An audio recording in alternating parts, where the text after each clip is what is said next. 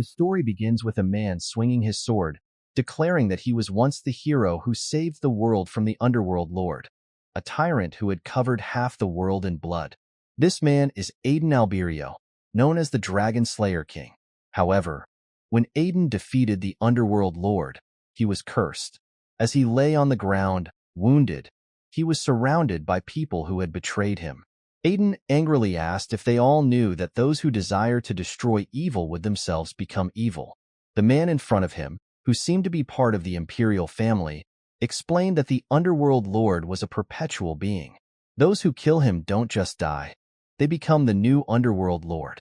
He told Aiden that it would be a great honor for him, the Dragon Slayer King, to take on this cursed role and sacrifice himself for the country. Another man admitted they had no other options and didn't ask for Aiden's forgiveness.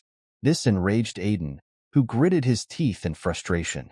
A woman holding a weapon then smiled and told Aiden he had worked hard and should now rest in peace. Aiden was shocked as he realized she was casting a powerful sealing spell called Claymore. As Aiden slowly disappeared, he thought about how he had considered these people to be his friends and allies, but it was all a lie. He cursed them, saying he would rather die than be trapped forever. They sealed him in an endless abyss, a place where time didn't exist. As he fell into eternal darkness, he vowed to kill them all with his own hands. Suddenly, Aiden spoke, and the two men standing nearby were shocked. One of them called him Master and asked if he was awake. Confused, Aiden wondered what was happening and where he was. Then, a couple appeared, and the woman cried out, asking if he was all right, calling him, "My precious boy." The man confirmed that Aiden was awake. When Aiden opened his eyes, he was shocked and confused. He asked the people around him who they were. A woman, startled, told him that he had been sleeping for 2 days and might still be disoriented. She hugged him tightly and said she was his mother, calling him Aiden Regressed. Aiden was even more confused because she didn't call him Aiden Alberio, his previous identity. From that moment on, Aiden Alberio was reincarnated as Aiden Regressed, the eldest son of a duke.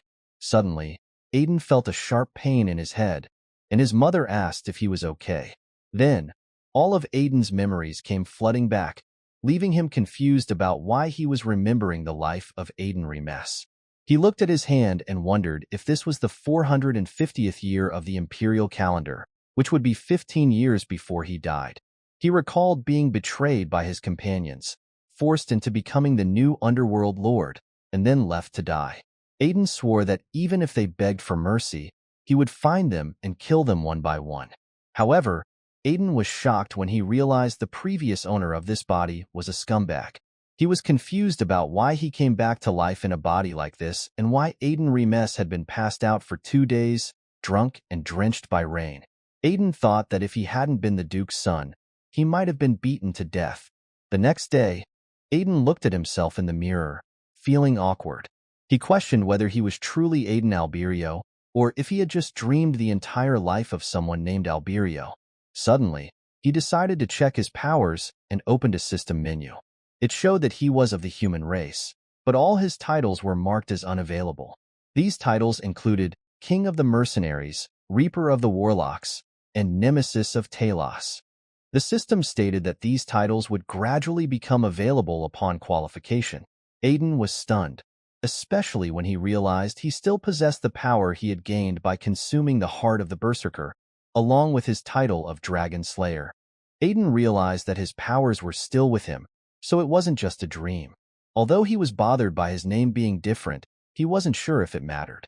Then, he laughed, thinking that this must be a gift from the gods, and vowed to find and destroy those who betrayed him. Suddenly, a servant appeared and was shocked to see Aiden laughing to himself. The servant asked what was going on, but Aiden just smiled and said he was thirsty. The servant brought him something to drink, and Aiden grabbed it, thanking him. The servant was confused and scared, wondering why Aiden was being so polite, as it was unusual for him. Aiden continued to laugh, asking the servant if the drink was good and if he could get some water. The servant, trembling in fear, watched as Aiden drank the coffee, remarking that it tasted lovely. The servant was unsure if Aiden really liked it, or if he was serious about saying thank you. When Aiden asked if there was anything else, the servant quickly said no and left. Outside, the servant told another that their young master had just said thank you, which confused the other servant, who wondered if Aiden had gone mad. Back in his room, Aiden cursed, realizing that his simple words had caused the servant to overreact. He was confused about what had happened to the original Aiden Remes. Now that he had regressed 15 years into the past, he wondered if the original Aiden still existed separately in this timeline. Aiden recalled that by this time, he should have gained his independence from his mentor, Valkan, the former mercenary king. Determined to find out more, Aiden left his room and called out to a servant named Philip. Both were shocked, as Aiden had never called him by name before. Aiden told Philip he had some questions for him, leaving Philip startled and trembling with fear. Aiden smiled and asked Philip if he was okay. Another servant patted Philip on the shoulder, thanking him and saying he would be remembered, leaving Philip speechless and confused about Aiden's strange behavior. Aiden then asked Philip about the mercenary king, which shocked him.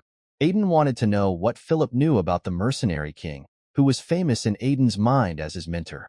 Philip told him that there were rumors the mercenary king had gone missing some time ago, but he had never heard anything about the mercenary king having a disciple. This left Aiden shocked and confused. If the mercenary king didn't have disciples, then what had the original him been doing, and where had he gone in Aiden's past life? In a slum, a man wearing a cloak noticed a child in front of him.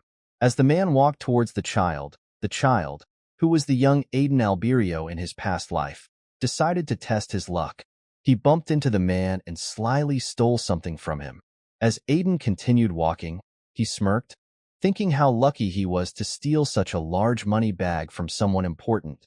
However, the man suddenly appeared behind Aiden and smiled, saying, "You're quite gutsy, aren't you?" Aiden was shocked and speechless. This man was Valkan, the king of mercenaries. Valkan asked Aiden how he dared to steal from him, then grabbed Aiden's shoulder, making him tremble in fear. Aiden quickly apologized, but Valkan just smiled and commented on Aiden's sturdy body. He then declared that from that day onward, Aiden would be his disciple.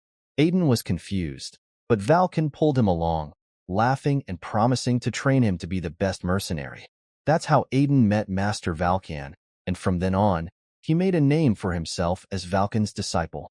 Later, after slaying the Berserk Dragon, he earned the nickname the Dragon Slayer King. In the present time, Philip was shocked when Aiden asked him about the Mercenary King, stating that he'd never heard any rumors about the Mercenary King having a disciple. Aiden was startled and stunned, thinking there was no way the disciple of the Mercenary King, Aiden Alberio, didn't exist in this timeline. Meanwhile, in the hall, one servant asked his companion if he thought the young master had changed lately. The other servant agreed, mentioning that the last time Philip spilled wine, Aiden didn't throw anything at him. Instead, he even thanked him. Aiden had started calling people by their names in a friendly way, which surprised the servants. They thought people could change after a life-threatening experience, and it seemed to be true for Aiden. However, they were still concerned, noting that Aiden had recently looked spiritless, with empty eyes. Meanwhile, Aiden felt like he had nothing to do. The servants prepared his meals, and he didn't even have to do the dishes. He had tried searching for his other self, Aiden Alberio, but as expected, that version of him didn't exist in this timeline. Despite this, he was still haunted by thoughts of betrayal, hatred, and revenge. Aiden was startled to see two men having a sword fight for training. They were knights from the duchy. Suddenly, a man approached Aiden, asking why he was there. This was Carl Remes, Aiden Remes's younger brother. Unlike the former owner of Aiden's body, who was a scumbag, Carl was diligent and had already become a knight despite being the second son, even having a right to succession. However, Carl had no respect for his older brother. Carl was angry, asking why Aiden wasn't off drinking like usual. Aiden could see the disgust and sense of superiority on Carl's face as he looked down on his older brother for wasting his time playing and drinking. Aiden replied that he was just watching the trainees because he was bored. Carl snapped back, saying that night training wasn't a spectacle, and if Aiden wasn't there to spar, he should leave. Aiden was initially stunned and confused, but then realized he hadn't held a sword since the fiasco. He told Carl that he'd like to spar. Carl was shocked and asked him to repeat himself. Aiden confirmed that he wanted to spar. At the training grounds, a trainee knight named Bazan kneeled before Aiden and greeted him as the young master before their sparring match. Aiden looked at Bazan and simply said, "Good." Meanwhile, two knights watching from a distance were concerned. One asked if they should stop the sparring since Aiden was still the young master. The other knight replied that Bazan would probably lose on purpose to avoid getting fired. Bazan was nervous and uneasy about sparring with Aiden, whom he considered a scumbag. He couldn't believe he was being forced to fight someone so weak, someone who even lost to the neighborhood dogs. However, Aiden could tell that Bazan was thinking about how to lose on purpose. Aiden smiled and said it had been a while since he had warmed up, and he was curious about what would happen if he went all out. As they raised their wooden swords, Aiden told Bazan not to hold back and to do his best. He asked if Bazan agreed that a training knight who loses to a weak alcoholic is useless. Then, Aiden smirked and warned that if Bazan lost, he'd have him kicked out of the order. Bazan was shocked by this challenge. Carl, watching nearby, thought Aiden had lost his mind. In his view, Aiden had never even held a sword, and now he wanted to spar seriously with a trainee knight. Bazan, his eyes bright with determination after Aiden's words, stepped forward and attacked. Aiden managed to block the strike but gritted his teeth, realizing that this body was much weaker than he had thought. Despite the pain, he found himself wanting to exchange more blows. As the sparring continued, Bazan became increasingly frustrated. The knights watching were shocked to see Aiden holding his own. One of them was worried about Aiden getting hurt, while Bazan was confused, wondering how the young master was managing to keep up. Carl was shocked, and Bazan was confused as to why Aiden wasn't going down. Bazan was certain Aiden wouldn't stand a chance, but his sword just couldn't reach him. As their swords clashed, Aiden found it refreshing, feeling the hot blood coursing through his veins. Bazan was taken aback, while Aiden smirked, enjoying the exhilaration he hadn't felt in a long time. The other knights were stunned, with one commenting that there was no way Bazan was being pushed back and wondering if he was seeing things. Carl was angry, unable to believe that the scum Aiden was gaining the upper hand against a trainee knight, especially since Aiden used to get beaten up by street dogs. Bazan was shocked to see that Aiden's attacks had suddenly changed, as if he had been holding back the whole time.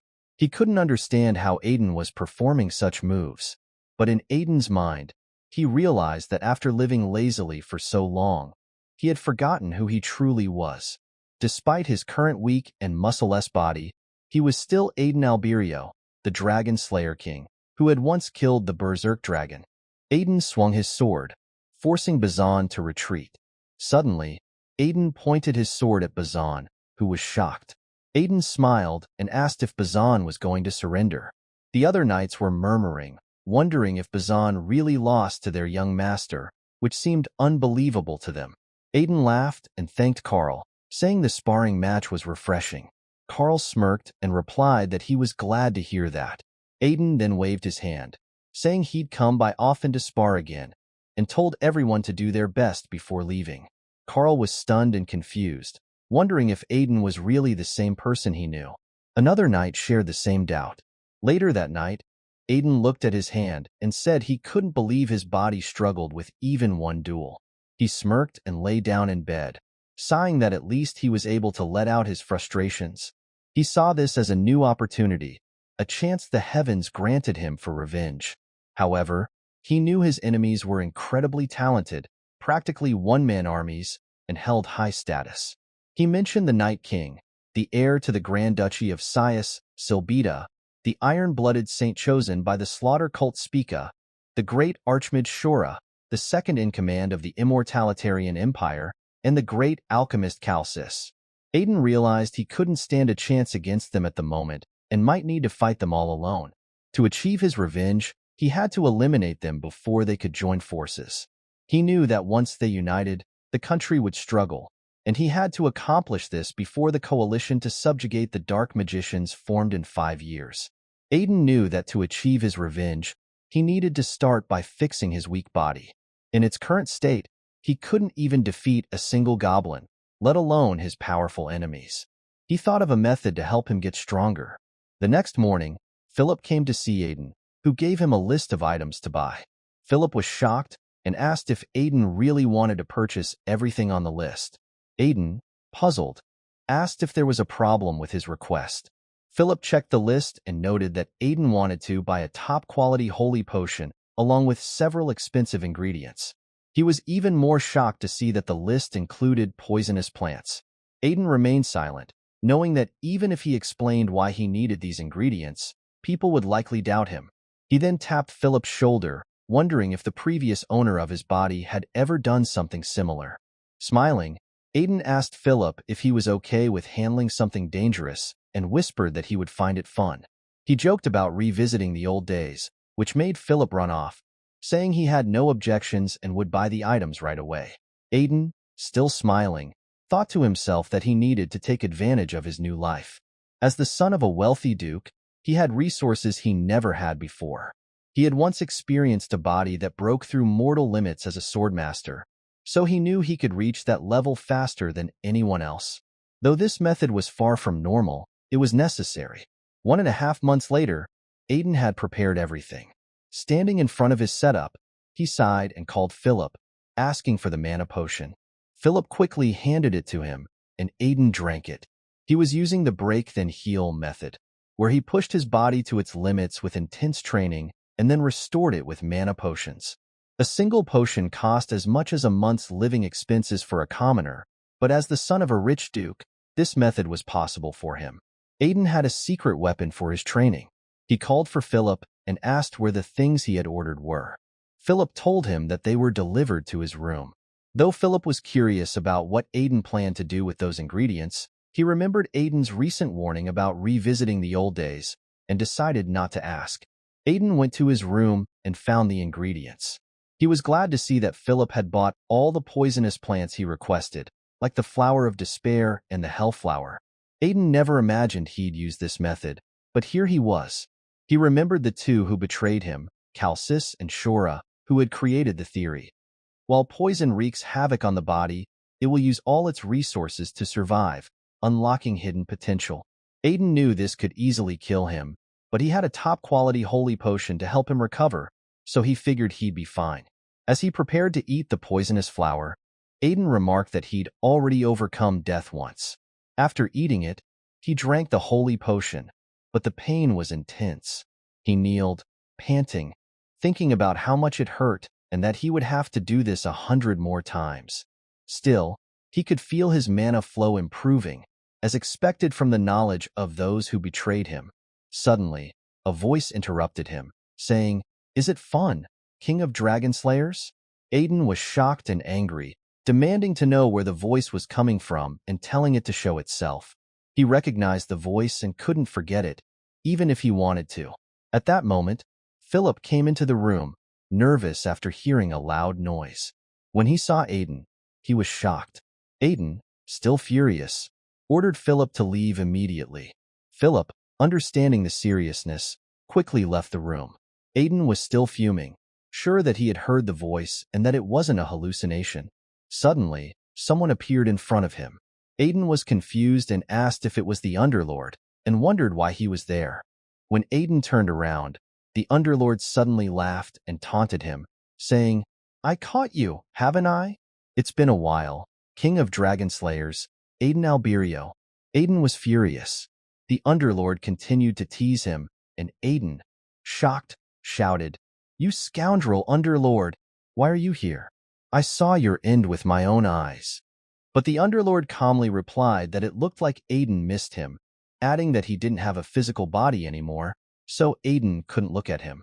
Aiden sighed and asked how the Underlord was talking to him if he had lost his body. The Underlord reminded him that in the end, he had died while becoming the Underlord himself. Aiden clenched his fists, confused, and asked if the Underlord was implying that he was now the Underlord. The Underlord explained that it was half right and half wrong. At the moment of his death, he transferred his soul into Aiden's body. Originally, he had planned to take over Aiden's body and resurrect himself. Aiden laughed, realizing that the Underlord's plan had failed because of his suicide. Aiden then asked if the Underlord's soul still existed within him, and the Underlord confirmed it. Aiden, now more serious, asked how he could kill that soul. The Underlord was momentarily speechless. Aiden wondered if pouring holy power into his body would work, or if the only way to kill the soul was for them to die together. The Underlord quickly told Aiden to wait and listen. He said to Aiden, "He is different now how I was in the past." Aiden asked how, pointing out that he was still a being that loved madness and chaos. The Underlord explained that the madness and chaos Aiden witnessed were not originally part of him, but were due to a link with the demon god. That link was severed when the Underlord was trapped in the void, which is why he now seemed more composed compared to the insane lunatic Aiden remembered from back then. Aiden, confused, asked the Underlord about the demon god. The Underlord explained that the demon god, also known as the original sin, is a being of pure malice, feared even by the gods. In the past, the Underlord was cursed to carry out the demon god's will. Aiden then asked one last question. Was traveling back 15 years and possessing the body of Aiden Regressed part of the Underlord's plan? The Underlord admitted that it was. When he entered Aiden's body, he tried to use the dragon's mana that Aiden possessed to turn back time. Aiden was shocked and asked if that was even possible. The Underlord explained that dragons, as agents of the gods, could interfere with the laws of the world using their power. Turning back time wasn't impossible, but Aiden questioned why the Underlord didn't use that power to escape the void instead. The Underlord simply said he felt tired and needed rest, then suddenly disappeared. Another month passed, during which the Underlord occasionally talked to Aiden. Having him inside his body was unsettling, but also somewhat comforting, as it was nice to have someone who remembered his past. Aiden was startled when he saw his training scarecrow. He realized that his training method was effective, but the scarecrow wouldn't be enough anymore. He then noticed the knights practicing and laughed, saying they would be his new practice dolls. The Underlord commented that Aiden suited their side better than the heroes, which annoyed Aiden. He told the Underlord to shut up, holding a holy potion, and asked if he wanted him to gulp down the whole bottle. The Underlord chuckled and remarked that no one could fit the role of a hero better than Aiden. Aiden realized that training with poisonous herbs had helped him, but the holy power and potion were affecting the Underlord since he was a source of evil. Aiden warned the Underlord to be careful, then suddenly noticed a man who looked familiar but couldn't quite place him. A knight nearby called the man Lo and told him to pay attention. This shocked Aiden as he realized that this was Lo, the free knight, from his previous life. Lo, who had once been a mercenary pretending to be a knight, had earned the nickname Free Knight and had saved Aiden's life several times before dying in a battle against a dragon. Aiden sighed, thinking that seeing Lo again made him feel like he had truly returned to the past. He then called out to Lo, startling the other knights. The head knight asked what was going on, but Aiden approached Lo directly. Lo was startled and asked if Aiden was speaking to him. Aiden, now irritated, demanded to know why Lo hadn't addressed him properly by name and rank when spoken to. Instantly, Lo bowed and apologized, introducing himself as Apprentice Knight Lo and greeting Aiden formally. Aiden laughed, which made Lo angry and confused. Lo thought to himself, "Why is this ruffian picking on me?" but quickly denied thinking that out loud when Aiden accused him of it. Despite his fear, Lo was curious and confused about why Aiden was suddenly acting like this, especially since Lo was planning to quit soon anyway. Aiden found it thrilling to see Lo squirm, and for the first time, he felt glad to be in his new body. He tapped Lo on the shoulder and told him this was no good, instructing him to meet at the training ground that evening. Lo was shocked, but Aiden just smirked and left, deciding to give Lo a small gift as a way of repaying an old debt from their past life. When night came, Aiden was waiting for Lo at the training ground. Lo arrived, visibly distressed, and asked Aiden how he knew his secret, but more importantly, if he could really fix his arm. Lo, on the verge of tears, explained that if his right arm were functional, he could have lived as an ordinary knight. Aiden, recalling the debt he owed Lo from their previous life, decided to repay it by helping him. Aiden explained that Lo's arm was afflicted with mana severance syndrome, a condition that causes disabilities in the mana channels.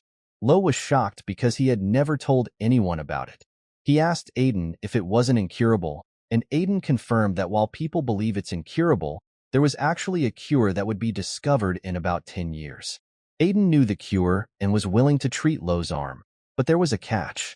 Aiden smiled and told Lo that nothing in this world is free. He presented a contract to Lo, which Lo immediately checked. The contract had two conditions. First, that Lo would spar with Aiden every day, and second, that Lo would swear to do anything Aiden commanded. Lo was angry and called the agreement almost like a slave contract. Aiden just smiled and asked if Lo didn't like it. Despite his frustration, Lo sighed and wondered how he could trust Aiden, especially since Aiden first claimed his condition was incurable. But with no other options, Lo decided to accept the deal. Aiden laughed, relishing the moment, thinking how exhilarating it was to make Lo his slave. As a bonus for treating Lo's arm, Aiden planned to take something valuable as well. Lo, watching Aiden laugh, felt uneasy, sensing danger. Suddenly, the Underlord chimed in, praising Aiden's actions as fitting for a dragon slayer king. Aiden quickly told him to shut up. A few days later, Aiden and Lo were traveling in a carriage toward the small town of Maryland. Lo questioned if this was really the right place, finding it strange. Aiden dismissed Lo's doubts, making him even more nervous. When the carriage stopped, the coachman announced their arrival, and they stepped out. Aiden told Lo to follow him, but Lo couldn't help but worry about whether his arm could truly be cured in such a place. They arrived at an unusual drugstore with a sign that warned it wasn't a clinic and didn't make drugs, telling druggists to get lost. Aiden touched the door, thinking back to Lo's past attempt to cure his condition here, where someone had been researching a cure for mana severance syndrome. As Aiden opened the door, he mentioned that things hadn't worked out back then. Lo, noticing a large painting, asked Aiden what he thought it depicted. Aiden explained to Lo that the painting depicted the Philosopher's Stone, a mythical object believed by mages and alchemists to interfere with the domain of gods, something that could even bring the dead back to life. Though it seemed absurd, Aiden, having transcended the divine realms of death and time, thought it might be possible. Suddenly, a voice spoke, surprised at Aiden's knowledge, and remarked that he was well informed. Aiden casually replied that he'd heard things here and there, thinking back to Calcis and Shora, who would occasionally talk about such topics. The woman, revealing herself, said it had been a while since they had an interesting guest, but pointed out that they didn't do business, as the sign indicated. Aiden then told Lo to step outside for a moment, which he did immediately. Once Lo was gone, Aiden called the woman by her name, Cassie, and got straight to the point. Cassie was surprised that Aiden knew her name. Aiden explained that his knight was suffering from mana severance syndrome, and he knew she was interested in this disease. Cassie was shocked, removing her hood and asking how much Aiden knew. Aiden, stepping closer, pointed out that just like her, his knight was afflicted with mana severance syndrome. Cassie was taken aback, demanding to know how Aiden knew about her condition. Aiden explained that her symptoms were more severe than usual, and without those herb leaves, her condition would keep worsening. He added that while Lo's condition affected only his arm, Cassie's disease had spread to all her organs, making her critically ill. Cassie remarked that Aiden seemed well informed but pointed out a mistake. While she was researching a cure, she hadn't yet found a method for mana severance syndrome, meaning she couldn't cure Lo's arm. Aiden proposed a deal. If she cured Lo's arm, he would protect her and support her research within their territory. Cassie was about to respond when Aiden handed her a document, asking her to read it. Cassie was shocked upon reading it. Aiden revealed that it contained the cure for mana severance syndrome, something he had memorized from Calcis's discussions. Although the information was incomplete, he needed someone who could understand it. He asked if it was still impossible to cure Lo's arm. Cassie asked for half a month to consider the method. Aiden smirked, noting that obtaining the medicinal ingredients listed would be difficult with her current resources. Cassie, realizing he wanted something in return, asked what it was. Aiden pointed to her ring and asked for it. Cassie, surprised, told him he was being naughty. Aiden insisted, revealing that he knew the true purpose of the ring. Cassie's ring, the Ring of Swiftness, was a valuable artifact that tripled physical speed for 10 seconds, 3 times a day. It was crucial for her, given her physical limitations. Aiden explained that the ring was also important to him because it had helped Lo become an S rank even with one arm. For Cassie, It was her primary means of defense. Aiden told Cassie that if she came to the Duke's house, she wouldn't need the ring anymore because he promised to protect her. He asked what she thought of this offer. Cassie, willing to continue her research, agreed as long as she could keep working. She raised a concern about rumors spreading that a female beastkin was being hosted at the Duke's house. Aiden, unfazed, responded that he was Aiden Regressed, a notorious scoundrel, and that he didn't care about public opinion. Cassie was taken aback by his confidence and smirked, finding him interesting. She handed over the Ring of Swiftness, requesting that he take care of her accommodations and food. Aiden assured her that the Duke's house would be a better place than her current situation, but she would need to earn her keep. Back at Duke Regressed's mansion, what initially felt awkward now seemed like home to Aiden. Suddenly, Philip rushed in, looking for him. Aiden inquired about the urgency, and Philip informed him that it was an emergency. Aiden was shocked when Philip told him that young Master Carl had gone missing in Monster Mountain 2 days ago. A report came in about someone disappearing there, so Carl formed a team to investigate but hasn't returned. Aiden was puzzled since Monster Mountain usually only has insignificant monsters. He asked Philip about the search team, and Philip said they were about to depart. Aiden was furious, thinking that if Carl disappeared, he'd have to take on the heir position of the duchy, ruining his plans for revenge. He decided to join the search team and instructed Philip to show Cassie to her room. Philip was shocked, but Aiden told Cassie he had a favor to ask. Aiden then met with his father, who was surprised when Aiden said he wanted to join the search team. His father refused, explaining that Carl and dozens of knights had gone missing, making this more than a simple case, and he couldn't send Aiden into such danger. Suddenly, Aiden cried, insisting Carl was his brother, though in his mind, he feared his plans being ruined. The Underlord called him disgusting, and Aiden angrily told him to shut up. Moved by Aiden's tears, his father hugged him and said he couldn't believe Aiden cared so much for Carl. He reluctantly allowed Aiden to go but warned him to be careful. Aiden secretly laughed, but his father then called Spiel, entrusting him to protect Aiden, as he was the only one he could rely on. Spiel agreed, but Aiden considered it a burden. Meanwhile, at Monster Mountain, Spiel, the vice-captain of the Regressed Knight Order, was leading the search. Walking through the forest, he noted that, as he suspected, they had been attacked since their tracks disappeared at a certain point. Aiden suddenly picked up a sword, noting that it was a weapon used by goblins. He pointed out that something strange was happening. Carl and the knights being overpowered by mere goblins didn't make sense. The only explanation, he said, was the Goblin King, a hobgoblin with intelligence and strength far beyond regular goblins. Aiden told Sir Spiel that hobgoblins were likely involved. Spiel, shocked, said that hobgoblins would be a tough match even for him, suggesting they prepare and come back later. But Aiden insisted there was no time to waste. If they delayed, everyone would be eaten. He ordered Spiel to bring a search dog. Spiel explained that they had already used search dogs, but the scent had been erased. Aiden cut him off, demanding a dog immediately. A dog was quickly brought, and Aiden smiled, calling it a good boy. Aiden then opened a bottle and poured its contents into the dog's mouth. Spiel was shocked and confused by what Aiden was doing. Aiden explained that it was a scent enhancement potion, something he had asked Cassie to get before they left, useful for search missions in his previous life. The search dog began to lead the way, and Aiden told the knights to follow. As night fell, they arrived at the goblin village. Spiel suddenly pointed out Carl and the other knights. They were still alive. Aiden sighed in relief, noting they weren't too late, but Spiel warned that something seemed off, and Aiden agreed.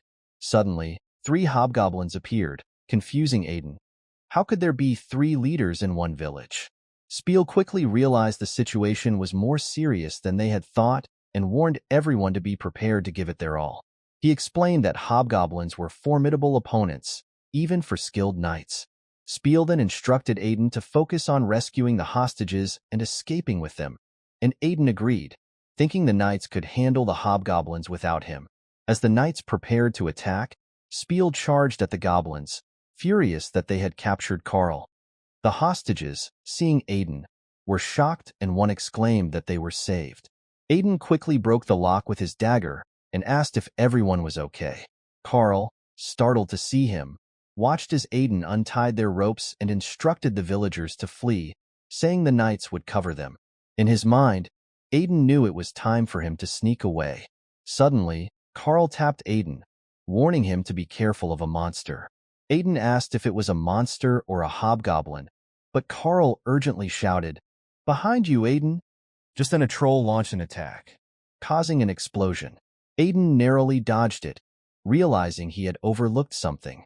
The reason there were 3 hobgoblins was because there was an even higher-ranking creature, one of the most dangerous human-shaped demons, a troll. Aiden quickly told Carl to take the villagers and run, but Carl, concerned, warned him that it was a troll and that he might die. Aiden simply smiled and reassured Carl that he knew it was a troll, but he wouldn't die. After all, he was the older brother. Carl muttered under his breath, calling Aiden a scoundrel, but Aiden didn't care. He gripped his sword and charged at the troll. The troll slammed its fist into the ground, but Aiden managed to dodge and slashed its leg, causing the beast to kneel in pain. However, Aiden noticed that the troll's wound began to heal almost instantly. Panting, Aiden realized that the troll's regenerative power was incredible, making it impossible to defeat with ordinary strength. Despite this, Aiden smirked, readying himself as the enraged troll prepared to attack again. Suddenly, Aiden jumped forward, and the monster clenched its fist. Spiel shouted at Aiden to let him handle it, and swung his sword. Spiel thought to himself that hobgoblins were already tough, but a troll too? He hoped Aiden could hold on a bit longer. The troll attacked Aiden, but he dodged it. Aiden smirked, saying Cassie had given him something for situations like this. He activated the Ring of Swiftness, which had a 10-second time limit. Aiden knew he hadn't reached a high level of power yet, but with this ring, it was possible. With 8 seconds left, Aiden slashed the troll's hand, enraging the monster. Aiden then attacked the troll all over its body, making it shout in fury. Preparing his sword, Aiden set it aflame and slashed the troll's head, cutting it off. "This is the stage of sword aura," he declared. Spiel said their side was done and ordered the knights to help Aiden. As he watched Aiden, he noticed the blue energy on Aiden's sword and was confused. "No way," he thought. "That's the stage of sword aura, which I haven't even mastered yet. How does Aiden already have it?" The energy faded quickly, and Aiden was thrown against a tree, landing near a bird's nest. Aiden groaned, feeling pain all over his body. He thought, "I barely used sword aura for 10 seconds, and now I can't move." He realized he needed to use the Ring of Swiftness more carefully, but it had been effective. The next day at the Duke's house, Aiden's father remarked, "I see, so many were injured."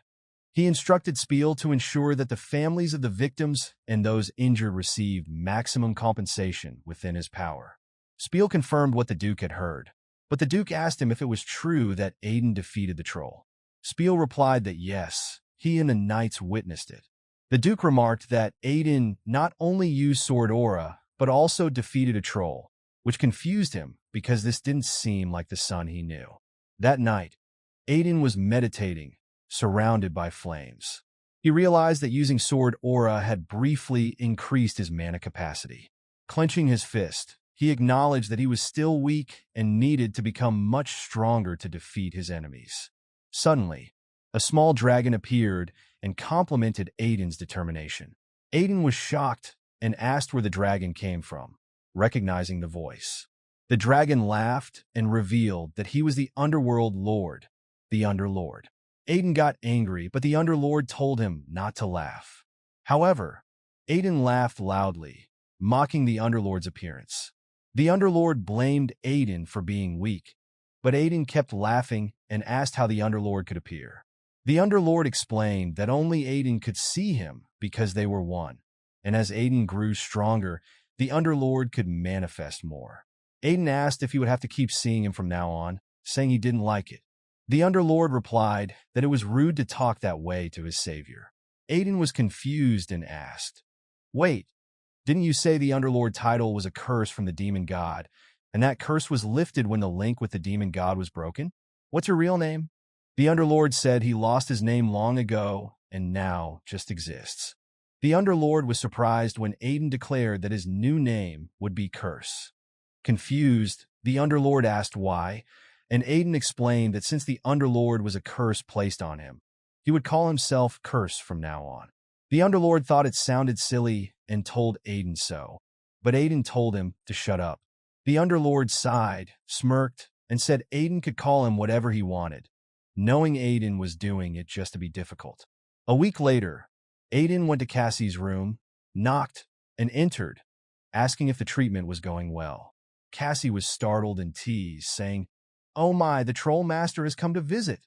Aiden gritted his teeth, thinking to himself that they called him Troll Master because he killed a troll, but it sounded like they were saying he looked like one. He preferred to be called Troll Slayer. He then asked Cassie where Lo was, and she told him the knight was inside. Aiden went to check on Lo and was surprised to see him crying. Lo said his arm was moving and back to normal, then suddenly punched the floor. Aiden was startled, but Lo thanked him, saying, "Thank you, young master, for recognizing and treating my condition. Even though I am just a lowly being, I swear to dedicate my life to you." Aiden laughed and accepted his pledge, thinking to himself that he would work Lo like a slave. Aiden asked Cassie about her own treatment. Cassie smiled and said her mana severance syndrome was a bit unusual and needed more research, maybe another month. Aiden praised her for doing a good job. Cassie smiled and said it was all thanks to the method Aiden had told her about, calling him Troll Master again. Aiden was annoyed and shouted at Lo, "If you're completely healed, then come out quickly. We have work to do." Lo smiled and said, "Yes, understood, sir. Give me any task." However, after Lo was healed, he was annoyed when Aiden's first task for him was physical labor. He shouted in frustration, "Somebody save me." While Lo was panting, a man approached and greeted the young master. He was shocked to see a troll in front of him and asked Aiden if this was the troll he caught. He mentioned that trolls are rare and should fetch a good price. Aiden said he wanted to use the proceeds from selling the troll to buy certain herbs and asked the man if that was possible. The man smiled and assured him that their merchant group had everything, but then nervously mentioned that those were actually poisonous plants. Aiden smiled and calmly said, "If I say they're herbs, then they're herbs. So it's possible, right?" The man laughed nervously, still trembling, and agreed, thinking that if he upset this dangerous man, who knew what might happen. After the man left, Aiden smirked, thinking to himself that easy money was always nice. The Underlord then commented that Aiden's old mercenary habits hadn't changed, but Aiden told him to shut up. Suddenly, Philip rushed in, looking shocked, and called for the young master. Aiden asked what was wrong, and Philip told him the Duke was asking for him. Surprised, Aiden went to his father's room. He heard laughter inside and knocked on the door. Upon entering, Aiden asked if his father had called for him. His father acknowledged his presence, and another man smirked, saying, "Oh, so you're Aiden." Aiden was startled and speechless, wondering what that man was doing there. The man commented that judging by Aiden's appearance, the rumors about him slaying a troll must be true, and it was a pleasure to meet him. Aiden recognized the man, but had no pleasant memories of him. The Underlord asked Aiden if he knew the man, and Aiden replied that he did, but only a little. He knew him as an old man who looked down on mercenaries. Aiden then introduced himself formally, saying, "Nice to meet you. I am Aiden Regressed." Aiden greeted the man, saying, "Greetings to the protector of the northeastern border, Margrave Turid Cetus." Margrave Cetus was surprised and asked if Aiden knew him.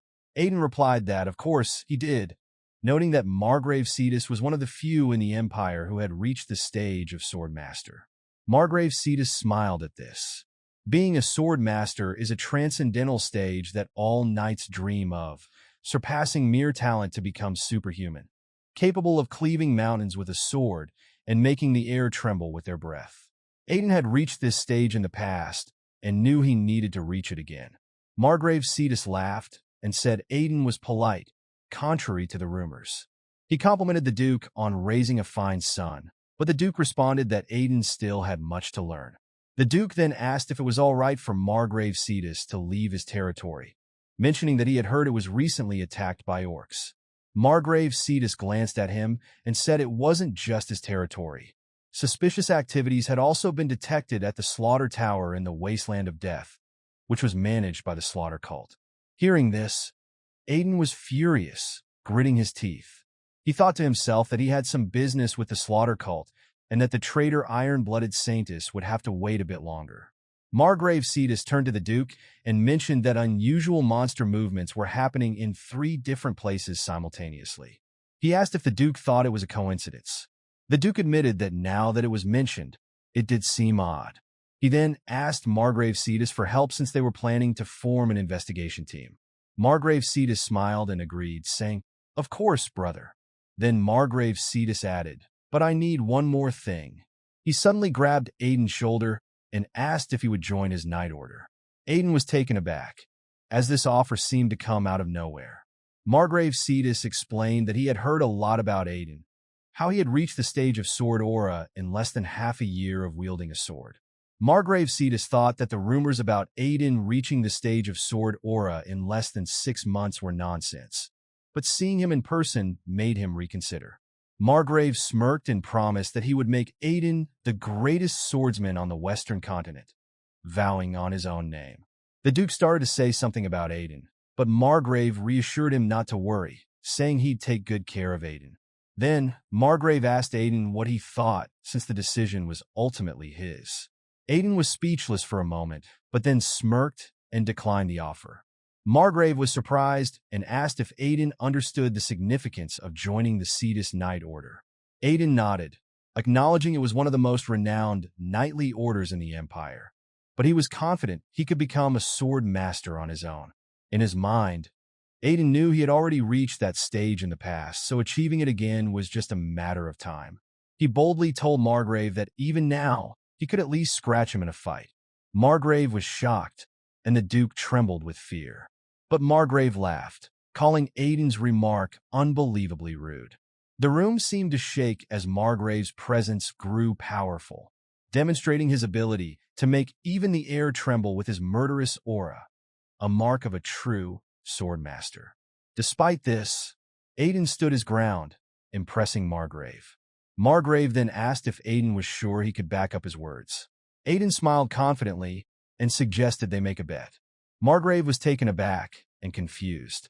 Aiden mentioned that he knew Margrave had a weakness for bets. He proposed that if he couldn't scratch Margrave, he would join the Cetus Knight Order.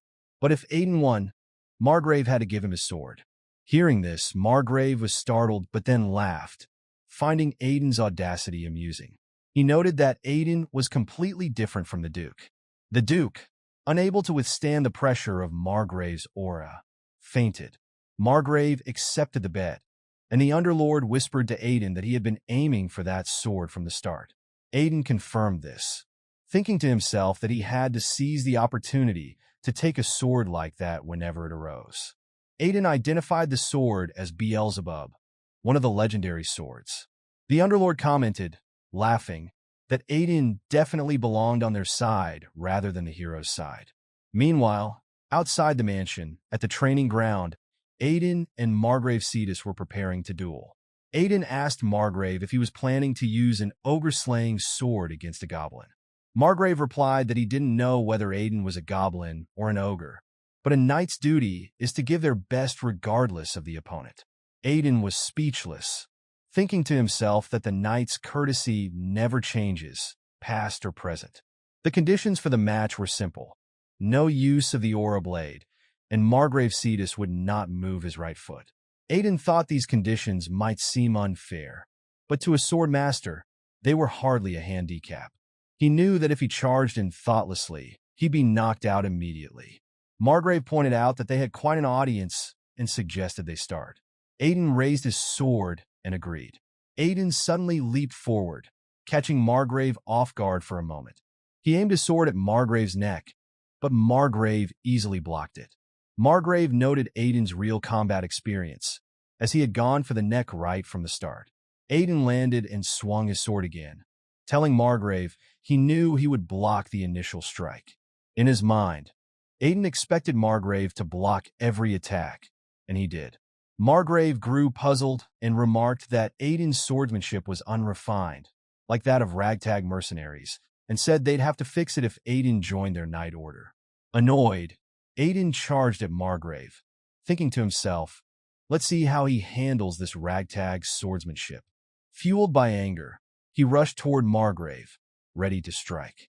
Margrave Cetus smiled, confident he wouldn't lose to a simpleton. However, he was shocked to see Aiden's sword suddenly moving in a different direction, narrowly avoiding a strike. The onlookers were stunned.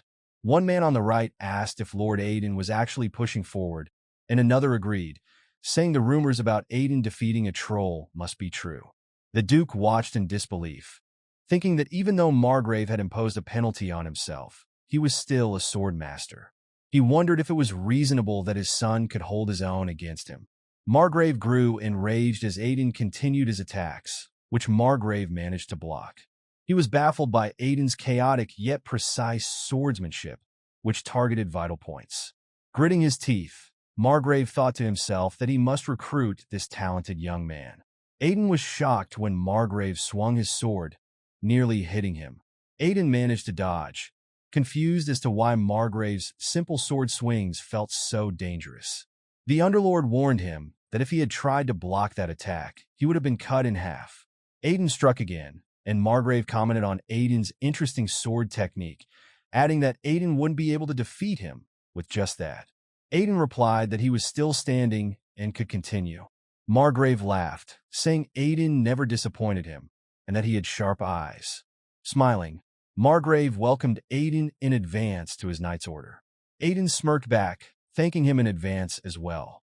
Both prepared for another round, raising their swords.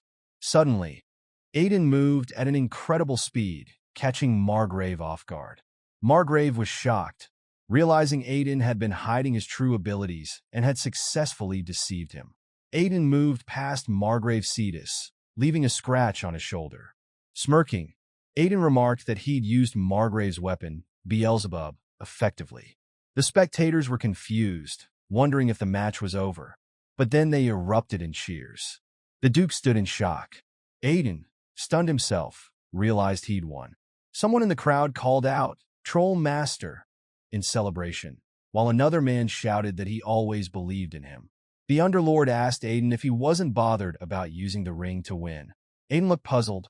The Underlord suggested that Aiden seemed more suited to the underworld than being a hero or dragon slayer. Aiden teased back, threatening to use the holy potion on him again. The Underlord conceded, calling Aiden a hero who cheats. Aiden shrugged off the comment. Margrave Cetus praised Aiden, acknowledging his skill in hiding his abilities and luring his opponent into complacency. Aiden dismissed it as luck, but the Underlord remarked that Aiden was still cheeky, even when pretending to be humble. Aiden admitted he thought he might lose an arm, but was relieved it was just a scratch. Margrave handed him the Beelzebub sword, saying it was his now. Aiden accepted it gratefully, promising to take good care of it, thinking to himself that this was a jackpot. The Underlord teased Aiden about his crude expression, but Aiden just called him a noisy, cursed one. Back in his room at the Duke's house, Aiden admired the Beelzebub sword, acknowledging its legendary status. The Underlord congratulated him, calling him a dragon slayer. Aiden, remembering the earlier accusation of cheating, asked the Underlord what happened to that accusation. The Underlord laughed, admitting he knew secrets about legendary swords that humans didn't. Aiden asked the Underlord if the secret of the sword was just another curse. As Aiden looked at the sword, the Underlord laughed, saying he wouldn't reveal anything for free. He proposed a deal. If Aiden swore to serve him as king and never make him drink holy potion again, he'd share the secret. Suddenly, blood appeared on the sword as Aiden gripped it tightly, and a system notification popped up, announcing a blood pact. Aiden glanced at the Underlord, who looked puzzled. Smirking, Aiden asked if the Underlord's subordinates didn't wield dark swords, and if he thought Aiden wouldn't know about it. He explained that Beelzebub was one of the legendary 72 swords, seemingly ordinary blades that were actually crafted from the bodies of corrupt lords who once ruled the ancient underworld. These cursed swords harbored the power of different corrupt lords. Aiden continued, explaining that one of the 3 conditions to awaken their hidden power was to feed them blood and form a blood contract. The Underlord expressed frustration, lamenting that he could have gained the upper hand for once. Aiden, with a crazed smile, declared he wouldn't serve the Underlord as a king since he was already dead, and he threatened to make him drink a holy potion every day. The Underlord quickly apologized. The next day, the Duke was writing in his study when Aiden told him he planned to join Margrave Turid's search party. The Duke was concerned, warning Aiden that the search was far more dangerous than the Demon Mountain, and granting permission would be difficult. Aiden insisted on going, with Margrave Turid reassuring the Duke that he'd ensure Aiden's safety. The Duke sighed, reminding Aiden that this wasn't a casual outing. Aiden agreed, but pointed out that since the investigation was for the safety of their territory, he wanted to be involved. Margrave suddenly grabbed Aiden's shoulder and urged the Duke to allow him to join, asking if it wasn't courageous for a son to step up for his father. The Duke was left speechless and startled by the request. Aiden just smiled, thinking to himself how different he was now compared to his previous life. Before, he had been useless, but now he was proving his worth. The Underlord chimed in, suggesting that Aiden was doing this for the Duke's sake, but Aiden dismissed the idea. He knew the real reason was for Beelzebub's awakening. Aiden revealed that the second condition to awaken the sword was to absorb an enormous amount of life force, which could be done by defeating monsters.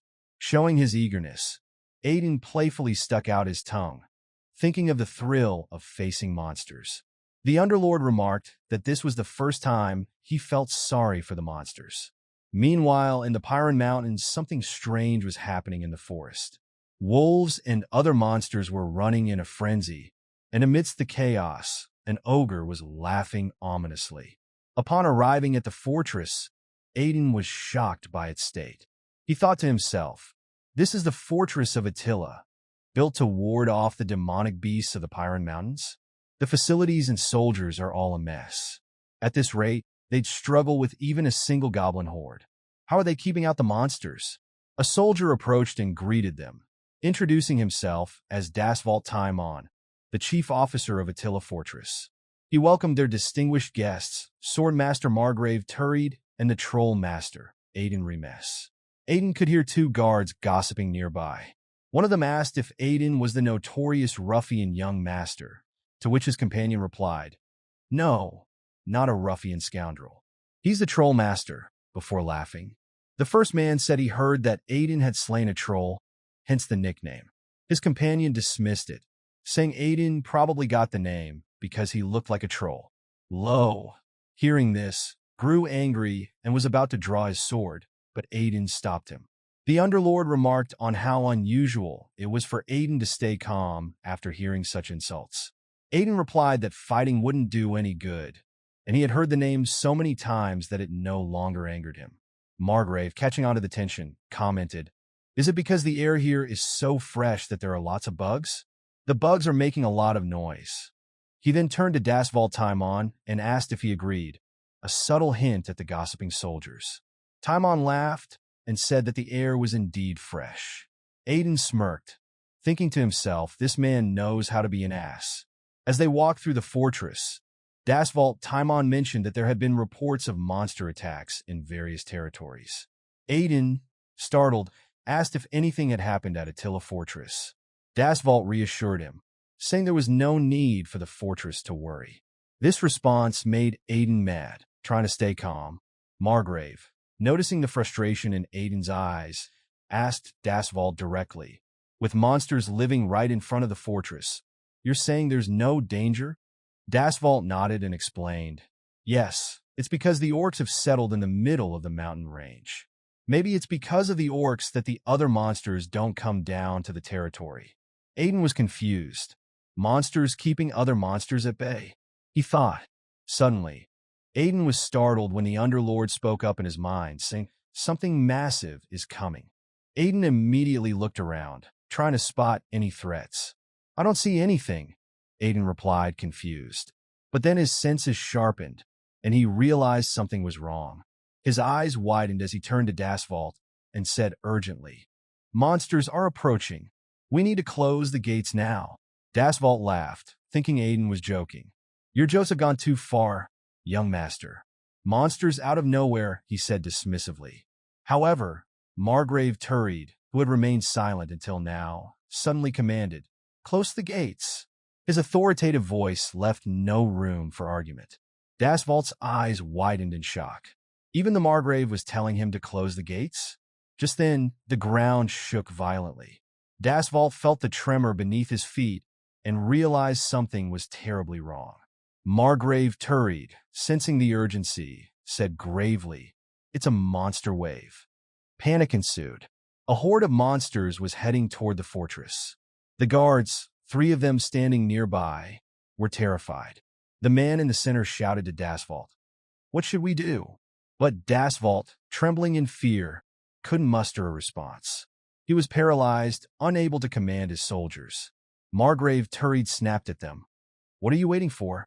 Close the gates now." His command jolted the soldiers into action. They hurriedly moved to close the gates, sweat pouring down their faces as they struggled to get the massive wooden doors shut. But they were too late. A beast, larger than anything they had ever seen, managed to slip through the gates before they could close them completely.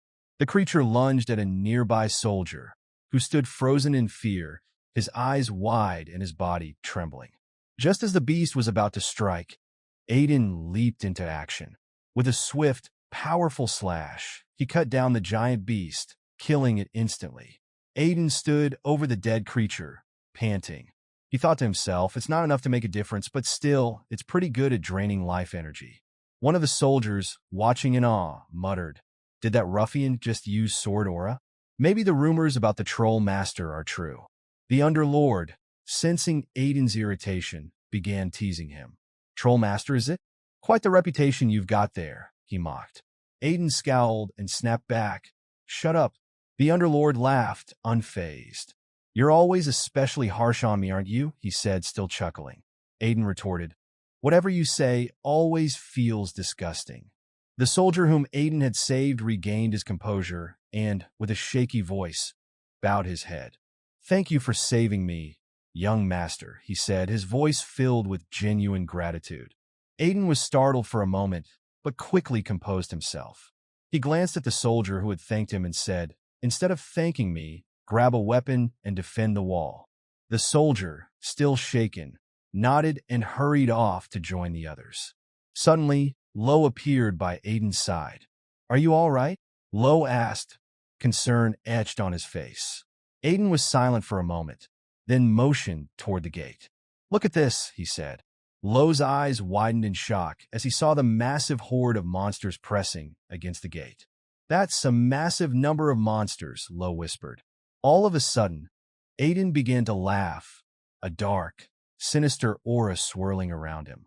"From now on, these guys will be my daily snacks," he declared, his eyes gleaming with a twisted delight. Lo was taken aback, confused and alarmed by Aiden's sudden change in demeanor. Aiden looked down at the Beelzebub sword in his hand, his gaze intense. He spoke to the sword, almost as if it were a living being. "Do you want to devour them?" he asked. But almost immediately, Aiden felt a wave of irritation. "What am I even saying?" he thought to himself. The Underlord, ever present in Aiden's mind, burst into laughter. "I guess even the Dragon Slayer King can't resist," he taunted. "Beelzebub is the sword of gluttony. It draws out the gluttonous instincts of its wielder. I must say, I enjoy listening to your true feelings." Aiden gritted his teeth, clearly annoyed. "I need to be careful," he muttered to himself. But then he smirked, his confidence returning. "But since I'm here to awaken Beelzebub, I'll gratefully devour all this life energy," he said with determination. Just then, Margrave Turid called out to Aiden, his voice calm and composed. "I'll return after doing some cleanup," he said. Aiden was startled. "Wait," he shouted. "I'll handle it. You can take a rest." But before Aiden could say anything more, Margrave Turid leaped into the air, soaring above the monsters. Aiden's eyes widened in shock as he watched the Margrave fly away. "No!" he shouted desperately. As Margrave Turid hovered above the horde, the monsters below gazed up at him, sensing the immense power radiating from him. The Margrave looked down at the sea of monsters, contemplating his next move. "Should I clean them all up at once?" he mused. It's such a hassle. The soldiers on the wall were awestruck by the sight. One of the men on the left said in amazement, "That's the aura blade. Only a sword master can use it." Aiden, still on the ground, was fuming. "No, at least leave me half of them," he shouted, his frustration evident. "No, even a quarter will do. Please." His voice echoed across the fortress, but Margrave Turid, high above, was already preparing to unleash his devastating power on the horde below. Margrave Turid had already begun his assault on the monsters, moving with a speed and grace that belied his massive strength. With every swing of his aura blade, a dozen monsters fell, their bodies severed and strewn across the ground. It was a massacre. Within moments, the once threatening horde lay dead, their lifeless bodies scattered around like discarded puppets. As the dust settled, Margrave Turid descended back to the ground, a broad smile on his face. "It's been a while since I've had to use my strength properly," he said, laughing heartily. "Feels great to stretch my muscles like that." Aiden stood there, wiping away the tears of frustration from his eyes. He couldn't believe it. His chance to harness the life energy of those monsters for Beelzebub was gone, taken away in an instant by Margrave's overwhelming power. Why did he have to come here and ruin everything? Aiden thought bitterly. Dasvalt, the chief officer of the Attila fortress, approached them, bowing gratefully. "Thank you both," he said, his voice filled with relief. "Thanks to Margrave Turid, we repelled the monsters without much damage. We owe you our lives." The Underlord's voice cut through his thoughts. "Aiden," the Underlord called, but Aiden shot back. "Are you here to mock me again?" The Underlord chuckled. "What are you talking about? What I mentioned earlier wasn't about this monster wave." Aiden blinked, suddenly on high alert. "What do you mean?" "Be more specific," he demanded. The Underlord repeated, "The massive thing I sensed wasn't the monster wave." Aiden's eyes widened in shock. "If it's not the monster wave, then what is it?" Aiden's heart skipped a beat as he looked up and saw a massive flame blazing high above them in the sky. The flames illuminated a colossal shadow moving just beyond the fortress walls. Aiden's eyes widened with realization. "Everyone, get out of here quickly," he shouted, his voice cutting through the chaos. The scene erupts into chaos as the fireball explodes, sending a fiery shockwave throughout the fortress of Attila. Soldiers scrambled to dodge the blast, barely managing to escape its deadly reach. Amidst the confusion, one of the men on the left stammers, "What in the world is happening?" Aiden and Margrave exchange a look of disbelief, both stunned by the scale of the fire spell.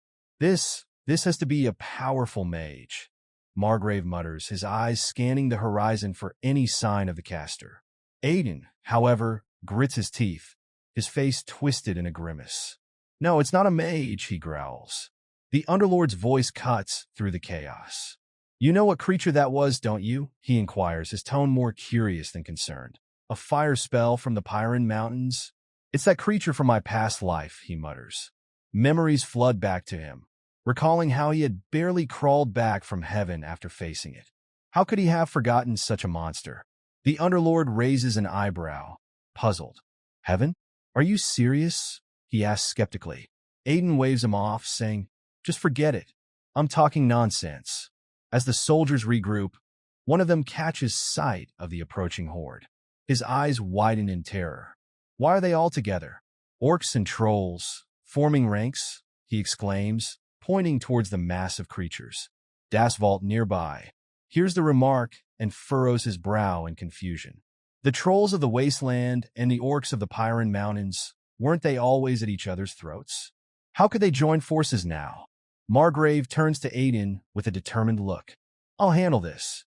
Be right back," he announces, preparing to leap into action. But Aiden grabs his arm, stopping him. "It's too much for you to handle alone, Margrave." Margrave looks back at him, a mix of shock and indignation on his face. "What do you mean?" Aiden points towards the back of the horde. "Look," he urges. Both Margrave and Dasvalt squint into the distance, where a massive figure stands, weapon in hand, commanding the creatures. Margrave's face pales. What is that?" he asks, almost in disbelief. "A high troll. Aiden replies, his voice low and tense. A monster with magic power and strength that rivals a swordmaster's. Margrave takes a deep breath, steeling himself. Aiden, Dasvault, evacuate the people. I'll hold them off and buy us some time. But Aiden steps forward. There's still a way to fight this, he insists. Margrave turns to him, eyes narrowing in confusion. How do you plan to handle a creature that even I find challenging, he demands. Aiden turns to Lo, who has been listening intently. Lo, Aiden commands, lead the soldiers. Hold those creatures off as best as you can. Without hesitation, Lo nods and takes off. Margrave glanced at Aiden, a mix of skepticism and concern in his eyes. What are you plotting? He asked. You know a high troll is an equal match for a swordmaster. You can't handle that alone, right? Aiden nodded, his face serious. I know.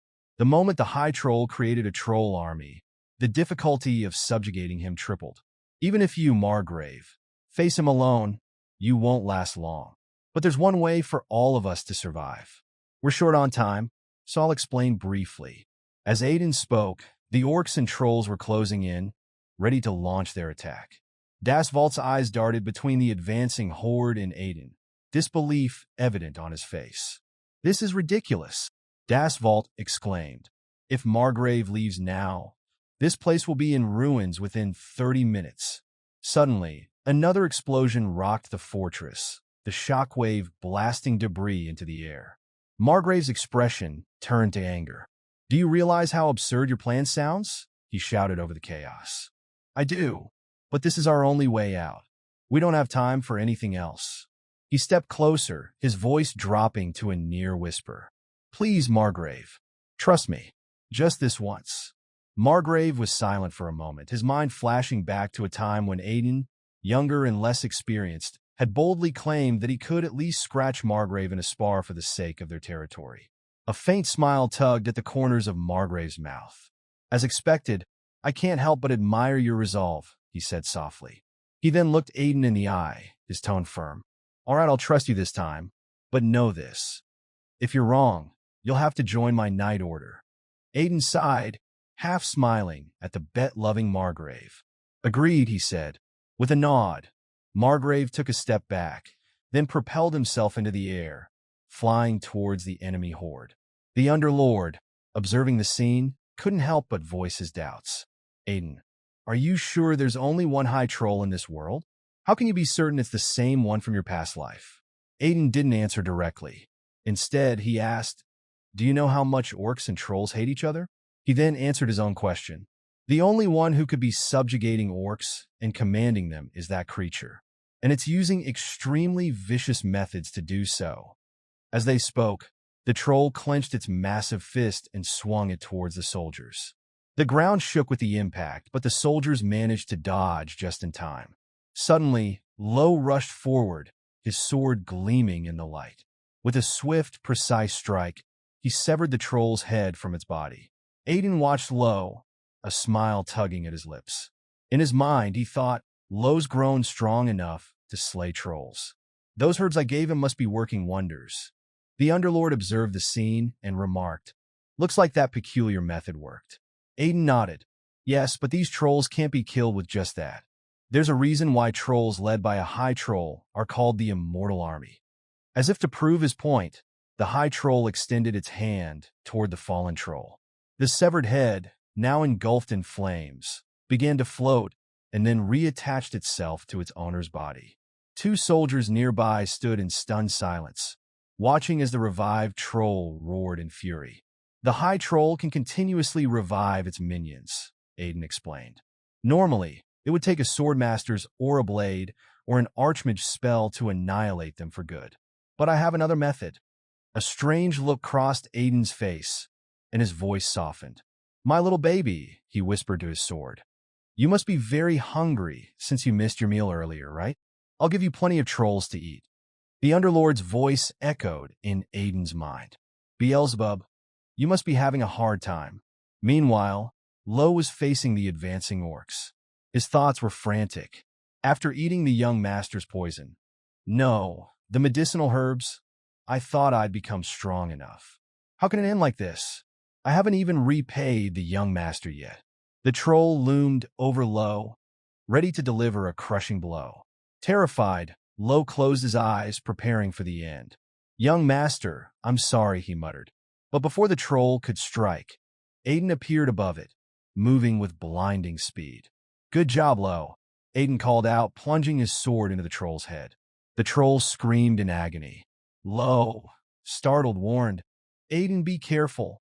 Even if you behead that thing, it won't die. Aiden only smiled, lifting his sword high. Beelzebub, it's meal time, he declared. I might not have the power of a sword master or an archmage, but I have the gluttony authority of Beelzebub. The sword began to glow with a dark energy, its gluttony absorbing the troll's very existence. Once absorbed, the troll's body disintegrated into nothingness. The high troll, watching from a distance, was both furious and horrified. Aiden's laughter filled the battlefield. Trolls are indeed delicious, he mused. Just one of them has a life force equivalent to dozens of wolves. His eyes shifted to the orcs, who had gone mad with rage at the sight of their fallen comrade. I wonder, Aiden said, more to himself than anyone else. Are orcs tasty too? He looked down at his sword. What do you say, Beelzebub? Want to have a taste of them as well? Aiden remarked that even after consuming 4 of them, it wasn't enough. He laughed, commenting on how full of energy these trolls were, and wondered aloud if they were in season, since no matter how much he consumed, his hunger only seemed to grow. The trolls were shocked and puzzled by his words. Suddenly, the troll master raised his weapon, which was now engulfed in flames, and attacked Aiden. Fortunately, Aiden managed to dodge the attack, noting that the troll master looked really angry. The Underlord taunted Aiden, saying, instead of running around like a coward, why don't you face him properly? Aiden replied, in my previous life, I would have done that, but right now, running away is my only option. If I even get grazed by that fire magic, I'll be roasted. I just need to hold out until Margrave arrives. Just then, the troll raised his sword again. The Underlord warned Aiden to look up, and Aiden was startled to see another attack coming his way. He managed to dodge again, frustrated and cursing, these damn orcs are so annoying. The Underlord questioned why Aiden hadn't absorbed the orcs earlier, pointing out that while they might not be as powerful as trolls, they still had considerable life force. Aiden smirked, explaining that he had a use for them. If Margrave arrives on time, not killing the orcs will be more beneficial. Until then, I have to find a way to survive. Suddenly, the high troll began casting fire magic again. The troll master was still conjuring flames, growing angrier as he saw Aiden flying high above and far away. Aiden was exasperated, realizing that the troll was now trying to burn everything, friend or foe alike. Without the ring of swiftness, Aiden knew he would have been char-grilled by now. As he prepared to dodge the fire magic, the Underlord questioned him. If you dodge in midair, how do you plan to avoid the next attack? Aiden was taken aback, realizing the Underlord was right. He shouted, I can't die in a place like this. Determined, he headed into attack. Meanwhile, Margrave was being chased by orcs, but suddenly, an aura blade flashed. Margrave appeared and called out to Aiden. You held on well? Relieved, Aiden responded. You really put out the fire just in time. Aiden praised Margrave, saying, as expected, a sword master can cover that distance so quickly that after seeing Orc's chief, Aiden thought it seems everything went smoothly. The high troll was shocked and confused by the sight of this unexpected intruder. The surrounding orcs were equally startled. However, Aiden just smiled and said, the tide has turned, you disgusting troll. Despite his bravado, Aiden was momentarily stunned when the Underlord told him he was falling. Aiden shouted in confusion, but suddenly an orc caught him, helping him land safely on the ground. Thank you, Aiden said to the orc, who was still reeling from the events that had just unfolded. The soldiers nearby were equally surprised. One of them, standing to the left, couldn't believe his eyes. Did the orc just save the young master? He wondered aloud. The orc then spoke, saying, I'm sorry I couldn't protect you, my kin. He extended his hand, clenched his fist, and vowed, we will take revenge on the trolls who humiliated us. At this point, the orcs moved to confront the trolls, catching the trolls completely off guard. The soldiers were baffled. One of them, standing to the right, asked, "What's going on? Why are the orcs attacking the trolls? Aren't they on the same side?" His companion beside him was equally confused, questioning, "What on earth is happening?" The Underlord then addressed Aiden, saying, "It has happened just as you predicted." Aiden nodded, replying, "I told you." The High Troll was controlling the orcs by exploiting their loyalty to their tribe and chief, using their leaders and children as hostages. Still puzzled, Aiden asked, "Were those hostages released?" Aiden smirked, saying, "The enemy of my enemy is my friend. That's why I didn't absorb the orcs recklessly." At this moment, the High Troll gripped his weapon tightly, laughing as if he had a plan. But his confidence shattered when he saw Margrave attacking him. The High Troll was taken aback, and Margrave, too, was momentarily confused, contemplating using fire magic to defend himself. Margrave thought to himself, "The troll is truly an entity on par with a sword master," just as Aiden said. "If it were only me, I wouldn't have been able to win." At that moment, the orc chief also joined the fight, attacking the High Troll. However, their combined efforts still weren't enough. Margrave thought to himself, "If only there were another sword master, this situation could change." The High Troll, shocked by the turn of events, heard Margrave's voice. "That's enough of your screeching," Margrave said coldly. "Just die quietly." Despite this, the troll snarled, "I can't die so meaninglessly. I will never forgive the humans who killed my parents." Suddenly, flames erupted from his eyes and nose, catching Margrave and the orc chief off guard. Margrave felt a strange disturbance in the mana flow and realized something was wrong. The troll had gone mad, declaring, "I'll explode all the mana in my body and take you all down with me." Margrave's face grew serious.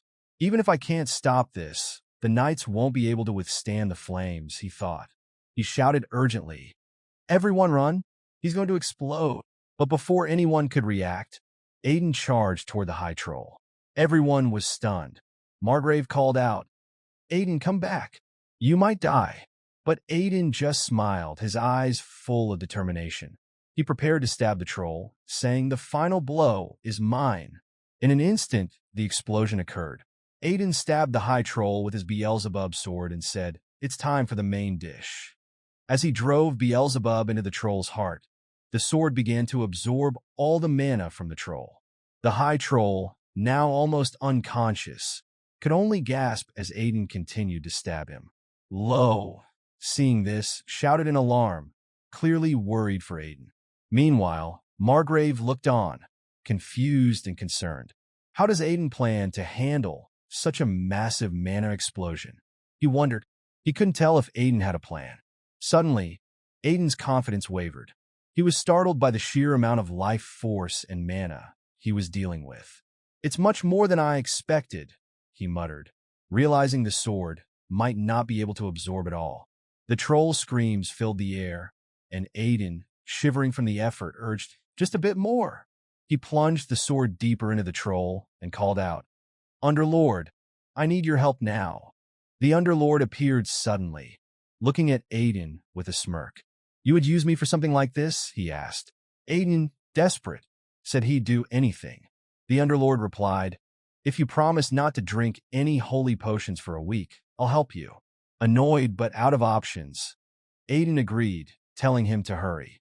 "The sword has absorbed enough life force," Aiden said. "Now, to awaken it, we need to infuse it with demonic energy. It's time to awaken the corrupted lord sleeping within." The Underlord placed his hand on the top of the Beelzebub's sword and chanted, "Awaken, Lord of Gluttony, Beelzebub." Suddenly, the ancient lord inside the sword awoke, his voice echoing with a sinister power. "It has been a while," he said, his presence overwhelming. "I am the will of the Lord of Gluttony, who seeks to devour even the sky. Who dares to awaken me?" Aiden felt the weight of Beelzebub's presence. As expected from an ancient ruler of the underworld, it was overpowering. He knew that if he were an ordinary human, he would be mentally dominated and turned into a puppet. But Aiden had something the Beelzebub feared the most. The Underlord smiled, addressing the awakened Beelzebub. It has indeed been a while. Aren't you curious about who woke you up? Beelzebub turned his gaze to the Underlord, his voice a low growl. Why are you here? He demanded.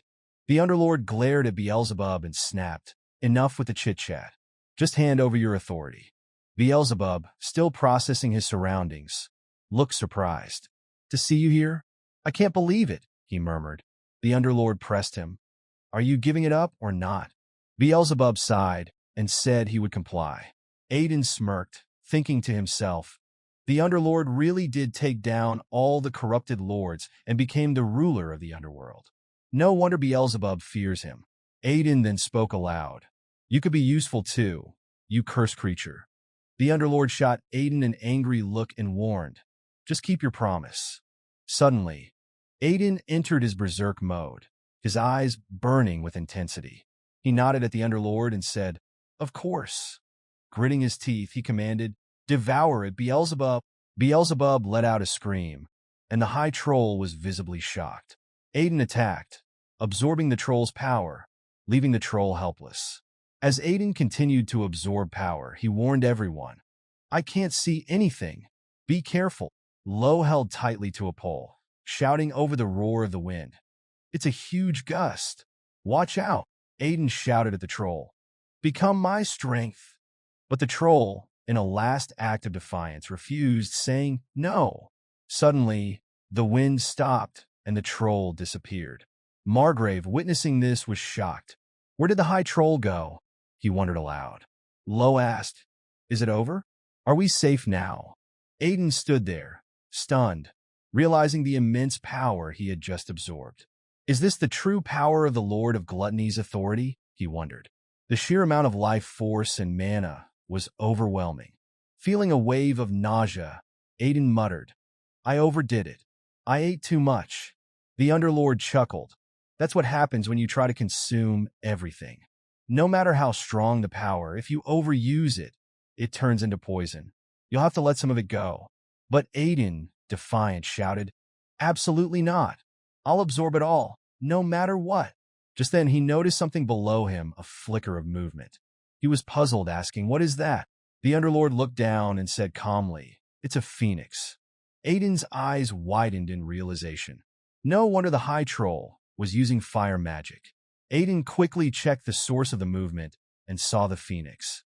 Curious, he wondered if it had been consumed by the High Troll and had fallen into a comatose state. He mused to himself, a phoenix. This species is as rare as a dragon. How did it end up here? He then laughed and turned to the Underlord, asking, if I eat it, can I use fire magic too? The Underlord raised an eyebrow. Didn't you just say you were about to vomit from eating too much?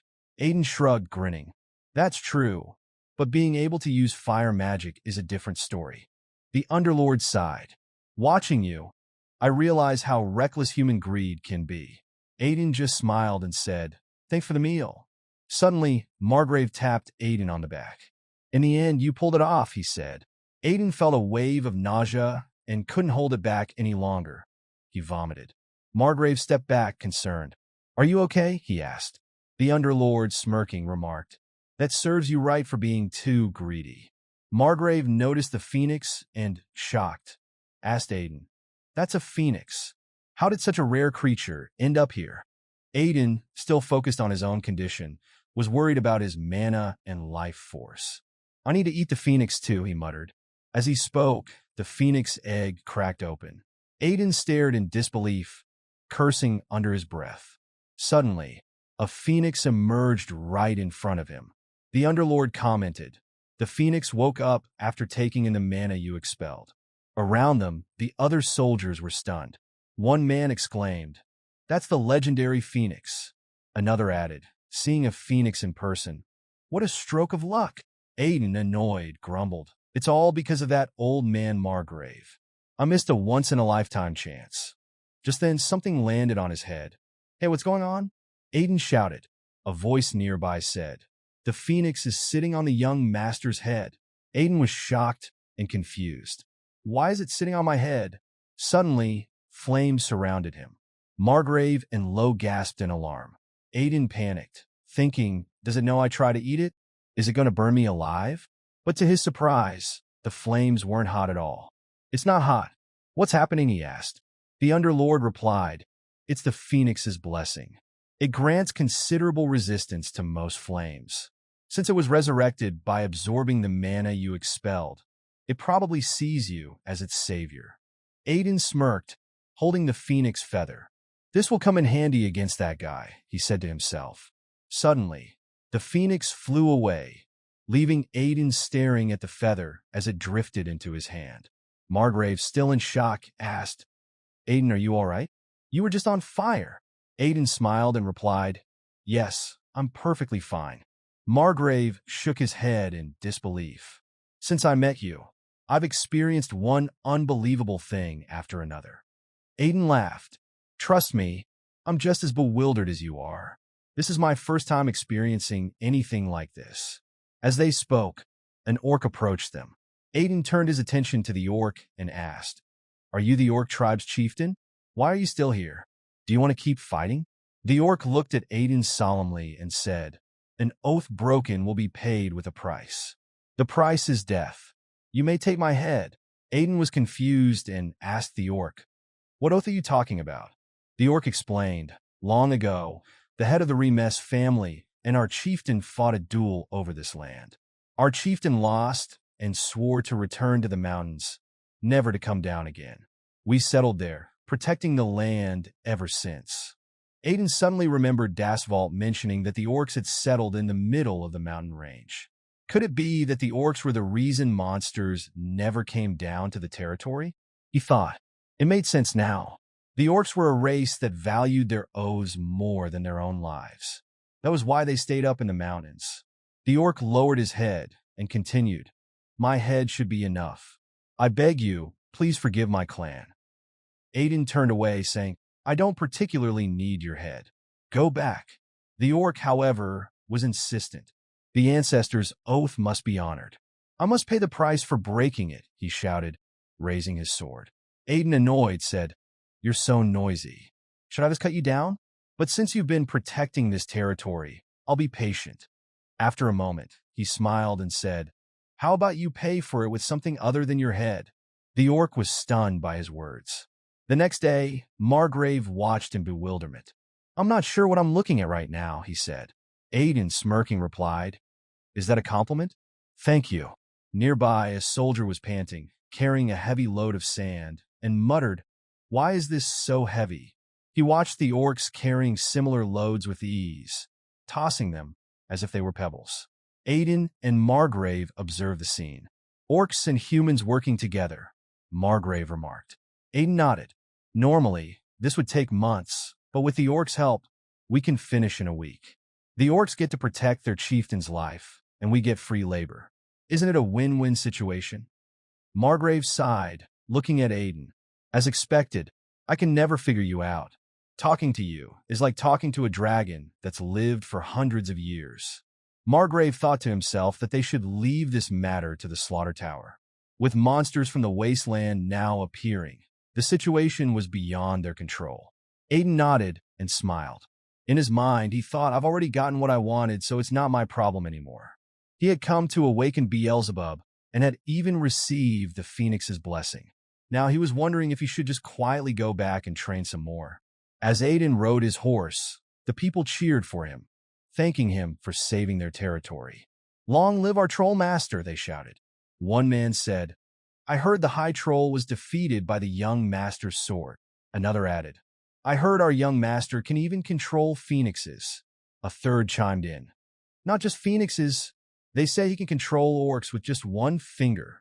Aiden, now with a flower crown on his head, was annoyed. Where did all this distortion come from? He thought. He absolutely hated these kinds of superficial welcoming ceremonies. The Underlord teased him, saying, the flower crown suits you well. But they're not being superficial. They genuinely see you as a hero. Aiden shrugged. What's the big deal about that? It's not like being a hero makes money. The Underlord chuckled. There you go, talking about money again. You really are more suited to be a mercenary than a knight. Aiden sighed. A hero? I was really just planning to train quietly this time. Meanwhile, at Cassie's research lab, Aiden asked, "Is there no way to fix it?" Cassie shook her head apologetically. "I'm sorry, Aiden. There's no way to fix it at the moment. Her body's Manhwa vein syndrome is more serious than I thought. We'll need much more delicate medicine than what we use for the cute night." Aiden frowned. "How much would that medicine cost?" "I can pay any amount." Cassie looked at him seriously. "Money isn't the issue. We need an alchemist skilled enough to create the highest grade elixir." Aiden sighed. "An alchemist like that would probably only be found in the Imperial Court." Cassie smiled and said, "Still, I'm grateful to you, Aiden. If I had stayed there, I would have died, spending my life just searching for a cure." Aiden stood up. "Is it possible for us to just get the alchemist?" he asked. Cassie looked puzzled. "Haven't you heard? Such an alchemist is incredibly rare." Aiden turned back to her with a knowing look. "I know someone. Don't worry. Just wait here. I'll bring them back soon." As Aiden left, Cassie reflected. At first, there was doubt. When Aiden had suddenly come to her and offered a way to cure Manhwa vein syndrome, even providing research funds. Then came acceptance. Knowing her body wouldn't last long, she had no choice but to accept his offer. Next was despair, realizing that the method to cure her body was impossibly difficult. The people she had met so far had warm words but cold actions. But Aiden, his words were cold, yet his actions were warm. It had been a long time since she felt such genuine kindness. Cassie sighed, watching Aiden leave. "Interesting," she murmured. "I'll be asking you to bring me a skilled alchemist then. My research will be perfect after all." Aiden simply nodded and left. As Aiden walked down the hall, the Underlord's voice echoed in his mind. "You're moving for someone else's sake. They say a sudden change in a person can be fatal, so you need to be careful." Aiden replied calmly, "I'm just keeping a promise. You know how important promises are to mercenaries. Besides, I was planning to visit that alchemist soon anyway. That person doesn't have much time left." 3 days later, Aiden arrived in Markellan City. The Empire's largest free trade city was bustling with life. "It's such a lively city," Aiden thought. The Underlord, confused, asked, "Is this what you meant by a city?" Aiden smirked. "A hot city where everyone is working hard." The city itself disappeared once due to a crazy dragon's attack. "I guess I'm the only one who feels strange about it being here." The Underlord pressed on. "Where is this skilled alchemist you mentioned?" Aiden's expression turned serious. "I'll find my way there. Just be quiet for now." Meanwhile, in the slum area on the outskirts of Markellan City, 3 men were bullying a 4th man. The leader of the trio clenched his fist and snarled, "Why didn't you have the goods ready by today?" The man in front of him, trembling with fear, stammered, "No matter how fast I work, I can only make one a week at best. If you suddenly ask me to make twice as many of those top-grade elixirs." Suddenly, the leader punched the wall beside him, making the man flinch. "That's not my problem, Joseph," he growled. "Be careful. If you don't bring it by tomorrow, your collateral might get hurt, you know that." Joseph's face went pale with fear. Just then a voice rang out. "Fraud, extortion, threats. For those suffering from these, we offer solutions." Aiden shouted repeatedly, catching the attention of the men. The leader, surprised and annoyed, looked around, trying to locate the source of the voice. He turned to his companion. "Karen, go take care of him." Karen stepped forward and approached Aiden. "Who are you? And what are you doing hanging around here?" he demanded, sizing up Aiden. Aiden smirked.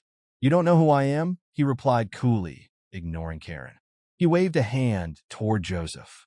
"Hey, are you suffering from fraud, extortion, or threats?" Karen's face twisted with anger. Gritting his teeth, he stepped forward to punch Aiden. "How dare you ignore me?" he roared. But before Karen's punch could land, Aiden struck first, sending Karen flying into the wall. The 3 men were stunned, watching Karen slump to the ground. Aiden clenched his fist and smirked. "Move aside," he said, his eyes cold. "I can't see the customer." Suddenly, the leader of the group grew furious and lunged at Aiden. "You dare mess with my people? I'll kill you," he roared. Aiden sidestepped the attack with ease, a smirk playing on his lips. Grabbing hold of the man's pants, Aiden yanked them down, revealing a pair of cute boxers. The man's face turned crimson with embarrassment as Aiden laughed. What's with these cute panties? Aiden teased. The man, enraged, shouted, You troll-looking bastard. Aiden's smile faded, his eyes narrowing. What did you just say? He growled. The man raised his sword, glaring at Aiden. You think you can mess with us? We're Cerberus, the top predators of Markellan City. You're dead. He swung his sword, but to his shock, the blade shattered against Aiden's defense. Aiden grabbed the man by the collar, lifting him effortlessly. The man, now visibly terrified, stammered, Who are you? Flames suddenly engulfed Aiden's sword. The thug's eyes widened in disbelief. How are you using sword aura? Aiden's expression darkened. Your eyes must be broken if you think I look like a troll. You're lucky I'm ending this so easily. The Underlord's voice echoed in Aiden's mind, amused. You're the first person I've seen use Beelzebub like this. Ignoring the Underlord's comment, Aiden turned his attention to Joseph, who was still trembling. So, how about it? Need some help? Aiden asked, his voice calm but authoritative. I offer my services at a reasonable price. Joseph stared at him in shock and confusion. An aura-awakened swordsman offering to help at a low price? It seemed too good to be true. You're not going to ask for something crazy later, are you? Joseph asked, unsure if he could trust Aiden. But with no other options, he reluctantly agreed. Okay, help me. Joseph was a renowned Chinese alchemist in the underworld of Markellan City, and his daughter had been kidnapped by the Cerberus Guild, a notorious criminal organization. Joseph's mind drifted back to a painful memory. He could still see his daughter, Eldest, being dragged away by members of the Cerberus Guild. Her terrified cries echoed in his ears. Dad! Dad! Joseph, filled with rage and fear, had screamed her name, trying to reach her. But he was powerless against the guild. The Cerberus Guild boss had smirked at him, his voice dripping with mockery. You used to be a Chinese alchemist in quite an interesting place, right? The boss's eyes gleamed with greed as he continued. Here's the deal. You give us an elixir pill once a week, and we'll protect you and your daughter. It's a good deal considering how dangerous this place is. Joseph had felt tears welling up as he gritted his teeth, the bitter taste of helplessness filling his mouth. In the present, Aiden's voice broke through Joseph's memories. In my previous life, Joseph made those pills for years, Aiden said, his tone cold. But when he found out his daughter was already dead, he came to me for revenge. Shortly after, he joined her in death. But that was in a different life. This time, it's not too late. Desperation filled Joseph's eyes as he looked at Aiden. I'll give you anything you want, he pleaded. Please save my daughter. Aiden smirked, confidence radiating from him. Of course, Mr. Joseph. But remember, you must keep your word to give me anything I want. As Aiden spoke, the Underlord's voice echoed in his mind. Beelzebub says you're the first person he's seen with a stronger power of gluttony than him. Aiden's smirk widened. Well, that's a fair deal, he thought. While Aiden and Joseph spoke, one of the Cerberus men tried to sneak away. Aiden noticed him and called out, Hey, where do you think you're going? The man froze, startled.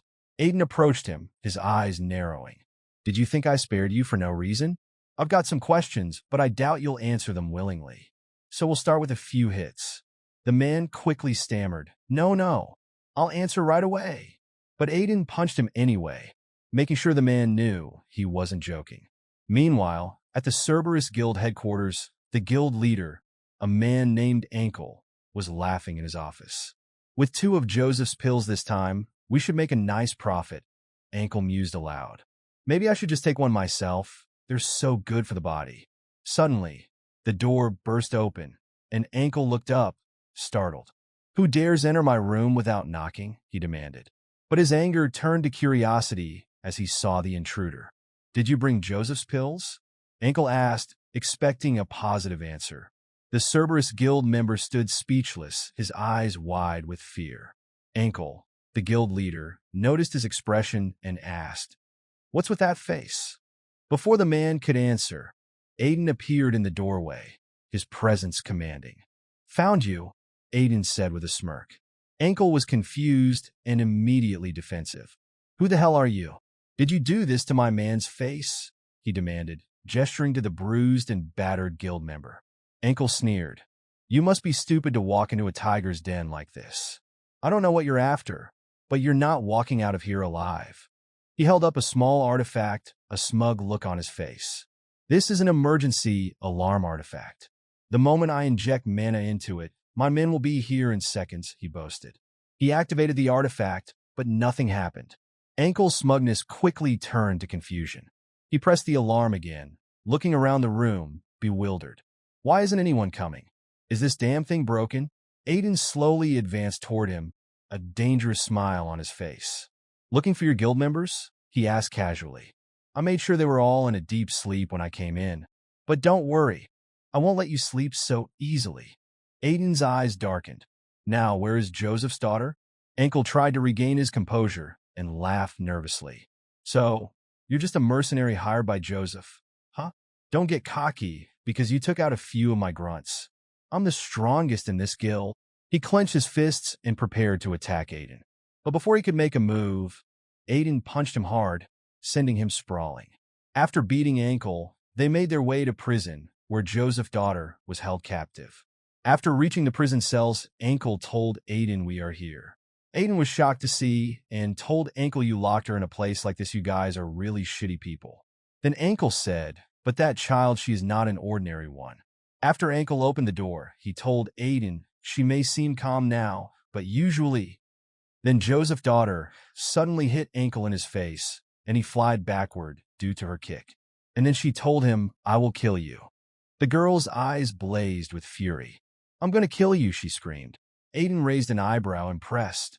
Not bad, even though he's half dead already, he thought. Before he could say anything else, the girl lunged at him, attacking with a surprising speed and strength. Aiden barely managed to dodge her blows. The Underlord's voice echoed in Aiden's mind. "She's using an interesting power," he noted. Aiden ducked another punch and asked, "What do you mean by that?" The Underlord responded, "It's the power of a really annoying guy." Aiden brushed off the Underlord's comment. "Whatever," he muttered. "None of that is my business. My goal is to save her and bring her back to Joseph." The young girl was still screaming in fear and rage, her eyes wild. "Take me to my dad. I want to go to my dad," she cried. Aiden stepped closer, his voice calm but firm. "We're going to see your dad," he said. His words seemed to reach her, and she stopped struggling. "Your dad asked me to save you," Aiden continued, his tone gentler now. "Let's go home." The girl's eyes filled with hope and disbelief. She reached out and grabbed Aiden's hand, looking up at him with wide, tear-filled eyes. "Really? I can go to my dad?" she asked, her voice trembling. Aiden smiled, nodding. "Of course. Let's go." Suddenly, the child threw herself into Aiden's arms, hugging him tightly. Aiden stiffened, startled by the sudden embrace. She sobbed into his chest, her small body shaking. "I was so scared," she whispered. "I miss my dad so much." Aiden patted her back awkwardly, his voice softening. "It must have been terrifying to be here alone," he said. "But you're okay now. Let's go see your dad." As they made their way out of the dark prison, the Underlord watched them, a thoughtful expression on his face. "I didn't think you'd still have the capacity for empathy in that head of yours," he remarked. Aiden glanced at him, a hint of irritation in his eyes. "What do you take me for? What do you think of me?" The Underlord shrugged. "It just feels a bit different from who you were in your past life," he said. At this point, the girl, Eldest, was very excited. She quickly opened the door and called out for her father. Her father, Joseph, was shocked to see her and called her name, "Eldest." Eldest immediately hugged her father tightly, tears streaming down her face. Joseph was crying too and kept apologizing to her. Meanwhile, Aiden stood nearby, just watching them with a smile on his face. After a while, Eldest fell asleep, and Aiden and Joseph started talking. Joseph thanked Aiden sincerely, showing him deep respect. However, Aiden told him that things were not over yet. With a crazy smile, he said, "Now comes the most important part. It's time to settle up, customer." Joseph smiled and agreed, saying, "Of course I should compensate you. How much do you want?" Aiden smirked and asked Joseph, "How much do you think your daughter's life is worth?" Joseph was taken aback and replied, "Well, my daughter is more precious to me than my own life. If it's money, I would spend my whole life paying you back." But Aiden shook his head, saying he already had plenty of money. Joseph was confused as Aiden continued. "Is there anything else? For example, your alchemy skills?" Joseph hesitated, then asked if Aiden meant his alchemy. Aiden nodded and said, "Yes, what I need right now is an alchemist with skills as meticulous as yours." Joseph realized that Aiden had known about his alchemy skills all along and that now it was time to pay the price for the help he received. Suddenly, Joseph showed Aiden a blue elixir. Aiden recognized it immediately and thought to himself, "That's it. That's what I saw in my previous life." Joseph explained that this was the highest grade elixir he had ever made and offered it to Aiden as part of his repayment, saying he could try it. Aiden was thrilled and eagerly asked if he could drink it. Joseph smiled and confirmed, "Yes, of course. It's part of your repayment."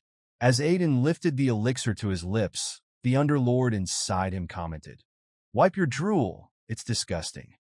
Aiden ignored him, drinking the elixir in one gulp. As soon as he drank it, Aiden was suddenly surrounded by flames, which left the Underlord puzzled. Aiden felt a surge of power and thought to himself, "As expected, it's top grade. Just drinking one elixir has doubled my mana capacity." Aiden told Joseph that the elixir was excellent beyond comparison.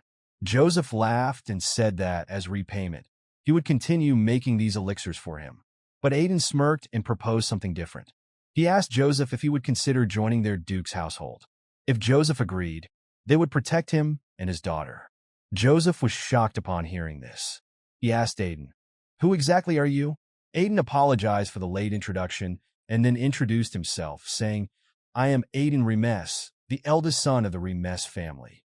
Joseph was surprised and asked, "Aren't you the troll prince everyone's been talking about lately?"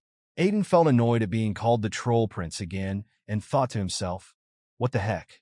The Underlord inside him commented that it seemed Aiden had gained quite a notorious reputation. Ignoring the remark, Joseph asked Aiden what a young master of the Duke's household was doing in such a humble place.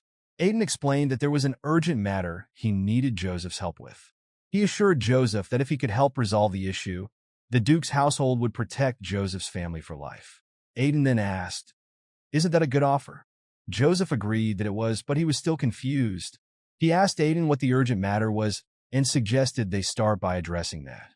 A short time later, at Cassie's research lab, Joseph and Aiden met with Cassie. Joseph took Cassie's hand and examined her, stating, "This is the most severe case of mana vein syndrome I've ever seen. If it weren't for the exceptional strength of the beastkin race, they would have been long dead by now." He added that it might be possible to cure it by making the medicine using the method Aiden had shown him. However, the problem lay in obtaining the necessary ingredients. Aiden assured him that their household could procure the ingredients. But Joseph shook his head and explained, "These aren't just any ingredients. They're nearly impossible to obtain." Checking the notes in front of him, he read, "Mana vein syndrome is a disease where the mana channels freeze up. According to this treatment method, we need extreme fire attribute mana to treat the frozen mana channels." Aiden asked how they could obtain extreme fire attribute mana. Joseph remained silent, so Cassie answered, "You could get it from things like a fire dragon's heart or a phoenix's feather." However, she quickly added, "But how can we find such legendary creatures?" Cassie guessed that it couldn't be helped, but she still appreciated Aiden's willingness to help. Aiden reached into his secret pocket and asked Cassie, "Do you mean something like this?" He then pulled out a phoenix feather, revealing that he had one. Cassie and Joseph were both stunned, staring at the feather in disbelief. They were confused as to why Aiden would have such a rare item. Joseph asked, "How on earth did you get something we've only heard about in legends?" Aiden shrugged and simply said, "The phoenix dropped it." He handed the feather to Joseph, who examined it closely. Joseph nodded and said, "This is enough. With this, it's definitely possible to create the medicine. Give me 2 days." Cassie was still watching them, startled. Tears began to fall from her eyes as she realized the situation might be salvaged. Just then, there was a knock on the door, and Philip entered, asking if young Master Aiden was there. Aiden turned to him and asked, "What's the matter?" Philip informed him that Duke Fried was looking for him. Aiden thought to himself, "That's right, I disappeared without saying anything this time." At Duke Fried's office, the Duke greeted Aiden and mentioned that he had heard Aiden went to Myclon City. Aiden confirmed this, explaining that he had some business to attend to there. He immediately apologized, saying he should have informed his father before leaving. But Duke Fried waved off his apology, saying, "I didn't call you here to scold you." Aiden was surprised and asked, "Then what is the reason for calling me?" Duke Fried smiled and said, "We've received an invitation to the Imperial Banquet to celebrate the Crown Prince's upcoming birthday. I want you to attend this time." Aiden was shocked. Hasn't Carl usually attended such events on behalf of the family? He asked, thinking about how much he still had to do. His father nodded, smiling. Yes, but Carl declined, saying he needed to attend to the knights. Besides, many people want to see you. Aiden was stunned. "But I'm also busy," he protested. He then asked his father, "Is this the 450th Imperial year?" Aiden's father nodded and said, "Yes, that's right. You must attend this banquet, no matter how much you dislike it." Surprisingly, Aiden smiled and agreed. "All right, I'll go," he said, which left Duke Fried shocked. Aiden continued, still smiling. "I suppose I have no choice since Carl is busy. I'll just think of it as making an appearance." Duke Fried told him, "You've made a good decision. Be careful on your trip." After talking to his father, Aiden was walking down the hall when the Underlord spoke up, saying, "You wouldn't agree to go to such a place without a reason. What's your real motive for suddenly attending the Imperial Banquet?" Aiden replied, "A major event will happen at this year's banquet. The Black Mages will launch an attack, and at the center of it all will be the Queen of the Black Mages, the Silver Witch. I must bring that woman to our side." The Underlord was puzzled and asked, "Don't you despise Black Mages? Why are you trying to ally with someone you hate?" Aiden explained, "Unlike the radical, heretical Black Mage group, Chaos, she leads the moderate faction, Fire of Florence. Although I ended her life in my previous one, things might turn out differently this time." He then recalled a memory from his past life, where he was killing the Silver Witch. In that moment, she had told him, "If we had met under different circumstances, we might have become quite close." Aiden thought to himself, "It's a pity I couldn't reform the corrupted black magic back then or re-establish the true will of Florence." As they rode in the carriage, Aiden asked Lo, "Do we really need such a large entourage just to go to the Imperial Palace for a birthday banquet?" Lo replied, "The size of the escort represents the family's power. It's unavoidable for the sake of the Duke's reputation." However, Lo was curious and asked, "Why are we taking this detour? Is there a specific reason you insisted on stopping by this village instead of taking the shortcut?" Aiden replied casually, "I just wanted to take a more leisurely route." But in his mind, he had another reason. He wanted to get more of Joseph's top-grade elixir. However, there was a problem. He recalled Joseph mentioning, "Even if I wanted to make top-grade elixir now, I can't. We need ants tears, which come from tree spirits, as an ingredient. But as you know, they're endangered, and it's hard to even find traces of ants, let alone their tears." Aiden thought to himself, "I've never seen an ant either, so I don't know much about them. But there's someone who definitely would." Aiden smirked and thought, "Might as well pick up a gift while I'm at it." He then told Lo, "You all go ahead. There's somewhere I need to stop by briefly." Lo offered to escort him, but Aiden declined, saying, "You're weaker than me, so I'll go alone." Lo nodded and said he understood. Aiden got down from the carriage and started walking alone. The Underlord's voice echoed in his mind, asking, "Are you sure there's someone to meet in these mountains?" Aiden replied, "I never said it was a person. It's here. Even now, I can't fully grasp my master's thoughts." Soon, Aiden found himself standing in front of a heart-shaped stone. The Underlord commented, "That heart-shaped stone looks very artificial." Aiden nodded. "It is. It's a gift personally prepared for a disciple who will come someday, or so my master said. He had quite unique tastes." The Underlord asked skeptically, "Are you saying that weird stone is the gift? It feels like nothing more than an ordinary rock to me." Aiden shrugged. My master had a habit of overpackaging things. Aiden smirked and said, Master, I'll be taking it this time as well. With that, he slashed the heart-shaped stone. The Underlord questioned him. Didn't you just say this was your master's gift? Aiden replied, This is just the wrapping paper.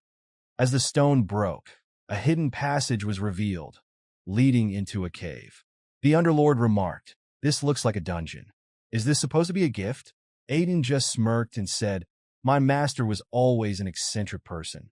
He often spouted nonsense like, As the mercenary king's disciple, you must learn through pain, or you only get stronger by overcoming near-death experiences. Besides, this dungeon isn't just any dungeon. When Aiden entered the cave, monsters appeared, ready to attack.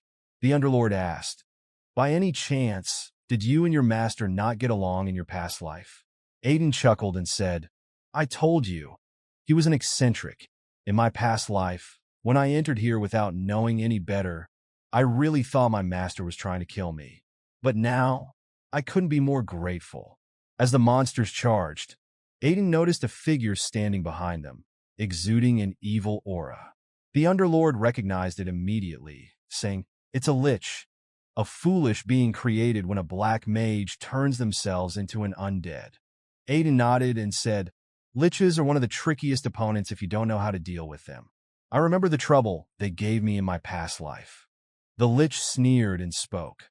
Foolish human, you've stepped into this place without fear. I'll turn you into an undead like these others.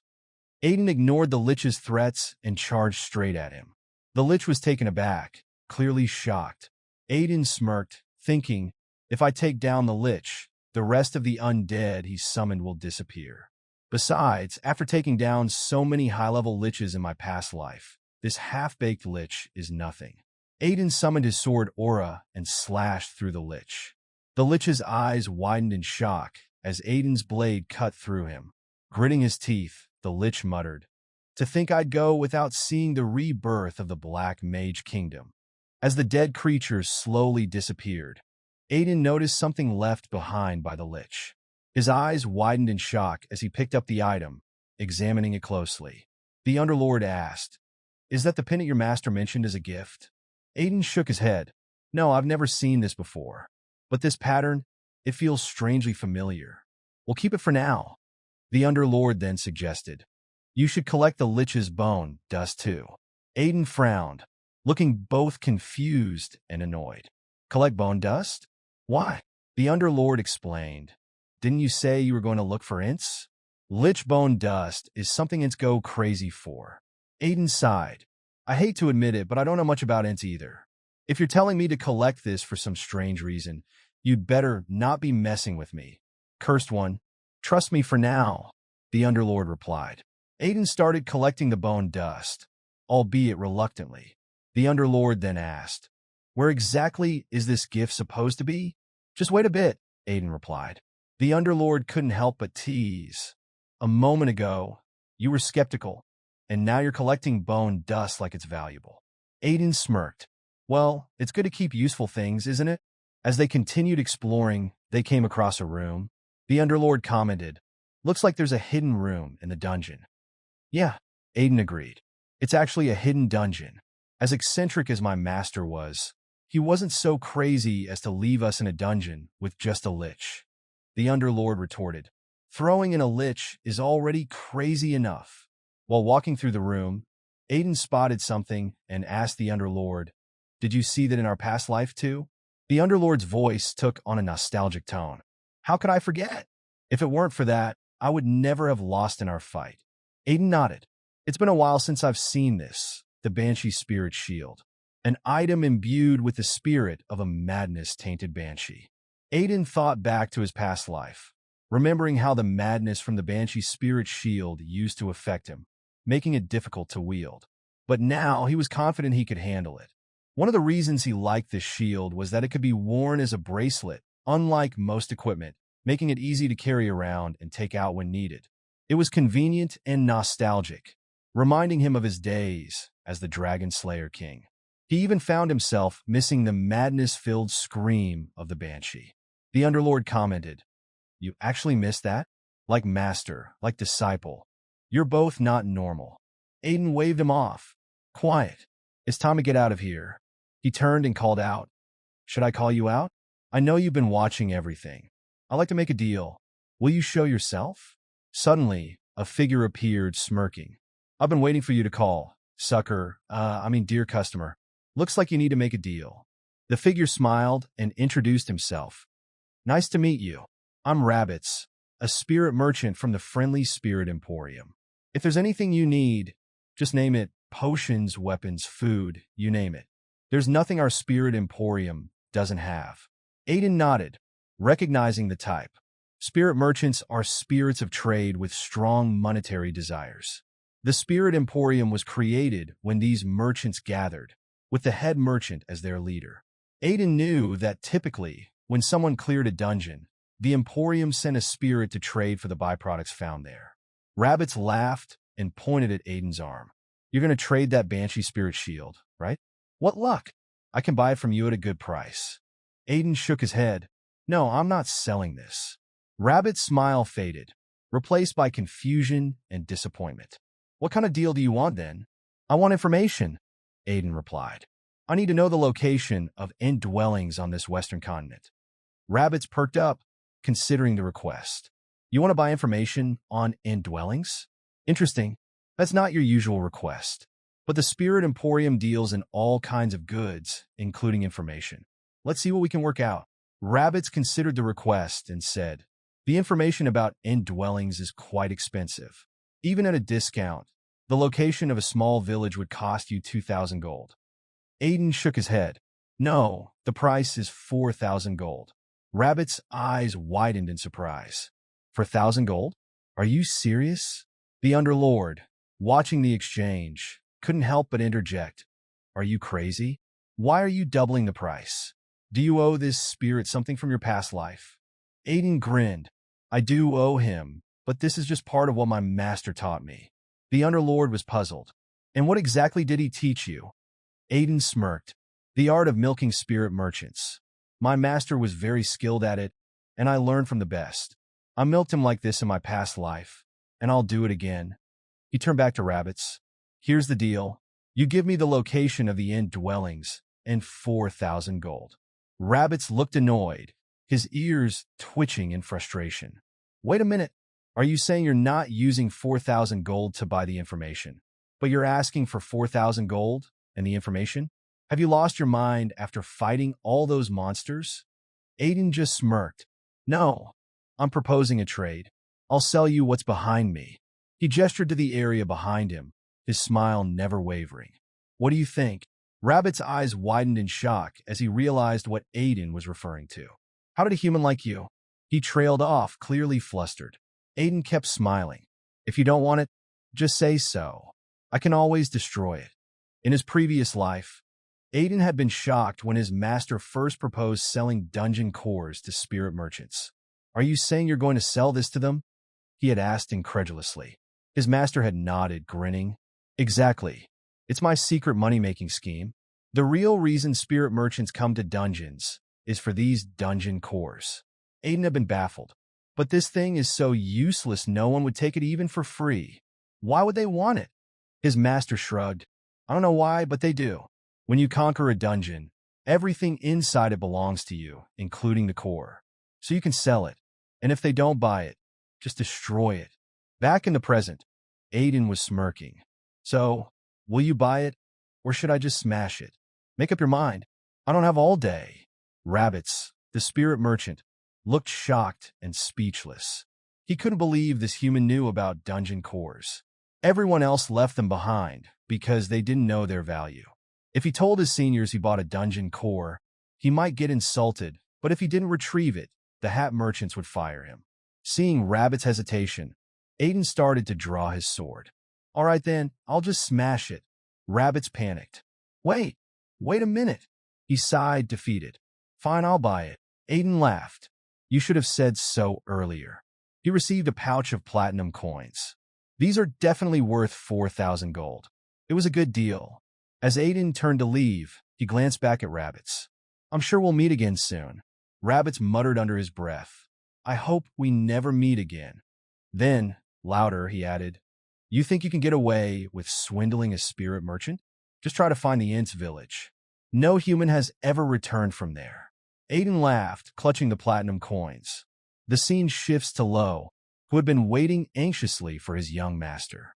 "It's been half a day since he left," Lo muttered to himself, torn between waiting and going to look for him. Suddenly, he was startled to see Aiden approaching. "Young master, I was worried because you were gone so long," he exclaimed, relieved. Aiden frowned slightly. "Stop it, Lo. That's creepy." Inwardly, he remembered how Lo had treated him in his past life. Sometimes he wished Lo would go back to his old ways. This new demeanor was unsettling, and Aiden couldn't get used to it. Shaking off the thought, Aiden barked, "Anyway, have you rested enough? We're leaving for the Imperial capital right away." Meanwhile, that night, at the entrance of the Banshee Spirit Dungeon, the Silver Witch arrived. "I finally found it," she murmured, but her expression quickly turned to confusion. The area was deserted. Panic flashed across her face when she realized something was missing. "It's gone," she whispered, her voice tinged with disbelief. "It should have been right here." The next day, Aiden and his entourage arrived at the Imperial capital.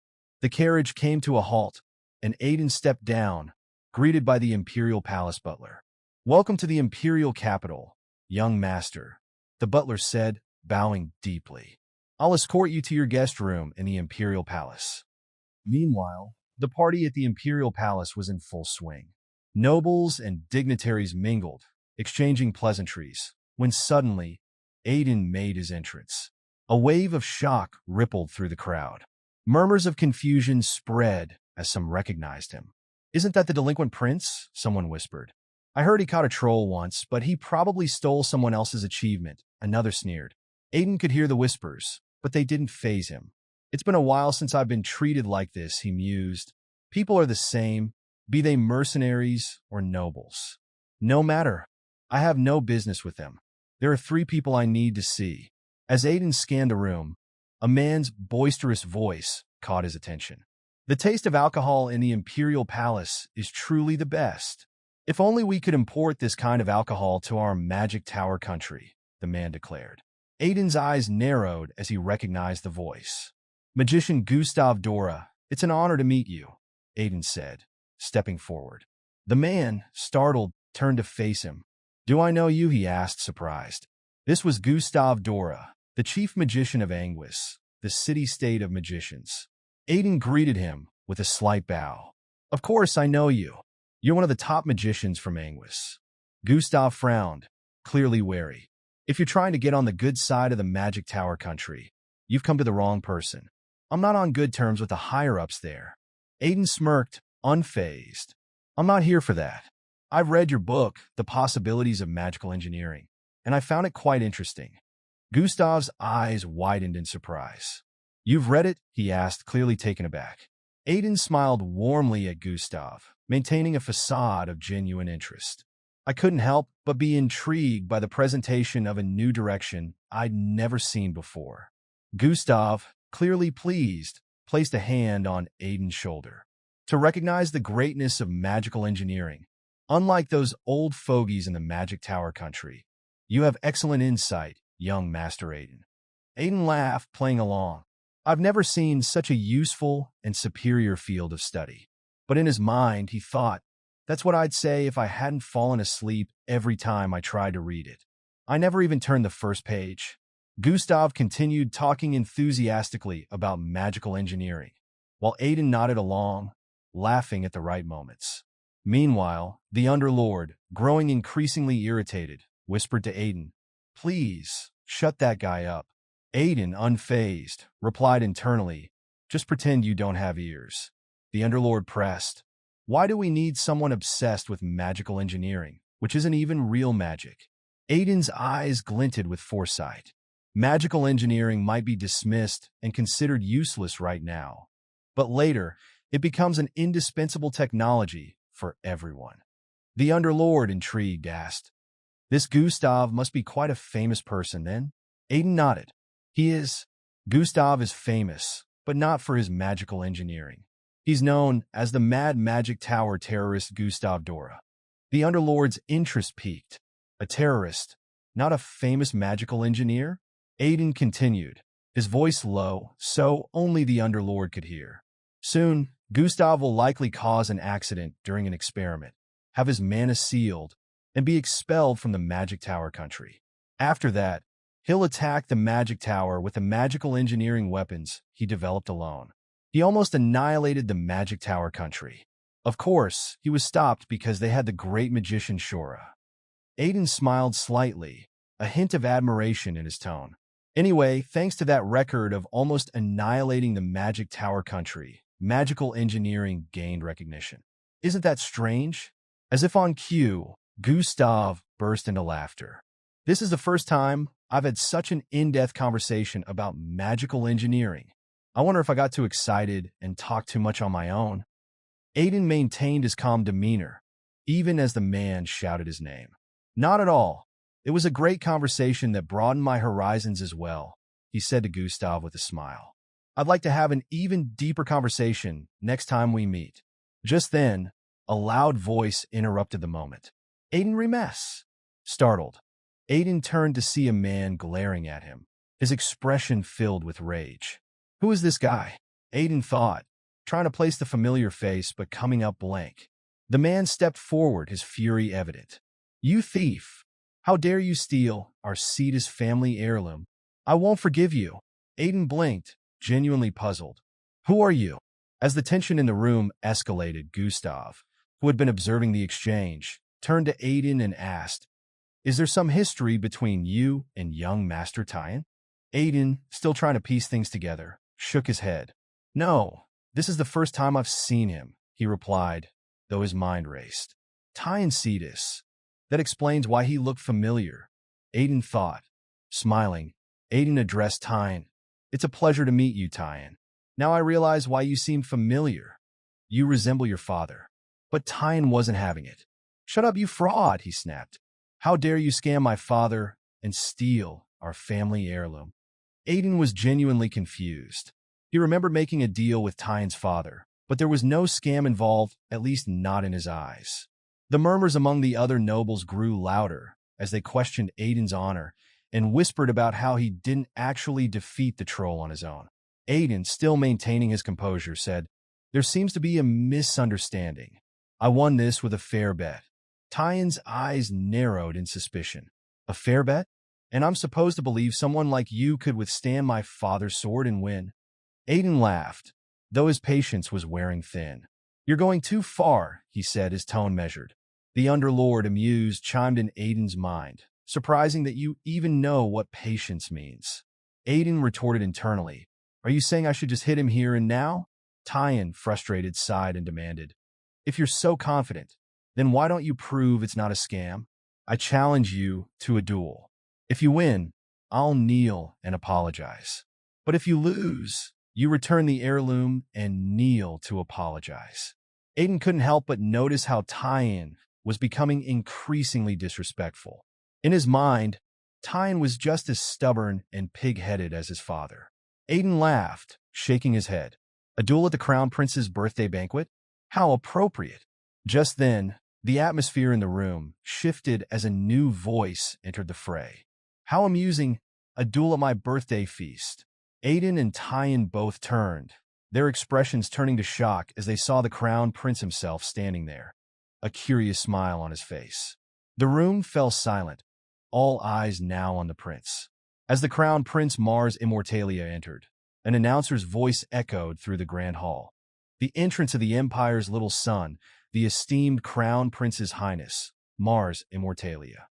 All the guests, including Aiden and Tyan, bowed their heads in respect as the Crown Prince passed by.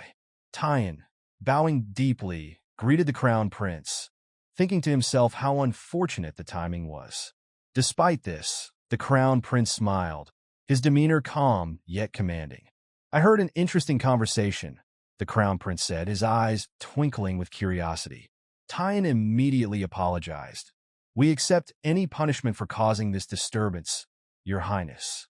Aiden, internally relieved, thought to himself, Thank the Crown Prince for saving you, you fool. He also apologized, bowing slightly. However, the crown prince waved off their apologies.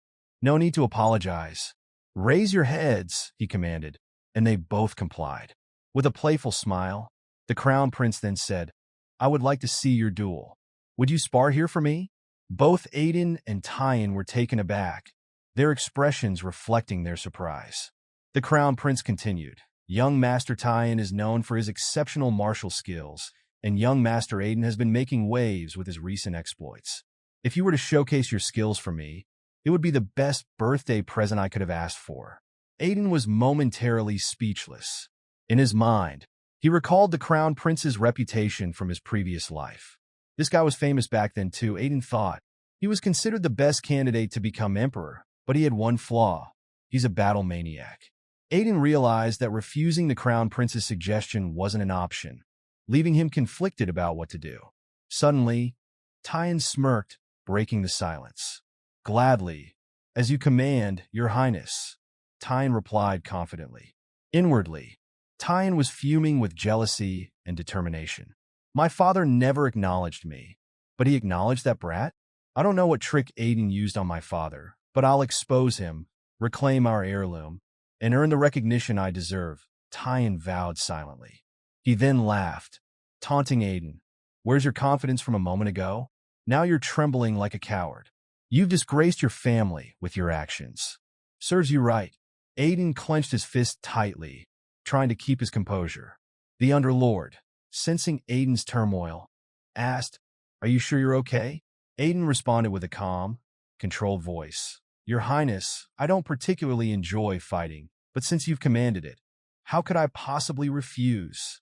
His words were respectful, but his eyes held a steely resolve. In his mind, Aiden felt a twinge of sympathy for Margrave Cetus, but he knew he had no choice but to accept the duel. I'll use this chance to teach him some manners, Aiden thought determinedly. The Underlord, sensing Aiden's internal conflict, quipped, You really don't seem all right fighting a kid like this. Are you even human? As the duel began, both Aiden and Tyan stood ready, swords in hand. The Crown Prince, overseeing the event, announced, For safety, the use of sword aura and artifacts is prohibited. I'm looking forward to seeing what kind of duel you both will show. Tyan, trying to maintain his composure, assured the Crown Prince, I promise an honorable duel, Your Highness. But inwardly, he was determined to prove that all the rumors about Aiden were nonsense. Aiden, however, laughed lightly, taunting Tyan, Have we started yet? This provocation made Tyan grit his teeth in anger. Your trap was the problem, Tyan snapped, before launching a swift attack on Aiden. In his mind, Tyan dismissed Aiden as an amateur, someone who couldn't possibly have defeated his father. He mentally apologized to the Crown Prince, expecting this duel to end quickly and without incident. But Tyan's expectations were shattered when Aiden's sword unexpectedly struck his forehead, causing him to stagger. The Crown Prince, surprised, exclaimed, Oh ho! A murmur spread through the crowd, with one observer noting, Tyan lost so easily. Aiden, feigning surprise, chuckled, I slipped and it just so happened that I was right there. I guess I got lucky. He added with a grin, It's hard to judge someone's skills from a coincidence created by mistakes on both sides. Let's call this round invalid. The Crown Prince, still smiling, agreed, Very well, let's call it invalid. Both of you should focus a bit more next time. Tyan, trying to hide his frustration, agreed with the Crown Prince, but inside, he was seething. I let my guard down, even against a ruffian like him. But in the end, a knight is a knight, and he must know how to wield a sword. Confused and angry, Tyan thought, What was that? And what's with that disgusting look on his face? Determined not to be humiliated again, Tyan declared, This time, I'll go all out.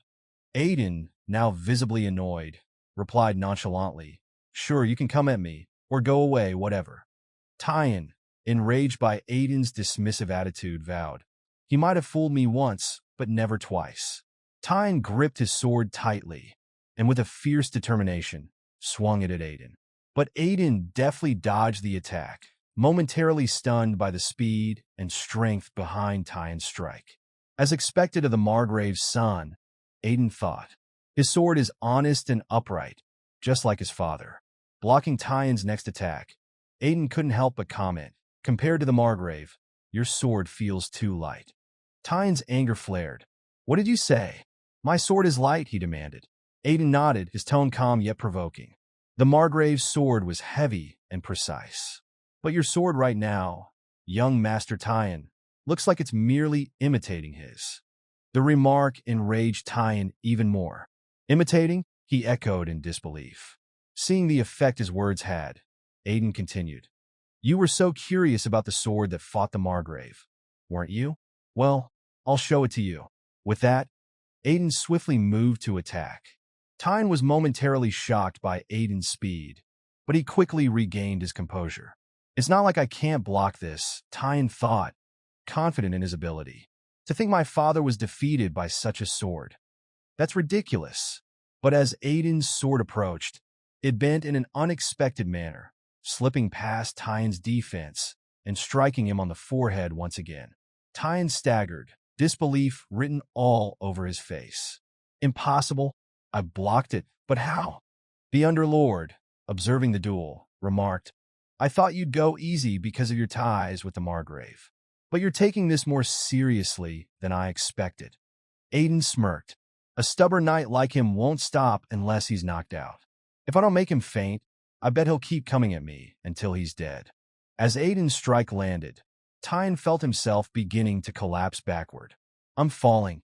To such unheard-of swordsmanship, impossible. But with sheer willpower, he gripped the ground tightly with his feet and forced himself to move forward. I am Tyan Cetus, the eldest son destined to lead the Cetus family. Tyan roared, rallying himself for one final attack.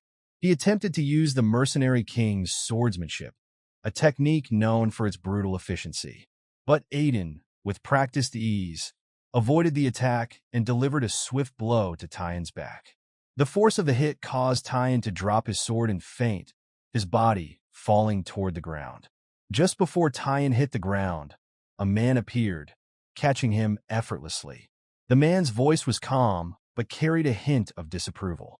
It seems my friend has been causing trouble in my absence.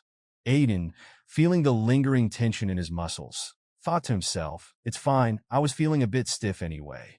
His eyes settled on the man who had caught Tyan. So, this man is acquainted with young Master Tyan. Well, at least I don't have to work as hard to find him now. He's one of the 3 people I came here to see. The man standing before Aiden offered a polite smile and spoke with a calm, measured tone. It's a pleasure to meet you, he said. Aiden quickly recognized him. This was no ordinary noble. The man was none other than Dair Sias, the younger brother of the infamous betrayer knight, King Silbetus Sias. Dair continued, I am Dair Sias of the Sias Archduchy. Aiden stood on the palace balcony, sipping his wine as the cool evening breeze brushed against his face. His gaze wandered over the sprawling city below, but his mind was elsewhere, contemplating the recent duel and the powerful family that Tyan and Dair belonged to.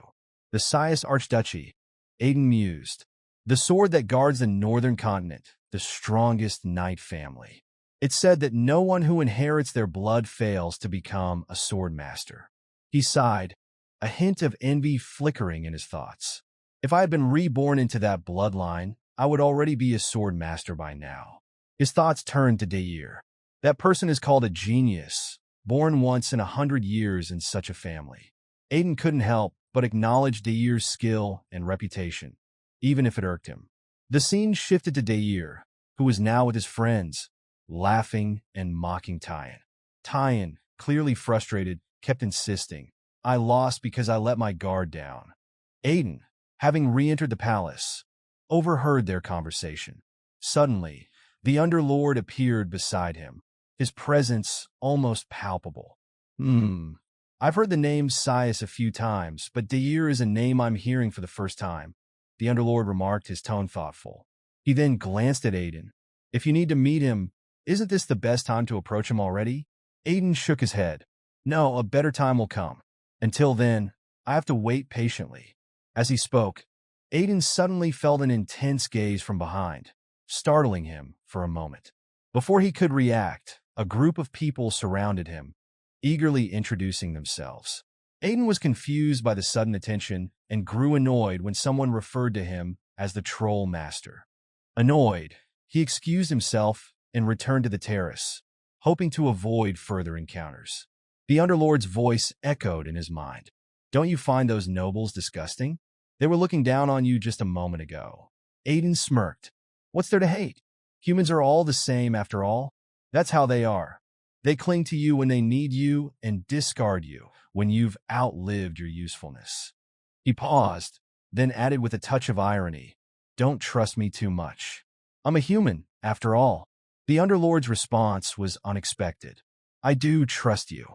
Aiden rolled his eyes, annoyed. That's unexpectedly touching, he replied sarcastically. But the Underlord wasn't done.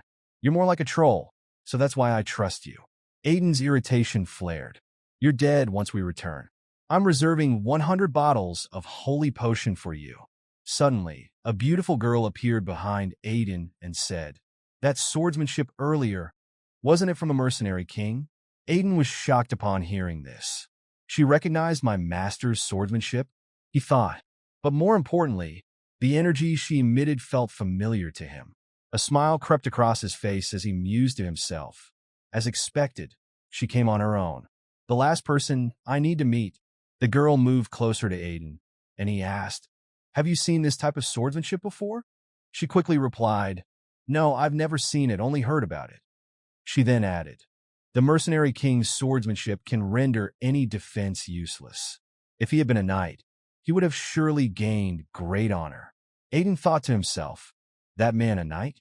He would have told you to give that damn honor to the dogs if it didn't make him any money. Smirking, he responded, Yes, he probably would have. He then asked her, Isn't this banquet too boring? I hate these kinds of formal events. Aiden reflected, No matter how much you change your appearance, how could I forget your presence after fighting against you hundreds of times? He smiled and said, Isn't that right, Niceta Florence?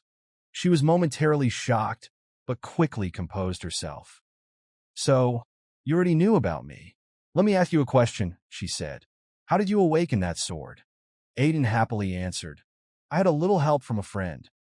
In his mind, he thought, I figured it out. You came because you saw Beelzebub with me. Niceta seemed somewhat irritated as a dark aura surrounded her. Trying to be evasive? Then let me ask you again, she demanded. Where is that demonic energy flowing from your body coming from? At that moment, Aiden began to sweat. As expected, what an immense murderous aura, he thought. If it's the demonic energy she's sensing, could it be the Underlord? How amusing. He considered, we'll discuss that later. Although we were at each other's throats in our past lives, let's try something different this time. He smirked and said, I'm on your side. Niceta looked puzzled. On my side? As if you know about me. She said. Aiden continued, the leader of the moderate faction of Black Mages, the Fire of Florence, the Silver Witch. The last lineage of the Kingdom of Black Mages, the Florence Kingdom. The head of the intelligence organization, White Moon. Is that enough? Or, do you want to know more about yourself from me? After hearing all of this, Niceta was puzzled and confused. She gritted her teeth and asked, How do you know that much? Aiden noticed that her murderous aura had diminished, but he addressed something else. We don't have much time. Something is about to start. Niceta pressed him. Stop evading and answer me already. But then, she suddenly noticed something, her eyes widening in shock. Is this black magic to summon the undead? I didn't expect them to escalate things this much. Aiden responded calmly. These guys always follow the same obvious pattern as always. He then added, This black magic won't end until the caster is dead, right? You seem to have many questions for me, but let's handle this situation first. He began to smile and said, You're here to capture the heretical black mage group Chaos, aren't you? Niceta was even more shocked, sweat forming on her brow. He even knows that I'm here to capture Chaos? Who the hell is this guy? She thought. She quickly composed herself and said, We'll continue our conversation later. Then, she suddenly disappeared. Aiden thought to himself, I'll let Niceta handle that side. Just then, undead began to appear where the black magic was cast. Aiden remarked, Let's take care of this side. shall we?" As they moved inside the banquet hall, soldiers rushed in front of them, shouting, "Don't let the undead get any further inside." Suddenly, Tyan appeared, swiftly slashing his sword at the undead. With one powerful strike, many of the undead were sent flying. He smiled and said, "Don't be afraid. They're just the weakest undead." Aiden entered the hall, and after seeing Tyan using sword aura, the Underlord inside him remarked, "Oh, even that junior Margrave has reached the stage of advanced sword aura." Aiden acknowledged, being at the advanced sword aura stage means he's definitely strong, but he just picked the wrong opponent earlier. He must always feel like he's losing because of his friend Dair. Suddenly, an undead troll appeared, leaving the soldiers stunned. One of them exclaimed, "When are the reinforcements coming?" Tyan, recognizing the danger, thought to himself, "An undead troll? That's dangerous. We'll have to wait for reinforcements." But before he could react, Dair moved swiftly beside him, striking the troll with his sword aura and killing it instantly. The Underlord inside Aiden remarked, "That guy, Dair, seems to be just a step away from becoming a sword master." Aiden replied, "You're right.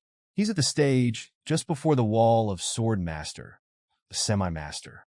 He continued, "Tyan is strong, but having his close friend and rival be Dair, he's got terrible luck." The Underlord then asked Aiden, "Why aren't you helping them and just loafing around?"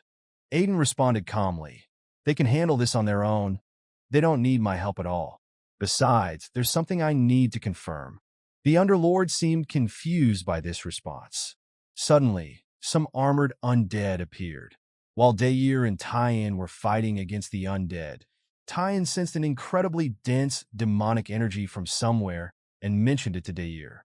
At that moment, an armored, masked man moved toward Dair, calling his name. Just as the armored undead was about to strike, Dair felt a moment of fear.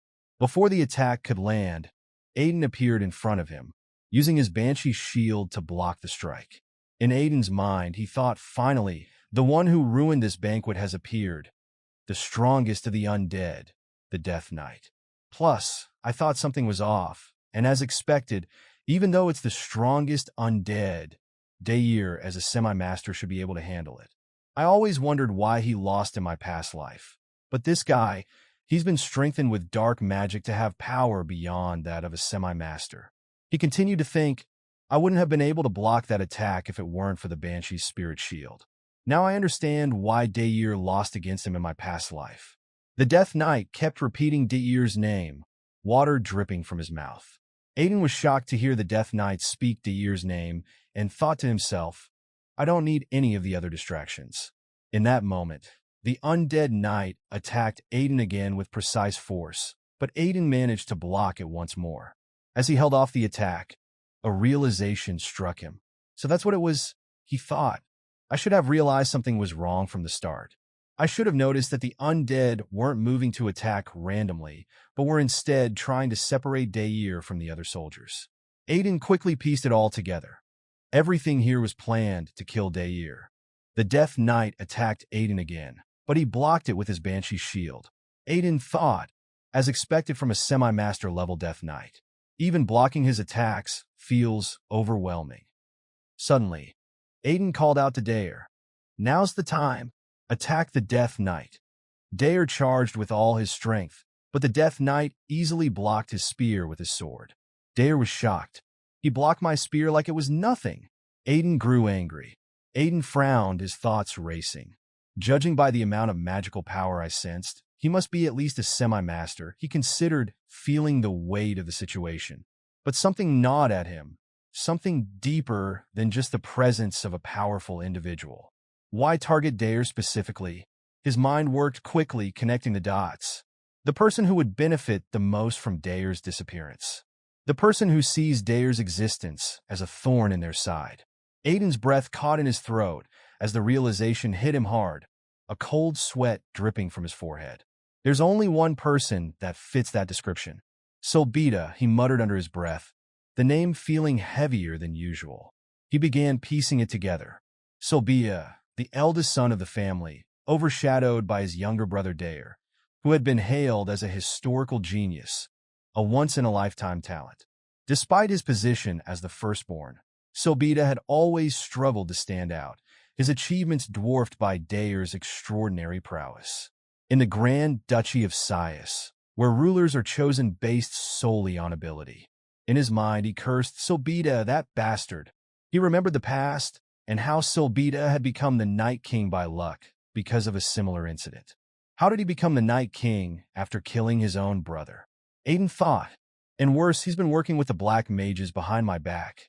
The more I look into it, the worse it gets. Daer, frustrated, asked, "How can we defeat someone who isn't even getting hurt by our attacks?" Aiden replied, "I have a way to kill that monster." Daer was surprised. "You're saying there's a way to beat something that strong?"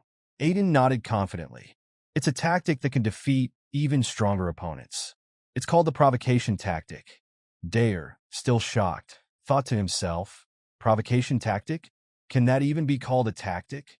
But he gripped his spear tightly and said, "All right, let's try it, whatever it is." Just then, the Underlord appeared and asked Aiden, "When have you ever not provoked your opponents?" Aiden smirked, replying, "That just means it works, and giving it a name makes it sound more official." Meanwhile, the Death Knight was focusing on Daer, telling himself, "Daer must die." He rushed toward Daer to attack. Daer was scared, but just before the Death Knight could strike, Aiden appeared again and blocked the attack with his Banshee shield. Aiden thought to himself, "As expected, Silbita, you're skilled in betrayal. But things won't go as you planned this time." He then provoked the Death Knight, yelling, "Come out, you annoying insect!" Daer readied himself to attack again, but the Death Knight saw him coming.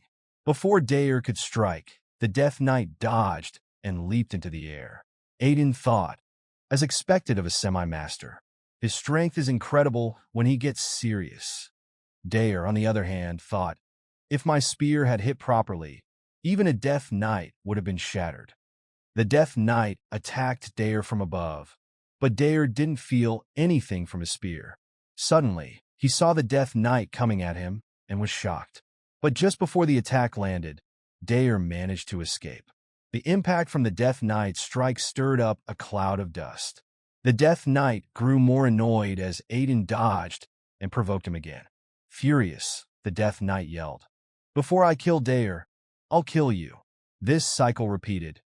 Aiden blocked the Death Knight's attacks. Then Daer would strike, but they couldn't land a solid hit. The Death Knight became increasingly frustrated and angrier. Daer said to Aiden, "We've blocked all his attacks, but we haven't been able to hurt him at all. How can we even make a scratch?" Aiden just smiled. Daer was shocked to see him smiling and called out, "Young master." The Underlord, also surprised, said, "Isn't there something strange with Aiden's condition?"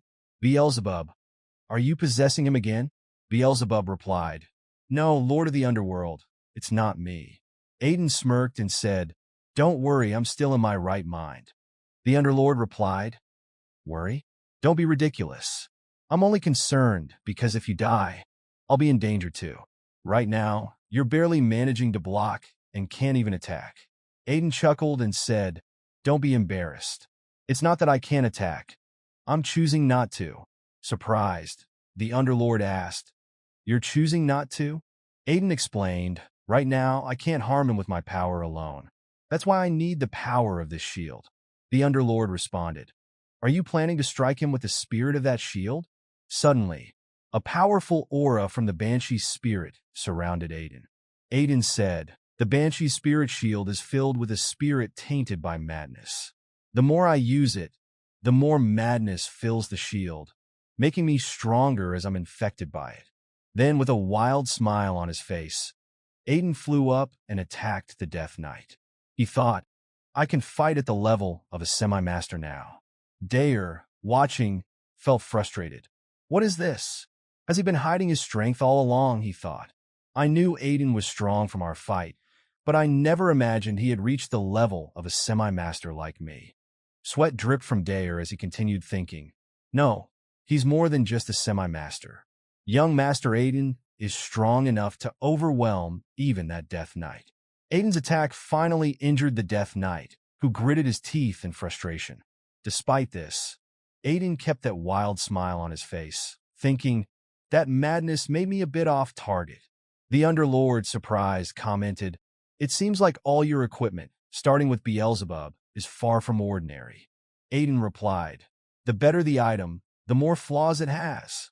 The Underlord retorted, "What nonsense is that? They say items resemble their owners." Suddenly, the madness surrounding Aiden grew more intense. Aiden said, "It's been a while, and this madness is getting harder to control. It's time to end this." Activating his ring of swiftness, Aiden moved just as the Death Knight was about to attack him. The Death Knight, furious, yelled, "Die, you damn insect!" But he was shocked to realize that Aiden was already in the air above him, moving too fast to be seen. At that moment, Aiden launched another attack, striking the Death Knight on the other side. The Death Knight, now bleeding, gritted his teeth in anger. "I can't see him. Where are you, insect?" Aiden laughed and taunted him. "I'm right here, you slow fool." Aiden attacked the Death Knight from behind. Dare, sweating as he watched, thought, "He's even faster and stronger than before. If I try to help, I just get in the way." Aiden smirked at the Death Knight and said, "Go ahead and wait. I'll send your master, the Night King, to join you soon." He unleashed a flurry of attacks, causing the Death Knight to scream in agony. The Death Knight thought, "I'm dying. If I die now, my mission will fail." Desperate, he suddenly moved toward Dare to attack him. Dare was shocked by the sudden assault, unable to move. The Death Knight, closing in on him, shouted, "There will be no mission failure." As Aiden prepared his final strike, believing he would finish the Death Knight once and for all, he noticed something odd. Just before his attack could land, the Death Knight had vanished. Confused, Aiden scanned the battlefield and his heart sank as he saw the dark figure of the Death Knight closing in on Dare. The speed of the knight's movements had been too fast, leaving even Aiden puzzled. He thought, where did he go? How could he have moved so quickly? Dare stood frozen, his body betraying him under the sudden pressure of the Death Knight's approach. Sweat dripped down his face as panic set in. He had no time to think, no time to react. The Death Knight's sword was inches away, ready to end him. Meanwhile, Aiden felt the side effects of the ring of swiftness creeping over him. His limbs trembled as if they were being weighed down by invisible chains. His thoughts were racing. At this rate, everything will go according to Selbita's plan. He tried to push back against the fatigue, but his body refused to listen. Just when it seemed all hope was lost, Tyan rushed forward with a shout. "Get away from Dare!" He sprinted toward the Death Knight, with his sword gripped tightly, determination blazing in his eyes. Dare is much stronger than me, Tyan thought, but even he couldn't handle this guy. "I can't let my closest friend and rival die here." As he charged, Tyan recalled Aiden's words from earlier in their training. "Your sword is too light, Tyan. Compared to the border counts, your strikes lack weight." Something inside Tyan clicked. His sword aura flared, becoming denser and more powerful than ever before. With renewed strength and resolve, he swung his blade just before the Death Knight could land his blow on Dare. In a single, powerful strike, Tyan's sword cleaved through the Death Knight, cutting him clean in half. As the dark figure dissolved into mist, the Death Knight uttered one final, chilling sentence. "The mission isn't over yet." Then he disappeared entirely. The remaining smaller Death Knights, which had been terrorizing the battlefield, vanished in the same instant. The soldiers who had been struggling against the undead were left in shock. One soldier muttered, "He cut that Death Knight down in one strike." Another said in disbelief, "Did young Master Tyan just take it down alone?" The battlefield erupted with cheers. Soldiers began shouting, "Young Master Tyan defeated the Death Knight." Their voices echoed in celebration. Another soldier exclaimed, as expected of someone who inherited the blood of a sword master. Despite the joyous atmosphere, Tyan stood there, drenched in sweat, his breathing heavy. He glanced at Dare, who was now grinning widely. "You've done it," Dare said, his voice filled with pride. "You've become a semi-master, Tyan." His eyes gleamed with gratitude and respect. "You've finally become a semi-master, and now, you've even saved my life," Dare said, smiling proudly. With a firm shake, he added, "You're truly my rival, Tyan. I'll repay this debt one day, mark my words." Tyan, still drenched in sweat, nodded casually, "Yes, sure," but his mind was elsewhere, caught in a whirlwind of confusion. Did I really take down that Death Knight in one strike? The memory of the slash replayed in his mind, but something felt off. The sensation lingered, unfamiliar and unsettling. As the soldiers gathered around them, celebrating their victory, Dare turned toward where Aiden had been. "Above all, we can't forget to mention," he paused mid-sentence, blinking in surprise. "Huh? Where did he go?" Aiden had vanished, leaving Dare puzzled.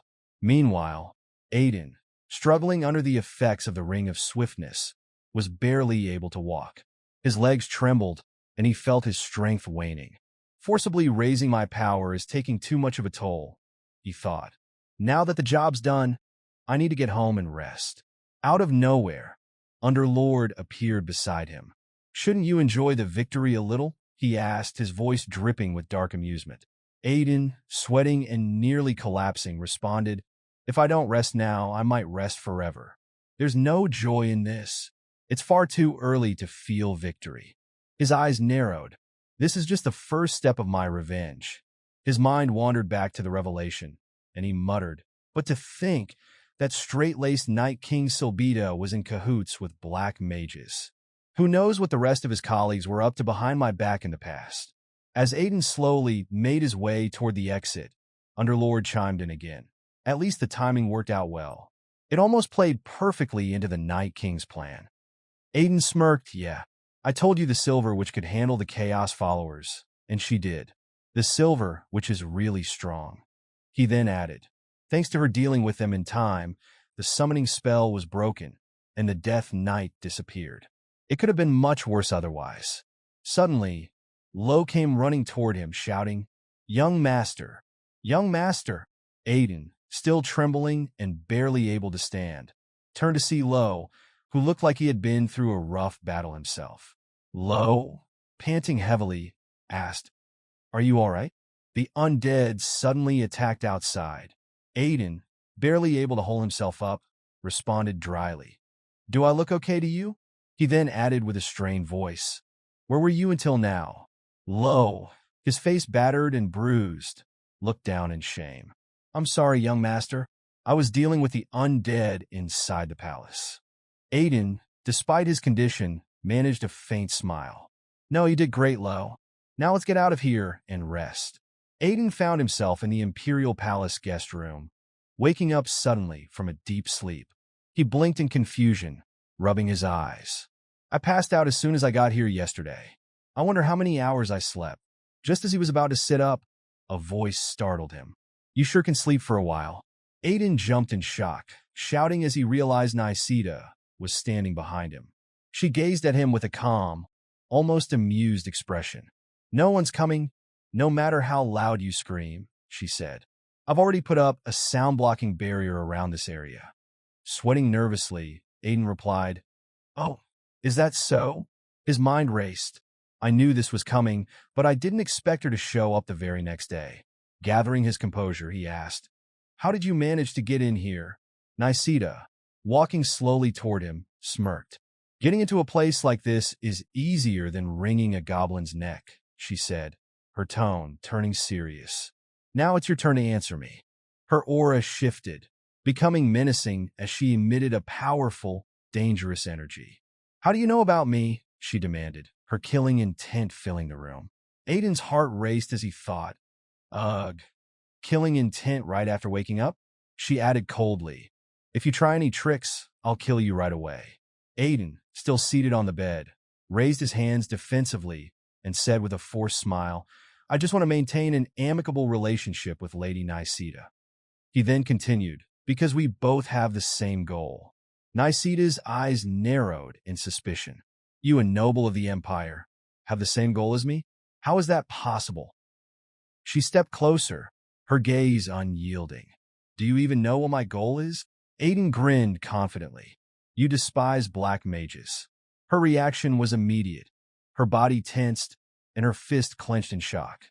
Aiden, still grinning, knew he had struck a nerve. Suddenly, Nisida's left hand began to glow with a purple aura, dark and ominous. Aiden's eyes widened as she moved closer, her voice filled with venom. Say that again. What about black mages?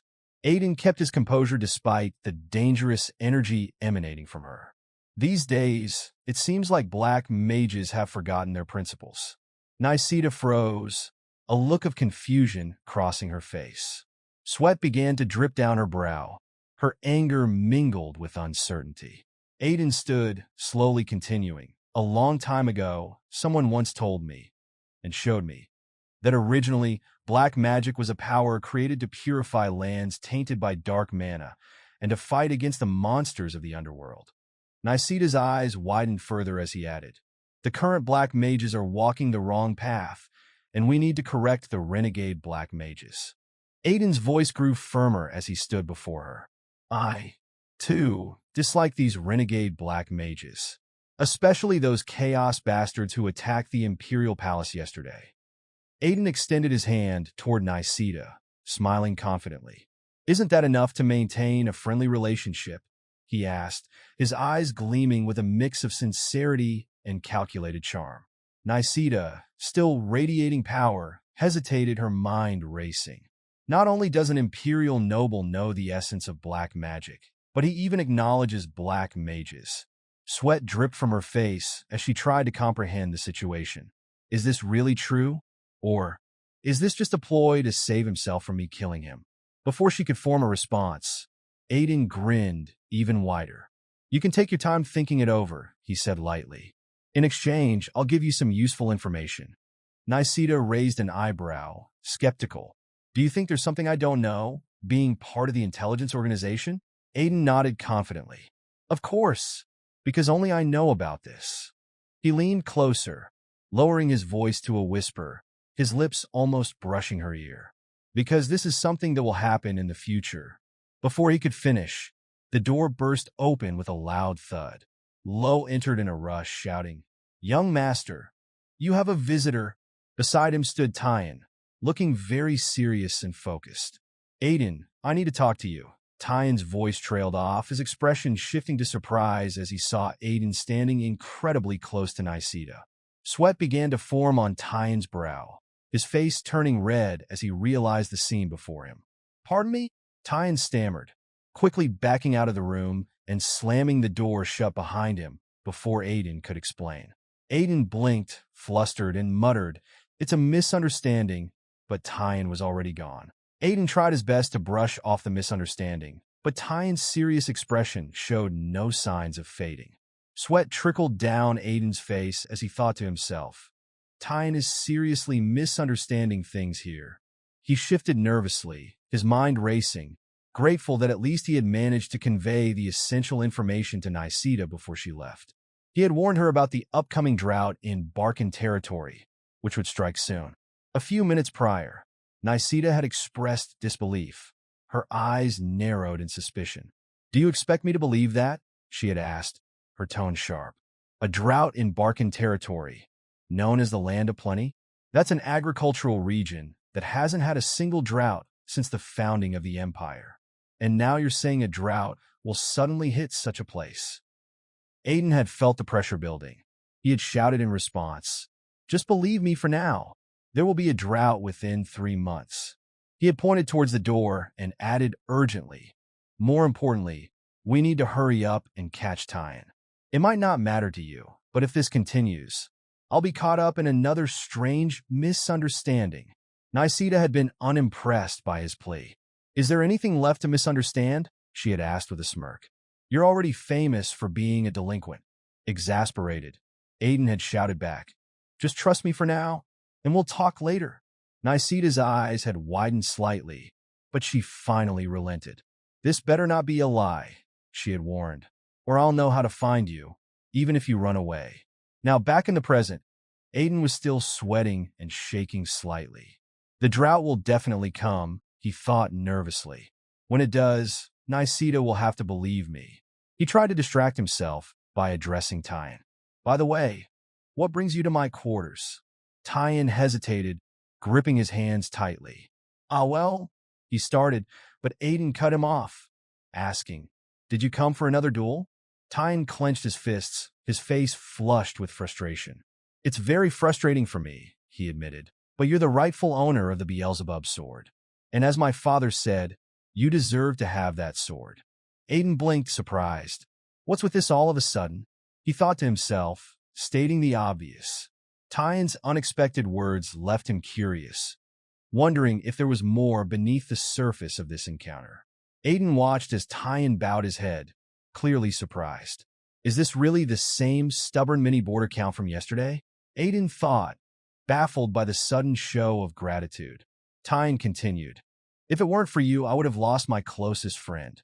I'm truly grateful."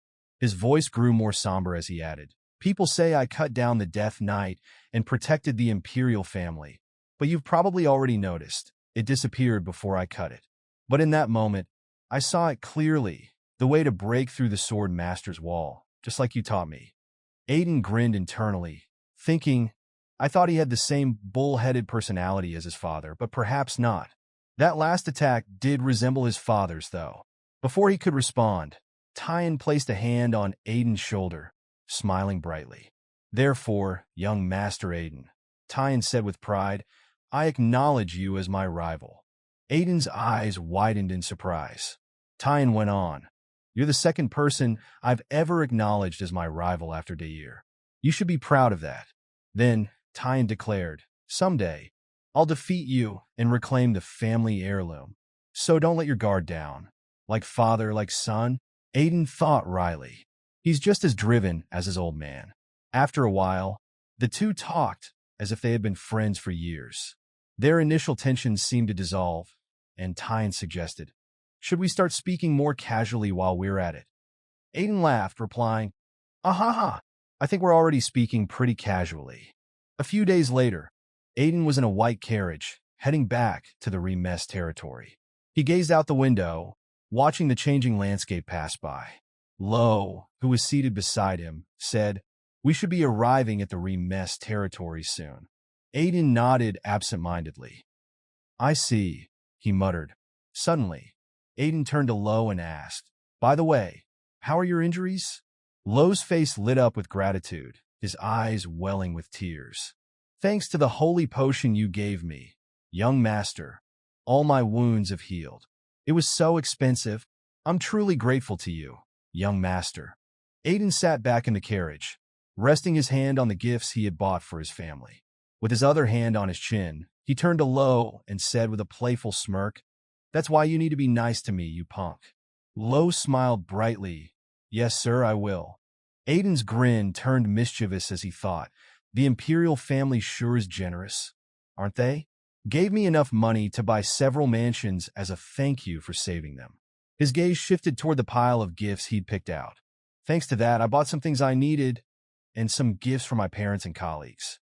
Aiden then thought of Ellis and felt a small wave of uncertainty. "I hope Ellis likes the gifts I got for her. I should have been more careful picking out things for the kids." But, glancing over them again, he reassured himself, "Well, I'm sure she'll like them." Finally, they arrived in Mariland City, in the Regressed territory. The streets were lined with people, cheering and waving in celebration. "Long live the Troll Prince," someone shouted, and another chimed in. "Our young master protected the Imperial Palace from the undead."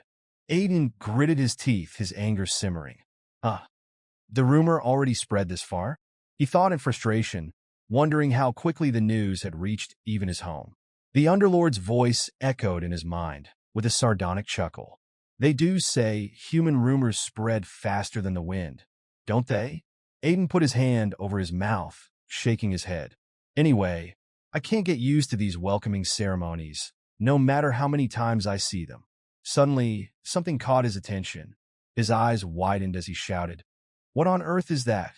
To Aiden's shock, standing tall in the center of the city was a massive golden statue of him. His eyes twitched in disbelief as he realized it was a muscular, heroic version of himself, crafted from pure gold. Lo beamed proudly. "Actually, to commemorate your feat of stopping the High Troll, the Duke has been secretly preparing this." Aiden's jaw dropped, and he shouted, "Father, did you?" Lo, oblivious to Aiden's horror, admired the craftsmanship. Isn't it beautiful? Those firm pectoral muscles, the bulging biceps, and just look at those clearly defined external obliques. Meanwhile, the underlord groaned. Such a hideous... I'm not feeling well. I'm about to vomit. Aiden, snapping out of his disbelief, shouted at the underlord. Hey, don't throw up inside me. Lo, now confused, looked over at Aiden. Young master, calm down, he urged, puzzled by the outburst. As Aiden reached the Regressed residence, Lo carried all the gifts, and Aiden instructed, I'm going to stop by Father's place. You go ahead and distribute all the gifts. As he made his way to his father's office, Aiden's mind was racing with annoyance. To erect such a hideous statue without even consulting me? I need to have a word with Father. His irritation grew as a servant greeted him. Welcome, young master. Aiden casually replied, Oh, yeah, but was puzzled by their odd expressions. Why does everyone have that kind of expression today? Am I making them uncomfortable? His annoyance deepened as he thought. It's all because of that weird statue. Now I'm the only one who looks strange. When he reached his father's office, Aiden knocked on the door before entering with a laugh. Father, I'm here, he said, trying to keep his tone light. I definitely saw that statue in the village. But his father, Duke Fried, interrupted with a somber tone. I'm sorry. Aiden blinked, taken aback. He rubbed the back of his head, thinking, oh no, if you apologize so earnestly, I'll feel like the bad guy. He awkwardly laughed. Ah. No, it was a great statue, but Fried looked more anxious than before. I tried to stop them somehow since it was the people you brought, but it was beyond my power. Aiden's eyes widened in confusion. What do you mean all of a sudden? Fried took a deep breath, explaining. The father and daughter you brought, Joseph and Eldest, were taken away by the heresy inquisitors from the Holy Fire Order. Aiden's heart sank, and a wave of dread washed over him. No way, Fried continued, his tone heavy. The inquisitors claimed they were runaways from the order. At first, I refused since they were under your protection, but Joseph said with his own mouth that he would go with them. Since he volunteered, I had no grounds to stop them. Aiden's rage flared up, and he slammed his hand on the table, causing a loud bang. Of course, the two of them were escorted to the Holy Fire Order's headquarters, right? He asked, his voice shaking with barely contained anger. Fried sighed. I suppose so. Aiden turned, ready to leave, when his father called out to him. Son, you know well that we must never touch the three great orders. If we do, not just you, but our entire family will be wiped out. Aiden paused, turning back to face his father with a calm smile. Don't worry, Father. I just want to see their faces one last time. That's all. Fried, still uneasy, nodded. In that case, be careful on your way. Aiden left the room, but the moment he was out of sight, he clenched his fists tightly, barely able to contain his fury. The Underlord's voice echoed in his mind, mocking. Your outside and inside are indeed very different. Aiden's expression darkened. If I had said what I really meant back there, I would have been caught right away, right? His voice dripped with anger. Order or whatever. How dare they take my people without my permission? His fists tightened further, and his thoughts turned vengeful. If they've done anything to Joseph or Eldest, I'll crush everything they stand for.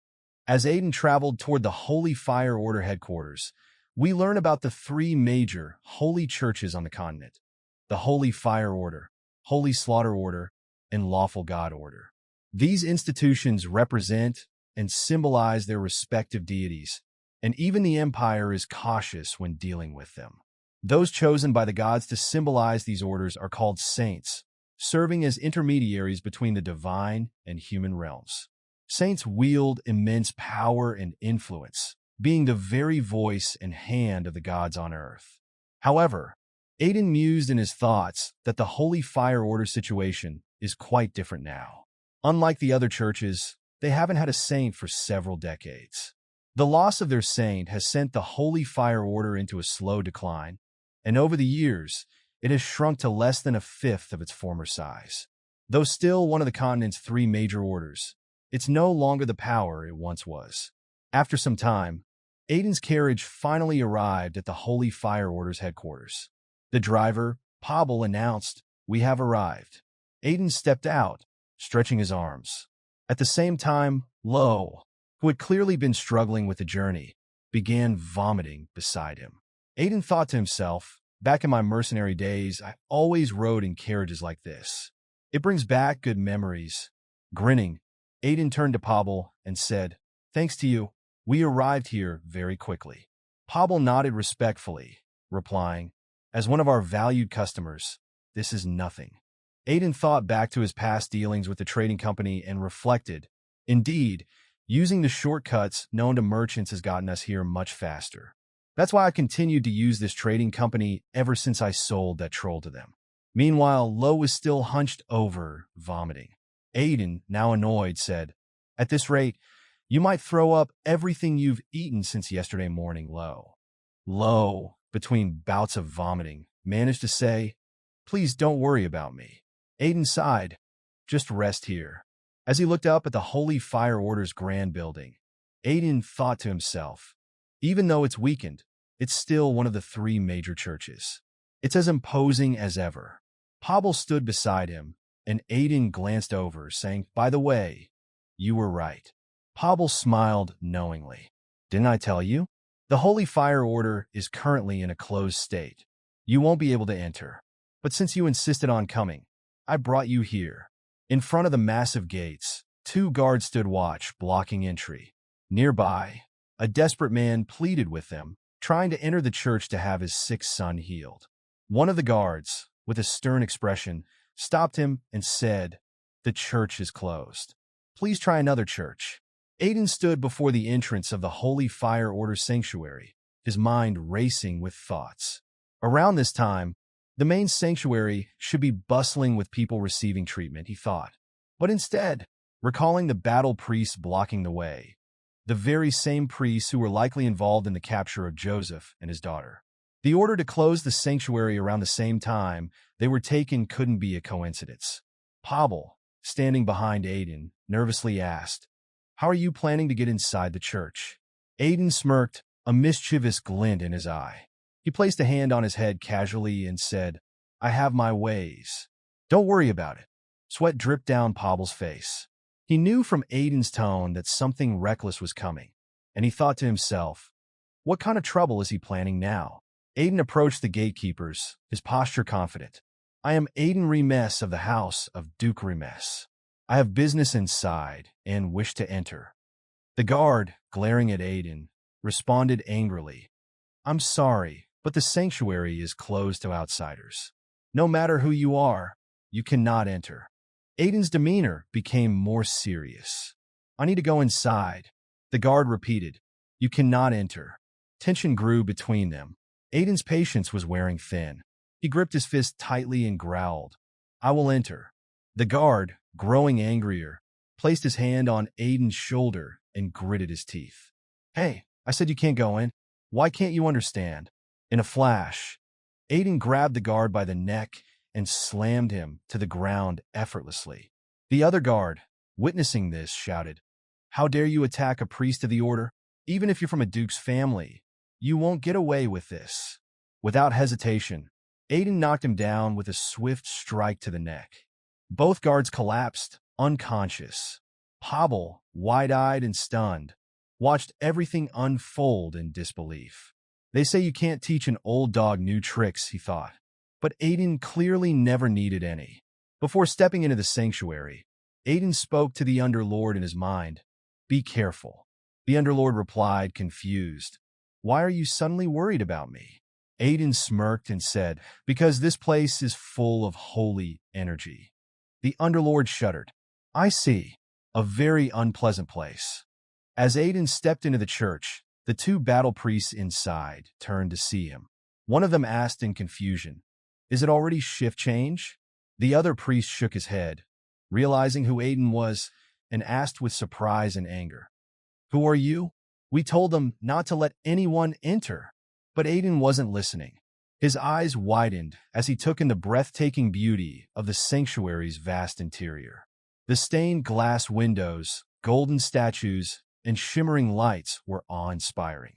Underlord's voice echoed in his mind. "By the way, Do you even know where Joseph and his daughter are? Aiden, still admiring the grandeur around him, smirked. No, how would I know? Underlord, growing more irritated, asked. Then how do you plan to find them if you don't know?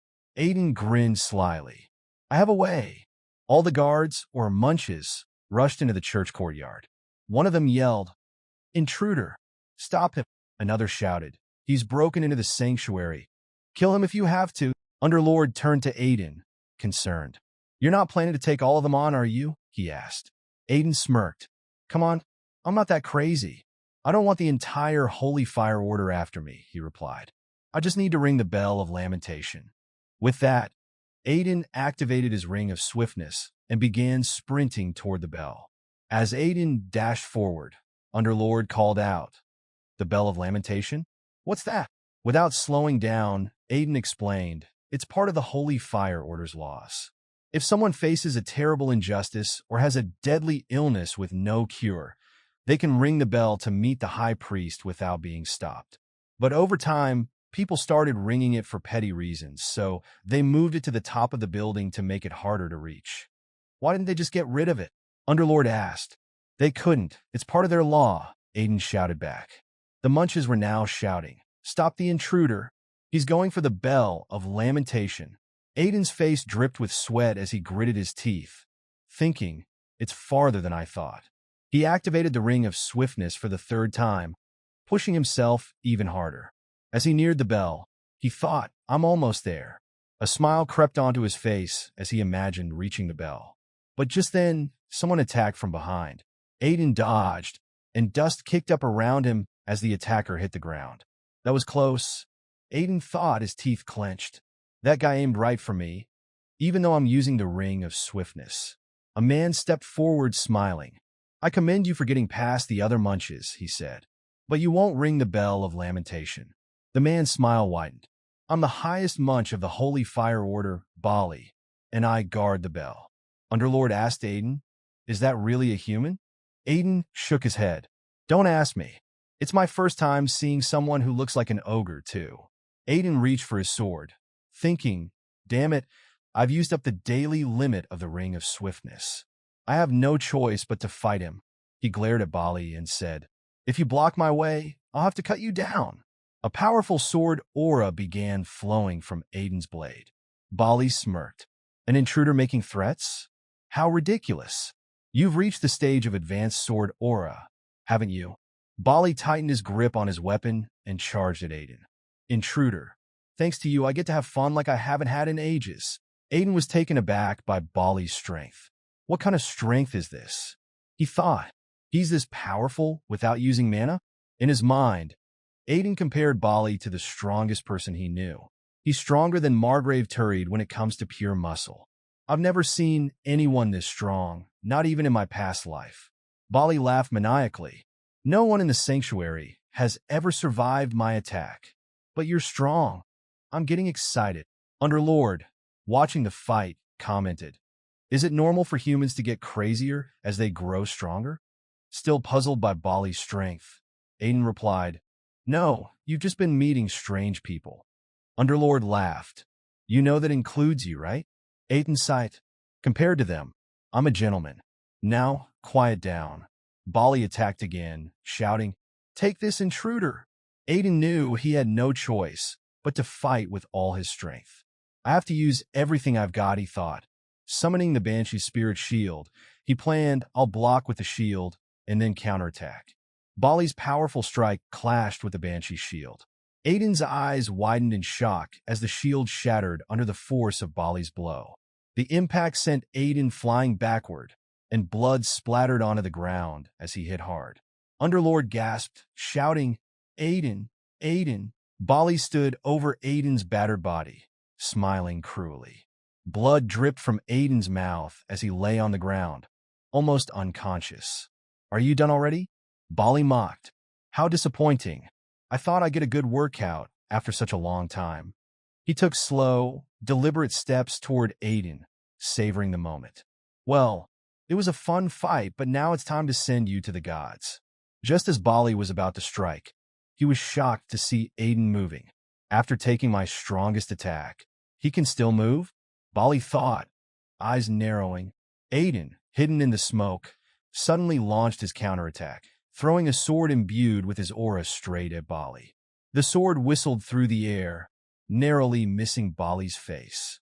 Bali instinctively moved his head, and the blade passed so close that he could feel the sharp wind of it. That was close, Bali muttered to himself, beads of sweat forming on his brow. If I had moved even slightly wrong, I'd be in serious danger. He turned to Aiden, shaking his head. That was a nice move, but how unfortunate for you. A knight without a sword is only left with death. Bali raised his weapon to strike, but then noticed something strange. Aiden was smiling, crazily, wildly. Bali paused, puzzled. Why is he smiling? Has he gone mad before his death? Then, suddenly, Bali's eyes widened in realization. Wait, that sword. His gaze followed the sword's trajectory. The bell began to ring ominously. I see, Bali muttered. Your real target was the bell of lamentation from the start. Aiden, blood and sweat dripping down his face, barely conscious, smiled as he rasped. The bell has been rung. Now you need to bring out the esteemed high priest of the church. With that, Aiden collapsed to the ground, unconscious. Bali stood over him, stunned, unsure of what to make of the situation. You got me this time, Bali muttered, shaking his head. A little while later, in the Holy Fire Order sanctuary, Aiden sat up, stretching his neck and rubbing the back of his head. The Holy Order's healing techniques are really something, he mused aloud. I feel like all the fatigue I build up is completely gone. Suddenly, the voice of the Underlord echoed in his mind, irritated.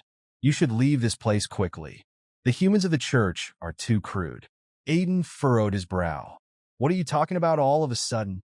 When you were passed out, these humans poured pure, holy energy into your body for healing, the Underlord explained, his tones seething with resentment. You were unconscious, so you didn't feel it. But for me, it was torture. Aiden's lips twisted into a crazed smile as he laughed. That's what you get for sneaking into my body. Serves you right. The Underlord's frustration was palpable.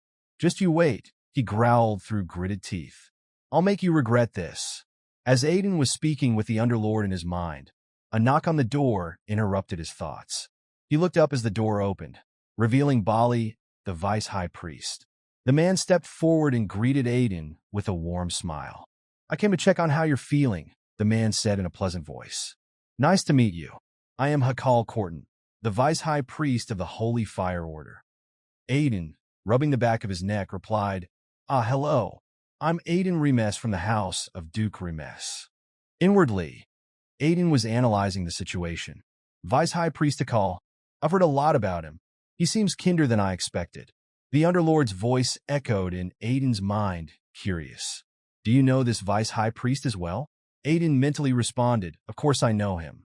He's the next successor to the current High Priest and the last and worst High Priest who brought down the Holy Fire Order with corruption. Aiden's thoughts were sharp. He's an extraordinary man, able to bring down a sacred order with hundreds of years of tradition in an instant. I was curious about him, but he looks more decent than I expected. Still rubbing his neck, Aiden turned to Hakal and apologized. I'm sorry for barging into the church. Hakal chuckled, waving off the apology. No worries. Since you rang the bell of lamentation, you are now a guest of the order. So, please don't worry. Hakal then gestured to Bali. Priest Bali said he wanted to meet you, so he came with me. Bali, standing tall with his usual imposing presence, nodded. Nice to see you again, young master. Aiden felt sweat forming on his brow, remembering their previous encounter. Oh, this ogre with the immense strength. Priest Bali. It's great to see you again, Aiden said, trying to remain composed. Bali gave a slight smile and remarked, It's unfortunate what happened to your shield. The order has many fine shields. Feel free to take any. Aiden, trying to ease the tension, laughed and placed his hand on his hip. That's all right. My shield is a bit special. It regenerates on its own, you see. Bali raised an eyebrow, intrigued. Oh, that's quite an interesting piece of equipment. The Underlord chimed in with a smug tone. It's as expected. Since it has a connection to the spirit realm, it recovers on its own. Aiden's expression turned serious as he mentally conversed with the Underlord, his thoughts focused on his shield. It's not a shield that would break from a single blow, Aiden reasoned. It must not have fully recovered from the impact of the Death Knight's attack. Running his fingers over the shield, Aiden calculated, it'll probably take about 4 days to fully recover. So I'll have to be careful until then. He turned his attention to Hakal, the Vice High Priest. By the way, since I rang the bell, I would like to meet the High Priest, Aiden requested, already formulating his next move. He needed an audience with the High Priest, Kirtle, to resolve his concerns about Joseph and his daughter Emily. Hakal's smile was small and polite, but there was a hint of reluctance in his voice. According to our law, you should meet with the High Priest, but unfortunately, it's difficult to meet him right now. Instead, the highest authority currently in the order will meet you. Aiden's mind raced. I can't meet the High Priest? He reflected on the strange circumstances, recalling the closure order when he arrived, and now the difficulty in accessing the High Priest despite ringing the bell of lamentation. Something must be up with the High Priest. Walking down the hallway with Hakal and Bali, Aiden's gaze shifted to the large windows, the bright light outside contrasting the dark undercurrents of the conversation. I thought I could get through to the current High Priest, Kirtle. The Underlord's voice interrupted his thoughts. Do you have a connection with this Kirtle? Aiden replied mentally, well, in my past life, I owed him a big one when my life was in grave danger. And he's also a person with a mindset I can't quite understand. Aiden recalled the time Kirtle saved him, saying, why would we need something in return for saving a life? We help those who need the touch of the holy fire. Aiden's inner dialogue continued. If it were me, I'd have mooched off him as much as I could before saving them. The Underlord scoffed. The more I see you, the more you resemble Talos, the monster of the Underlord. Aiden's temper flared. Just you wait, he mentally retorted, his voice dripping with mock anger. Soon, I'll shower you with holy potions. The Underlord gasped in horror. How can you threaten me in a church? As Aiden, Hakal, and Bali approached the guarded door, Aiden's anticipation heightened. 2 monks stood by the entrance, their presence adding to the gravity of the moment. Hakal gestured toward the door. Here is the highest authority of our order. Aiden nodded, keeping his outward demeanor calm. But internally, he was a whirlpool of questions. Who could this be? He wondered. The High Priest's proxy, someone higher than the Vice High Priest? He clenched his fists, determined. Whoever it is, I will take Joseph and his daughter with me, no matter what. The large doors creaked open, and Aiden walked in, his resolve hardening with every step. He glanced around the room, his gaze falling on someone casually eating biscuits at a table. Sweat formed on his brow as he realized who it was. Joseph. Joseph, equally startled, looked up in shock. Young master, why are you here? Before Aiden could respond, Emily shot up from her seat, her excitement evident. Aiden, she called out with enthusiasm. Aiden's confusion only deepened. Joseph, Emily, what are you both doing here? Suddenly, Bali fell to his knees, bowing deeply as he addressed Emily. Greetings to the holy being of our order, maiden of the holy fire, God's representative, Saint Eldest. Aiden's eyes widened in disbelief. What a saintess, he exclaimed, his voice a mix of shock and disbelief. The room fell silent, tension thick in the air as Aiden tried to process this revelation. Eventually, both he and Joseph sat down, an awkward silence hanging over them. Neither knew quite where to begin. Finally, Aiden broke the silence, his voice filled with frustration. Joseph, please explain everything. Joseph remained calm, though beads of sweat formed on his forehead. I will explain, young master. He took a deep breath and added, but first, let me reintroduce myself. Joseph placed a hand on his chest and spoke with formal precision. Nice to meet you. I am Joseph, a former member of the 7-Star Society, serving the master of the Holy Fire Order. Aiden's jaw dropped. What? The 7-Star Society? His disbelief turned to anger as he slammed his hand on the table. Explain. His thoughts raced. The 7-Star Society. It's composed of the 7 greatest Chinese alchemists in the Holy Fire Order. No wonder I didn't see someone like him in my previous life. Suddenly, the Underlord interrupted his thoughts with a casual tone. Is it really that impressive? Isn't it just about being slightly better at alchemy than others? Aiden mentally responded, it's far more than that. The Holy Fire Order monopolizes all Chinese alchemists on the continent. Those in the Seven-Star Society are not just skilled. They hold power second only to the High Priest and Vice High Priest. Aiden's curiosity intensified as Joseph began his explanation. How did someone of your rank end up in such a place with your daughter? Aiden asked, his tone demanding yet patient. Joseph sighed, lowering his head. Where should I start? He paused before beginning the tale. Every 40 years, a new saint is born and ascends to the position of high priest in our order. The chosen saint fulfills their duties for 40 years, guiding the order.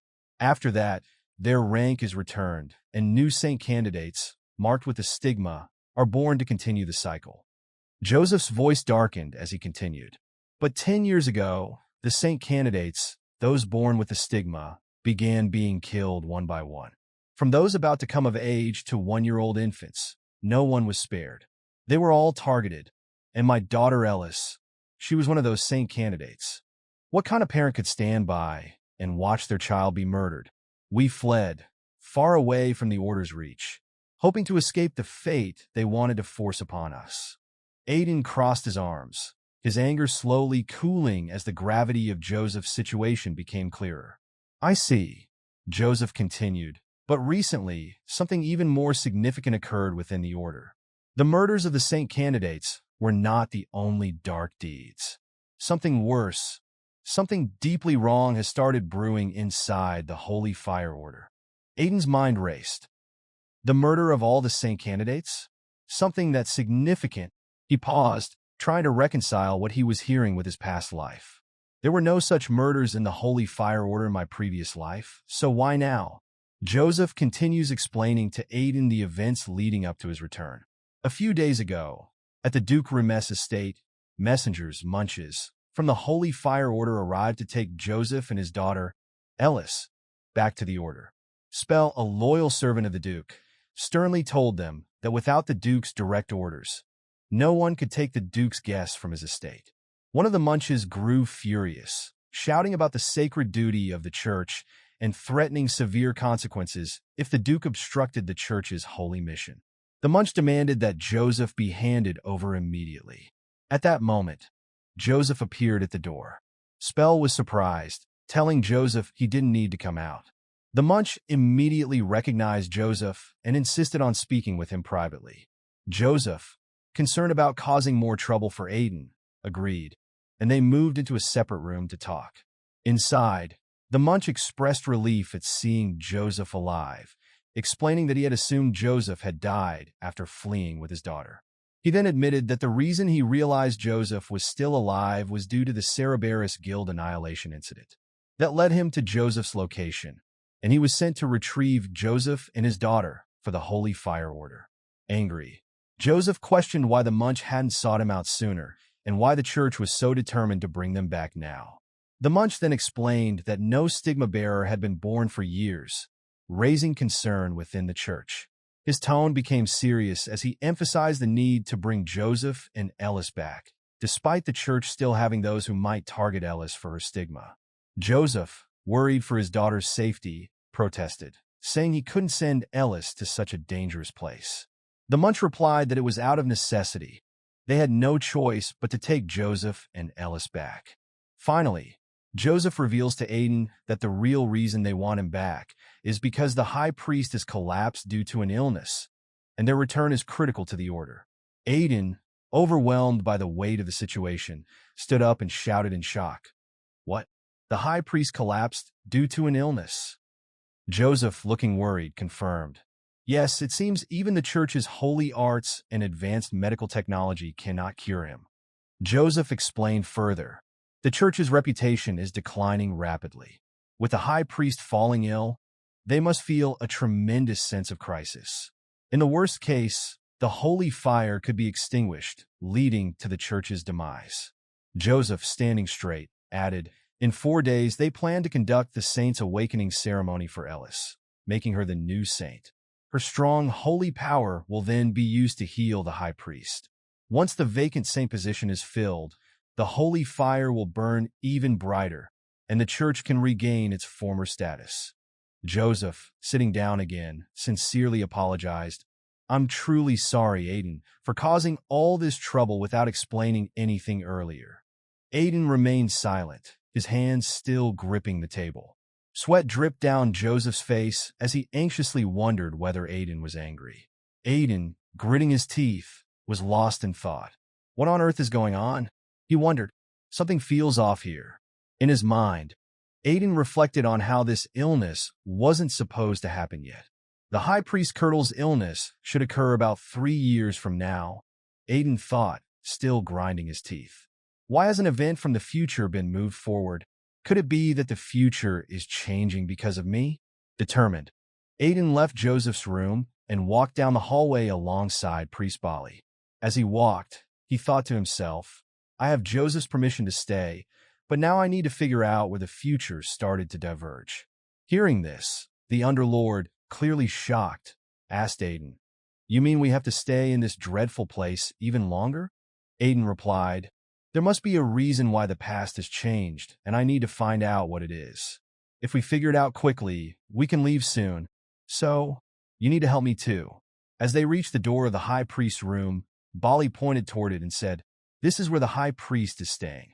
As I mentioned earlier, visiting time is only 5 minutes, so be quick. Bali then opened the door for Aiden to enter. As Aiden entered the room, he was immediately hit by the overwhelming stench of a strange, purple aura floating around. He wrinkled his nose in disgust and thought to himself, This stench is terrible. His gaze shifted toward the High Priest Kirtle, who lay unconscious on the bed, his frail body barely hanging on.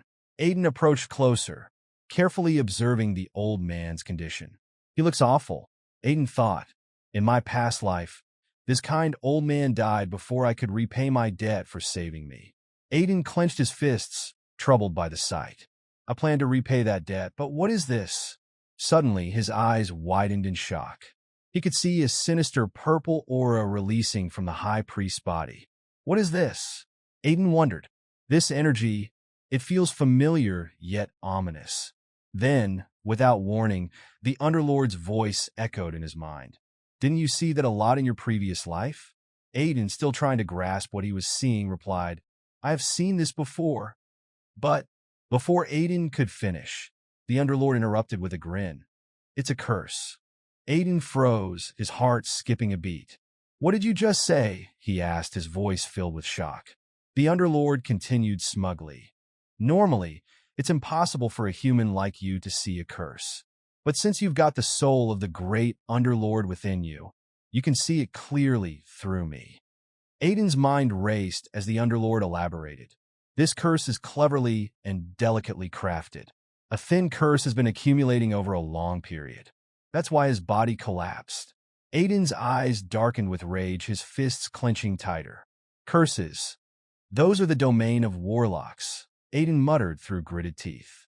His mind whirled as he tried to process the situation. If this curse has been accumulating for so long, then that means the High Priest faced an assassination attempt by a warlock hiding within the church. Aiden's blood boiled at the realization. So even in my past life, that wasn't a disease. His anger escalated, and the veins in his neck tightened as his eyes glowed red with fury. How can we break this curse? He demanded, his voice trembling with barely contained rage. The Underlord, still grinning, replied, This curse has almost become one with his body. A curse this deeply integrated is nearly impossible to break. Even the caster would have difficulty undoing it. Aiden's jaw tightened, but then the Underlord added, However, if there's a solution, it would require either a warlock who knows the structure of the curse perfectly, or, he paused dramatically, as Joseph mentioned, injecting an immense amount of holy power all at once.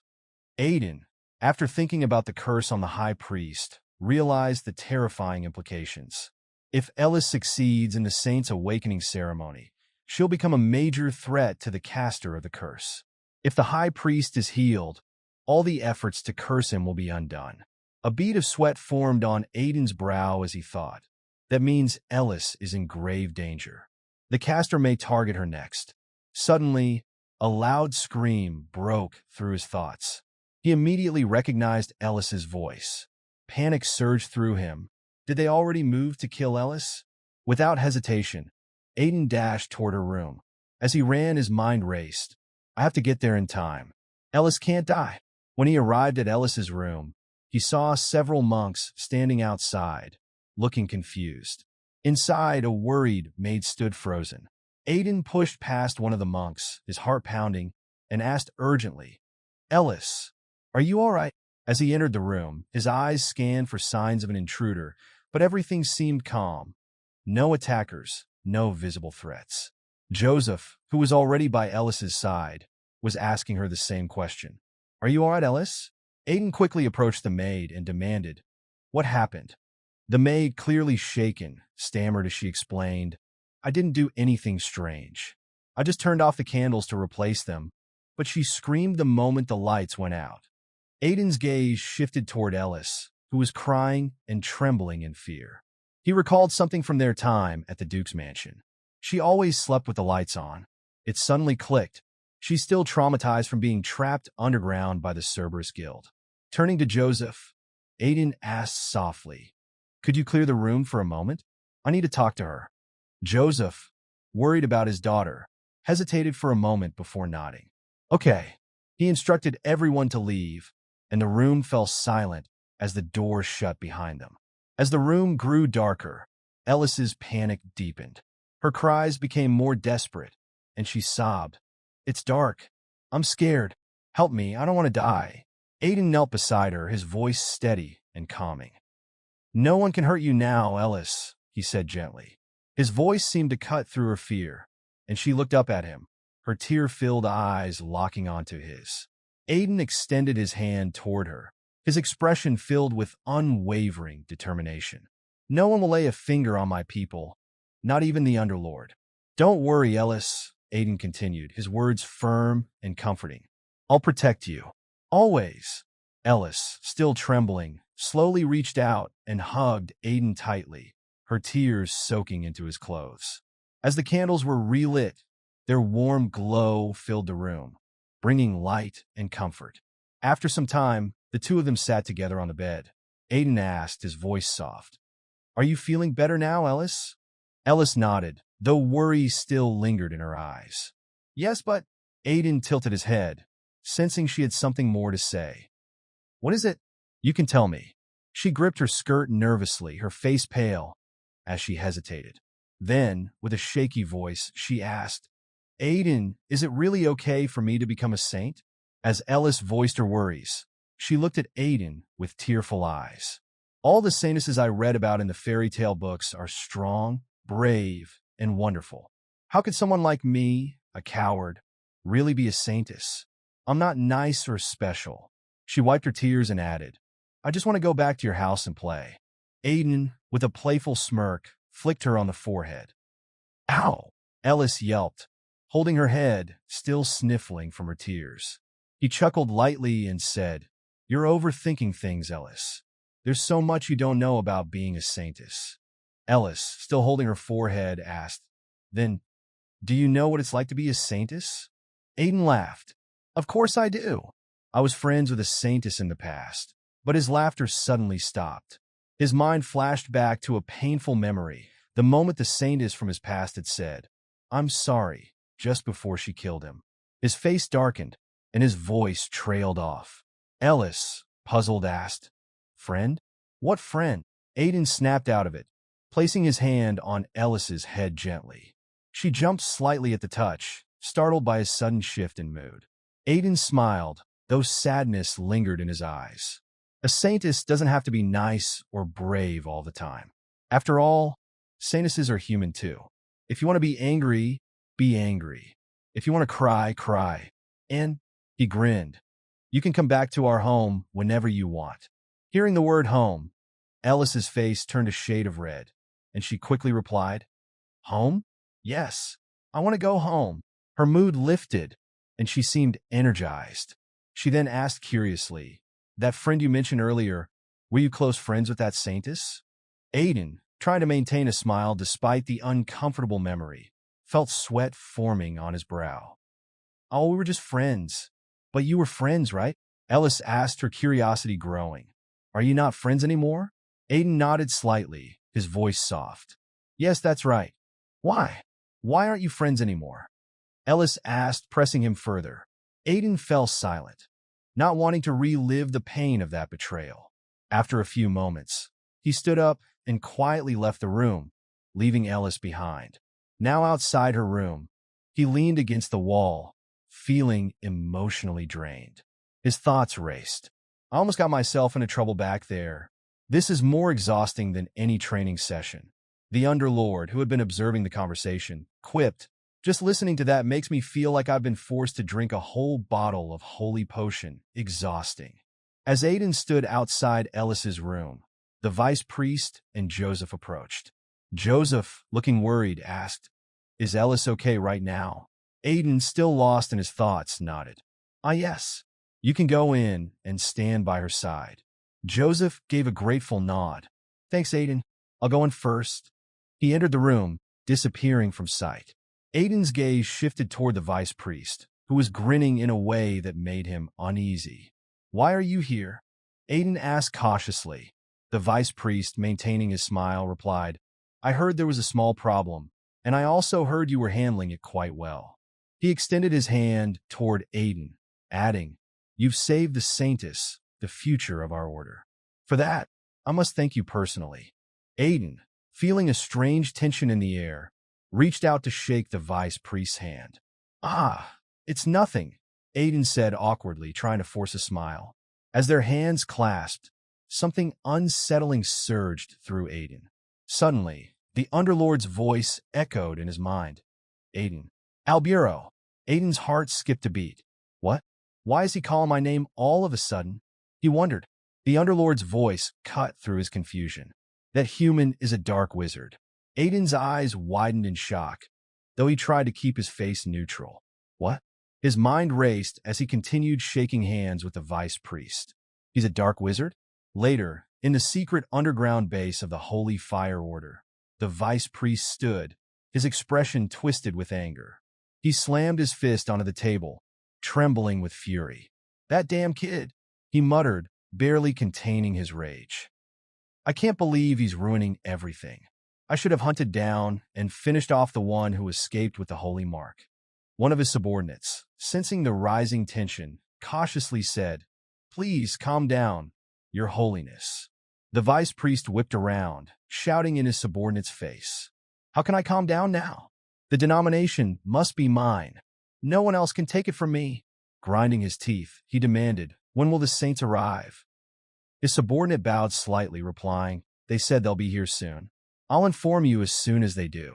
The vice priest began to grin, his face twisted with malice. It doesn't matter when the saintess arrives. We'll kill her anyway.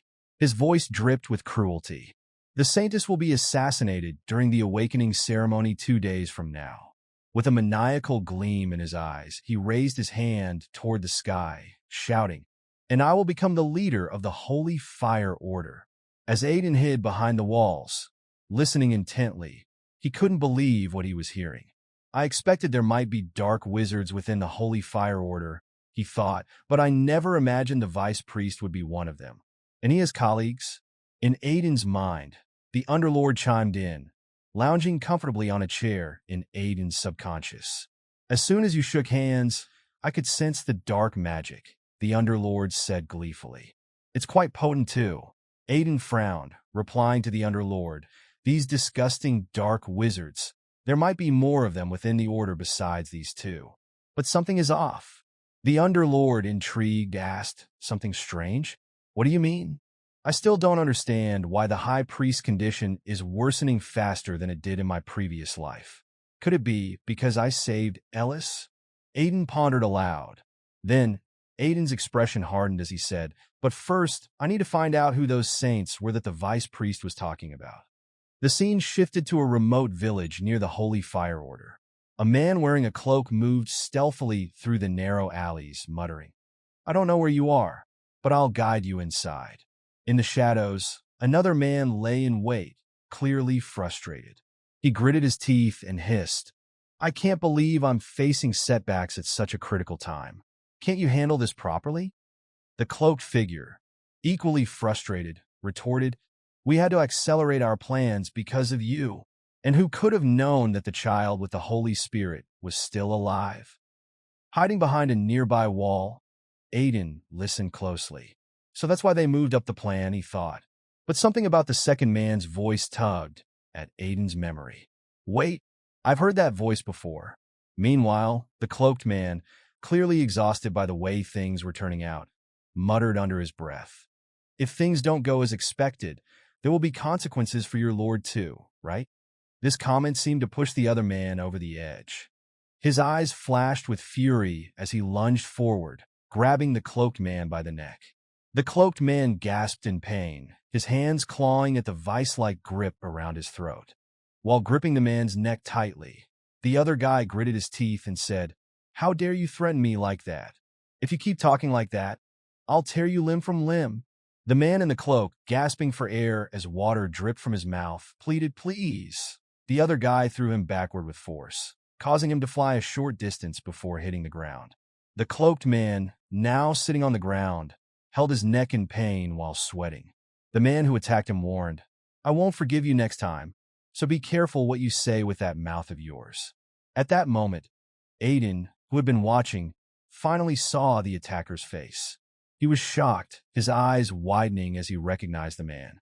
That's the Red Knight, Benign Haima.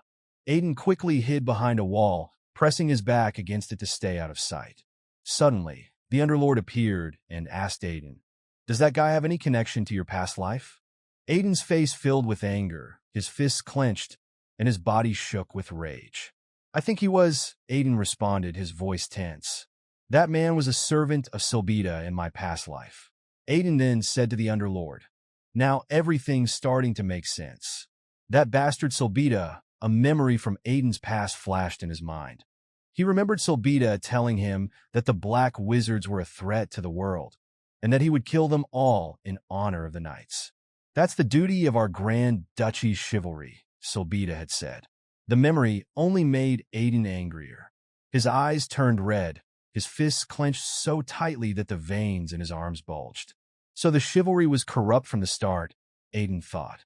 Today, I've seen many disgusting faces. The Underlord then asked, How did they help Hekel become the leader? Aiden replied, It's probably because of the right to succession. For a powerful family like Sias, they rely on both military strength and important supporters. When Deir got injured in the bombing, Silbita made his move to claim the succession. Things might have changed because I saved Deir, Aiden thought. But then he wondered, how can Silbita still be so shameless? That traitor. Before Aiden could continue, he sensed something. The Red Knight was coming to attack, grinning crazily as he said, So there's a rat hiding here. He raised his sword, ready to strike Aiden with a deadly aura. Before the Red Knight could hit Aiden, Aiden started running through the walls and flew into the air to dodge the attack. Aiden thought to himself, his swordsmanship is as violent as ever, just like in the past. Did he notice me from the beginning? After seeing the Red Knight attack Aiden, a cloaked man shouted at the Red Knight, Why would you make such a loud attack in the middle of the night? The Red Knight, angered, gritted his teeth and replied, You're in no position to talk, especially when you didn't even notice a rat following you. The Red Knight continued, You're just getting in the way, so get lost. The cloaked man clenched his teeth, sweat dripping from his face, and ran away. As he left, the Red Knight muttered, If it weren't for my lord's orders, I would have killed him already. The Red Knight then turned to Aiden and said, Well, there you are, rat. He walked toward Aiden and said, You can dodge my sword, huh? You seem pretty skilled. Who are you? Aiden replied, What if I don't want to tell you? The Red Knight laughed and said, You're an interesting guy. Aiden gripped his sword and thought to himself, I can't handle this guy right now. It's better to run. At that moment, the Red Knight ran through the walls and appeared in front of Aiden, startling him. The Red Knight landed on the ground with a crazed smile. Holding his sword near his mouth, he said to Aiden, People who talk too much aren't fun. I'm curious to see how long you'll last. The Red Knight attacked Aiden multiple times, but Aiden dodged every strike. The Red Knight smiled wildly. At that moment, the Underlord said to Aiden, "I'm amazed. There's a human who comes closer to being a monster like Talos than you." Aiden replied, "He's the craziest person I've ever seen." The Red Knight attacked Aiden again, but Aiden dodged it, thinking to himself, "This is bad. This guy is probably one of the highest-ranked sword aura users. And I'm weakened right now. I can't use the Banshee's shield since it's still recovering." Aiden then thought, there's always a way out of everything. He must have caught on to it by now. Meanwhile, sweat dripped down the Red Knight's face as he thought, what is it? Am I just imagining things? He was startled by Aiden's sword techniques and thought, this technique, it's definitely... But before he could finish his thought, Aiden called out his name, Red Knight Benijheimer. The Red Knight was about to attack again, but froze mid-swing, surprised to hear his own name from someone he had never met. Sweat dripped from his face, and he angrily demanded, "How do you know my name? Could it be?" Then the Red Knight laughed, lowered his sword, and said, "Haha, so that's it. That's what it is?" He gripped his sword tightly and said, "I should have realized when you used the same sword technique as my lord." With a crazed smile, he continued, "You're one of those bastards from the Deir faction, aren't you?" Aiden laughed in his mind. This is a big catch, and silently apologized to Sir Deir. Then Aiden said to the Red Knight, "Did you think you'd get away unscathed after getting involved with a warlock?"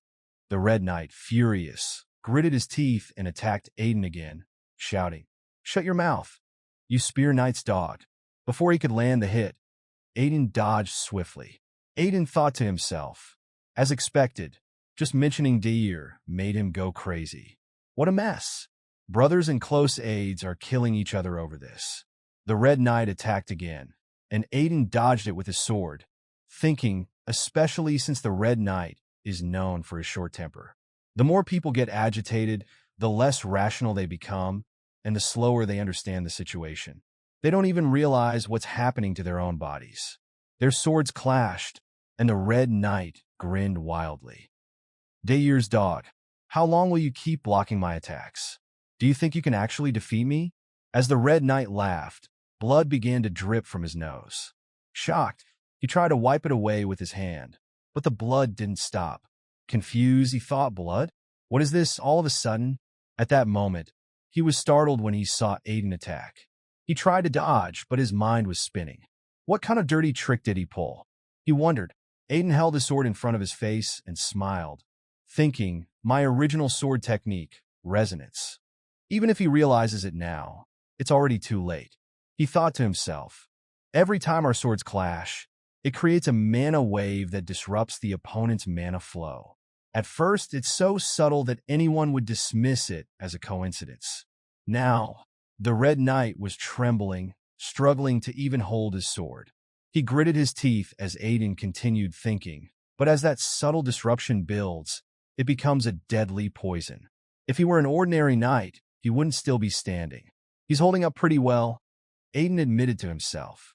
The Red Knight, furious, shouted, "Do you think you can beat me with these cheap tricks? Stop stalling and come at me already." Aiden casually put a finger in his ear and replied, "I don't want to. If you're so eager, why don't you come at me first?" The Red Knight growled, "You damn dog of day ears." Aiden, still smiling, replied, "Shut up, so beat his dog. How dare you bark in the middle of the night?" Hearing this, the Red Knight became enraged, gritting his teeth in fury. "How dare you speak my lord's name?" he shouted, charging at Aiden. "Don't think you'll die easily."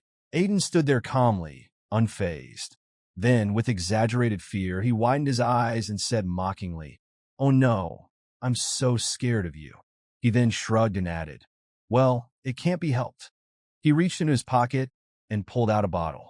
Tossing it toward the Red Knight, he said, "Come on, attack me." As the bottle flew toward the Red Knight's face, he raised his sword to block it and sneered, using dirty tricks just like Deir. As the bottle hit the Red Knight's sword, it shattered, and thick smoke started to rise, covering his face. Soon, the smoke spread throughout the entire area. The Red Knight shouted angrily, "You son of a bitch, another damn trick? Come at me, and I'll tear you to pieces." He looked around, but couldn't find Aiden anywhere. Puzzled, he gritted his teeth and muttered, "Don't tell me." Then he shouted, "Did he run away like a coward? You damn dog of day ear." At that moment, Aiden was already running across the rooftops. The Underlord asked, "Are you running away without finishing him off?" Aiden replied, "It's nearly impossible for me to defeat a highest rank sword or a knight without the Banshee's spirit shield. The best thing I can do is stop him from chasing us using resonance." He added, "By the way, it was a good idea to ask Cassie for that special smoke bomb. Although I had to put up with her complaints about always asking for weird stuff." Aiden started running faster and said, "And I can't let that warlock who ran away earlier escape." Meanwhile, the warlock was running frantically, drenched in sweat from fear. He thought, "I need to hurry back and inform the vice priest. I must tell him that someone in the church knows about us." Just then, Aiden appeared overhead, ready to attack from the air.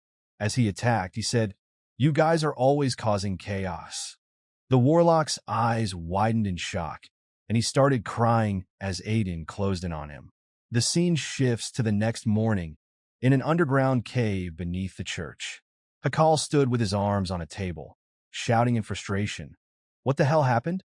The guy I sent to bring the Knight of Sias hasn't returned, and the knight never showed up either." Trembling with anger, he thought, "Did they betray me? Or did someone else get to them? Whatever the reason, I must stop the Saintus awakening ceremony today, no matter what," he resolved. Then a crazy smile spread across Hakal's face as he thought, "There's no time and no other way. That's right, there's a perfect pawn to take the blame." Hakal chuckled and said, "Let's use him."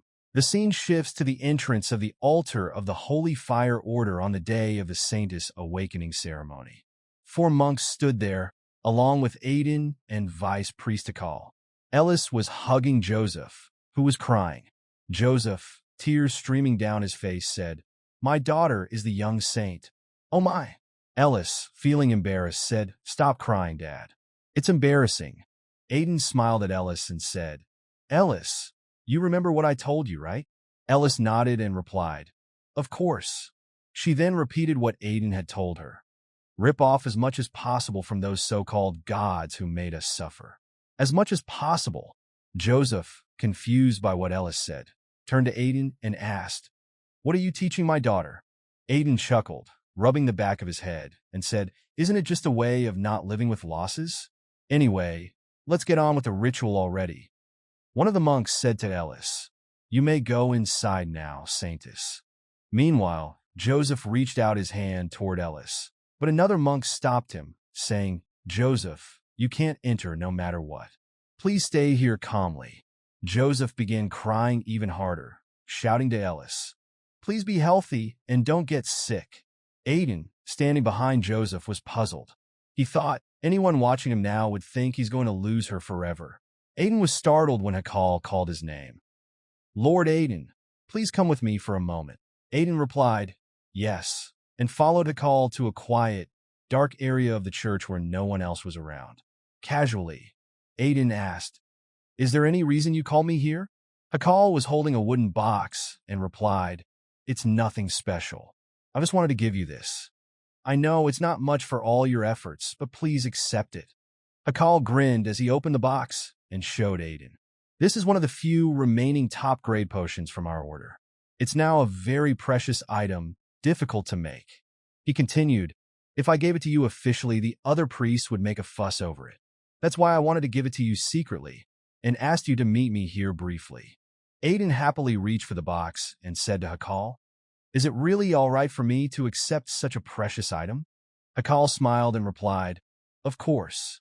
You protected the Saintus, the future of our order. You deserve it." Aiden picked up the item inside the box and saw that it was a blue crystal ball. He said, "I know this is shameless." And then, unexpectedly, he tried to eat it. As he swallowed, his eyes turned purple and confusion washed over his face. The veins on his skin became clearly visible. Hakal grinned wickedly, thinking to himself, "Stupid bastard, take that." His eyes gleamed with malice as he explained, "That potion contains a mental obedience and brainwashing spell. Now, even a sword master like you will obey me." Aiden stood there, motionless, like an empty shell. Hakal placed a hand on Aiden's shoulder, a crazed smile on his face, and said, "Lord Remes, this is an order." Aiden, in a robotic tone, responded, "Yes, master." Hakal moved his face close to Aiden's, their eyes both glowing purple. He then gave his command, "Eliminate the child undergoing the Saintess awakening ceremony." The scene shifted to Ellis, who was walking towards the bright altar where she would awaken her saint powers. She stared in awe at the altar and said, "Whoa." As she neared the altar, she saw flames surrounding the entrance. A bead of sweat rolled down her face as she remembered what the priest had told her. "You must walk through the fire to meet God." "It won't be hot," he said. But Ellis thought, "What if it is hot when I go in? I'm really scared." She then recalled Aiden's words. "God is the one who should be scared, not you. After all the suffering you've endured, God owes you. So get a huge compensation for the damages." With renewed courage, Ellis walked towards the fire, thinking to herself, "There's no reason for me to be scared." She reached out her hand toward the flames and shouted, "God, hurry up and pay off your debt." Ellis then stepped into the fire. Meanwhile, Aiden stood in the shadows watching her. The scene shifts to the entrance of the Holy Fire Order, where Joseph sat crying uncontrollably, saying, "Oh, my Ellis." Hakal stood behind him, hands clasped behind his back, watching with a slight smile. In his mind, Hakal thought, "An intruder who recklessly attacked the church has even killed the saintess." He grinned and thought further, "It's the perfect story, no matter how I look at it. Finally, I'll become the true owner of this order." Suddenly, a group of monks appeared at the entrance. Bali, one of the senior monks, shouted, "Everyone, don't move." Behind Bali, many other monks stood ready for a fight. Hakal clenched his fist, wondering, what brought the monks here all of a sudden? "What's going on?" He shouted angrily at Bali. "Priest Bali, don't you know the sacred ceremony is in progress? How can you interrupt in such a disrespectful way?" Bali, clearly upset, replied, "We know the ceremony is happening, but I came because there is something more important to address." He put one hand on his hip and shouted, "Among the people here, there's a heretic who has dabbled in the darkness. That's why I, Inquisitor Bali, am here." Hakal was shocked by Bali's words, thinking, what did he just say? How could he know? One of the girls standing nearby was also shocked and whispered, "If he's talking about darkness, does that mean dark magic?" A man next to her, sweating, added, "How could there be a warlock in our order?" Joseph, standing behind them, heard everything but remained silent. Hakal's anger boiled over as he pointed his finger at Bali and shouted, "What kind of insulting nonsense is this? None of us have touched the darkness. Who ordered you to spread these lies?" At that moment, the high priest Kirtle appeared behind the monks and said, "I'm the one who called him." Hearing Kirtle's voice, Hakal was stunned. His eyes widened and sweat dripped from his face. That voice! How can it be him? Everyone else was also shocked to see Kirtle, who walked closer to Bali, looking perfectly fine. Hakal, still sweating, thought to himself, how did he break the curse? Was there someone other than the Saintess with divine power? Or is there a traitor among the warlocks? The high priest Kirtle spoke firmly. "It's over now, Vice High Priest." But he paused and then corrected himself. "No, Warlock Hakal." Hearing this, Hakal's eyes widened in fury, his teeth clenched. He trembled with anger, clenching his fists as whispers spread among the people. "No way. He's been lying to us all this time?" Fuming, Hakal thought to himself, how dare he ruin my plans? But then, a sinister smile crept across his face as he realized, however, I still have a way out. Hakal quickly said, "Are you accusing me of being a warlock? It seems your mind is still unclear, High Priest. I've been the one taking care of you ever since you collapsed." He then raised his voice. "This must be a misunderstanding. The real warlock is Lord Remes. I overheard him plotting to kill the Saintess before the ceremony. We must stop him at once." At that moment, Aiden appeared, walking out from the altar. Hakal immediately pointed and shouted, "There he is! Lord Remes! I can't believe you're here. What have you done to the Saintess?" Aiden, with a casual tone, asked the Saintess. He rested his sword on his shoulder and, with a playful gesture, moved his hand to his ear as if listening. Then, with a smile, he said, "The awakening ceremony is progressing safely." Hakal was shocked to see Aiden unaffected and thought to himself, "What? Was the spell broken? How did he free himself?" A flashback begins. Before the fight with the Red Knight, Aiden had been standing by the window in his room. He suddenly said aloud, "I know you're watching, Nisida. I have something to discuss with you." An owl perched on a nearby tree, which had been watching, flew toward Aiden. As the owl approached, who asked, "What is it, Aiden?" With his arms crossed, Aiden replied, "You've already seen what's happening. Chaos is trying to manipulate things here." He smiled confidently and added, "Chaos is our enemy. So, I'll handle chaos. But could you lend me some help?" Nisida asked, "What kind of help?" Aiden extended his hand toward her and asked, "Please, lend me that thing." Aiden asked Nisida, "Can you lend me a curse-suppressing magic tool?" Nisida looked at him in surprise. "A curse-suppressing magic tool? Out of nowhere?" she questioned. Then, narrowing her eyes, she asked, "Is this for fighting chaos?" Aiden grinned. "No, it's not for chaos. It's to suppress the curse on High Priest Curdle. His curse paralyzed him while he was conscious, so he already knows Hakal betrayed him." Aiden continued, "Which means, once he wakes up, we can catch all the warlocks hiding within the Holy Fire Order." After a moment of silence, Nisida finally nodded and said, You have a point." She then brought out a ring surrounded by a purple aura and handed it to Aiden. "I made this myself.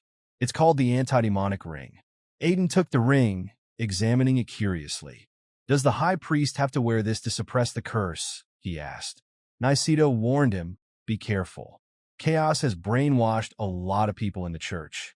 You might even be one of them." Aiden, still staring at the ring, smiled and said, "You don't need to worry about me." He then chuckled, "I already have a horrendous curse. This weak chaos curse can't do anything to me."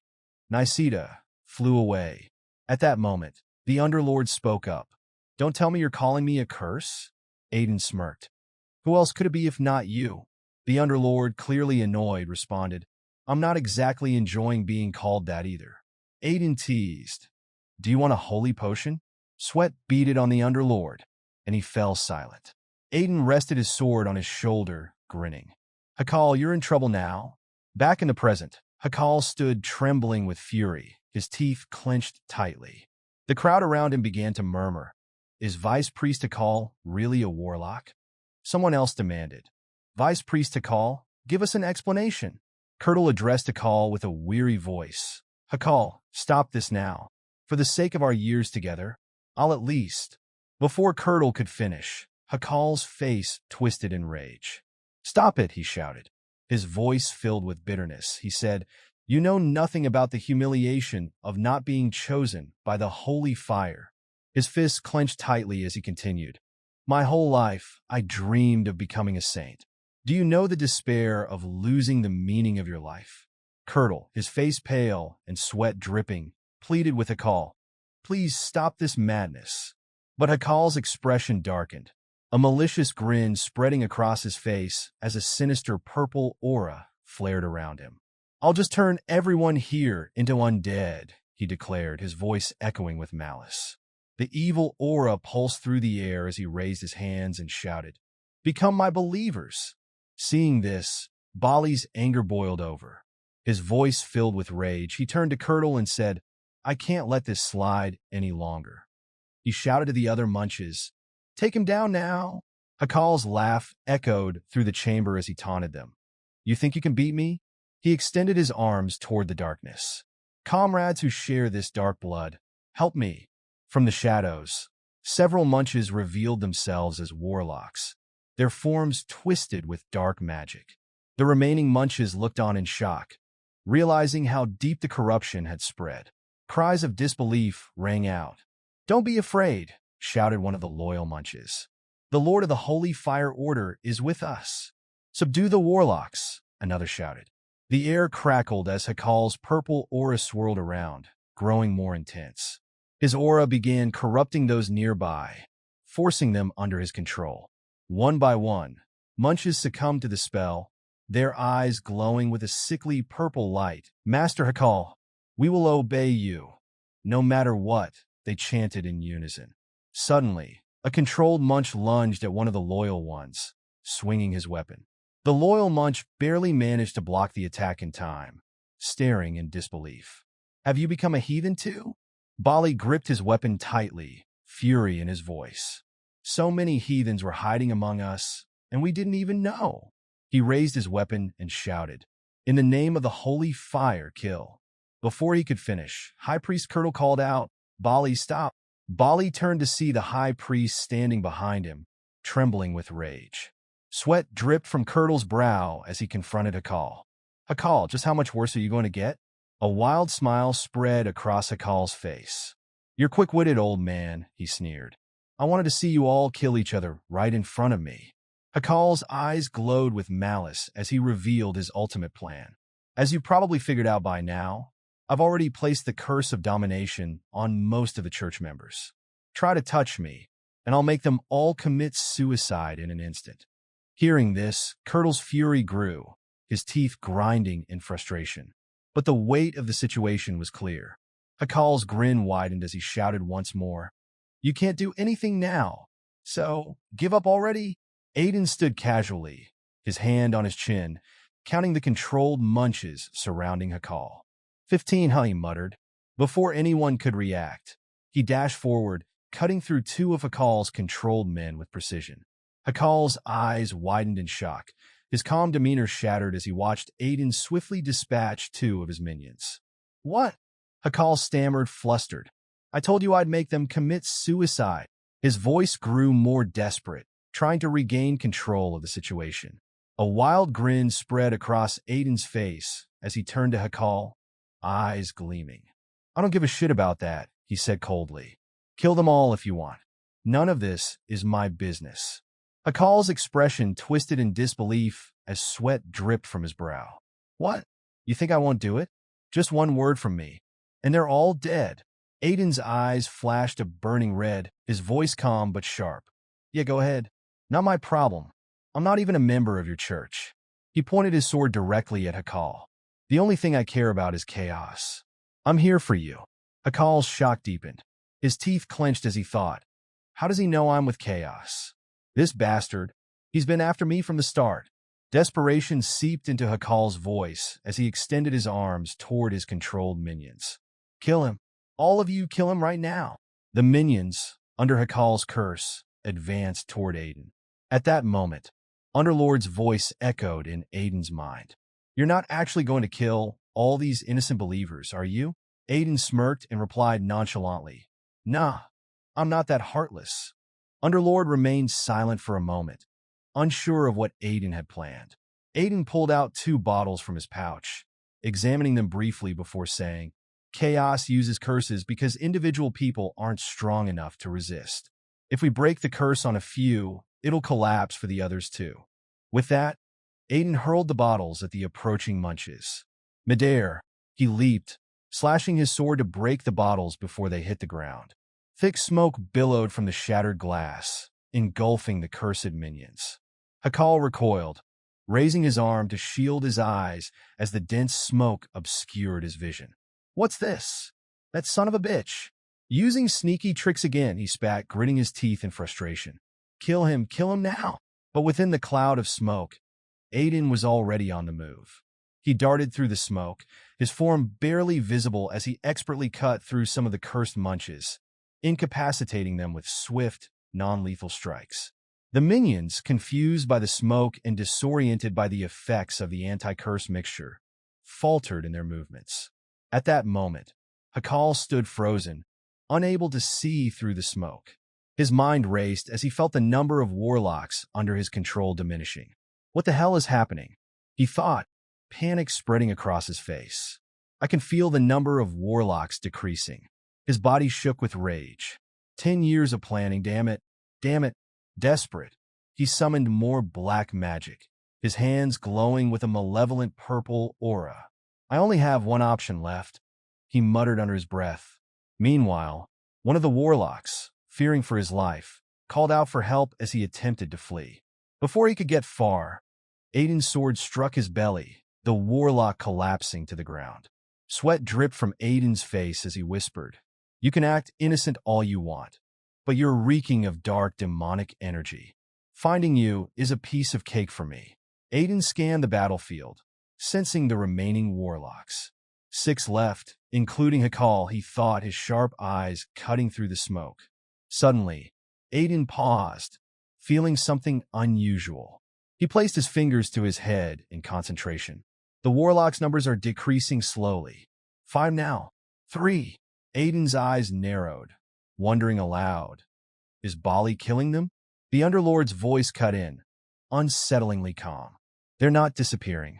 Aiden, puzzled, asked, "What do you mean?" "The dark demonic energy, it's all going to one place." Hakal, now absorbing the energy of the fallen warlocks, stood amidst the chaos. One of the remaining warlocks, witnessing this, cried out in terror, "Hakal, please spare me." But Hakal ignored him, continuing to absorb the demonic energy without mercy. A sinister grin spread across Hakal's face as he lifted his hand into the air, a wild gleam in his eyes. "I give you the tribute of their lives, and half of mine." His voice grew louder, more manic, as the dark energy surged around him. "O noble of the underworld, descend here." Aiden's expression darkened, his eyes widening in shock. "Noble of the underworld, don't tell me." His thoughts raced as the reality of the situation sank in. Bali, seeing the sudden escalation, shouted in disbelief, "What on earth is happening?"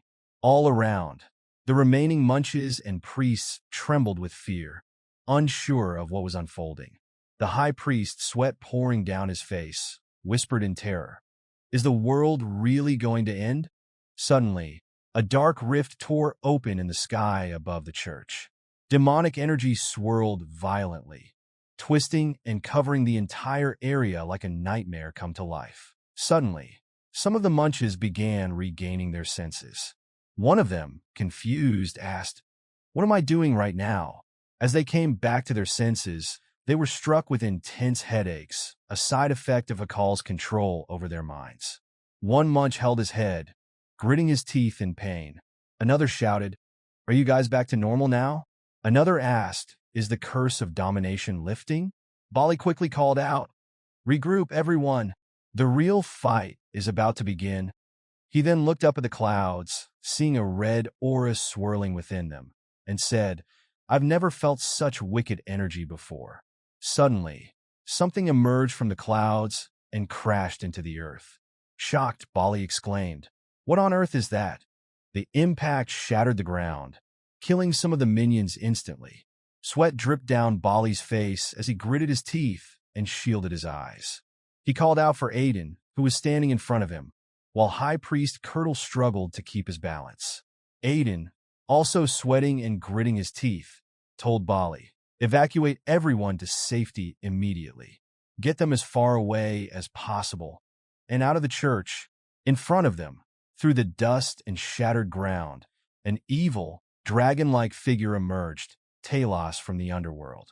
Talos inhaled deeply, smelling the air of the earthly realm, and said, "What a beautiful, dreamlike world. I'm shocked that such weak, pathetic creatures can survive here." Seeing Talos, Aiden thought to himself, "Damn it. Damn a call. He brought something unbelievable." Even the Underlord beside him remarked, "I never thought I'd see him here. This is unexpected." Talos, smiling, asked, "Who summoned me here?" At that moment, Hakal stepped forward, clenching his fists, and happily said, "I summoned you here. I'm your master, and I gave up half of my life force to call you." Hearing this, Talos gritted his teeth. Hakal continued, "Now you have to obey me and kill all these people." But before he could finish, Talos pointed a finger at him and killed him instantly. With a crazed smile, Talos said, "I thought my summoner would have a delicious soul, but you're filthy. I don't want my first meal to be your soul." Aiden thought to himself, "Talos, the Underlord demon who brought destruction upon the world in my past life. He's intelligent, so he must be a high-ranking Talos." He continued thinking, Even most sword masters would struggle to fight him. In my previous life, I could take him down in one go, but not now. Suddenly, something caught Aiden's attention. When he turned, he saw that all the minions, even the high priest and Bali, had collapsed to the ground, unconscious. What the hell is happening? He wondered. A blue-purple aura was swirling all around. The Underlord explained. Talos has a special skill called elusive fog. It drains the life force of those who breathe it in, trapping them in a nightmare. But of course, it won't work on you because you have me. Aiden, still gritting his teeth and sweating, thought, I think I knew this Talos. But who is he really? The Underlord then revealed. This Talos is Mephisto, the Talos of deceit and cunning. He even had the audacity to scam me in the previous life. But in the end, I enslaved his soul. Hearing this, a small smile crept onto Aiden's face as he thought, he tried to scam the Underlord? He must be out of his mind. Suddenly, Mephisto appeared much closer to Aiden and said, What a fascinating human you are. Aiden was startled and thought, when did he get this close to me? Mephisto continued, You can move just fine, even in my fog. I wonder what your soul is like. Sweat dripped from Aiden's face as he thought, as expected, he's a high-ranking Talos. Just standing in front of him puts me under extreme pressure. At that moment, the Underlord reassured Aiden, Don't be afraid. Mephisto isn't complete right now.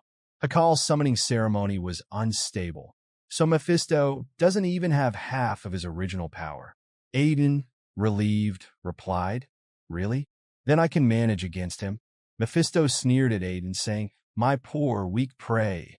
Aiden smirked and replied, Yap, yap, yap. You talk too much, Mephisto. Hearing his name from Aiden's mouth, Mephisto was shocked, his eyes widening as he asked, How do you know my name? Aiden gripped his sword tightly and said, Your name is famous even on Earth. Then, mocking him further, Aiden added, You're the pet Talos that the Underlord dragged around like a dog. If you need tips on how to trick him, I can help. Enraged, Mephisto shouted, Pet Talos? Tips? How dare you? I am a noble among Talos. Furious, he prepared to attack Aiden, saying, Ignorant human, how dare you say that in front of me? At that moment, Aiden quickly dodged and leapt backward into the air, narrowly avoiding Mephisto's attack. The ground shattered where Mephisto's strike hit. Mephisto snarled, I'll show you what it feels like to have your soul ripped apart for the rest of your life. Just like me. Hearing this, Aiden was shocked and thought, Like him? What's that supposed to mean? He then asked the Underlord, Did you hide something from me? The Underlord calmly replied, Not exactly hide. I just used him for an experiment on Talos souls. I wanted to see if he could stay conscious while his soul was ripped apart and put back together over and over, and how to inflict pain on souls. Now back on the ground, Aiden sighed and said, I forgot who you were for a second. You're a lunatic too. The Underlord responded, I guarantee you, not as crazy as you. Aiden thought to himself, There are too many people here. We need to fight somewhere else. As Mephisto grew angrier, he charged at Aiden, shouting, Where are you trying to run, pathetic humans? He opened his hand, preparing another attack, but Aiden dodged it again. Aiden, feeling the pressure, asked the Underlord, You said he doesn't even have half his power, right? Yet he's still much stronger than I expected. Aiden was suddenly shocked as Mephisto rushed toward him again. Mephisto attempted to kick Aiden, but Aiden narrowly dodged using his sword, gritting his teeth as he struggled to hold his ground against Mephisto's attacks. However, Mephisto landed another powerful kick, sending Aiden flying backward into a pillar. The impact left Aiden in pain, and he struggled to recover. Mephisto smiled and taunted, You're still standing after my attack? You're not just an ordinary human. Aiden trembled, thinking to himself, I can't use Banshee's shield yet. It still needs time to recover. There's only one option to defeat Mephisto, though I don't like it. He then recalled, Thanks to that top-grade potion Hakal gave me, all my abilities improved by a whole level, even ones I didn't expect. I'm not sure if I should be grateful to him. At that moment, Aiden decided to tap into the power of Beelzebub, and a red-black aura surged from his sword. Seeing this, Mephisto was shocked and gritted his teeth. What is that energy? Aiden brought his sword closer to his face, thinking, because of Hakal's potion, even Beelzebub's power of gluttony has become stronger. It can now manifest the souls it consumed and turn them into wraiths. He then shouted, skill, wraith enslavement. More dark, evil energy swirled around the sword, and Mephisto, stunned, exclaimed, wraith enslavement? Only warlocks using dark demonic energy can use that. How can you use that power? Just then, a high troll emerged from Beelzebub's sword and stood before Mephisto, addressing Aiden. Master, give me your orders. Aiden smirked and said, the real fight begins now, mocking Mephisto. You're just Underlord's first test subject. Enraged, Mephisto shouted, you son of a... I'll show you what true hell is like. The scene shifts to Eldest, who entered another realm for her sane awakening ceremony. As she stepped into this strange, mystical world, she was overwhelmed by the beauty around her. With wide eyes, she asked, where am I? Looking at the breathtaking scenery, Eldest exclaimed excitedly, it's so pretty. Suddenly, a figure appeared. He wore a cloak and lazily scratched his ear with one finger. It's been a long time since I've seen a human, he said. I need to go back to sleep, so just receive the holy power and leave. This man was the main god of the Holy Trinity from the Great Order of the Holy Fire, the master of the Holy Fire himself. Eldest, unfazed by the god's presence, pointed at him and asked, are you a god, uncles? The Holy Fire god was completely taken aback by her casual attitude. What, uncle?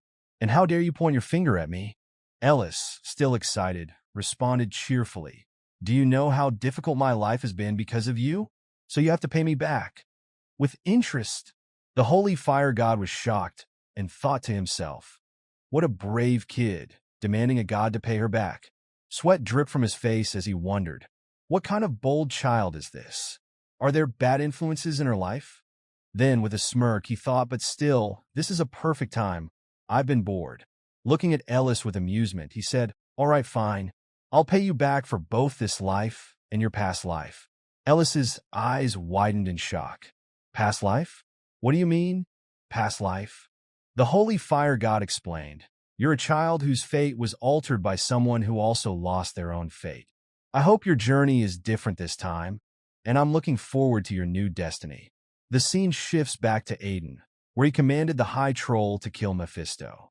The High Troll, wielding his staff, unleashed a powerful fire spell. The troll roared as flames erupted toward Mephisto, but Mephisto narrowly dodged the attack by flying into the air. Frustrated by the near miss, the High Troll gritted his teeth. Mephisto, still hovering in the air, suddenly flew directly toward the troll with fierce determination. Mephisto, enraged and sweating, glared at the High Troll. It's so annoying. How dare you use fire magic against me? You're nothing compared to him, he snarled, clearly frustrated by the troll's interference. In that moment, Aiden silently moved behind him, ready to strike. As Aiden grinned and yelled, how can you get distracted by a high troll? Test subject 1. Mephisto gritted his teeth in fury. Damn it. I forgot he's still here, Mephisto thought, but it was too late. Aiden's sword cut deep into Mephisto's back, severing one of his arms and a wing. Mephisto screamed in agony as the force of the attack sent him flying backward, smashing into a wall. The impact shattered the wall and cracked the ground beneath him, landing softly on the ground. Aiden looked at the dust settling in front of him, unable to see clearly through it. Smiling, he taunted, "Do you really think you can face me while distracted by a high troll?" Mephisto, trembling and struggling to rise, put his hand to the ground.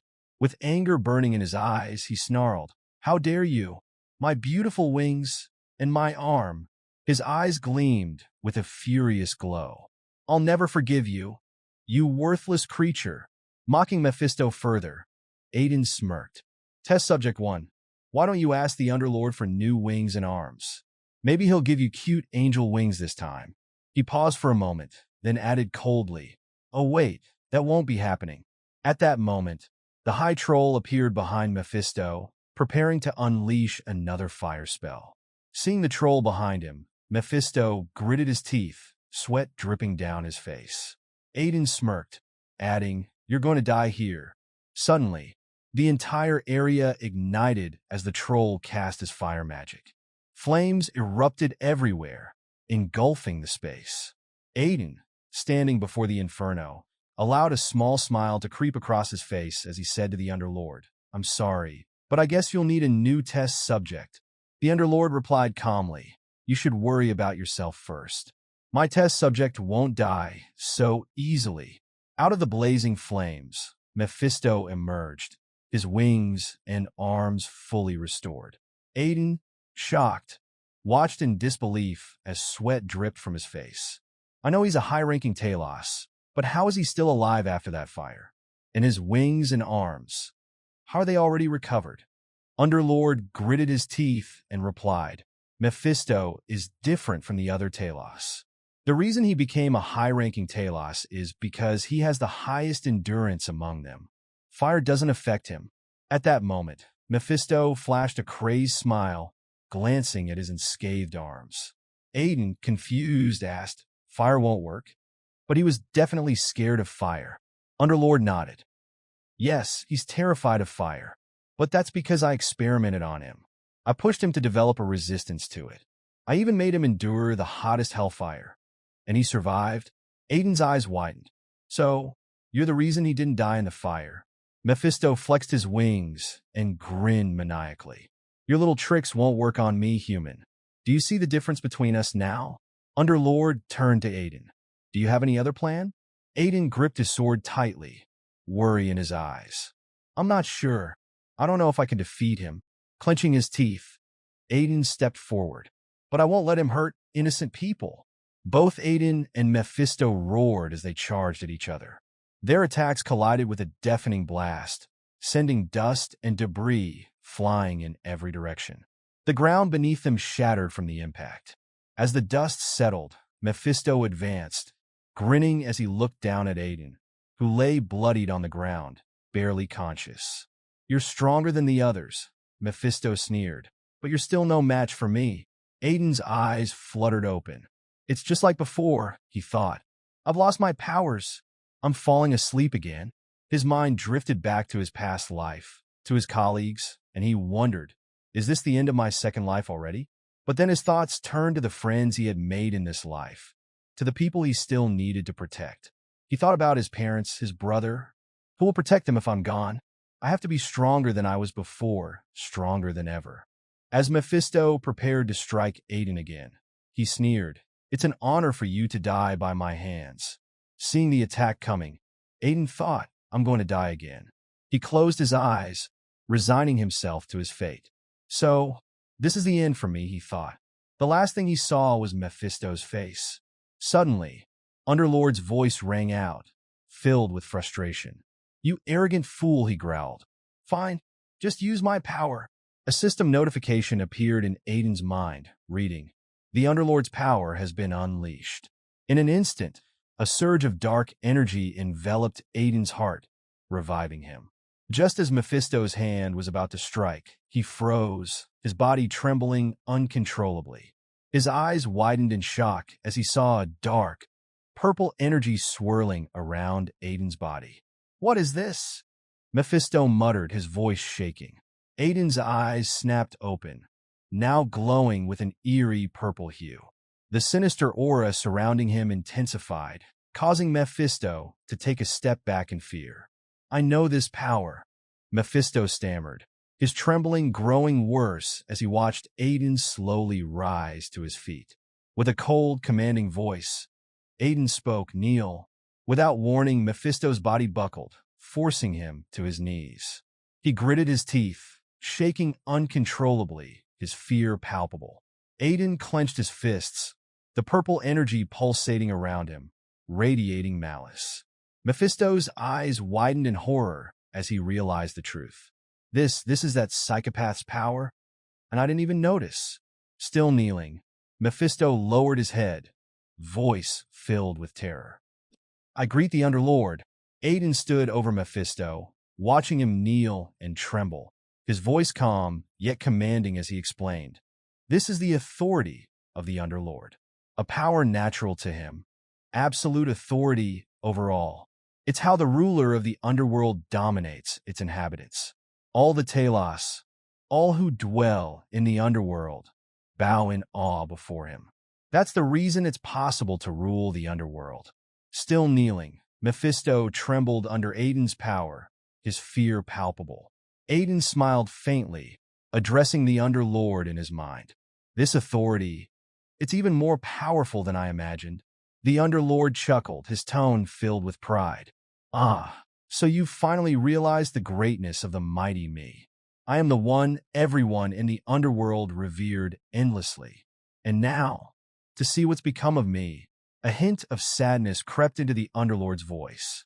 Aiden, smirking playfully, raised his hands and gave a thumbs up, spinning theatrically. No one asked you to enter my body, you know? But hey, I'll be magnanimous here. You're truly amazing. But only in the underworld, great lord of the underworld. The Underlord burst into laughter. Go on, ramble all you want.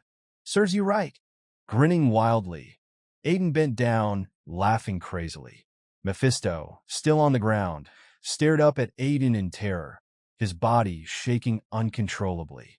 You Underlord, he managed to stammer, sweat pouring down his face. Aiden's laughter grew louder. He gave Mephisto another thumbs up and said mockingly, Oh, I almost forgot about you.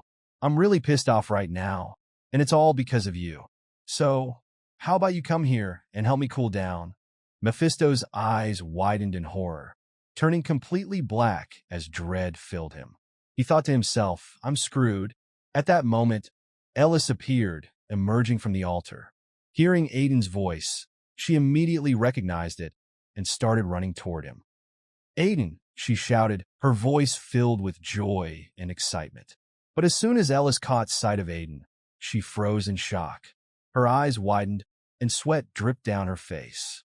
Mephisto lay trembling on the ground, something lodged in his mouth, while Aiden stood over him. Aiden, what are you doing? Eldest asked, her voice full of disbelief.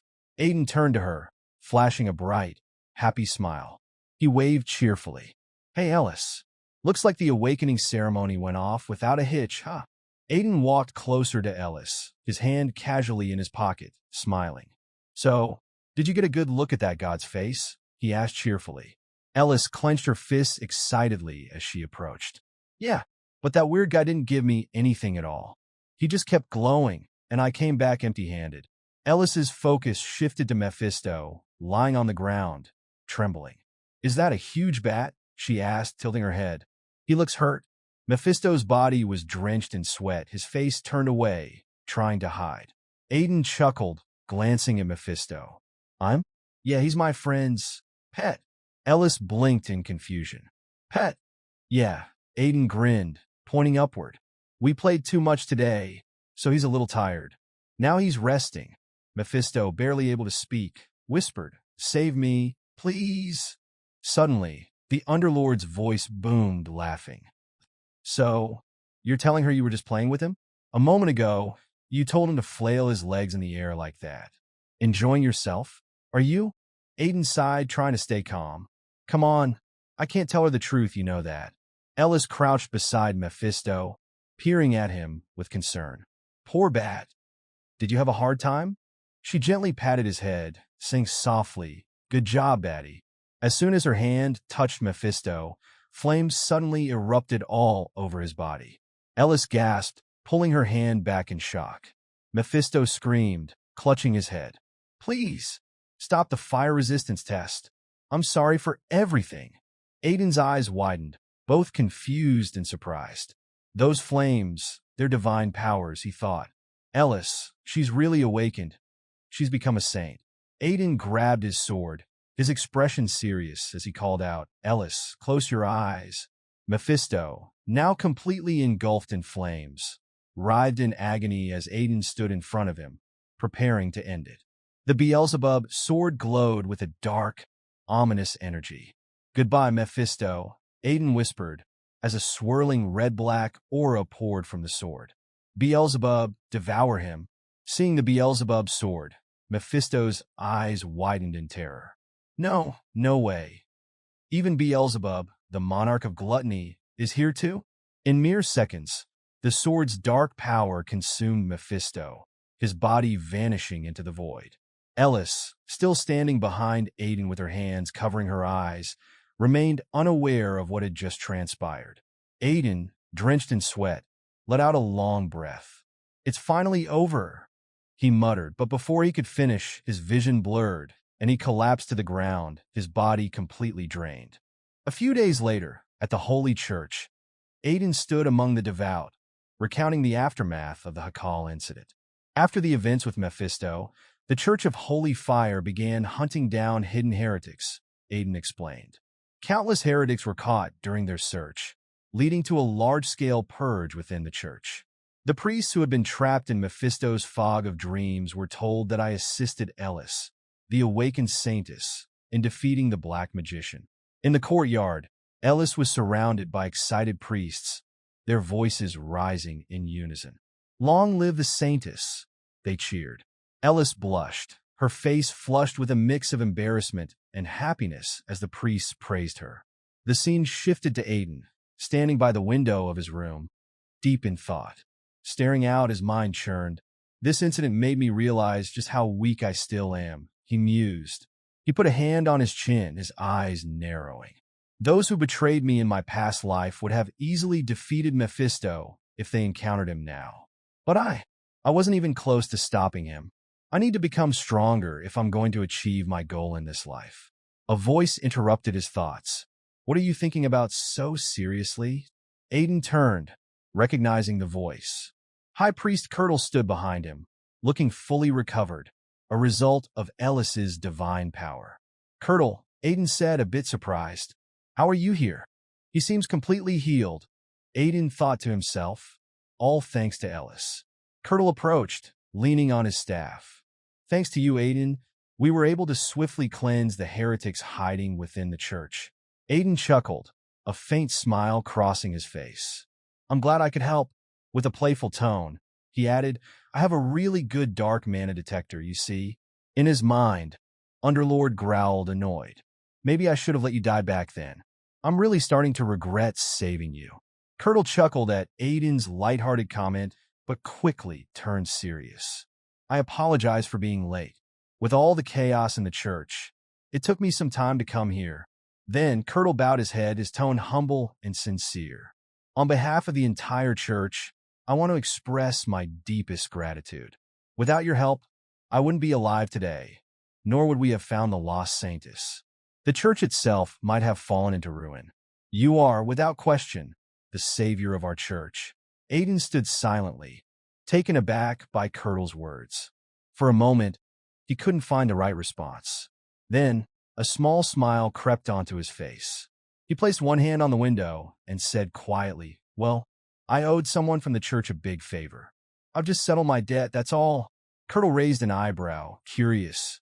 "You owe someone from the church? Who might that be?" Aiden's mind wandered back to his past life, to Kirtle in his younger days. "A certain someone," he thought, "a pretty nosy guy who once told me, 'You don't need a reason to help others.'" Hearing this, Kirtle laughed, his eyes gleaming with warmth. "I'm glad one of our church members had such a noble mindset." Aiden smirked, thinking to himself, "With this, I've repaid you for your kindness in my past life, old man. And with interest, too. Now we're even." Kirtle turned to Aiden, a more serious expression on his face. "Aiden, there's another matter I need to discuss with you." Aiden looked at him curiously, noticing the concern in Kirtle's eyes. "I've heard from the church members why you originally came here," Kirtle said. "The saintess, Ellis, is the future of our church. According to our traditions, she must stay here to receive the proper education, something she hasn't had the chance to do until now." Kirtle's tone grew somber as he continued. "But considering the killings of the stigma holders 10 years ago, and the recent incident with Mephisto, it's clear our church has already failed in its duties to protect her and uphold our credibility. I don't think it's right for us to obsess over the church's future at the expense of the saintess. We shouldn't hold her back."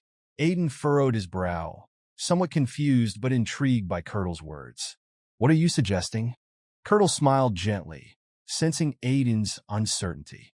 After much discussion, we've come to a decision. We're going to set up a branch of the Holy Church in Remez territory. That way, Ellis can receive her training there while remaining in Remez, under your family's protection. Aiden blinked in surprise, but quickly realized the weight of Curdle's offer. A branch of the church in Remez? He echoed, thinking aloud. That's a huge deal. The church only establishes branches in regions of power and influence. A branch in Remez would symbolize the growing strength of the Remez family. Curdle nodded.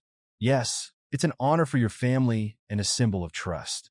You'll be able to ensure Ellis receives the education she needs while keeping her safe. The scene shifted to a secluded area deep within the forest, where two men stood by a misty lake.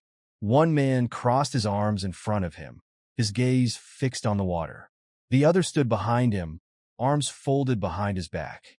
I had a feeling the Crimson Knight would mess up our plans, the first man said, his tone cold and irritated. He's always so emotional and clumsy with his work.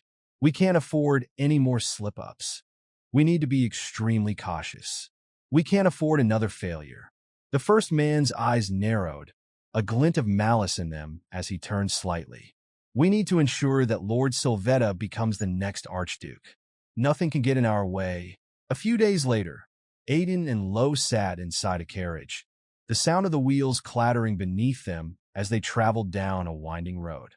Lo looked exhausted, gripping his sword with both hands to keep himself upright, using the blade to support his weight. His face was pale, sweat dripping down his forehead. Seeing this, Aiden's frustration boiled over. He crossed his arms, glaring at Lo. Why do you look like you're having a harder time than I am?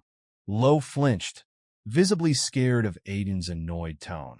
And not at all. Why would I be having a hard time? He stammered, beads of sweat forming faster. Aiden shook his head, watching Lo struggle. I told this rascal to hide and scout the number of Chaos members. But instead, he got himself cursed with some aging spell or something ridiculous like that. Thank God, we caught all of them. Aiden's expression darkened, and Lo had to go begging Ellis for help. Turning to the road ahead, Aiden sighed, his patience thinning. I'll have to make your training tougher once we get back. Lo's eyes widened in shock, shouting, "What?" as panic set in. Trying to shift the conversation, Lo quickly asked, "By the way, where did you store the rewards the church gave you? I'm pretty sure there was a lot." His mind flashed back to High Priest Curdle, showing them a mountain of gold coins. He remembered how Aiden's eyes sparkled, drool practically forming at the sight of the treasure. Aiden pulled out a small pouch from his side. "All the rewards are in here." Lo caught the pouch, blinking in surprise. He quickly recognized it, and his jaw dropped. "Isn't this a subspace pocket?" he exclaimed. "That's a rare item. It prevents things from spoiling or rusting once they're stored inside." Did the High Priest really reward you with something this precious? Aiden chuckled, clearly enjoying the moment. "Well, being one of the top 3 churches does have its perks," he said as he reached into the pouch. Lo's curiosity piqued as Aiden pulled out several items, one after another. "We got plenty of other stuff too, like fairy silk," Aiden continued, inspecting each item as he went through them. "But something strange happened while I was packing and getting ready to leave." Lo watched as Aiden carefully pulled out an object emitting a faint purple aura. It was an egg, larger than a typical one, with an eerie glow swirling around it. "What kind of egg do you think this is?" Aiden asked, holding it up with a curious frown. Lo stared at the egg, puzzled. He reached out, placing a hand on it, and immediately sensed the unsettling mana radiating from it. "It's about the size of an ostrich egg," Lo muttered, still confused. "But with this weird mana, I doubt it's anything normal." Aiden nodded, equally perplexed. "Exactly. I found it in a suspicious room inside the church, along with an old book. So, I took it with me, but I still can't figure it out." Lo's eyes widened with interest. "There was a book with it? Then maybe there's something in that book that explains what this egg is." Aiden looked at the egg again, his curiosity deepening. "That's what I'm hoping. Whatever it is, it can't be ordinary." Aiden's mind wandered as he recalled entering that suspicious room. He tried to read the old book he found there, but quickly gave up. I tried reading that book, Aiden said to Lo, but I couldn't make sense of it. It's written in a language I couldn't understand. Suddenly, Lo's expression changed, beads of sweat forming on his forehead as a realization hit him. Wait a minute, he began, his voice shaky. You said you found the egg in a suspicious room, along with a book. You didn't just find it, did you? You stole it from the church. Aiden's face turned to the side as he tried to avoid Lo's gaze, sweat forming on his brow. I didn't exactly steal it. Aiden's memory flashed back to the moment he discovered the room, licking his lips with excitement when he saw the strange, untouched space radiating with eerie mana. It's just, that room looked like no one had entered it for decades, Aiden explained, and it was giving off this strange energy, so I thought. Lo shot to his feet, his voice loud and panicked. Young master, you can't just steal something from the church, even if you're their savior. They won't let this slide. We need to return that egg immediately. Aiden quickly moved the egg behind his back, clutching it protectively. But what if this egg hatches into a goose that lays golden eggs? He quipped, trying to lighten the mood. Ignoring the joke, Lo's anxiety grew as they neared their destination. The temperature had dropped dramatically, and snow began to cover the trees. As they stepped out of the carriage, both of them shivered in the biting cold. Ugh, it's freezing, Aiden groaned, rubbing his arms for warmth. The wind howled through the frozen landscape as they stood before the city gates of Hammerth, the capital of the Cetus territory. Lo looked confused. Weren't we heading home? Aiden's expression was serious as he turned to Lo. I never said we were going back to our territory. Hearing that, Lo's face flushed red, despite the icy temperature. But you said you'd make me train harder when we got back. Sweat formed on his face, a surprising sight in the frigid air. Aiden smirked, trying to suppress a laugh. Oh, you were looking forward to hellish training that much? Lo lowered his head, a tear forming in his eye. No, I wasn't, he muttered, wiping it away quickly. As they continued walking, Lo gathered the courage to ask, so, why are we here? Are we meeting with Margrave Cetus? Aiden's pace quickened, his tone calm, but purposeful.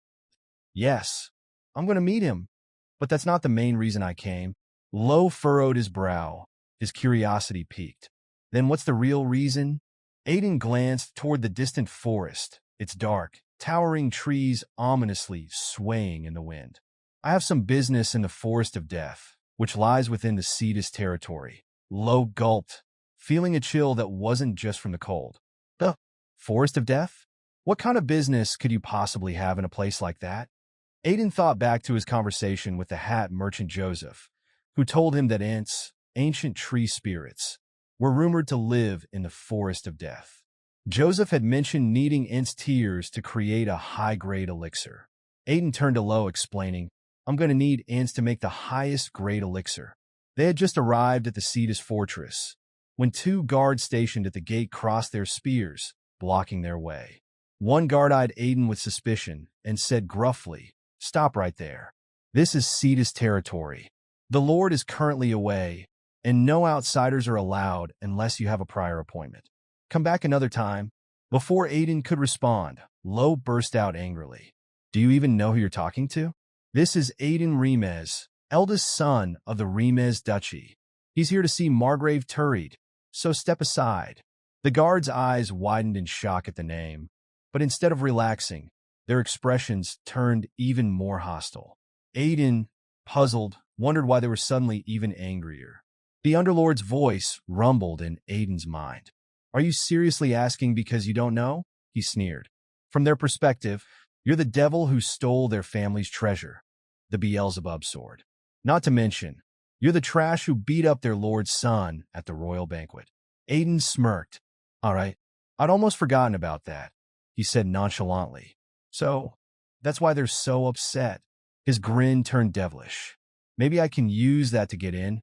As Aiden slowly unsheathed the Beelzebub sword, the Underlord's voice came again, sounding uneasy this time. What are you plotting now? You're making me nervous. Holding the sword up for the guards to see, Aiden's smile widened. Will you let me in if I show you this sword? he asked coolly. I hear someone important in your territory used to own this. Both guards' faces turned red with rage as they recognized the Beelzebub sword. One of them tightened his grip on his spear, gritting his teeth. We have verified your identity, young Master Aiden, he said through clenched teeth. But as I mentioned, our lord is away. You'll need to come back another time.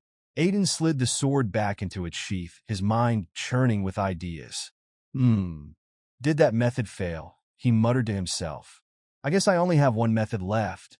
He glanced at the guards again, his eyes narrowing. Really? He said slyly. Then, what about tie-ins? The guard's angry expression deepened. Young Master Tie-in is also very busy. If you don't have an appointment, leave quickly. If you continue to cause trouble, we'll have no choice but to use force. Lo, furious, took a step forward, his hand already on his sword. How dare you speak to our young master like that, he growled. But before Lo could escalate the situation further, Aiden raised a hand, signaling him to stop. Lo gritted his teeth, but held back, fuming. Aiden's eyes flickered with amusement. I see, he said, pretending to consider his options, all while formulating his next move. As Aiden turned away and started to leave the gate, he said casually, I guess there's nothing we can do then. The guards, relieved, allowed themselves to smile. One of them muttered, You should have just left to begin with, you damn scammer.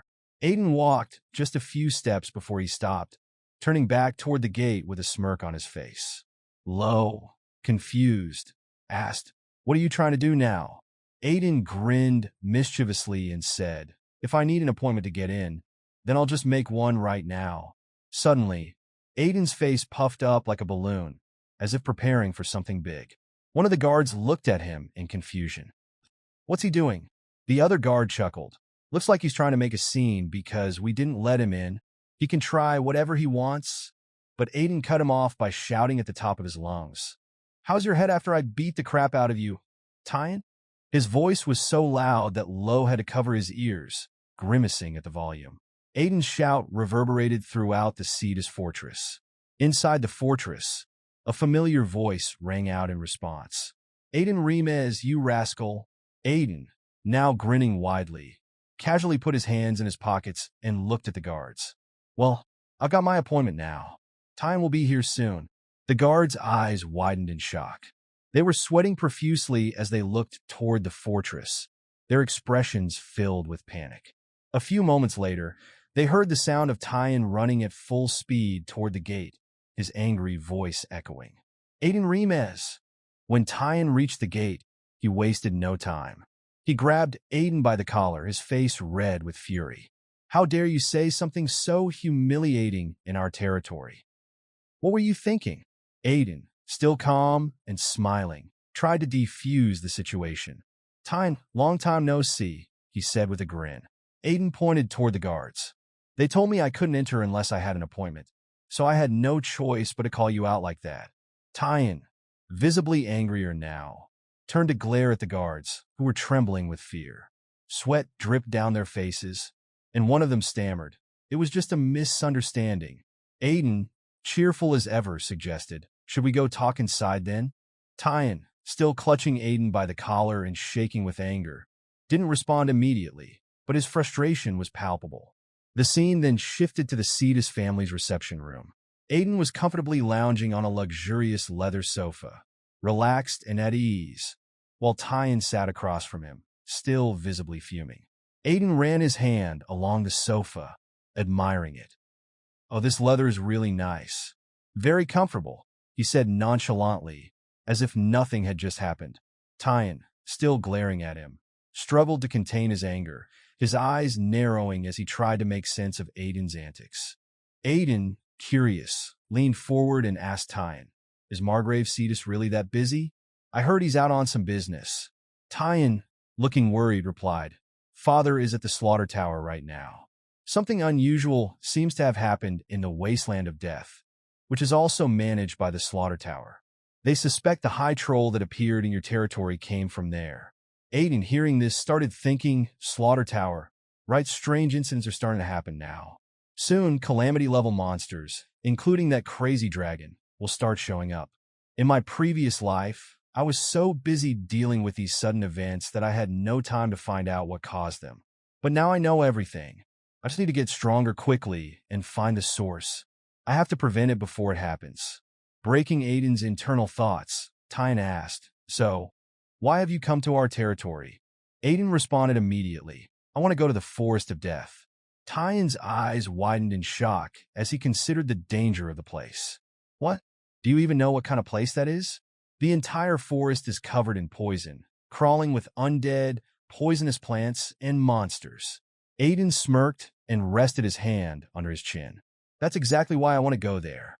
I need to gather rare poisonous herbs that only grow in that forest."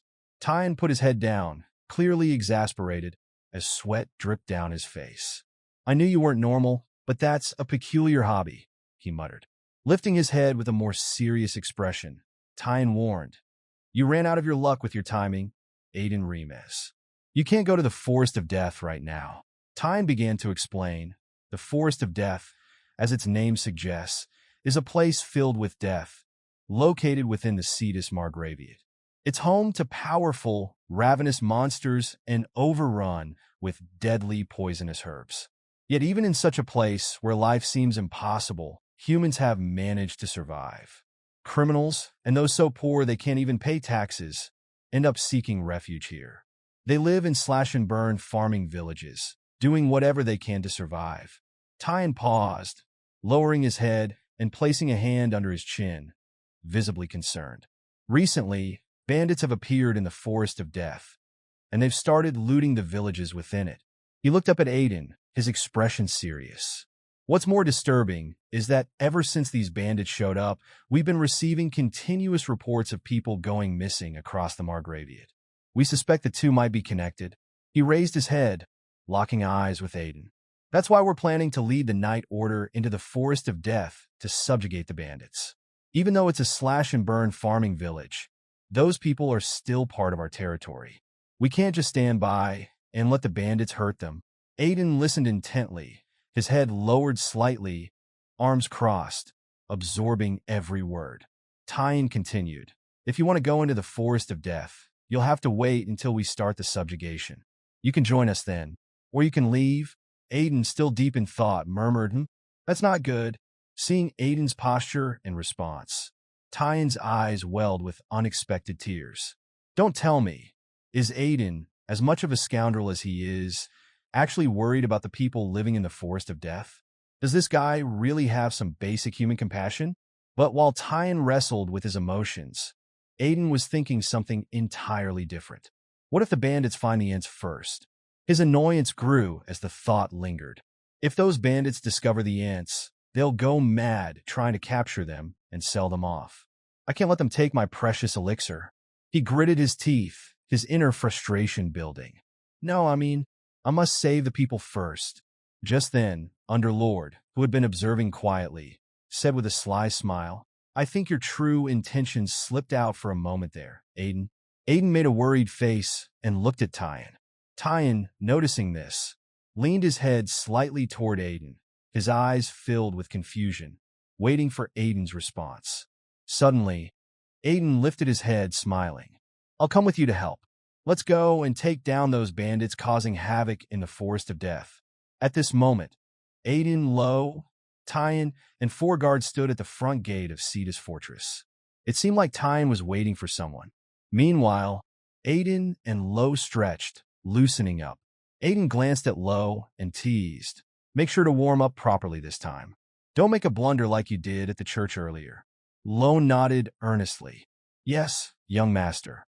I'll make sure that won't happen again." As Aiden prepared to join them on the mission, 2 of the guards looked visibly frustrated. One of them glared at Aiden, gritting his teeth. Finally, one of the guards stepped forward and said to Tyne, "I have something to say to you." Tyne turned towards them, raising an eyebrow. "What is it?" The guard, clearly frustrated and angry, clenched his fists. "Are you really planning to take these headaches with you?" Hearing this, Tyne's expression darkened with anger. His gaze sharpened as he responded, "What did you just say?" The guard, still gritting his teeth, spoke bitterly. "Look at them. Clumsy actions, frail frames. They'll only get in our way." He gestured towards Aiden and Lo, who were still stretching, beads of sweat forming on Tyen's brow as he glanced at them. The guard continued, "And that's Aiden Remez, the one who humiliated you in front of everyone, and even insulted the Lord.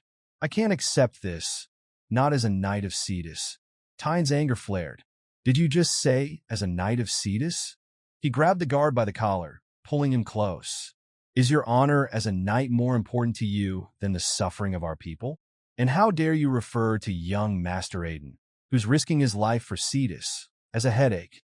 The guard fell silent as Tyen's words hit him hard. Tyen, still furious, continued, "Right now, it's your reckless words that are tarnishing Cetus' name." Looking over at Aiden, Tyen added, "I assure you, both my father and I have already acknowledged his strength. He's that powerful." At that moment, Aiden, rather than focusing on the tension around him, was daydreaming about the high-grade elixir he planned to make from the Ent's tears. He absent-mindedly drooled, placing one hand under his chin, lost in thought. Tyen, noticing Aiden's distraction, sighed and added, "Though his actions can be a little weird at times." Tyen moved towards Aiden and said, "Thanks. This mission is going to be dangerous." Aiden shrugged and replied, "It's fine. I enjoy helping others." Rubbing his chin thoughtfully, he asked, "Do you think this group will be enough? If those bandits are bold enough to cause trouble in the Forest of Death, their numbers must be huge." Tyen, slightly annoyed, shot back, "You think I don't know that? I hired a reliable mercenary for that reason." Aiden's face flushed as a thought crossed his mind. A mercenary? Could it be someone from my past life?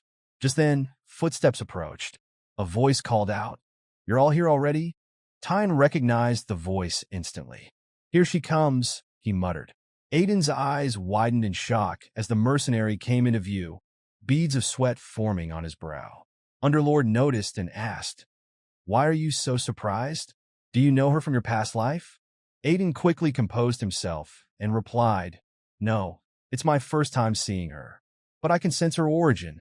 Turning to Underlord, he added, "Can't you feel it?" At that moment, the mercenary woman smiled brightly and approached the group. "Sorry for being late, everyone," she said warmly. "Nice to meet you all. I'm Lunia, a servant of the great god of carnage." Hearing this, Lo gasped. A servant of the great god of carnage? Did Tyen hire a priestess of the cult of divine carnage? Aiden smirked and turned to Tyen. "You brought a mercenary from a very interesting place." Tyen, studying Lunia, replied, "But she seems different from what the rumors say. I've heard that priests from the cult of divine carnage are supposed to be crazed with madness, but she just looks like a sweet, gentle girl." Aiden quickly interrupted. "I thought the same thing at first, too." Confused, Lo asked, "What do you mean?" Aiden replied cryptically, "You'll understand soon enough." Lunia then walked closer to Aiden and asked, "Aren't you Duke Remez's son?" "I've heard of you." Aiden smiled. "Yes, it's a pleasure to meet you. I'm Aiden Remez." He then added, "It's been a long time since I teamed up with a priest from the cult of divine carnage." Lunia's excitement grew. "Oh, so you fought alongside my brothers and sisters before?" Aiden, now slightly irritated, responded, "Yeah, a long time ago." His expression darkened as a memory surfaced. The image of a priestess who had betrayed him. Aiden finished. "She was quite a reserved person." Lunia explained, "Most priests in our cult work as mercenaries while on pilgrimage. So I'm sure you must have run into us a few times before." Her excitement grew, and she raised her hands to the sky, exclaiming, "This must be fate. Feel free to call me Lunia. Now, let's all do our best to punish the wicked." Hearing this, Aiden thought to himself, the cult of divine carnage, one of the three great religions with divine power specialized in combat. As a priestess from this cult, she shouldn't have any trouble handling bandits. Tyen then turned toward the Forest of Death, his fist clenched in determination. "All right, let's set off for the Forest of Death," he shouted. They entered the forest, with Aiden quietly observing his surroundings. "This forest looks far more ordinary than what I'd imagined," Aiden said to Tyen. Tyen nodded. "That's because this path was cleared by the villagers so they could gather supplies." Suddenly, Aiden felt something unsettling and whispered to Underlord, "I sense a strange aura. Do you feel it?" Underlord nodded quickly. Yes, I noticed it when we first entered. There's a purplish haze in the air. It's as if some sinister energy is rising from the ground, like in the underworld. He paused before adding, "It's been a while since I've felt something like this." This forest lives up to its name. Aiden stopped walking, deep in thought. A forest where poison and evil energies seep from the ground. It makes you wonder just how resilient the people who live here must be. His mood soured as a memory surfaced, and he thought angrily, that rabbit. Did he send me here on purpose, knowing how dangerous it is? Clenching his fist, Aiden muttered to himself, "I'll teach him a lesson the next time I see him." Turning to Tyan, Aiden asked, "Are you sure this will be okay?" Tyan looked confused. "What do you mean?" Aiden explained, "Your father, the Margrave, he can't stand mercenaries. He hates them. Lunia may be a pilgrim from the cult of divine carnage, but she's still a mercenary. Are you sure it's wise to hire her? What if your father finds out and scolds you later?" Tyan's face tightened with anger, his teeth gritting slightly. "If my father finds out, he'll definitely scold me. But that doesn't matter," he said firmly. In a serious tone, Tyan continued, "There's no time to be picky about methods when it comes to saving the lives of our people. Besides, mercenaries have more experience dealing with bandits than knights do. If you think about it, it's only logical to hire them." Aiden, confused, turned to Tyan. "Oh, you're pretty smart." In his mind, Aiden thought he's different from his father. Tyan, with a triumphant grin, shouted, "Of course I am. You're the foolish one for not recognizing my true worth until now." Aiden rolled his eyes. "I guess you still lack a bit of humility." As they continued walking along the path the villagers had cleared, Tyan suddenly pointed ahead. "Look, I think that's the first village." But as they drew closer, Tyan stopped in shock. The guards in Lo also froze, stunned by what lay before them. The village was in ruins, devastated by fire. No one was left. Lunia, seeing the destruction, clasped her hands together and began to pray softly. "Oh my, God of carnage." Aiden, taking in the sight of the charred remains of the village, muttered, "Damn, we were too late." Aiden explains that there were 5 slash-and-burn farming villages in the Forest of Death. "Aiden, the first village we reached was completely destroyed. It was a massacre. No survivors, no buildings left standing. We were terrified, so we hurried to the second village, only to find it in the same condition. The third village, the same, wiped out." They moved with growing despair toward the fourth village. Tyan, standing before the devastation, shook with fury. Tyan, angrily, "This is the fourth one. And the last 3 villages, they weren't any different from this." The guards began searching for survivors, but they found none. Aiden and Tyan also searched, with Aiden's thoughts racing. Aiden, thinking, did no one survive here either? Even a farming village like this should have had some defense. How did such a one-sided massacre happen? These can't be ordinary bandits. Who on earth are these people? Suddenly, one of the guards called out, his voice filled with urgency. Guards shouting, "Survivors! There are survivors here." Hearing this, Tyan's face showed deep regret. He had failed to protect his people. 2 children, a boy and a girl, were found trembling in fear. One of the guards gritted his teeth as he lifted a piece of debris that had shielded them from the fire. Guard beside Tyan. It looks like they dodged the flames by hiding under the debris. Tyan knelt before the children, extending a hand gently. Tyan softly, "We're the Knights of Cetus. We've come to protect you. You're safe now." The children, faces red with tears, cried harder at his words. The boy, in disbelief, asked, "Boy," tearfully, "the Knights of Cetus, are you really here to protect us?" Suddenly the girl leaped forward and hugging Tyan tightly.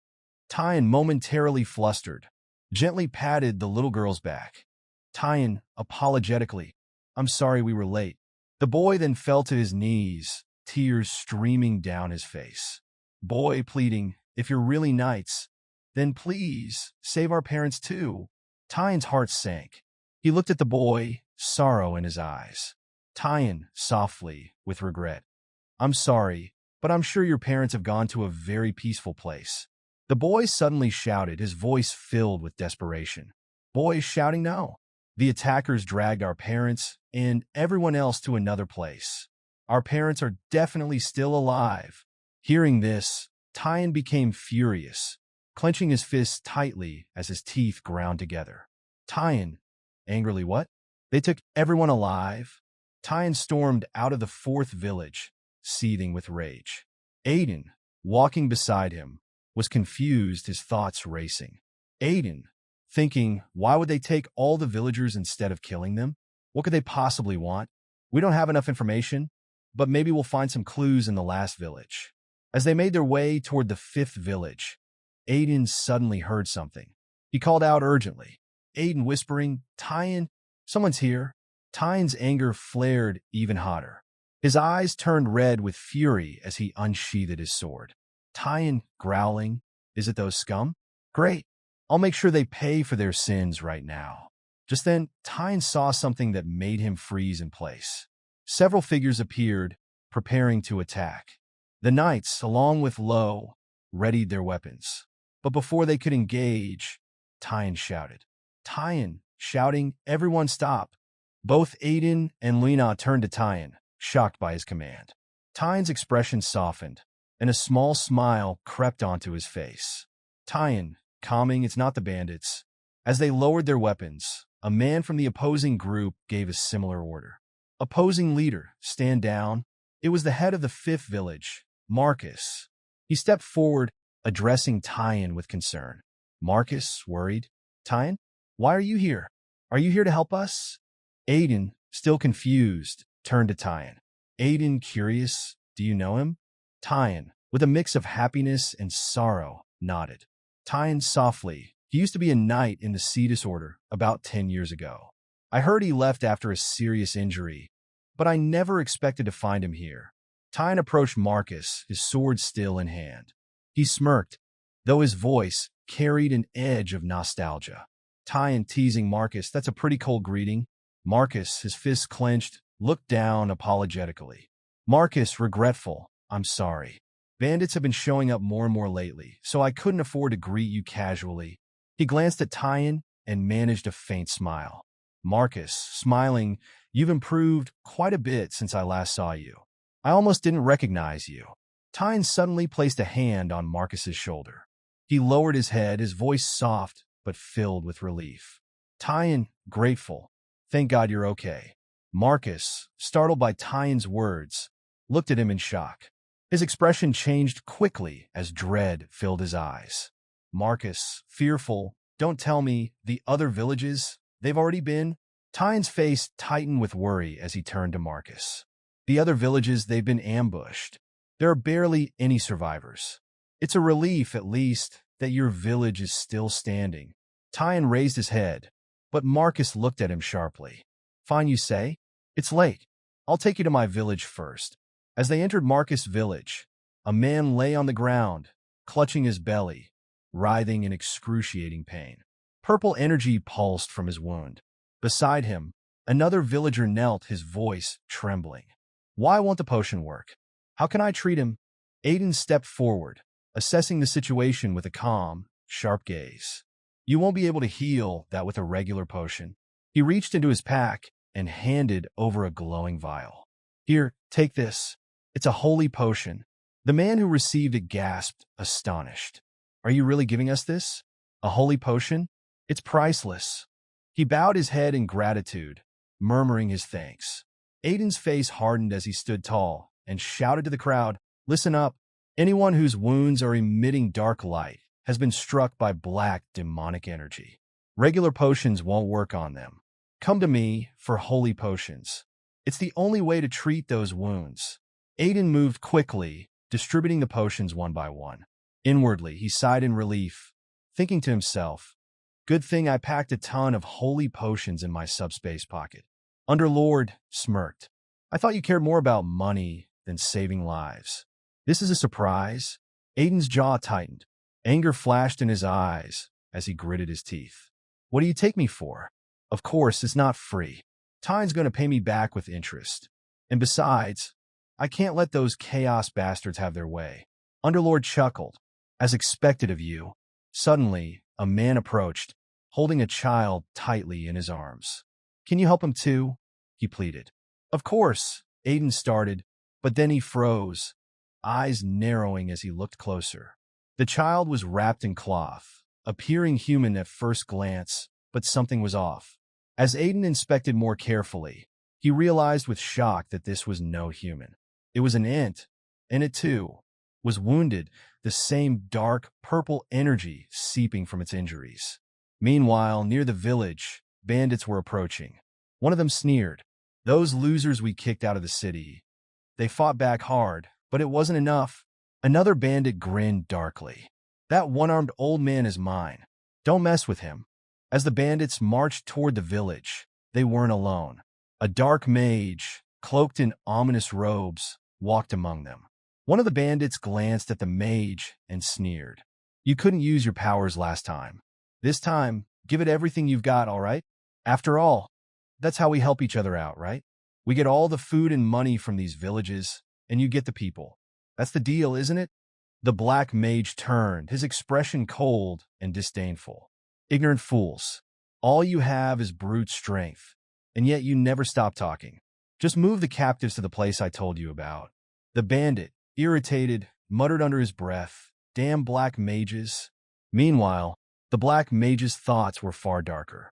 Once we're finished here, I'll use these bandits too, he mused, a sinister smile creeping onto his face. Red energy began to swirl around him, radiating a palpable evil. These people should be enough for my research, he thought, relishing the power coursing through him. In a dimly lit room, 2 small candles on the side table cast a soft glow across the space. The ant slowly opened her eyes, blinking in confusion. Where am I? She murmured. Aiden, who was sitting beside her, looked up. You're awake. The ant's eyes widened in shock. She sat up abruptly, her voice trembling as she cried, Please don't kill me. She clutched her chest, sobbing. I'm not tasty. Please don't eat me. Aiden sighed, resting his hand on his knee. I'm not going to eat you, so stop crying and don't be scared. Just then, Aiden's mouth parted slightly, and a bit of drool slipped from the corner as if something tasty was right in front of him. His eyes lit up with excitement. Underlord, watching, rolled his eyes. How is she supposed to believe you won't eat her when you're making that face? Flustered, trying to reassure her. I'm telling you, I won't eat you. My Ilix, no, I mean it. Despite his attempts, the ant burst into louder sobs, pleading, I'm poisonous. If you eat me, you'll definitely get a stomachache. Trying to change the atmosphere, Aiden pulled out a pouch of lichbone powder. As he opened it, the scent wafted toward the ant. Her nose twitched, and she looked up, her eyes brightening. Is it really okay for me to eat this? She asked timidly. Aiden grinned. That's right. I don't need the bone powder anyway. He handed it to her, and she hesitantly took a nibble. Her eyes lit up, and soon, she was devouring it with obvious enjoyment. It's delicious, she exclaimed, a satisfied look on her face. Aiden watched her, both amused and fascinated. Wow, she's really into lichbone powder. Underlord leaned in, cheeks slightly flushed with pride. I told you, ants can't resist lichbone powder. Aren't you glad you listened to me? Aiden chuckled. Thanks. Then, leaning closer to the ant, he asked gently, but why were you injured and unconscious in the forest? At this, the ant froze. The others, the people running with me, where are they? Aiden's face softened. The people who brought you here told us that you were the only one they found, injured and lying unconscious in the forest. They didn't see anyone else with you. The ant's expression darkened, her voice barely a whisper. Could it be? She trailed off, a silent worry flickering in her eyes. Aiden leaned closer, his voice sincere.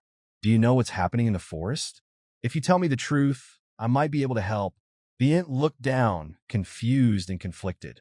Mom and Dad told me not to trust humans. Suddenly, a bell clanged loudly throughout the village, followed by the urgent shouts of the guards. We're under attack. One guard bellowed, and another yelled, The bandits are back. Aiden's head whipped toward the gate as he rubbed his chin. Ah, those bandits again. Turning back to the ant, he said calmly, Look, I can't help if you keep quiet. Just hide here for now. The ant began to cry again, thought. I can only hope he's not like other humans. Then, almost in a whisper, he called after Aiden. Wait, can you really help our forest? Are you different from the others? Aiden paused, visibly startled for a moment, as he looked back at the ant. Outside, the bandits charged toward the village with wild shouts. Let's wipe them out completely, one bellowed. Not a single one of these rats gets away, roared another. The Cetus Knights quickly moved forward to meet the assault, their voices steady and resolute. Protect the village. Stand firm and don't fear these bandits. The knights lined up, forming ranks, shields raised in anticipation. But then, behind the charging bandits, the black mage raised his hand, dark magic crackling with purple energy. His eyes glinted as he muttered to himself, I don't recognize these men. Knights of this territory? Well, more sacrifices for my offering. That's not so bad. Then he called out in a chilling voice, Rise, dead ones. Moments later, corpses emerged from the ground, clawing their way back to life. The knights closest to the undead recoiled, teeth gritted in horror. The undead, what? One of them gasped. Another groaned, Ugh, I've never fought the undead before. Just then, Priestess Luna strode forward, her gaze unwavering. She looked toward the black mage with disdain. So, you're the sinner behind this wickedness. A knight turned to her, alarmed. Priestess Luina, it's dangerous.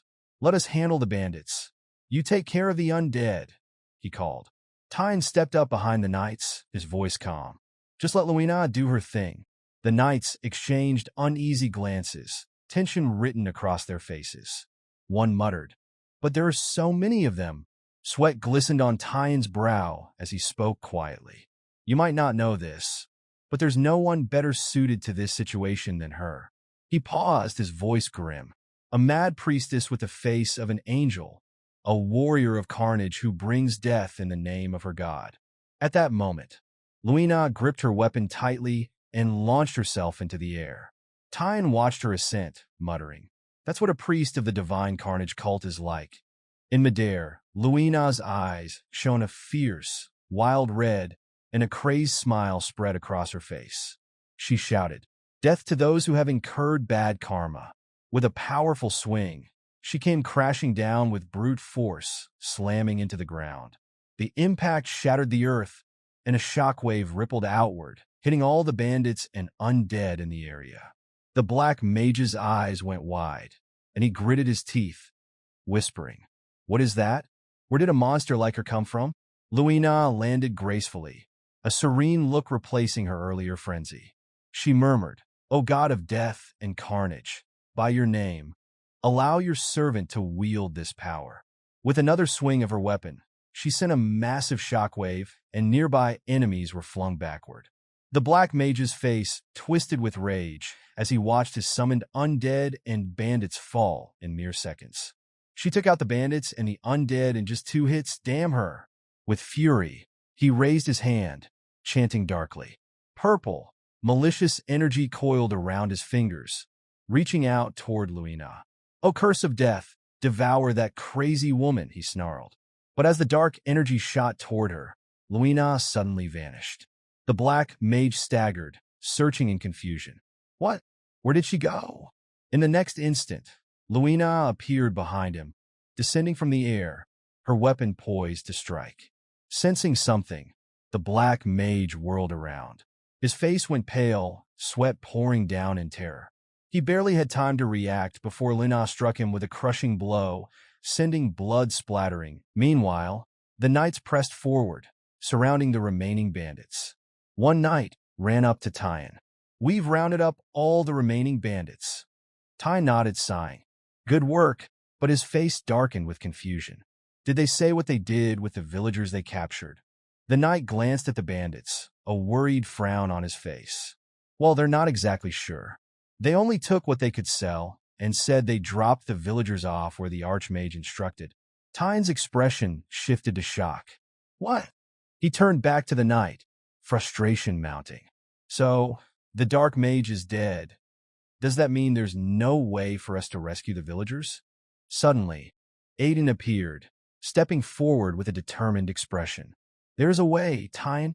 Hearing his voice, Tyan turned, anger flashing in his eyes. "Where have you been all this time, Aiden?" He paused, the tension easing slightly as he asked, "Wait, there's a way for us to find the villagers?" Aiden moved closer, nodding. "Yes, there's a way." But he hesitated, frustration etched on his face. "We don't have much time. We need to hurry." Earlier, the inn had revealed to Aiden that the dark mages had taken many other ints, and Aiden had been shaken by the news. "What? Seriously?" he'd asked, barely containing his shock. The int nodded, explaining, "Yes, they captured me too and locked me up, but I managed to escape. And it's not just ints, they've taken many humans as well." Aiden had clenched his jaw, placing a hand under his chin as he considered the dark mage's motives. Gathering humans and ints together. Could they be preparing a massive summoning ritual? Or turning them into undead? His thoughts darkened, and his eyes flickered with red rage. "I won't tolerate this. How dare they mess with my precious elixir?" Underlord had watched, unimpressed. "What kind of person are you?" Now, back in the present, Aiden relayed all of this to Tyan. Tyan's fist clenched, his teeth grinding. "Filthy bastards. What on earth are they planning?" Aiden shook his head. "I don't know for sure, but someone who escaped told me where they're hiding. I'm planning on going there to spy on them and gather more information." Tyan straightened, his eyes determined. "Leave that to us. It happened in our territory, so it's only right for us to handle it." Aiden placed a firm hand on Tyan's shoulder. "No, I can't leave after you came to help. I'm not pushing the dangerous part onto you alone. I'm going too." In that moment, Tyan saw Aiden bathed in a bright yellow light, his expression sincere and resolute. Tears welled up in Tyan's eyes, and his face turned red. "I can't believe it. You're such a great guy, Aiden." I misjudged you." Aiden looked back at him, confusion plain on his face as a bead of sweat trickled down his temple. Why is he crying? How cringy can he get? Aiden thought, holding back a sigh. Then he steeled himself, a deeper concern clouding his mind. If what the int said is true, chaos isn't the only problem. At the same time, within the dense and shadowy forest of death, nestled in the crater of an extinct volcano, a lone knight walked with a serious expression on his face. This knight eventually arrived in a dimly lit chamber where a black mage was deeply engrossed in his work. The knight approached, his tone tense as he asked, "How far along are you?" Startled, but quickly recognized the knight. "I've finished the basic framework," he replied, calming himself. "Now I just need to melt the essence of the sacrifices and let it absorb into the frame to complete it." Turning his gaze towards the knight, he asked, "The team from the 5th village, have they returned with the sacrifices yet?" The knight, named Dares Kleiman, replied, "They haven't returned yet, but they'll be here soon. Don't worry." The black mage grinned darkly. "Good. That's excellent. Once they're back with the hostages, I'll be able to complete this." In his hands, he held a partially formed red jewel, ominous and pulsing with a faint glow. He continued, "Once this jewel is finished, your lord will be one step closer to his goal." Dares nodded solemnly. "Of course he will. Otherwise, why would we be doing all this?" Dares Kleiman was a loyal subordinate of Sylvetta, and in his mind, he pledged silently, "Lord, please wait just a little longer. I will make sure you become the Archduke of the Sire's Grand Duchy." Elsewhere, back in the forest, Aiden stood still, sweat trickling down his face as a disturbing thought crossed his mind. Did the dark mage really take over the hidden village of the Ints inside this volcano crater? Underlord whispered to him. "Surprising, isn't it? Who'd have guessed the mastermind behind all this was that Night King again?" Aiden remembered a conversation with an Int who had told him, "The one who locked us up? I think his name was Clemming or Clade, something like that." Aiden's eyes widened as he spoke the name in realization. "Don't tell me. It was Dares Kleiman?" Hearing this, the Int had shouted, "Yes, that's right. That man and the dark mages attacked our village, cut down our guardian tree, and locked us up." Back in the present, Aiden's mind raced, piecing it all together. Dares Kleiman, one of the infamous 3 hounds of Sylvetta, known as the Dark Knight. had joined forces with the Crimson Knight and the Dark Mages. To verify if it was truly the Dark Knight, as the inn had suggested, Aiden planned to quietly bring the inn along for reconnaissance. But his patience was running thin. This stubborn inn had insisted on tagging along, claiming it was his territory and his responsibility. Annoyed, Aiden gritted his teeth, muttering to himself, this tactless rascal. And to make things worse, why on earth did Luina have to come along too? Just then, a group of large spiders emerged, ready to attack. Seeing them, Luina's eyes lit up in excitement. So we have spiders here too, she said, taking them out with a single blow. The ant, terrified, ducked behind Aiden. Watching this scene, Aiden rolled his eyes, thinking she must have tagged along because she was bored. Turning to Tyan, who stood beside him, Aiden asked, "You said Priestess Luna took care of all the dark mages and bandits, right?" Tyan, sweating slightly, nodded. "Yes, that's right. She's incredible." Aiden furrowed his brows, thinking this feels off somehow. "Doesn't it seem strange to you too?" Underlord replied dryly, "You don't have to think so hard to see that it's clearly strange. Who wouldn't find someone as crazy as her strange?" At that moment, Luina sent two of the spiders flying into the air with one powerful hit. Aiden watched, half impressed and half disturbed, thinking aloud, the priestess is way too obedient. She actually listens to what we say. Underlord coughed, questioning, "Are you in your right mind? Where exactly do you see her obedience?" Luina, now finished with the spiders, stood with purple blood splattered across her face, smiling with exhilaration. Aiden turned to Underlord, explaining, "You don't understand. Priests from the Divine Carnage cult are lunatics who live for senseless violence. And on top of that, she's far too powerful to be an average priestess." From where he stood, Aiden observed Luina from behind. Not only had she single-handedly handled all the dark mages and bandits who destroyed the 4 villages, but she had also effortlessly taken down monsters infused with demonic energy. Around her lay the mangled bodies of the spider monsters, evidence of her unmatched strength. Aiden, even more shocked, turned to Underlord. At her level, she must be a high-ranking priest. Or no, even beyond that, he murmured, feeling increasingly uneasy. Recalling his colleague who had betrayed him, he thought Priestess Luna, she should already be known, like the iron-blooded saintess. Aiden made a mental note to keep a close eye on her. Meanwhile, Luina wiped monster fluid from her mouth with her hand, turning back to the group. "Let's keep moving forward," she said calmly. Finally, they reached the cliff overlooking the crater where the Ent village lay within the extinct volcano. They stood on the high ground, gazing down at the scene below. The Ent's expression darkened as he looked at his village, anger and trembling overtaking him. Aiden glanced at him. "Is that your village?" The Ent gritted his teeth. Yes, there was supposed to be a fairy tree in the center, but his voice cracked as he looked at the tree's remaining stump. Aiden realized the fairy tree was the source of the Ent's power. Cutting it down must have nullified their strength. He thought further. In dark magic, fairies are even more valuable as sacrifices than humans. What is Chaos planning with all those humans and Ents? Suddenly, Aiden froze, his gaze locking onto a figure stepping out of a nearby building. It was Dares Kleiman. "I was worried the Ent might be wrong," he thought, "but thank God. Nice to see you, you damn Dark Knight." Tyan noticed Dares too, and his face twisted with anger as he reached for his sword. "So he's the mastermind behind all this, right? I'm going to kill him," he growled. Aiden quickly placed a hand on Tyan's arm. "Wait," he urged. Tyan glared at him, his eyes turning red as he gritted his teeth. "Why? He attacked my territory and took my people as sacrifices. And you want me to just let that slide? He doesn't even look that strong. With Priestess Luina's help, we can take him down easily." Aiden, his expression serious, replied, "Calm down and look around."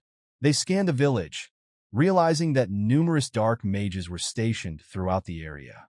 Aiden continued, "Dares isn't alone. There are too many dark mages with him. The 3 of us can't take them on right now." Aiden glanced down at the village below, then turned to Tyan. "Besides, that Dark Knight isn't just any opponent, so let's hold off for now." As he observed Dares, his mind raced. "I know all too well that he's as skilled as Sylvetta. maybe even on the level of a semi-master by now. He's incredibly skilled. Just by his abilities, he's leagues above any knight I've faced so far in this life. Even with the three of us, there's no guarantee we'd win. And if the villagers get involved, we'll suffer heavy losses. Aiden felt a chill as he considered the risks, a drop of sweat trickling down his face. There's got to be a better way to handle this. Just then, Underlord appeared at the cliff's edge, his arms crossed, scanning the scene intently.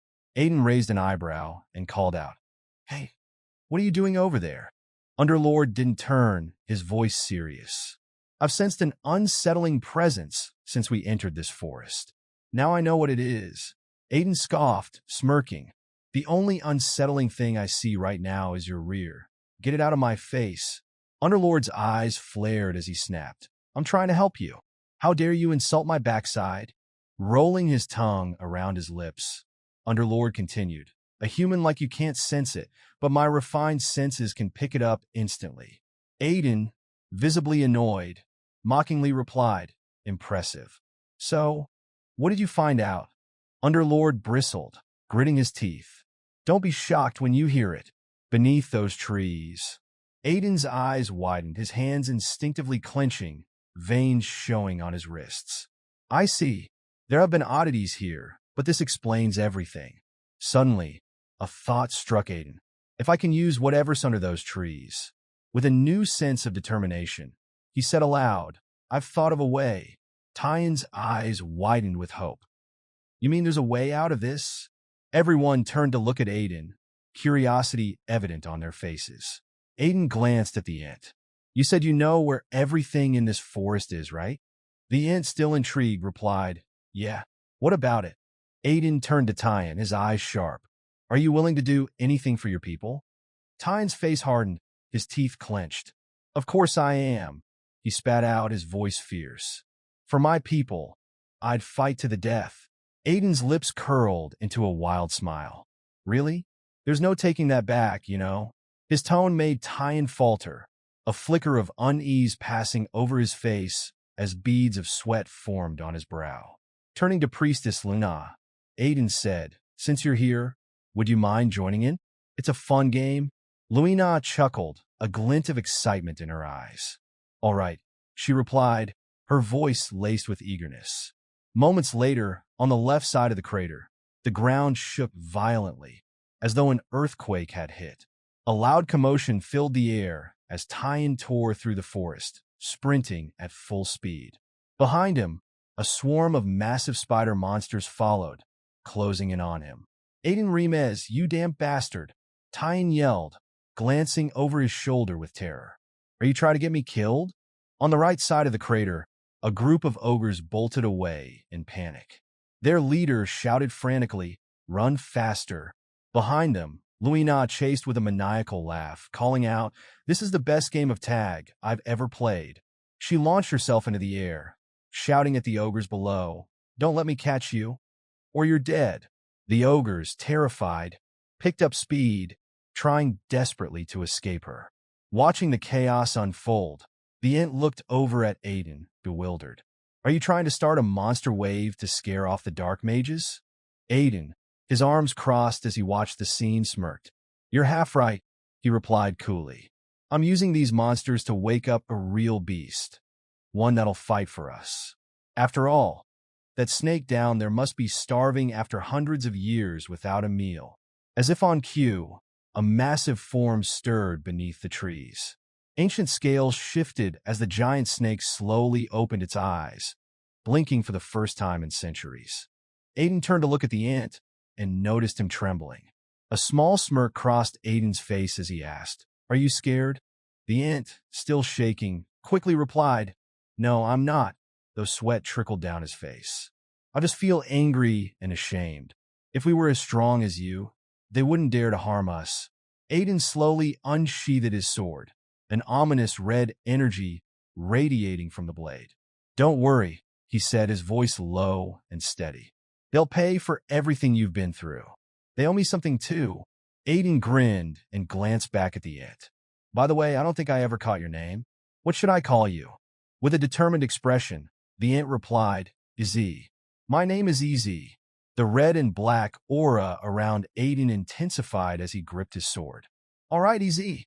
He looked at him with a sharp glint in his eye and asked, "Remember what I said back in the 5th village?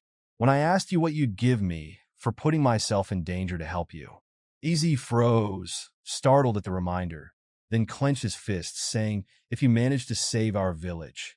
He took a deep breath and continued, shouting, "I swear on my spirit name, I'll give you as many of my tears as you want. I've heard they're valuable to humans." Aiden grinned, nodding. "Deal. Consider it done. But from now on, worry about yourself more than your family." Ez's eyes widened in shock, sweat forming on his forehead as he stammered, "Well, what did you just say?" At that moment, Beelzebub's voice echoed through the air. "Power of domination. Answer the call of our master." Aiden addressed the sword. Beelzebub summoned the ghost Mephisto. Suddenly, a ghostly figure materialized before Aiden, bowing his head. "You have called me my lord," Mephisto said. Aiden's eyes narrowed slightly as he considered his summon, thinking to himself, "I still haven't perfected this summoning, but it should do for now." Clearing his mind, Aiden looked at Mephisto and issued his command. "You'll find a group of venomous lizards in the lower part of the forest. I want you to drive them toward the crater at the heart of this extinct volcano." Mephisto placed a hand over his chest, bowing deeply.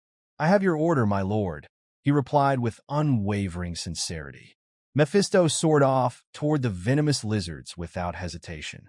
Watching him disappear, Aiden grinned in satisfaction, thinking to himself, "How convenient it is to have a high-ranking Talos like Mephisto obeying my every command." He clenched his fist with determination. "But I need to get stronger soon, so I can unlock Mephisto's full potential." Aiden turned back to EZ. "All right, we should get moving too," he said. EZ, caught off guard, stammered, "Where are we going?" Aiden chuckled, a glint of anticipation in his eyes. "What do you mean, where? I made a promise, didn't I? We're going to save your village and your family. Let's go." The scene shifted to the crater of the extinct volcano, where Dares Kleiman stood with his arms crossed, his expression dark and serious. Beads of sweat dotted his face as he thought, "Why haven't I heard anything from the 5th village crew yet? Could they have been taken out? No, impossible. There's no one here capable of that." Just then, Dares noticed ripples in a still pool of water nearby. His eyes narrowed, suspicion rising. Waves in still water? He glanced around and noticed a strange movement in the trees, which seemed to be swaying slightly, as if disturbed by something moving quickly beneath them. His hand instinctively moved to the hilt of his sword, ready to draw. In the distance, he caught sight of someone running straight toward him. "What's this?" he muttered. "A band of thieves?" But as the figure drew closer, and behind him, a swarm of monstrous creatures, including spider monsters with venomous fangs gleaming in the dim light. Dares scowled, shouting to his men, "Monsters! Defend the lab immediately!" Tyan, sprinting as fast as he could with a mix of terror and determination, shouted at the top of his lungs, "Aiden Remez, I'll kill you for this." Dares glared at the wave of spiders approaching, his jaw clenched. "They may be coming in large numbers, but we can handle them." His thoughts were interrupted as he saw yet another wave of creatures emerge from the opposite side. A horde of poison ogres charging with ferocity, with Priestess La grinning maniacally behind them. Dare's face went pale. Poison ogres? What in the world are they doing here? He quickly scanned his surroundings, realizing the creatures had moved from the forest depths toward the volcano's crater. And now what? From yet another direction, a group of lizard monsters came charging forward, herded by Mephisto, who grinned wickedly and taunted them. "I'll tear you apart when I catch you." The creatures advanced toward the crater, creating a monstrous convergence around the dark mage's base.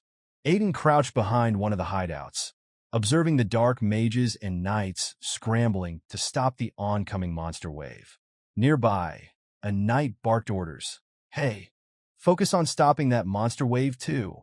Aiden turned to EZ, who looked terrified but determined, and nodded. "Let's go in, EZ." They slipped inside a room where Ez's tribe members were being held.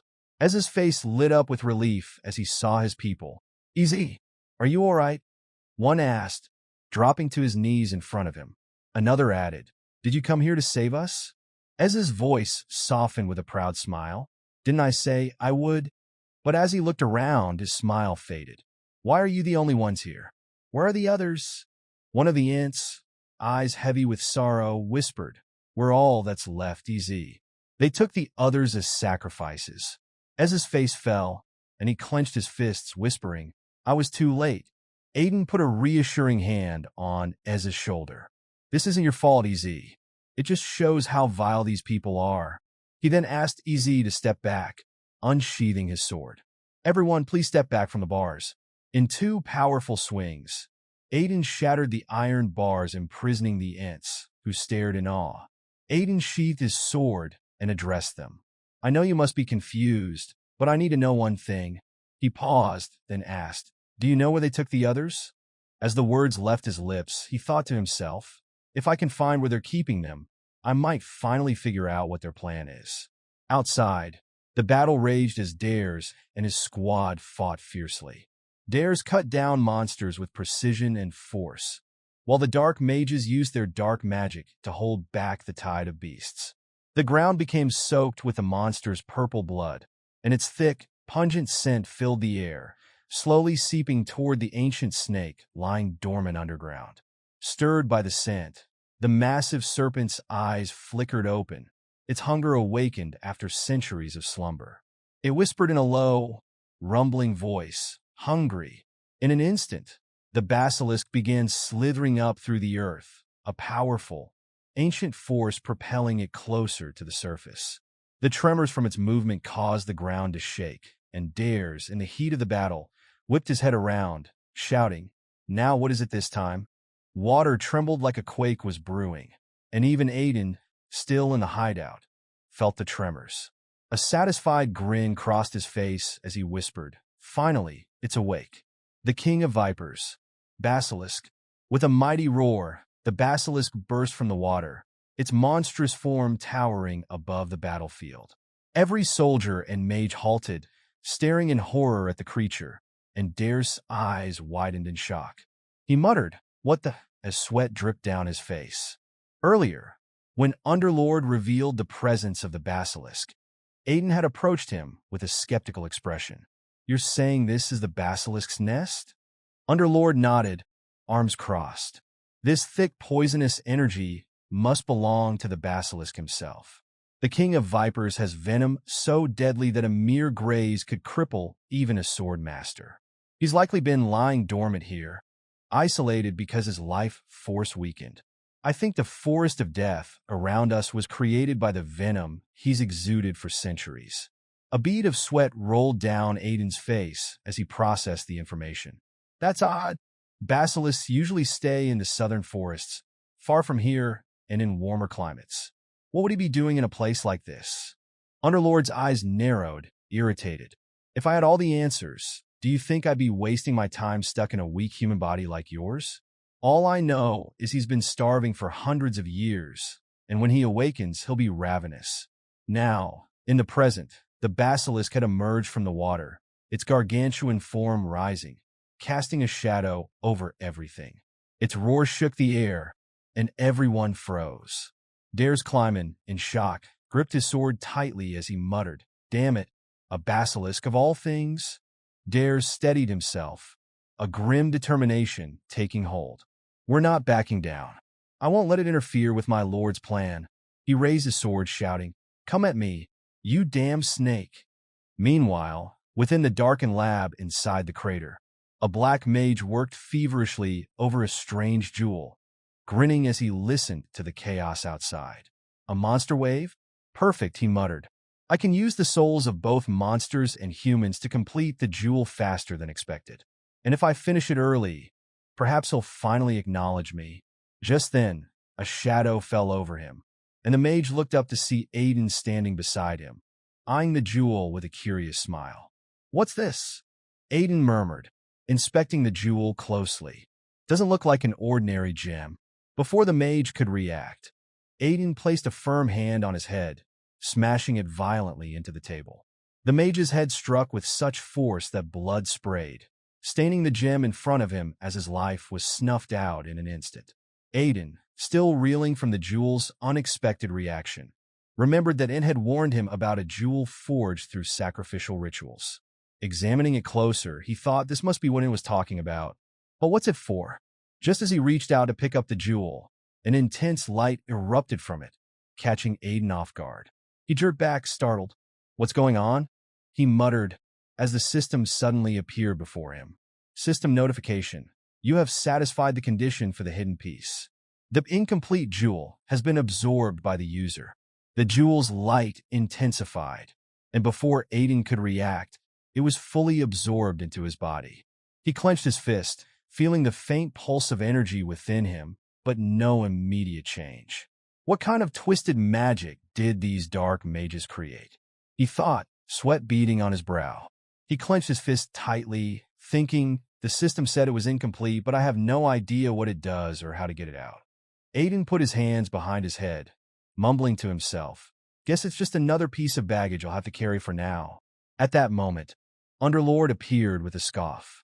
Did you just call me baggage? He huffed, clearly offended. Aiden chuckled as he continued walking, saying casually, I didn't mean you, Underlord. Anyway, shall we go finish this? Underlord, still annoyed, shouted after him. Answer me. Outside, the basilisk was wreaking havoc, its venomous fog spreading through the area, immobilizing anyone caught in its path. Dares, trembling and barely able to stand, as he struggled against the overwhelming venom. This poison, I can't move at all. Desperation set in, and he thought if only my lord were here, he could take this monster down in one strike. Suddenly, the basilisk slithered closer, towering over him. Gritting his teeth in defiance, Dares raised his sword, bringing it before his face as he struggled to draw power. If I could just once copy my lord's sword technique. With a surge of determination, his sword began to emit a blood-red aura. Dares tightened his grip, channeling every ounce of his strength, and swung at the basilisk with all his might, the red aura blazing around his blade as he struck. Dares landed a powerful, final blow against the basilisk's head, his sword crackling with a blood-red aura. The basilisk let out a thunderous cry of pain, its life extinguished in an instant. Exhausted, Dares staggered, using his sword as a crutch to support his weight, a faint smirk on his face as he murmured to himself, I did it. Am I closer to wielding the sword like my lord now? Suddenly, a cold, unfamiliar voice rang out behind him. Congratulations on becoming a sword master, Dark Knight. And goodbye. Dares looked up, startled. Just as he turned, Aiden struck and blood splattered from the wound. Aiden's eyes gleamed with a white-hot fury. Wait in hell, he said to Dares, and I'll be sending your lord to join you soon enough. Dares locked eyes with Aiden, confusion and shock in his fading gaze. Who are you? He managed to gasp. Aiden's face twisted with anger. Me? He growled. I'm someone your lord once called a comrade. Turning to his sword, Aiden commanded, Beelzebub, devour him. As Beelzebub's dark energy engulfed Dares, he cried out in agony, eyes wide with desperation. I need to tell my lord, I finally was able to be of use. But Beelzebub consumed him completely, leaving only his sword behind. Aiden, sheathing his own weapon, muttered, loyal to the end? Dares? Sylvetta Shure found himself a devoted dog. He glanced over at the basilisk's enormous corpse, its mouth wide open. Aiden walked toward it thoughtfully. Didn't expect him to actually take down the basilisk. Just goes to show how strong Sylvetta's soldiers are. Shrugging, he smirked. Well, it all worked out. Time to put this snake to good use. Aiden stepped into the basilisk's mouth, scanning its massive fangs and thick hide. Just then, Underlord appeared beside him, eyeing him suspiciously. What in the world are you doing inside a dead basilisk's mouth? Aiden, eyes gleaming with excitement and a wild grin on his face, replied, since we're here, might as well take everything of value. The fangs can be forged into deadly weapons, and the leather will make excellent armor. Most importantly, Aiden took out a bottle, carefully collecting the basilisk's venom. This venom is incredibly potent. With it, I can create a brew that will make us immune to poisons. After gathering every valuable piece he could, Aiden capped the bottle of venom and straightened up, a satisfied grin on his face. Now that I've taken everything worthwhile, let's go check on the ints. Underlord called out to Aiden with an unusual seriousness, snapping him from his task. Aiden shot him a confused look. What is it? He asked, noting the stern expression on Underlord's face. Underlord pointed toward the basilisk's mouth. Look at the roof of its mouth, he said, eyes narrowed. There's something there that a snake like this shouldn't possess. Curious, Aiden walked over, hands on his hips as he examined the area Underlord had indicated. What gives you the right to call it lowly? He murmured. But as he squinted at the object, a flash of recognition crossed his face. Is this the demonic spirit stone? He picked up the dark, glimmering stone, holding it up to the light. As he examined it, he thought a demonic spirit stone, a vessel that contains concentrated dark magic energy. So that's why the monsters in this forest are so unnaturally strong. But why was it hidden here, inside the basilisk's mouth? Suddenly, the stone pulsed with a dark aura that seemed to draw on Aiden's energy. Startled, he felt a strange vibration from his subspace pocket, as though something inside was reacting to the stone. With a sharp pop, a pendant sprang out of his subspace pocket, hanging in midair. Aiden froze. He remembered this pendant. It was something he'd picked up in the Lich's dungeon, a gift his former master had left for him. Could the demonic spirit stone be reacting to it?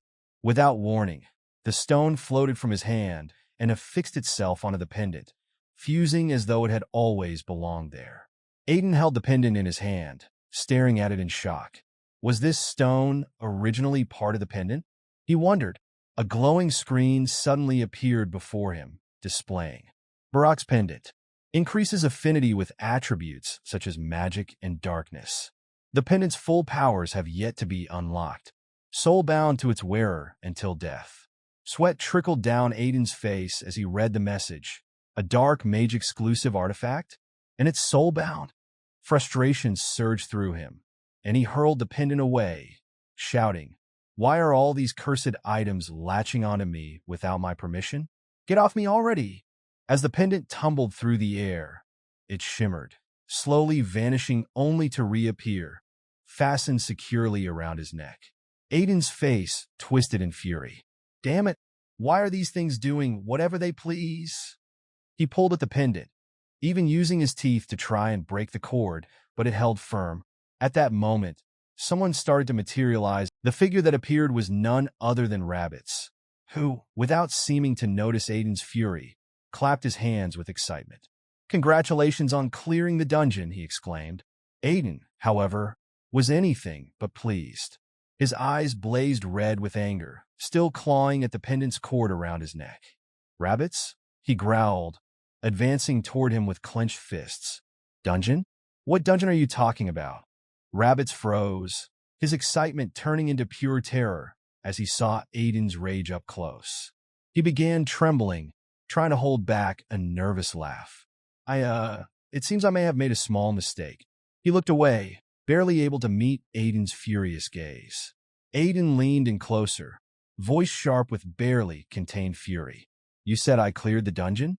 Then where's the core? Should I just go and crush it to pieces right now?" His voice echoed, and Rabbits flinched, visibly shaking as he stammered. Please, calm down, Aiden, no need for that." At that moment, Underlord's gaze fell upon the pendant still fixed around Aiden's neck, and his eyes widened in recognition. "That pendant," he muttered, his usual dismissive tone replaced by shock and intensity. As Aiden pieced everything together from Rabbit's accidental slip, Rabbits instantly sank into panic, realizing he'd exposed himself yet again. Aiden's gaze turned sharp as he asked if Rabbits was seriously admitting that the entire Forest of Death was, in fact, a dungeon. With nowhere to run, Rabbits reluctantly confirmed it. Aiden recalled a rumor. If a monster's power lingers long enough in one spot, the land itself can morph into a dungeon. And this place was clearly one of those cases. Though it all added up, Aiden's tone grew cold.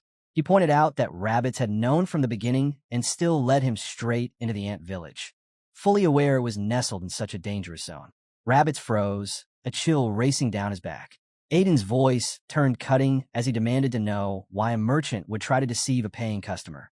Soaked in cold sweat, Rabbits panicked. He couldn't figure out how Aiden had uncovered the truth. Scrambling, he insisted it was a misunderstanding and claimed he never meant to trick anyone. But Aiden didn't buy it. He casually mentioned reporting the whole thing to the hat merchant, so they'd know one of their spirit merchants was cheating people. At that, Rabbits dropped to his knees, face drained of color. He stammered, demanding to know how Aiden even knew about the hat merchant. Aiden smirked, throwing a jab, wondering if the hat merchant would still let him keep his title as an elementary rank merchant.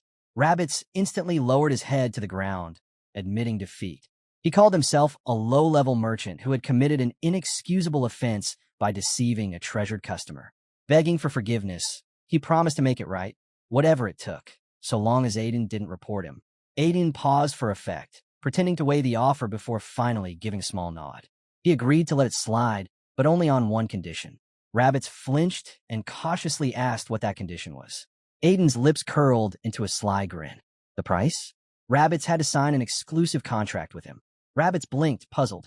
Exclusive contract? Aiden explained, spirit merchants could only enter one exclusive contract in their entire life. Once it's signed, the customer must sell every single piece of dungeon loot solely to that merchant. In return, Aiden explained, the merchant would be bound by strict rules, never allowed to reveal anything about their customer and required to fulfill every request without question. He folded his arms, adding that since these contracts relied entirely on trust, spirit merchants were extremely hesitant to enter one. Rabbits clenched his jaw as he listened. The nerve of this guy, he thought. Like I'd ever sign something that's serious with a con artist like him. Even if he tore out my liver, I'd still say no. But then he glanced at Aiden's smug grin, and it hit him. This guy wouldn't just take his liver. He'd probably cook it and eat it too. With no better option, Rabbits gave in, reluctantly accepting the deal. Not long after, Aiden strolled along with a spring in his step, clearly enjoying himself. His curse chimed in, asking if he was that thrilled. Aiden didn't even try to hide it. Of course he was. Finally, he got in payback for being dragged into that deadly mess. Now, he planned to milk every ounce of value out of Rabbits for as long as he could. Meanwhile, Rabbits trudged behind him, drained and miserable. So much for my career. I'm finished, he muttered. Just then, a voice yelled out Aiden's name. He turned and instantly recognized who it was. Tyan, charging toward him, looking absolutely furious. Thinking fast, Aiden tried to lighten the mood. He complimented Tyan, telling him to take it easy. But his curse immediately cut in, pointing out that it was kind of hard to stay calm after getting tossed into a dungeon full of monsters. Before Aiden could say a word, Tyan walked up and smacked him. Then, to Aiden's surprise, he thanked him. Tyan explained that without Aiden's twisted, over-the-top strategy, he wouldn't have been able to save his people. They could have even lost their knights. Aiden wasn't sure if that was a compliment or a veiled insult. Before he could figure it out, Tyan handed him something. Aiden raised an eyebrow. What's this? Tyan told him it was a promise token from House Sieges, something that granted Aiden the right to call upon their strength once, whenever he needed it. As Aiden took it in hand, he felt the weight behind it. With this, he had the authority to summon Tyan, even command Margrave's sieges if he wanted. He blinked. Had Tyan really just handed him something this important, just like that? Still unsure, Aiden asked if he was serious. Wasn't Margrave's sieges going to lose it over this? Tyan simply shrugged. You saved us. That's all that matters. Aiden chuckled and called Tyan reckless, then smoothly shifted the subject to the ants. Both of them turned to look at the strange, insect-like beings. Tyan frowned and said they weren't his people, so there was nothing more he could do. He left the matter in Aiden's hands. Then his gaze moved again, this time to the small figure trailing behind Aiden. He pointed out that the kid was also an ant. Aiden blinked, caught off guard. You noticed? Tyan smirked. You two have been glued together since the start. How could I not? Aiden sighed and told him not to worry. He'd take care of it. Leaving that behind, he made his way over to the ants and approached Ez, the little elf. You all right? Why is everyone just standing around? Ez looked up and quietly explained. They were guarding what remained of the fairy tree, a sacred tree born from a branch of the world tree, planted long ago by their ancestors. It carried the very soul of their history. His voice softened. The fairy tree had always protected them, watched over their village. It was more than a guardian. It was their friend. They just wanted to be with it a little longer before it faded away. Aiden stood there, silent, hand resting on the bark. He couldn't help but scoff. Even a tree managed to have friends that stuck around until the end. That's when he heard it. A voice, faint but clear, asking for help. His eyes widened. Was the tree speaking to him?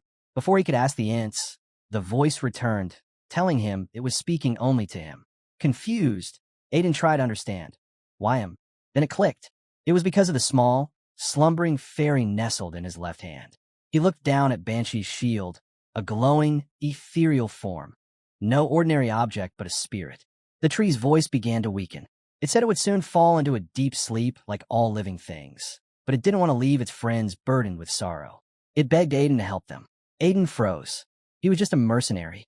He never did anything unless there was a reward. The only reason he even came this far was because a desperate little fairy had begged him to. But after a moment, he let out a slow breath. It's okay. You can rest now. The tree responded with what felt like warmth and peace, offering a final blessing to the savior of fairies. Then it dissolved into soft light. A sudden rush of energy burst around Aiden, catching the attention of the ants. They gasped, staring in disbelief. He had just been blessed by the fairy tree. Aiden stood frozen, trying to make sense of it all. A glowing light shimmered in his hands, and he stared down at it. What is this? One of the ants stepped forward and answered.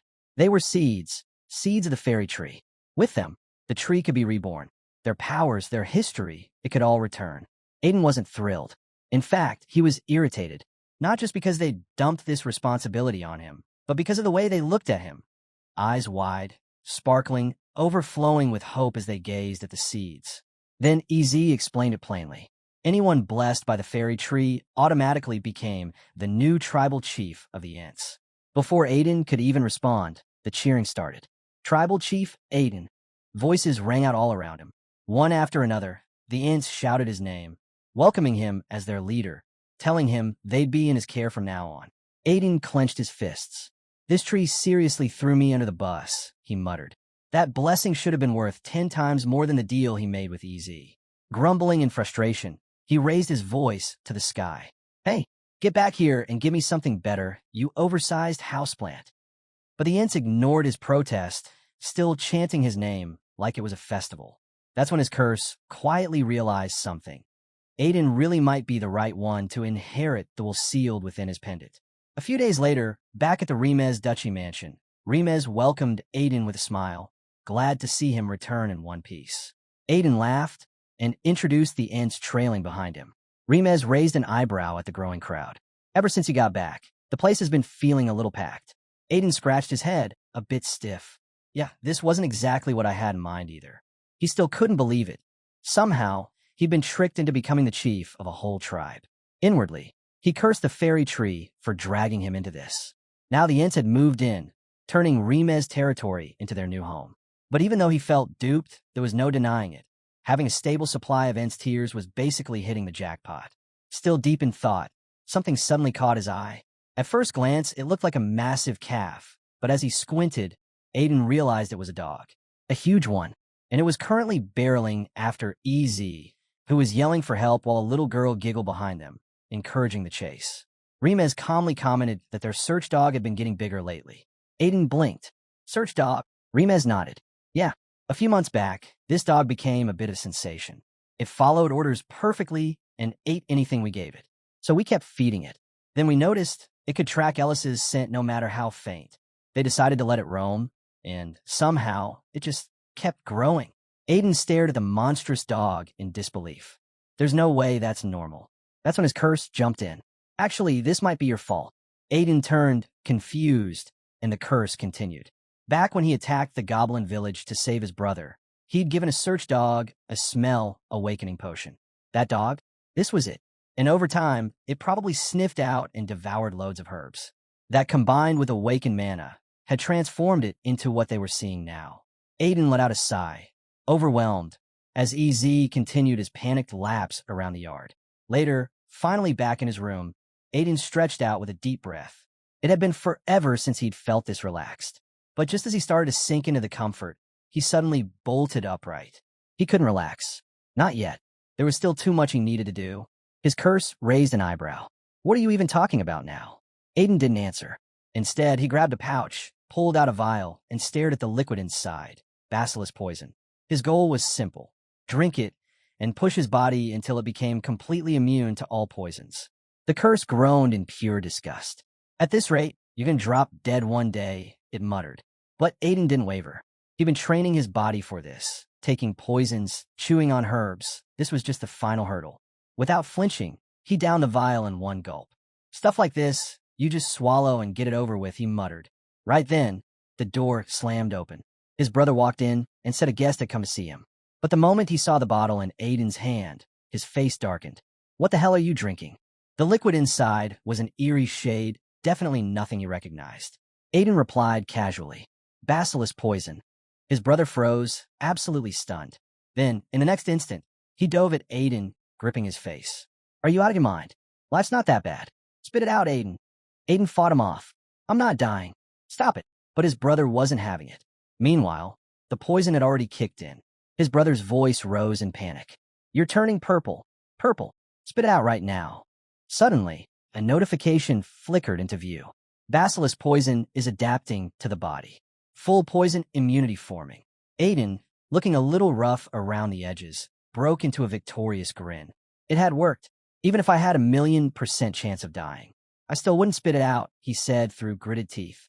Before his brother could scream again, another voice cut in. What a heartwarming sibling moment. Both froze. Aiden turned to see a woman walking into the room. Nikita Florence. Immediately, the scuffle ended. Aiden sat up straight, eyes narrowed, watching her closely. She smiled politely.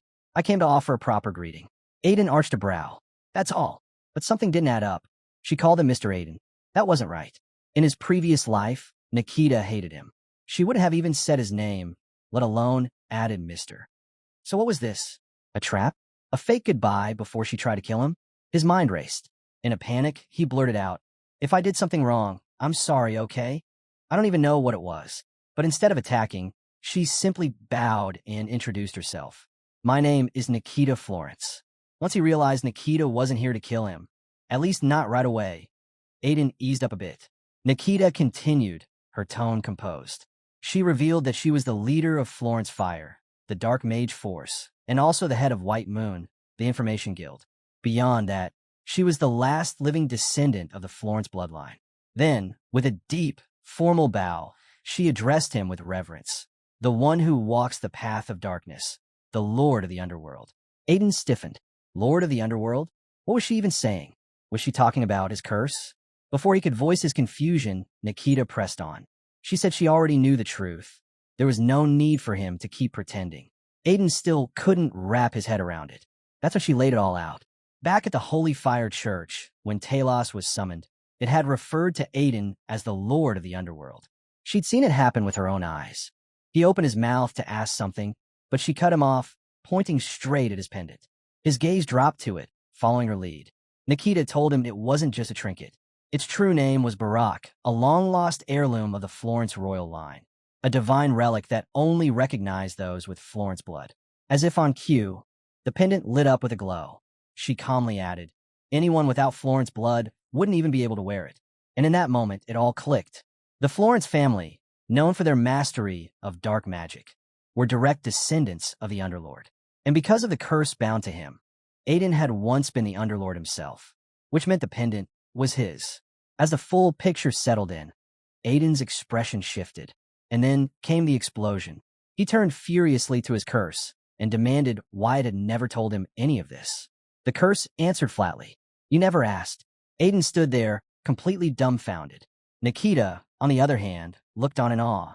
Her earlier attitude shifted into total reverence. She was now convinced she'd been addressing a great being without realizing it. With unwavering resolve, she knelt once more. I don't know why someone as powerful as you has taken on this form in our world, but surely you've come with a purpose. Please, give me your command. I, Nikita Florence, vow to obey, no matter what it is. Aiden almost choked. This is getting out of hand. Although, to be fair, it wasn't all wrong. Then the thought struck him. If Nikita truly believed he was the Underlord, that meant White Moon, the most elite information network in existence, now followed him. A slow grin spread across his face. No way I'm letting this jackpot slip through my fingers. With a smooth shift in posture, Aiden crossed his legs and leaned back like he owned the world. So, you recognize me? Good. Then you must know what that means. It's a pleasure to meet you, my descendant. That's right. I am the lord of the underworld. He kept a straight face, letting Nikita's misunderstanding play out. If she believed it, why correct her? It worked perfectly in his favor. After she finally left, the curse exploded. That was pathetic. That's your idea of being the underlord. I've seen goblins do a better job at pretending. Aiden ignored the rant, sinking into silence. Florence, the pendant, the underlord. The pieces were starting to form a picture, but there were still too many blanks. It was clear now. There was a lot about his past life he didn't understand. None of this had been in his plan. But now, with White Moon's full intel network under his command, hunting down his enemies would be a whole lot easier. Even so, it felt strange. He pressed his fingers to his forehead, lost in thought. In my last life, I was a hero who defeated the lord of the underworld. And now, here he was pretending to be him. The curse was still going off in the background, furious and relentless. But Aiden just let out a long sigh, staring at the ceiling. How did my life get this ridiculous? Deep in the Remez territory forest near Monster Mountain, Aiden paid a visit to the ant tribe as they went about their work. When he greeted them, they told him that everyone was happy with the forest he'd chosen. Aiden gave a small nod, pretending to have planned it all. In truth, he just dumped them into an unoccupied patch of land and called it a day. But hey, if they liked it, that was what mattered. Looking up, his gaze landed on the towering Sadivi tree. He'd assumed it wouldn't be much different from an average tree, maybe just a bit faster in growth. But this? It had skyrocketed in just 2 days. That's way too fast, isn't it? He asked, turning to EZ. EZ explained that Ellis had stopped by the day before. She'd sprinkled some holy powder onto the sprout of the fairy tree. And the moment she did, the entire thing erupted with radiant energy and shot upward like crazy. Aiden blinked. So Ellis's holy power wasn't just powerful. It was surprisingly versatile. Then EZ passed along a message from the tribal chief. Everything Aiden had asked for was ready. They were waiting. Aiden turned to Eve and motioned with his head. Come on, let's check it out. At the vice tribal chief's post, Aiden's attention was immediately drawn to a strange object. It was a purple egg with a hard shell. He crouched beside it and began analyzing the aura around it. The reading was clear. This wasn't just any egg. It held a spiritual beast. The 10th village vice tribal chief confirmed his findings, saying he could feel the spirit energy within it too. Aiden had originally thought the egg, taken from the cult of Holy Fire, might have belonged to the fairy race. But no, this was something far rarer. In all his lives, past and present, he'd never seen a true spirit beast egg before. The chief explained how spirit beast eggs usually draw in surrounding energy to grow. But this one wasn't doing that. It was dormant, completely sealed off from absorbing anything. Aiden asked if that meant it couldn't hatch. The chief shook his head. Not exactly. The egg needed a concentrated burst of energy, aura, holy power, or something just as potent to stir it awake and kickstart its development. But there was a catch. You couldn't just pump energy into it blindly. The type of energy the egg absorbed in its dormant state would shape both its appearance and nature. If it was a dragonoid spirit beast and absorbed water energy, it would hatch into a water dragon. If it took in fire energy, it'd become a fire dragon, and so on. And most importantly, the beast would imprint on whoever fed it that energy. To the spirit beast, that person's energy would become its home. Meaning, if Aiden kept feeding it his own energy, taming it would be no problem at all. Aiden immediately recognized the opportunity. He wasn't just holding a spirit beast egg. He was holding the chance to mold its power and lock in its loyalty from the very beginning. Pleased, he thanked the chief for the spot-on explanation. Before handing over the book Aiden had asked for, the chief took a moment to inspect it, noting that the characters belonged to the ancient fairy race. As Aiden flipped through the pages, he learned it was a mana cultivation technique once practiced by humans who wielded mana. After a brief scan, he let out a sigh. TCH, I really thought this would be something rare. What a letdown. The chief apologized, saying it was outside his area of expertise. He couldn't offer much more. Still, Aiden took both the book and the egg, thanking him and tossing in, next time I get my hands on some leech bone powder, I'll bring you a share. Later, while reading the scripture, Aiden found himself sweating, brow furrowed in frustration. The terminology was foreign, hard to follow. He began to wonder if the author had come from another continent. Maybe the East? It would make sense. After all, The cult of the holy fire supposedly originated from somewhere far beyond. His curse scoffed. Why are you wasting time? You already have a solid cultivation technique. Aiden shrugged. Just curious. It's from another continent. I want to see how it compares. At first, it seemed like a dead end. The book was confusing and didn't appear to hold much weight until something clicked. His curse noticed a shift. What is it? Aiden didn't answer. Quiet. As he read deeper, the strange terminology began to make sense. The more he unraveled, the more familiar it felt. This technique wasn't just similar to his, it refined it. It built upon the very same method taught to him by the king of mercenaries. The technique he'd trained with all his life.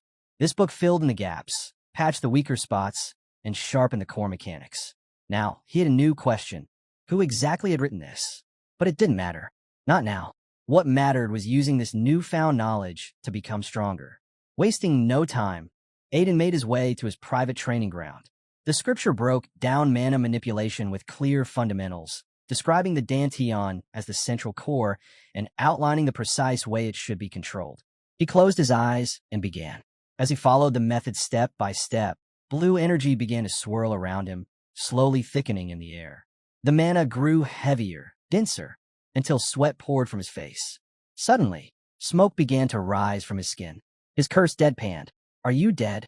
Aiden cracked a grin. No, this is incredible. It's beyond anything I expected. Just then, a system notification flashed before Aiden's eyes. New mana cultivation technique acquired. He stared at it, stunned. This wasn't just theory, it was working.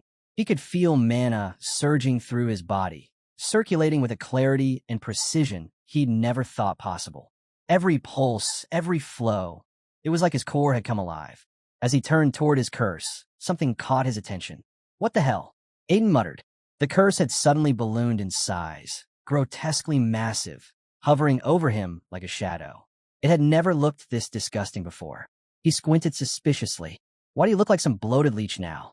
The curse immediately snapped. I can't hear everything you're thinking, genius. Watch your mouth. Irritated, Aiden pointed accusingly. You're just a parasite. You suck up half my energy like it's your birthright. The curse growled. And without me, you be a dried-up husk drifting in the void. Don't forget who saved your miserable life. After their usual round of bickering, Aiden brushed it off and turned back to the book. He still couldn't believe it. He had just unlocked an evolved version of the very technique his master had taught him. When he'd first opened the book, it had felt impossible to decode. But now, almost everything made sense, almost. There was still one passage. Written in elegant, poetic verse, it hinted at something deeper. A next stage, maybe, but the meaning escaped him. He'd have to break it down piece by piece. Meanwhile, far across the Empire, in the slums of the immortal Empire, a cloaked figure muttered bitterly under his breath. Magic Tower brats, turning magic into some kind of mercenary hobby. Idiots. He kicked a stone out of his path, scowling. Magic was sacred. It was discipline, not something to mix with brawling and coins. And for that, they'd expelled him. He'd been on the verge of a breakthrough in magical engineering, his life's work. They had mocked him for it, but once it was complete, they'd all regret ever doubting him. He clenched his fists. All he needed now was funding. A patron. Someone with influence who could see what the rest of the world was too blind to notice. That's when a name surfaced in his mind. Aiden Remes. The one who had praised his work. The only one who saw value in what he created. His frown twisted into a grin. That's it. Aiden will understand. He'll support me. His decision was made. No matter what it took, he would find Aiden and make him the key to his revenge-fueled rise. At the Remes Knights training ground, Lo gritted his teeth, swinging his sword again and again. Fully geared, soaked in sweat, he pushed his body beyond exhaustion. Aiden's voice echoed in his mind, telling him to stay behind because he'd only be a burden. The words stung more than any blade. He had vowed to protect Aiden with everything he had, but here he was still not strong enough. He knew he could never catch up to Aiden's level, but at the very least, he had to stop being someone who held him back. Meanwhile, in Aiden's office, he sat across from Ellis's father, who had come bearing news. She has to go? Aiden asked, brow furrowed. Her father nodded solemnly. It's the Church of Holy Fire's law. Any saint who undergoes the walking ceremony must embark on a pilgrimage across the continent within the same year. It's tradition. Not a single saint has ever been exempt. But there was more. This time was different. Ellis had awakened as a saint unusually young. And Sending her out now? That was a serious risk. Aiden leaned back, considering. Can't it be delayed until she's fully recognized as a saint? Her father sighed. I brought that exact question to the church. They said the choice is hers. And when I asked her, she said she wanted to go. He had warned her about the dangers, about how brutal the world could be. But she had just smiled. All the saints before me made it back safely, didn't they? And if she refused, he'd be the one punished for breaking church law.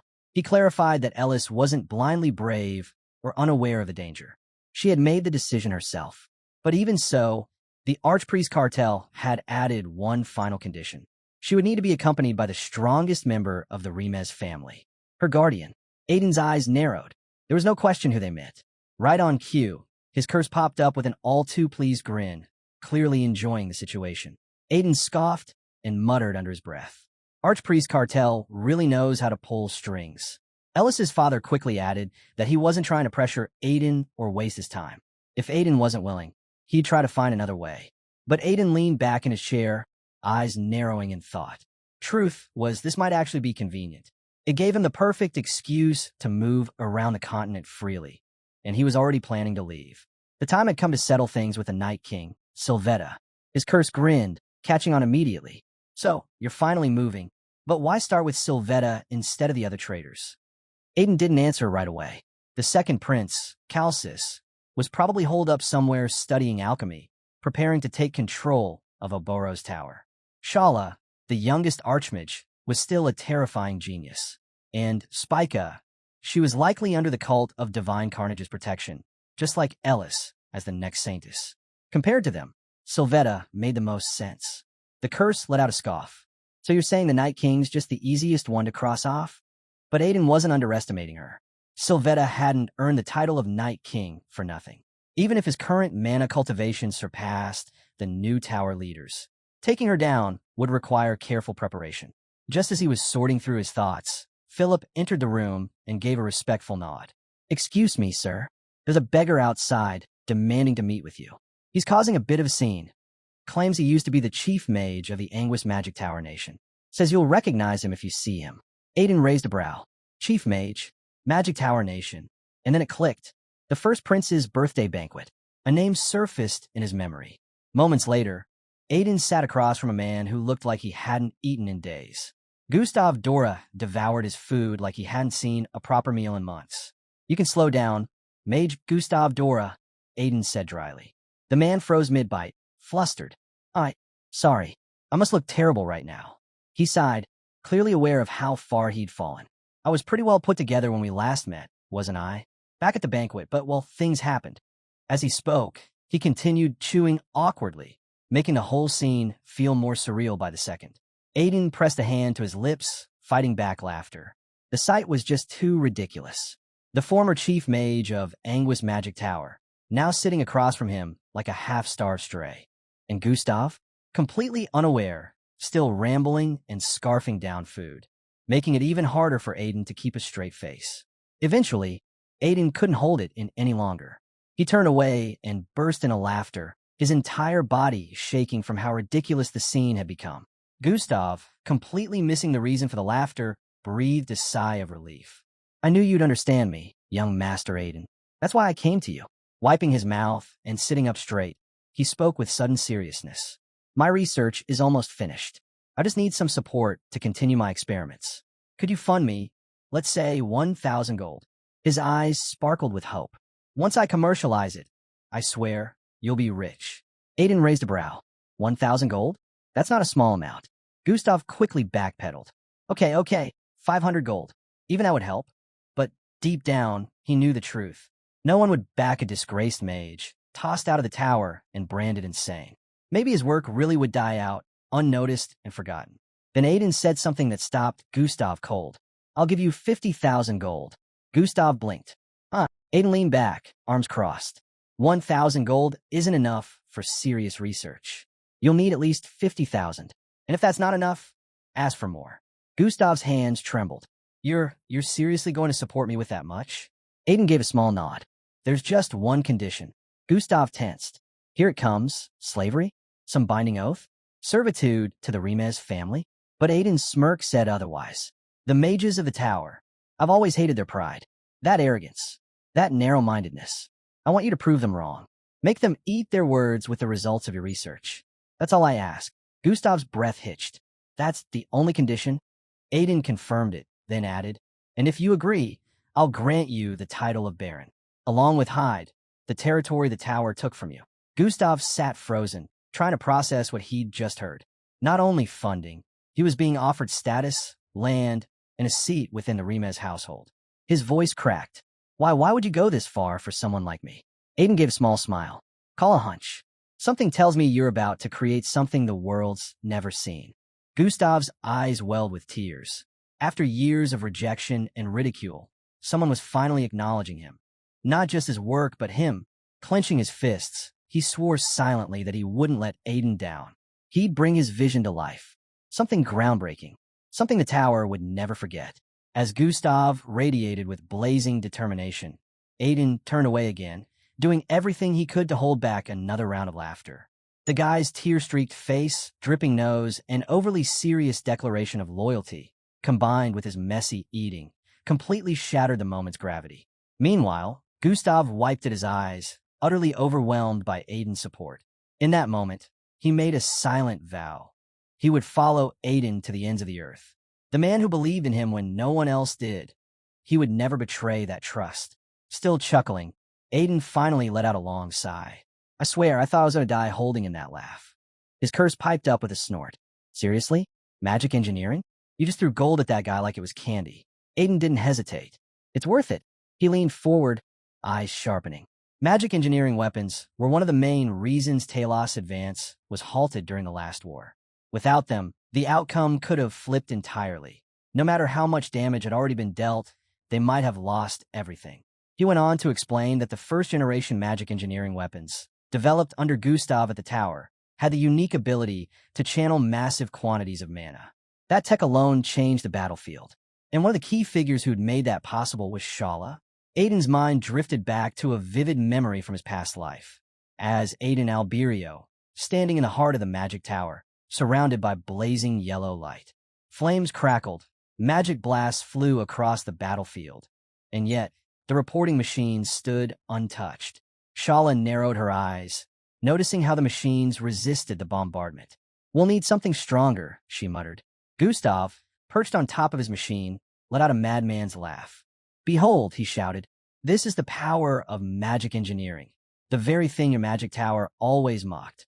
Spreading his arms wide, he bellowed toward the elite mages. Come on, you cowards, face me. I'll show you just how useless your precious magic really is. Shala didn't back down. She gathered a massive surge of mana and poured it into her weapon, her excitement growing. She wanted to know just how long would his machines last. Gustav grinned, teeth bared, and stood his ground. Magic is nothing. When the attack came, Shala unleashed a full-force 7-circle spell, barely managing to counter Gustav's machine. After that clash, everything changed. Magic engineering, once ignored, was finally recognized as a serious force on the battlefield. Back in the present, at Aiden's training grounds, a month had passed since Gustav had joined the estate. He hadn't left his workshop since, obsessed with preparing something for the pilgrimage. With Ellis's departure scheduled for the next day, Aiden briefly wondered if he'd overestimated Gustav, but shook the thought away. Right now, his focus was on Sylvetta and revenge. Just then, Lo approached him with purpose in his stride. I heard you're joining Saintess Ellis on her pilgrimage, Lo said. I can't let you go alone. I'm coming with you. Aiden raised an eyebrow. You? How do you plan to protect me when you're weaker? Lo didn't flinch. I'll prove myself. He admitted that he couldn't match Aiden's strength, but he wasn't the same as before. If Aiden didn't believe him, he was welcome to test him, right here, right now. Aiden paused, surprised by Lo's conviction. Has he really grown that much through training alone? Then grab a sword, Aiden said, stepping onto the field. He recalled something from his previous life. Lo had once claimed he would have reached the level of sword master, if only he'd had both arms. Now, Aiden was curious to see if that potential had started to bloom. Lo gave a warning and charged. His movement was fast, fierce. The strike came with real power behind it, and Aiden could immediately tell Lo was stronger, sharper. His strikes had weight, and his mana flow was solid. But there were flaws, too many gaps in his form. He was charging in too aggressively, focusing entirely on offense and neglecting his defense. It was clear Lo was betting everything on overwhelming force. Hoping for more, Aiden felt a twinge of disappointment. The fight wasn't worth dragging out. With a calm breath, he channeled aura into his wooden sword and pointed it at Lo's face, ready to end it in one clean move. But before he could strike, Lo threw a punch, fast and wild. The moment it connected, Aiden's aura-infused sword shattered into pieces. Aiden's eyes widened. That sword was tougher than iron, and he broke it with his bare fist? Lo's arm was coated in something rough, something bark-like. Without wasting a second, he followed up with another powerful swing of his sword, aiming straight at Aiden. Shocked, Aiden stepped back. What the hell is that arm? Lo finally spoke, explaining that during his solo training, he kept asking himself the same question. What can I do that no one else can? And then it hit him. Mana, vasoconstriction. The condition Aiden had once cured him of. Aiden's expression shifted. He's using that. Lo explained that he started experimenting with his once petrified arm. By channeling mana into it, focusing on the sensation from his illness, he could now harden his limbs at will, tough as stone. Those gaps in his defense Aiden had noticed? They weren't mistakes, they were bait. Aiden's curse whistled. I've seen a lot of things, but turning a disease into a combat technique? That's a first. Lo gave a humble shrug. He knew it was nothing compared to Aiden's skill, but he had pushed himself relentlessly. Anything to close the gap, even by an inch. All he wanted was a chance. Please, Lo said. Let me come with you. Aiden said nothing. He walked past him in silence. Lo froze. Doubt crept in again. Was it still not enough? Then Aiden called out over his shoulder. Why are you just standing there? We leave tomorrow. Pack your bags, Lo. Lo's eyes lit up. Wait, you're taking me with you? Aiden smirked. Can't hurt to bring a decent shield. Lo bowed, overwhelmed with gratitude. And Aiden thought to himself, this guy was a genius, then and now. Maybe he really is everything he claimed to be. The next morning, the long-awaited departure arrived. Ellis's father wept openly, clinging to his daughter's hand like child. Please come back safe. Embarrassed, Ellis nudged him and hissed. Stop crying. Everyone's watching. Not far off, Aiden's father sighed. I can't compete with that level of drama. But Aiden didn't bother responding. His eyes were locked on something else. A strange, bulky, bizarre-looking carriage sat nearby. Don't tell me you arranged that? He asked his father. The Duke glanced over. Me? I've never seen that thing in my life. Before they could question it further, a hatch burst open, and Gustav's voice rang out. I was waiting for you to ask that. Young Master Aiden. Aiden nearly jumped out of his skin, heart hammering in his chest. He genuinely thought a ghost had popped out of the carriage. But when he realized it was just Gustav, he let out a long sigh, only for it to be cut short. Gustav puffed out his chest proudly and declared, Behold, my first successful creation, my masterpiece of magical engineering. He had rushed to finish it in time, keeping the promise he'd made to Aiden. Then came the technical details, and more details, and more. Gustav excitedly launched into a long-winded breakdown of every mechanism and function the carriage possessed. Aiden's father, cornered by the enthusiasm, nodded along and praised the work, even though he barely understood half of it. Aiden, on the other hand, stood there with a blank expression, his irritation rising by the second. His curse muttered darkly, this guy's completely insane. Eventually, Gustav handed Aiden a thick manual. Be careful. Only use the special function if you're in real danger. If you activate it too early, you'll be in deep trouble. Aiden frowned, thumbing through the manual.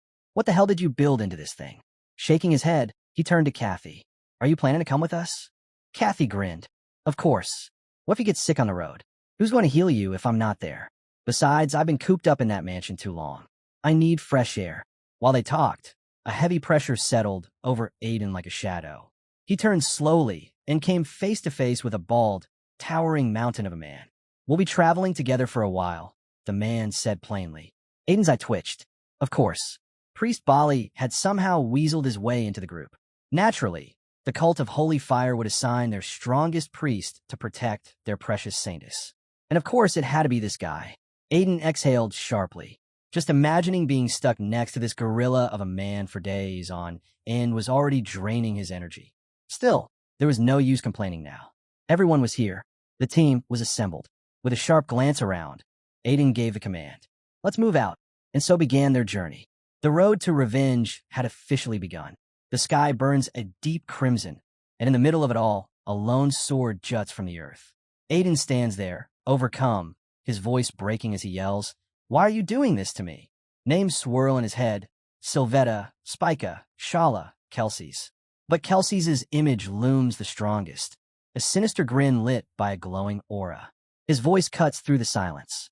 "Rest in peace, Aiden." Grinding his teeth, Aiden shouts back, fury spilling out. "I'll never forgive you, never."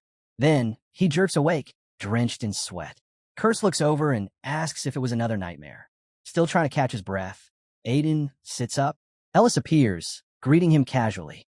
He checks in on her sleep, but quickly shifts focus to the one thing bugging him, his dog. He's clearly annoyed, but since Ellis insisted, he had to bring the beast. Thankfully, the spiritual creature had the sense to shrink itself for the trip. Ellis says she was just chatting with her father and asks if Aiden wants to say hello too. Her father, already tearing up, acts like it's been years, despite it only being a few days. Aiden sighs, once again baffled by how emotional the man gets over his daughter. His gaze lands on the guardian bracelet, the one the Int Chief gave him. Crafted from fairy tree bark and imbued with wind spirit blessings, it's still a mystery to him. But looking at Ellis's bright smile, he remembers its real purpose, keeping them connected, no matter the distance. Still, that nightmare clings to the edges of his mind. A lingering doubt festers. Can he truly rely on the people around him? But before he can sink deeper into thought, the priest's voice breaks through. They're nearing Carton City. He steels himself. There's no time to dwell on the past. What matters now is moving forward and trusting those walking with him. As their vehicle rolls into the city, they're greeted by packed streets filled with hardened warriors and mercenaries. Ellis is wide-eyed at the crowd. Aiden explains that this is Carton, also called the City of Mercenaries, but more commonly, Dungeon City Carton, with 80 dungeons packed around it. This place draws fighters from across the continent. The Mercenary Guild runs the city, making it a hub for those chasing fortune and danger. He relays all this like he knows it firsthand, but truth is, he's never been here before. Nearly slips up but catches himself just in time. Kathy, ever impressed, praises his knowledge. No surprise there, from someone as sharp as you, young master. Low scowls at the crowds, clearly irritated by the swarm of mercenaries. "This place is a mess," he mutters. But before he can keep whining, Aiden abruptly throws a punch, landing it square on Lowe's face and knocking him down. Stunned, Lowe scrambles up, demanding to know what that was for, but Aiden doesn't answer. He just walks off in silence. The priest watches the scene, confused. "Was what you said earlier really true?" he asks. Aiden nods. He's convinced the same group that attacked the cult of Holy Fire is active here, too. And whatever they're up to, it's bound to be bad. While cleaning out the chaos-battered labs in the Forest of Death, he found fragments of research, enough to suggest that the organization had been operating in Carton as well. The notes were vague, but the signs were there. "Damn chaos bastards," Aiden mutters. "If they're going to leave documents behind, at least make them readable." Still, that vague lead is enough. Right now, their top priority is digging up more info on chaos. The priest's hands curl into fists, his voice burning with resolve. "Perfect. I've been fuming ever since that attack. I couldn't lift a finger while I was unconscious. Now it's payback time." He asks what the plan is. Aiden's already ahead of him. Mercenaries are wanderers by trade. They collect stories from every corner of the continent. That makes Carton a gold mine of information. Their first stop? One of the two major guilds running the city, the Maydella Guild. It's the best place to start gathering real intel on what's going on. Curse raises a point. Isn't there another guild, too? Shouldn't we hit both? Aiden shakes his head. He's well aware of the Umbra Guild's existence, but unlike Maydella, Umbra has a reputation for operating in the shadows. He doubts they'll get anything trustworthy from them. Still, Curse offers another route. If you're not sold on either, why not use the White Moon Network? Nikita Florence runs it, and you've got a line to her. Aiden's thought about it, but for now, he'd rather rely on the locals. The people of Carton know their city best, and that insight might be more valuable than anything an outside intel network can offer. Besides, if he's going to meet the Maydella Guild Master, he needs to become someone worth the man's attention. With that, they head straight for the guild. Inside, the place buzzes with noise. Mercenaries swap tales of dungeon conquests and argue over who's stronger. The air reeks of sweat and old wood. Oddly enough, it feels familiar to Aiden. The noise, the smell, the bravado, it all brings back memories of a life he once knew. At the entrance, a secretary welcomes them with a professional smile. Aiden steps forward and lets her know they're there to register as a mercenary group. She hands over the necessary forms and asks if they've ever been affiliated with any other guilds. Aiden confirms it's their first. In that case, fill these out, she replies, handing them the paperwork. Once everything's done, the group receives their E-rank bronze tokens. Aiden turns the token over in his hand, a quiet moment washing over him. It reminds him of when he first began this path. Ellis, watching curiously, asks, "Can't you just go straight to the guild master? Why go through all this?" Aiden knows exactly why. Marcus Maydella, also known as the Swiftblade, is no ordinary guild master. An S-rank mercenary and a man known for his caution, he doesn't grant meetings on a whim. But if a fresh mercenary starts rising through the ranks unusually fast, even someone like Marcus won't be able to turn a blind eye. As they head out, the secretary offers a polite good luck and wishes them success. Soon, they dive into their first target, a rabbit den dungeon. The priest admits he's a bit uneasy. It's his first dungeon crawl. Aiden reassures him. It's the lowest tier, but it's still a dungeon. Stay alert. He'd left Kathy and Coco behind at the inn, just in case. Curse isn't convinced. Is this really the only way? But Aiden stands firm. Ellis needs to experience real combat, and this kind of low-tier dungeon is perfect for that. Nearby, the kid tagging along mutters under his breath, griping about how his former master once dumped him in a hidden dungeon full of liches and vanished. At least this guy knows how to train people. Just then, something massive lumbers into view. Ellis spots it and lights up. "A rabbit," she calls out, running toward it, until she notices it's not alone. A horde of monsters rushes out behind it. Aiden turns to the beast at their side and give the order, "Wipe them out, but leave one." The creature grins and launches forward. As one of the rabbits leaps, the beast slams its mace down, instantly flattening it. The others freeze, trembling. The priest steps forward, eyes gleaming. "All right, who's next?" Aiden watches. Even monsters know when they're outmatched. It's natural. They just saw one of their own get crushed in a blink. The priest waves the last rabbit forward. Aiden nudges it toward Ellis, trying to make it fight. It's already drenched in fear, but then, with a sudden burst of desperation, it lunges straight at her. The rabbit barely had time to react before Ellis charged in, shouting that she wasn't some carrot. Aiden and the priest stood back, quietly observing the chaos. The priest blinked in disbelief. That's the 14th time she's wrapped her fist in holy power today. I've never seen anything like it. He turned to Aiden. "Did you teach her that?" Aiden gave a half shrug. "I suggested mana martial arts, but I didn't expect her to take it this far. Normally, priests channeled holy energy for spells or reinforcement. But Ellis was doing something different, fusing it directly into her body, something that should have been impossible. It all made sense, though.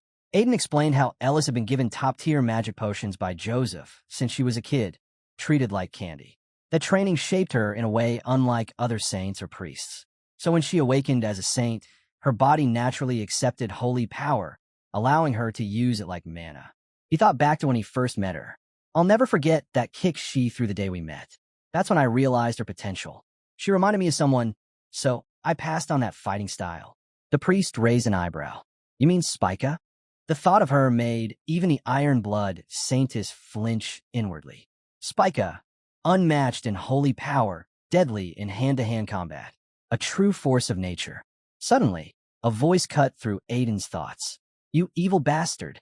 It was Ellis, still beating the life out of the monster.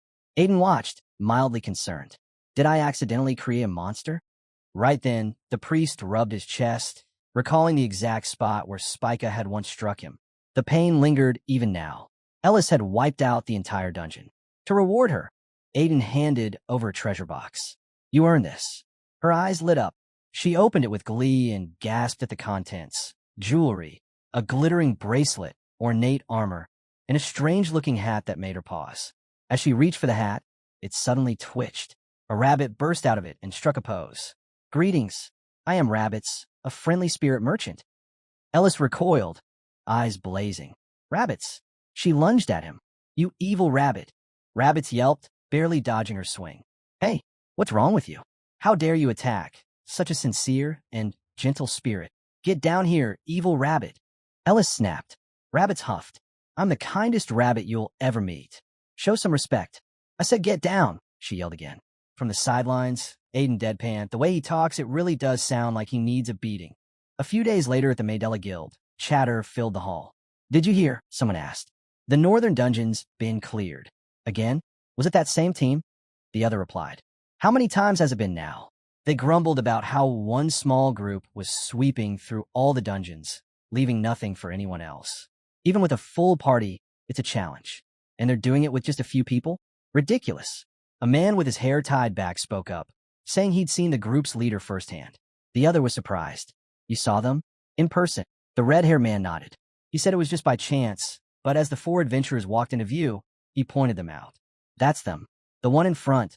That's their leader. The other guy noticed the massive weapon and intimidating frame. That thing looks like an ogre's lair on legs. And that mace, brutal. But why are they even bothering with dungeons that barely pay out? He couldn't understand why such a strong group didn't just join a noble house or start their own organization. They could be rich already. Not far off, Ellis and her group called out cheerfully to a blonde-haired girl. She responded with a bright smile, congratulating them on clearing their 10th dungeon. You guys did great, she said. Because of your effort, your rank's gone up from C to B. As they celebrated, someone leaned in and whispered something in her ear. The four adventurers watched silently. After hearing the message, she turned back to them. Come with me. Aiden blinked. Is something wrong? She shook her head. Guildmaster Marcus wants to speak with you. She led them straight to his office. Inside, Marcus Maydella, head of the Maydella Mercenary Guild, thanked her before turning his attention to the group. Aiden stared. The scars on Marcus's face matched what he remembered from his previous life. So he's still the same. He must have heard the rumors and got curious. Stepping forward, Aiden bowed deeply toward Ellis. Greetings, Saint Ellis of the Holy Fire Cult. A message from Marcus, leader of the Maydella Mercenaries. Ellis and Aiden both looked surprised. Marcus then greeted Aiden directly. Ellis sighed. I knew you'd figure out who we were eventually, just didn't expect it so soon. Marcus gave a slight smile. I know everything that goes on in this city, and with all the noise you've been making, it was impossible not to notice. Aiden looked at Marcus and spoke plainly. Even if you already know who we are, calling us here must mean you need something. Marcus let out a short laugh, sharp as ever. Aiden shrugged, figured as much. So what's this about? Without beating around the bush, Marcus turned to Ellis. It's about my daughter. I need your help, Saintus. Right then, the doors burst open and a man rushed in, visibly shaken. Guildmaster, it's Miss Charles. Her condition's taken a turn for the worse. Aiden froze. Marcus has a daughter? That was news to him. What's going on here? The group quickly followed Marcus to a room where a girl lay weak and pale. Marcus explained that his daughter had been sick for a long time. Nothing has worked. Not healers, not potions. You're our last hope, Saintus. Please help her. He promised Ellis generous compensation if she could do anything. Ellis paused for a moment, clearly weighing the offer. This could be her chance to win over a powerful ally. Aiden leaned in. You think you can do it? Ellis gave a nod. I'll try. She placed her hands over the child and began pouring out her holy energy, whispering prayers as she worked. 10 minutes passed. Nothing changed. She tried one more time. Still nothing. Marcus let out a tired breath. Thank you for trying. That's all I can ask. He gave his daughter a dose of medicine, but she winced in pain as she took it in. Aiden frowned. You already had medicine? Marcus nodded. I did. It helped for a while, but it's only temporary, and it's expensive. I got it from the Umber Guild. He added that even a saint's power hadn't worked before this, and the situation was draining him financially. He was even considering selling the guild just to keep buying the medicine. That made Aiden pause. If it were a normal illness or curse, Ellis's holy power should have worked. So why didn't it? And yet, somehow, the Umbra Guild's medicine was effective. His eyes shifted back to the frail girl. Something didn't add up. Just then, Curse appeared quietly at his side and spoke in a low voice. I think I know what's happening. Aiden looked at him sharply. You do. With a hand on his chin, Curse replied. It's the summon, Banshee's shield. Aiden's eyes narrowed. Wait, what does that mean? Curse continued. The Banshee shield isn't just a defense. It lets you see into things no human eye can. Summon the Banshee's shield. Curse instructed, his voice steady. It'll let you see what the eye can't. Aiden hesitated. That's a thing? He'd never heard of such a feature. Could it really reveal something hidden to normal humans? Narrowing his eyes, Aiden gave Curse a cold warning. If you're lying, Ellis will burn you with holy power. With that, He summoned the Banshee's shield. A pale, ghostly light spread outward, and then the air around them shifted. Swirling blue energy thickened, revealing ghostly silhouettes. Wandering souls floating silently in the room. Marcus staggered back, stunned. What? Were those? They're the dead, Aiden answered grimly. Lost souls. Ellis instinctively moved closer to him, disturbed by the ghostly figures. Aiden's voice hardened. They're parasites. They latch onto people, feed on their life, and stay hidden. He stared at the shield, stunned. I didn't know it could do this. But the more he thought about it, the more it added up. The Banshee, an undead creature, must have poured a part of its own soul into forming this shield. Of course, it could reveal the spiritual realm. Still, there's something wrong here. Normally, you might find 1 or 2 spirits attached to someone. But this was unnatural. Aiden had never seen so many spirits swarming a single person. Just then, Curse gave a knowing grin. It's because that girl's spiritual affinity is off the charts. Aiden blinked. Spiritual affinity? You mean she's more connected to the spirit world? Exactly, Curse said. It's a trait. The higher the affinity, the easier it is to attract spirits. If trained, someone like her could even form contracts with them, become a spirit sorcerer. His voice dropped lower, darker. But that kind of power draws the bad ones, too. This girl is on a whole other level. Spirits are drawn to her like moths to a flame. If this keeps up, they'll suck the life right out of her. Aiden clenched the shield tighter. So that's why Ellis's holy power didn't work. The spirits just kept coming back. Too many. Too fast. Ellis stayed pressed to his side, clearly rattled. The dead were all around them, and she could feel it. Fed up, Aiden muttered under his breath, "We're ending this." "Relax," Curse said, ever casual. "It's nothing I can't handle." Without wasting another second, they moved swiftly, working together to cleanse the room and destroy the swarm of lingering souls. As the final ghostly wisp faded from the air, Marcus exhaled deeply. He looked down at Charles, now resting peacefully, her breathing steady. For the first time in days, her face wasn't twisted in pain. Relief swept over him like a crashing wave. Turning to Aiden, Marcus asked, "Did you get rid of them?" Aiden, leaning against the wall with arms loosely crossed, gave a casual shrug. "Yeah, nothing major." Still, despite his easygoing tone, Aiden rubbed his chin, thinking, "This won't last. It's just a patch. We need something that actually solves the problem." That's when Curse popped up beside him again, voice low. "Something's off." Aiden raised a brow. "What now?" "It's strange," Curse said, scanning the air around them. "Someone with this much spiritual energy should have a powerful guardian spirit. But all I see are ghosts." Aiden frowned. "So, she never formed a contract?" "Nope." Curse shook his head. "If she didn't have a contracted spirit, those things would have already eaten her alive." Aiden's gaze darkened. "Then, her spirit, the one meant to protect her, it's gone. Missing." "Exactly." Curse gave a low laugh. "But dead?" "Nah. Spirits don't just vanish. If one falls, another takes its place." Crossing his arms, Aiden muttered, "Then we need to find it. Somehow." Curse smirked. "Easy. Ask another spirit. They're all connected, remember?" Glancing down at the bracelet glowing faintly on his wrist, Aiden narrowed his eyes. "Ez, you there? Can you talk?" In a flicker of light, Ez appeared, flashing his usual playful grin.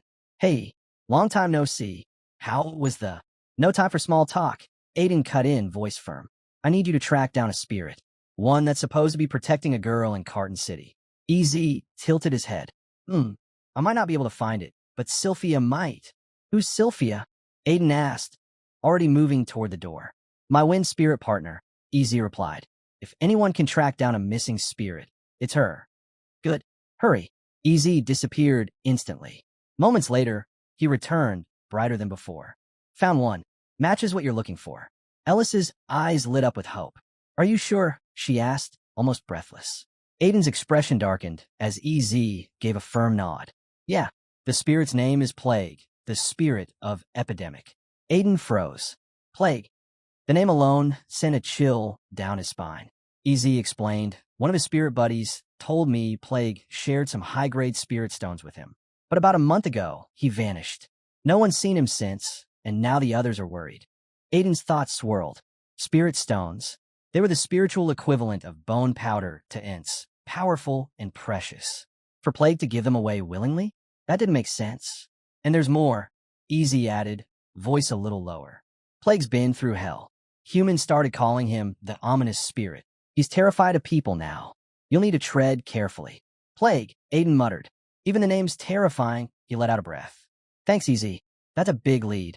Turning to Marcus, Aiden asked, so what's her story? Marcus gently held his daughter's arm as he explained. My wife's grandfather was a spirit sorcerer. We think Charles inherited his gift. When her spirit vanished, she became vulnerable. Aiden placed a steady hand on Marcus's shoulder. Don't blame yourself. Right now, we need to figure out where her spirit went. Let's start digging for answers. From nearby, young Lo hesitated, then spoke up. Aiden. Aiden glanced over. Yeah? What is it? I've just been thinking. Doesn't something feel off to you? Aiden narrowed his eyes. Off how? Lo shuffled his feet. I mean, she was definitely sick because of the lost souls, yeah. But that Umbra medicine, it worked way too fast. That thought hit like a spark. Moments later, Marcus was in the guild's lab. A red-haired girl sat at a desk, a bottle of chemicals in her hand, studying it carefully. His gaze hardened. I don't trust the Umbra Guild, but the pill worked. That's what worries me. What's in it? The girl looked up slowly, her voice barely above a whisper. Poison. Marcus's face went pale. What? She explained. It messes with her mana, tricks the ghosts into thinking she's already dead. But in reality, it's killing her. Marcus's hands clenched into fists. His face burned with fury. They'll pay for this. The Umbra bastards are dead. He turned, ready to storm out, but Aiden stepped in, grabbing his arm. Don't, Aiden said firmly. If you rush in now, they'll deny everything. You won't get justice. You'll just be played. Marcus's jaw tightened. Calm down, Aiden continued. Let me handle this. I've got a plan. Marcus and Aiden headed straight to the guild's office, their pace brisk and silent. Once inside, they began sifting through stacks of old files, records, and books, searching for anything that could give them leverage against the Umbra Guild. As the pages turned, Curse popped into view, floating lazily beside them. Need a hand? He asked, grinning. Only if you're actually useful, Aiden muttered without looking up. Curse chuckled. You wound me. They flipped through a thick, dusty volume, and then both of them froze. A picture stared back at them from the page. The name below it stopped them cold. Armand. Aiden narrowed his eyes. This guy. A devilish grin curled across Curse's face. Now, this is getting interesting. A group of loud, drunken Umbra Guild members swaggered through the tavern, laughing and slamming drinks, drawing the disgusted glances of nearby patrons. Two onlookers leaned toward each other, whispering their distaste. Why are those Umbra thugs even here? Before they could finish, a scar-covered man with a broad, muscular frame marched over. He slammed a heavy hand down on one of their shoulders. Got a problem with my boss enjoying himself? The man's face paled. He shook his head quickly. And no, not at all. From across the room, an old man with a frothy glass raised his voice. Quit lurking over there. Come drink, the booze is damn good tonight. The Umbra Guild members perked up and rushed over. Sir Armand, grinning ear to ear, the old man, Armand, raised his glass. Life's strange, isn't it? He leaned back in his chair, voice growing reflective. Used to go by Ankle. Back then, I ran the Caraberos Guild. Never tasted failure, never feared anything. His smile twisted. But then that mad mercenary came, wrecked everything. My guild crumbled, my men scattered. And to top it off, Joseph's little girl. She became the saintess of the cult of holy fire. He snorted. If they find out I'm alive, I'm dead.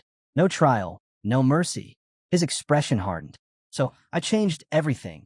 My name, my face, my life. Started over with the Umbra Guild. Even the three great cults wouldn't think to look for me here. But just as he raised his drink, a voice rang out, cold and clear. Found you, Armand. The entire table fell silent. The Umbra Guild members shot up, spinning toward the voice. Who the hell do you think you are? Calling our boss by that name? You got a death wish? One snarled. Armand's face flushed red, his expression shifting to fury. His voice cracked with rage. Who dares ruin my night? How did you find me? From the shadows, Aiden stepped into view, calm and unfazed, a wicked grin playing on his lips. Relax, Ankle. I mean Armand, he said, dragging out the names with deliberate mockery. Let's take this outside. Armand stiffened. How? How did you find me? Before he could get an answer, several of his men lunged at Aiden, only to be sent crashing to the floor in seconds. One by one, they collapsed, groaning in pain as the tavern fell into stunned silence. still wearing that devilish grin. Aiden eyed Armand from head to toe. "You've changed so much," he said smoothly. "Almost didn't recognize you." Armand scoffed, though his voice wavered. "What an honor to be recognized by you." But inside, his mind spiraled. How? How did this lunatic find me? Is he planning to hand me over to the cult of holy fire? Is this how it ends? Fear clawed at his gut, but he forced it down jaw tight. No, there was still one way out. Without warning, he dropped to his knees. His voice cracked as he bowed his head. "Please don't kill me. I'll do anything. Anything you want. I'll talk. I'll spill everything." Aiden's eyes narrowed, a dark amusement flickering behind them. He'd intended to beat Armand into submission before dragging him out, but this? Watching the once feared guild master kneel and beg? Much more satisfying. Aiden's grin widened. This works even better. Meanwhile, back in the Mandela Guild Master's office, Marcus sat in silence, deep in thought. He finally spoke. "Is the Umbra Guild running human experiments?" Across from him, Armin flicked his finger, lips curling into a faint smile. "They are." He went on to explain that Caradan City, being a dungeon hotspot, made people vanish all the time. It was the perfect cover. No one questioned disappearances here. The ideal hunting ground for test subjects. Aiden's thoughts kicked into overdrive. Human experiments? That sounded like the kind of thing only one group would dare. Chow's eyes. He turned sharply to Armand. "Where?" Armand kept his eyes low. "I don't know the exact location. Just heard rumors. It's happening inside a dungeon. One close to the city." Aiden's brows drew together. "They're using a dungeon for this?" His curse snorted with a mocking tone. "Why the surprise, O mighty dragon slayer king?" Aiden ignored the jab. It didn't add up. Dungeons belonged to the spirit merchants. After a dungeon was cleared, merchants would move in, set up shop, collect loot and rare resources. Then the dungeon would collapse. Anyone lingering after the cleanup? They'd be marked as intruders. And spirit merchants didn't play games with intruders. The curse, still circling with curiosity, asked, "Then why haven't they been kicked out?" Aiden's face darkened. "There's only one explanation. Someone made a deal. If the merchants were offered enough profit, enough to outweigh the rules, they might be willing to look the other way. And if that happened, the intruders would never be reported. Not to the Spirit Emporium, not to anyone." Marcus clenched his jaw, eyes burning. "This operation's too big. There's no way a single guild could pull this off. Who's backing you?" Still kneeling, Armand trembled, hesitation gripping his throat. Aiden's smile sharpened. His voice dropped to a low, icy whisper. "If you lie, or even think about hiding something, I'll personally hand you over to the cult of holy fire." That broke him. Tears welled in Armin's eyes as fear shattered the last of his pride. "It's the Sire's Grand Duchy." Marcus's expression twisted with disbelief and rage. The Sires. What would the northern military beast, the House of Scythe, want with trash like Umbra? Armin's voice quivered. "It's not just them. Other organizations, they're in on it too."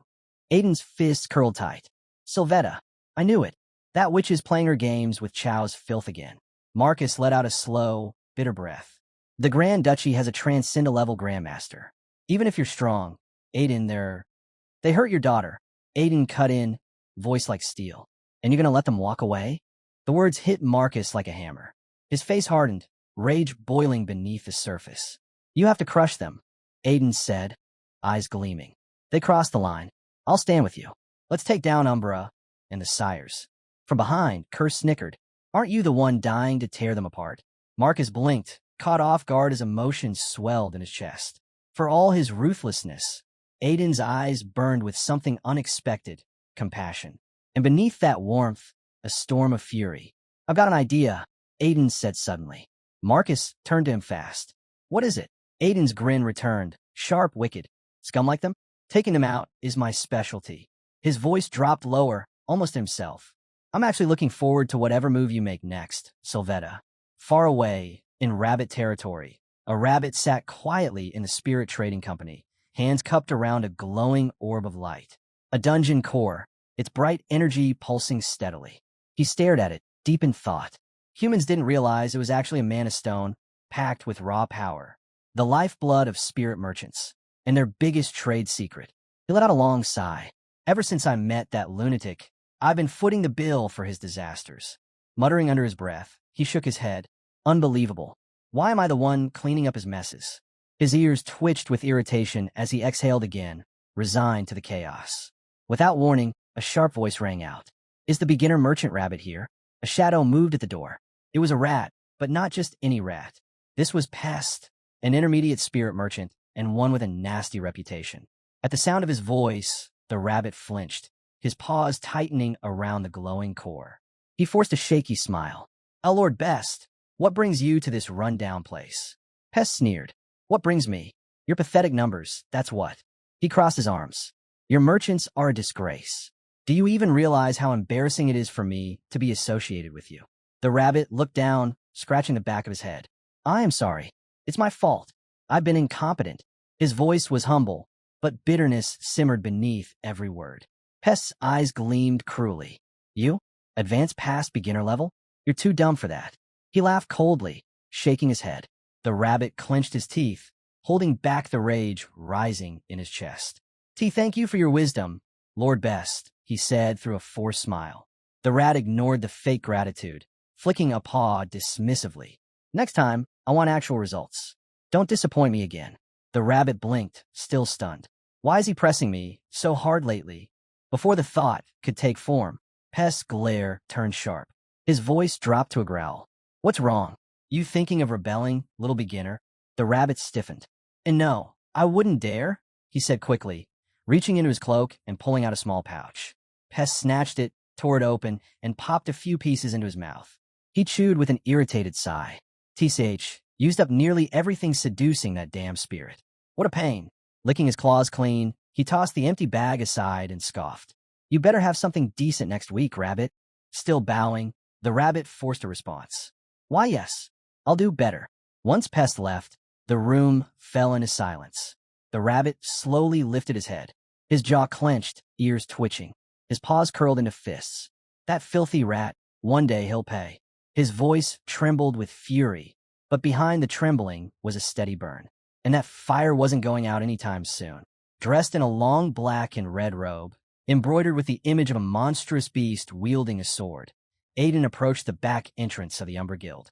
Towering beside him was a massive creature with glowing pink eyes, radiating menace. Two guards stepped in front of the door, arms crossed. "State your business," one barked. "You're not getting in. Step aside." The monster next to Aiden sneered. "Move it, lowlifes." The insult hit fast. The guard's expressions twisted with rage. "What did you just say? You two have a death wish. Get lost." Aiden's tone snapped like a whip. "Do you even know who you're speaking to?" He pointed to the heavy black armor he wore beneath the robe, then to the enormous sword strapped across his back. "Recognize this? Look closely. You sure you want to keep talking?" The guards exchanged uneasy glances. One tilted his head. "Wait, what is he talking about?" The second guard's posture stiffened.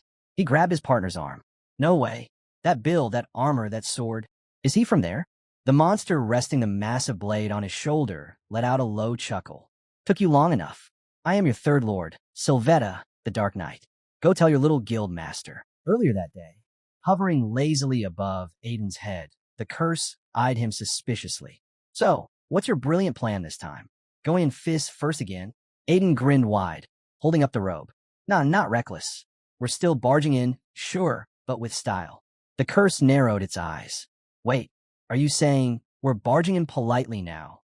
Aiden laughed. "Exactly. You really do know me." Red eyes glowing, the curse growled. "Are you mocking me right now?" Still smirking, Aiden shrugged. "Come on, think it through. The Umbra Guild's backed by the Sire's Grand Duchy, right? So, we show up as knights from their side, and they'll have to let us in." Aiden's smirk faded slightly as a shadow passed over his expression. His thoughts drifted to a certain moment from the past. "The Sire's Knight that got trapped in Beelzebub," he muttered. "We'll use his authority." At the Umbra Guildmaster's office, Talon Umbra greeted them with a polished bow. An honor to welcome the Dark Knight. Aiden said nothing, his sharp eyes scanning the room. They must have no idea the real Dark Knight's dead, he thought. Not surprising. No one would dare admit they lost someone that high-ranking. Still bowing, Talon added smoothly, "My guards failed to recognize your arrival. I apologize for their ignorance." He then glanced curiously at the massive creature beside Aiden. "And this is—" "Don't mind him," Aiden replied, brushing it off. "He's my subordinate." Talon nodded without further question, still all smiles. "I take it this is a surprise inspection?" The giant monster beside Aiden narrowed his glowing pink eyes, analyzing Talon's behavior. He knows more than he lets on, he thought, then aloud, just making sure everything's running smoothly. Aiden didn't waste another second. Take me to the dungeon. Talon didn't hesitate. He turned and led them through a hidden passage tucked behind a bookshelf. They descended deep into the earth, until finally a concealed underground jungle sprawled out before them. Lush, vast, and teeming with secrets. Aiden's eyes narrowed. No wonder it was so hard to track down. They built it right beneath their headquarters. Inside, he spotted figures moving through the shadows, wearing the same black armor he had used for his disguise. Then he saw the monsters, imprisoned, thrashing violently, rage burning in their eyes. Aiden's gut twisted. What kind of experiments are they running here? Talon, practically glowing with pride, broke the silence. Your timing is perfect. We just made a major breakthrough. He guided them deeper into the lab. There, two figures lay still on cold metal tables. These, Talon announced, gesturing toward them, are our latest successes, B12 and B14. He snapped his fingers. The two figures slowly sat up. Their bodies were covered head to toe in tight, layered bandages. Their skin pale, their eyes empty, drained, hollow. Aiden narrowed his eyes, studying the two bandaged figures closely. They look human, he thought. Too human. Talon, wearing a smug smile, stepped forward. As you requested, he began. We kept their human form intact, but enhanced them with the regenerative abilities of a troll and the raw strength of an orc. Then he motioned to a young man standing nearby. The man stepped up and unsheathed a sword. The blade began to hum, and a crimson aura flared around it. Aiden's eyes widened. His stomach turned. That color, no way. Talon, clearly relishing the moment, went on. They've achieved high-rank sword aura, combined with their monstrous strength and rapid healing. And, thanks to perfect mind control, they'll never rebel. He grinned even wider. We're preparing to mass-produce them. When we do, your dream of an immortal army will be a reality.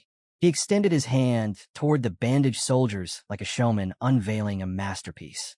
I give you the Berserk Blood Knights, warriors who've conquered death. They'll serve Lord Salvado without question. Aiden's hands balled into fists. Blood Knights. Curse appeared at his side, voice dripping with sarcasm. What's wrong? Feel like you've seen them before? Maybe in another life. Aiden's mind darkened. The Blood Knights. Sylvetta's personal force. The Sire's deadliest unit. They were fearless, unbreakable, loyal to the grave, and their presence had earned Sylvetta her title, the Night King. Curse gave a low snicker. Guess this is where a nickname started. Aiden's jaw tightened. How long has she been preparing for this? Talon turned back, still basking in his own glory. Remember when I told you the human body was too fragile to merge with monster traits? He paused, letting the moment hang. We solved it. The towering monster beside, Aiden shifted the sword on his shoulder, giving Talon a pointed stare. A solution? Huh? He repeated skeptically. And we're just supposed to take your word for it? Talon didn't answer. Instead, he turned and walked toward a massive iron door at the far end of the lab. With a slow, deliberate push, he opened it. A thick wave of green light spilled out, casting warped shadows along the walls. The air grew heavy. Inside, chained by thick, glowing restraints, was a towering figure. Power pulsed from it, wild, unnatural. Talon's voice dropped to a reverent whisper. This is the one who made it possible. Aiden's stomach twisted the moment he saw it. His suspicions now grim reality. So, this is where they kept him. Chained in thick, rune-etched links, the spirit of epidemic, plague, glowed with a menacing, sickly green light. The air around him was dense, almost toxic, as if the spirit's very presence corrupted the space. Aiden lowered his head slightly, his voice cold and composed. We've heard enough. Without hesitation, he gave the order. Kill him. The massive monster at his side moved instantly. With a single, ruthless swing, his blade tore through Talon. The guild master's body dropped in a heap, blood spreading across the cold floor. As the creature raised his sword again, power surging around him, Aiden's voice remained calm. Let's free the spirit. It's time to finish this. The monster stepped forward, eyes blazing pink, blade humming with raw force. His gaze never left the crumpled corpse. Then, in a low growl, he asked, So tell me, who was Talon, really? Talon, now fully transformed into a towering lizard-like beast, locked his eyes on Aiden. Who are you? He growled, his massive sword crackling with a surge of red aura as he swung it. Aiden stood his ground. He'd seen the Dark Knight's soul-pierced talon moments ago, so how was this monster still alive? With no time to dwell on it, Aiden focused, channeling mana into his blade. He took a swift step forward and slashed Talon across the abdomen. The cut landed clean and blood sprayed, but within seconds, the wound sealed shut like it was never there. Talon grinned wickedly and sprang back before launching a vicious counterattack. Aiden barely deflected it, skidding toward the outskirts of the battlefield. Watching closely, Aiden's eyes narrowed. That healing, he knew what it was. Talon was using red aura to regenerate. You really turned yourself into a blood knight, he scoffed. You must be out of your mind. Talon laughed, unbothered. You think I'd waste power like this in front of someone like you? Don't be stupid. He raised his hands, red energy swirling violently. Thanks to you, I finally broke through the bottleneck I've been stuck in for years. He glanced at Aiden with a smirk. Your control over the Dark Knight's soul is impressive. You've got guts, I'll give you that. Then, instead of interrogating him, Talon made an unexpected offer. Join me. I'll share my power with you. I'll make you an executive in the guild. Aiden let out a short laugh. Tempting, he replied. But are you sure there'll even be a guild left after this? Just then, a battered guild member stumbled into the battlefield, gasping for air. Talon, it's bad. The Maidella Guild just raided HQ. Marcus is leading them. We can't stop them without you. Talon froze, his expression twisting as the pieces fell into place. His guild was under siege. This wasn't a coincidence. Aiden had planned it all. You're behind this, he snarled, turning back to Aiden with a furious glare. Aiden's smirk widened. What's wrong? Not a fan of surprises. Roaring in rage, Talon's sword exploded with crimson energy. I'll end you, he bellowed, unleashing a relentless storm of attacks. But Aiden dodged every strike with ease. Then, cloaked in flickering mana, Aiden stepped forward. Let me show you what you gave up. Talon's eyes narrowed, then widened. That technique, he knew it. That was no ordinary sword style. It was crafted to pierce dragon scales, a move that belonged only to one man, the slayer of the Berserk Dragon. Aiden's blade pulsed with raw power as he unleashed the Dragon Slayer King sword technique, Scale Slash. The strike landed clean, tearing through Talon's body. This time, the wound didn't seal. Blood spilled freely, and the scent of scorched flesh filled the air. Talon staggered, his breath catching, his healing gone. And the pain, it was unlike anything he'd felt before. Aiden tilted his head slightly, unimpressed. That's it, he muttered. Honestly, he'd expected Talon to be engulfed in flames by now. Still, with smoke rising from the gash and his new technique doing the job without relying on anything but his blade, he counted that as a victory. He locked eyes with Talon. Those wounds are burning from the inside, he said flatly. They won't heal. If you want to live, you'll surrender. Talon's fists clenched tight, his pride taking a hit harder than any blade could deliver.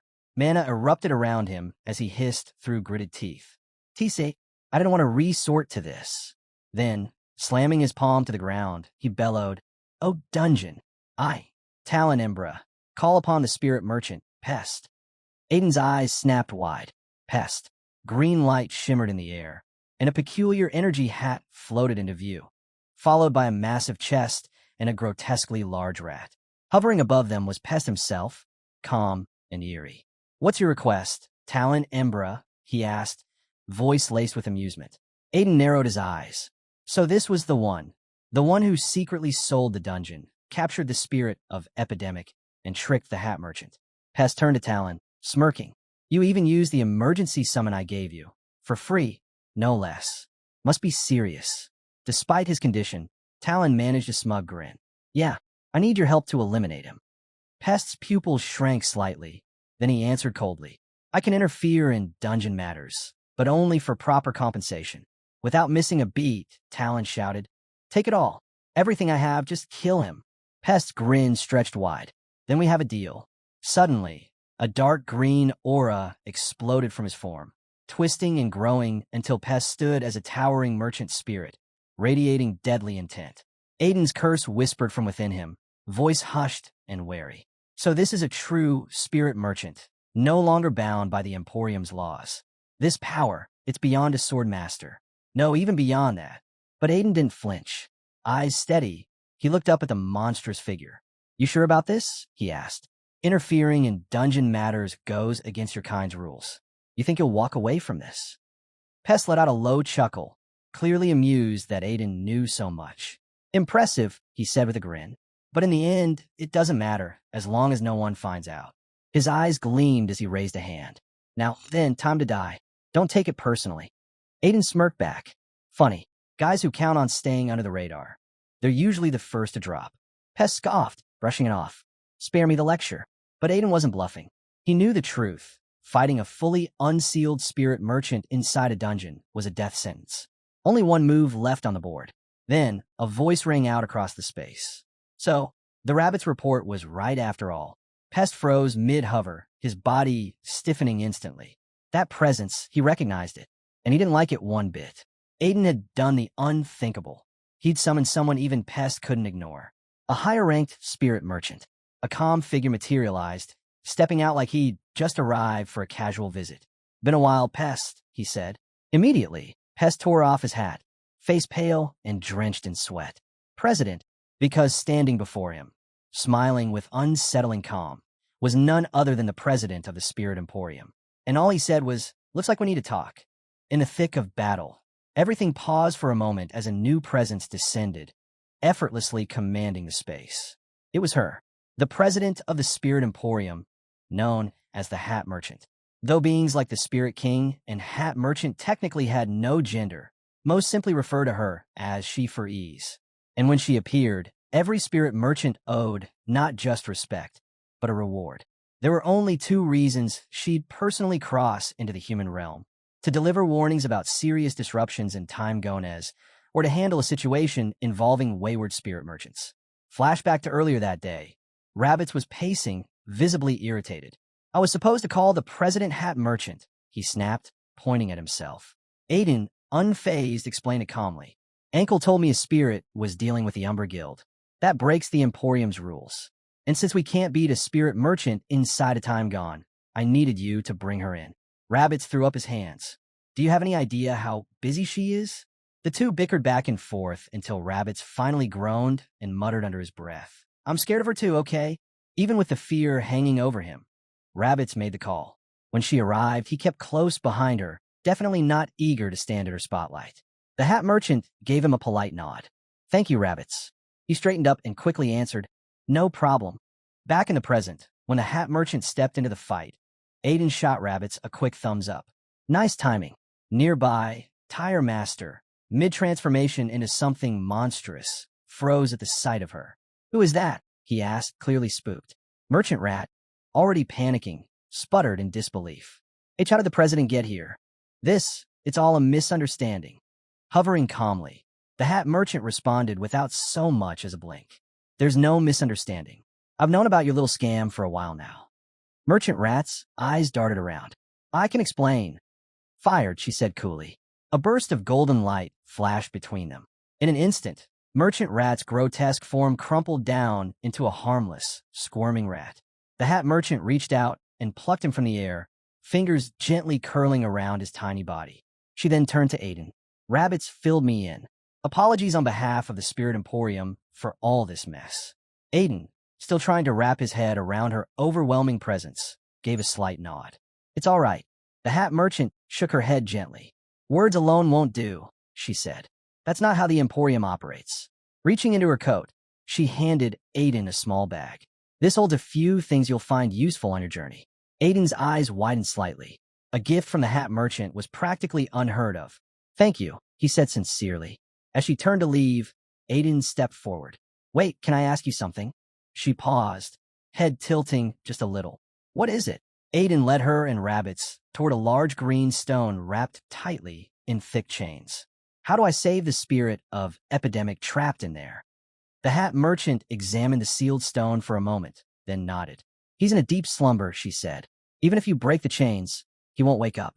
The only way is through a formal contract." Then, glancing off to the side, she added, "There is another option. Might be easier, considering the circumstances." Aiden's expression darkened. "You mean banishing him?" She didn't answer directly. Yellow mana shimmered faintly around her. "If that answers your question, I'll take my leave." Aiden gave a slight nod. "Thanks." She began to walk away, then stopped to offer a final word. Good luck on your journey. Mr. Aiden Alberio. Aiden froze. His eyes widened. How do you know that name? But she was already gone, vanished like smoke. As the quiet settled, Aiden turned to Rabbits.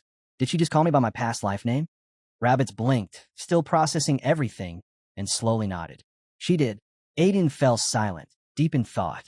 Something wasn't adding up. Something big. Then it hit him. A smirk crept across his face as he turned, eyes burning red. Behind him, the battered, crumbling figure of the monster glared at him. Just before Aiden's grin widened, the creature froze, then muttered a curse under its breath. The next morning, Caratan City buzzed with rumors. Newspapers splashed headlines about the fall of the Umbra Gate, exposing the guild's horrific experiments and abductions in Tangan. And across the city, people whispered one name in gratitude: Guild Master Marcus of Medela. If not for him, they said they might have been next. Inside the Medela Guild Master's office, Aiden flipped through the morning paper with a smirk. Looks like your Keratin's new hero, Marcus. Leaning back in his chair, Marcus let out a soft chuckle. Thanks to you. Without your help, I would have lost my maid and my daughter. But his smile faded as a shadow crossed his face. Still, I'm not sure about that person you recommended. Can we really trust him? Before Aiden could answer, the office doors burst open. A booming voice filled the room as a large man strode in, his round belly bouncing with each step. Don't worry, I'll give it everything I've got. Shandalkin stood tall, or as tall as his frame allowed, radiating confidence. Aiden glanced at him coolly. Even for Medela, taking control of another major guild, especially a hostile one, is no small feat. It's smarter to keep a puppet leader in place for now. And since Shandalkin was already a guild master, he won't betray us. Then, a grin crept across his face, sharp as a blade. But if he does, I'll chase him all the way to hell. Shandalkin let out a nervous laugh, waving a hand. Betray you? I don't even know the meaning of the word. But just then, Aiden's curse shimmered beside him, its faint voice whispering, Charles and the Grand Duchy of Sires. Aiden's eyes narrowed. Not now, he said firmly. Even if we expose the truth, Sylvetta's reach will bury it. We need to be patient. His mind wandered to the cult of Holy Fire, the Forest of Death, and everything that had gone down in Carthage City. Timing was everything. He turned to the large green sphere pulsing in the corner of the room, the dormant spirit of Epidemic, chained and motionless. Marcus, Aiden asked, voice steady. Have you made a decision? Marcus didn't answer right away. He walked to the table, gaze fixed on the orb. There are two ways, he said quietly. Form a contract with the spirit of Epidemic, or destroy the seal. If we erase the spirit, Charles can bond with a new one. Aiden stood, his tone turning sharp. You don't have much time. The spirit's fading. Marcus clenched the edge of the table. That spirit isn't evil. It hasn't done anything wrong. He paused, voice thick with weight. People have feared spirits like this ever since Rodasra, the plague alchemist of sin, turned the southern continent into a nightmare. He turned toward Aiden, his decision clear. I don't want Charlotte to suffer just because of the kind of spirit she's bonded with. I've made up my mind. I won't change it. With his grip firm on the sword, Marcus raised it high, ready to bring it down on the chains binding the green sphere. In a hushed voice, he whispered, I'm sorry. Aiden quickly stepped forward, tension in his voice. Marcus, stop. Think this through. If you destroy that seal, there's no undoing it. Just as the blade began its descent, the door slammed open with a loud bang.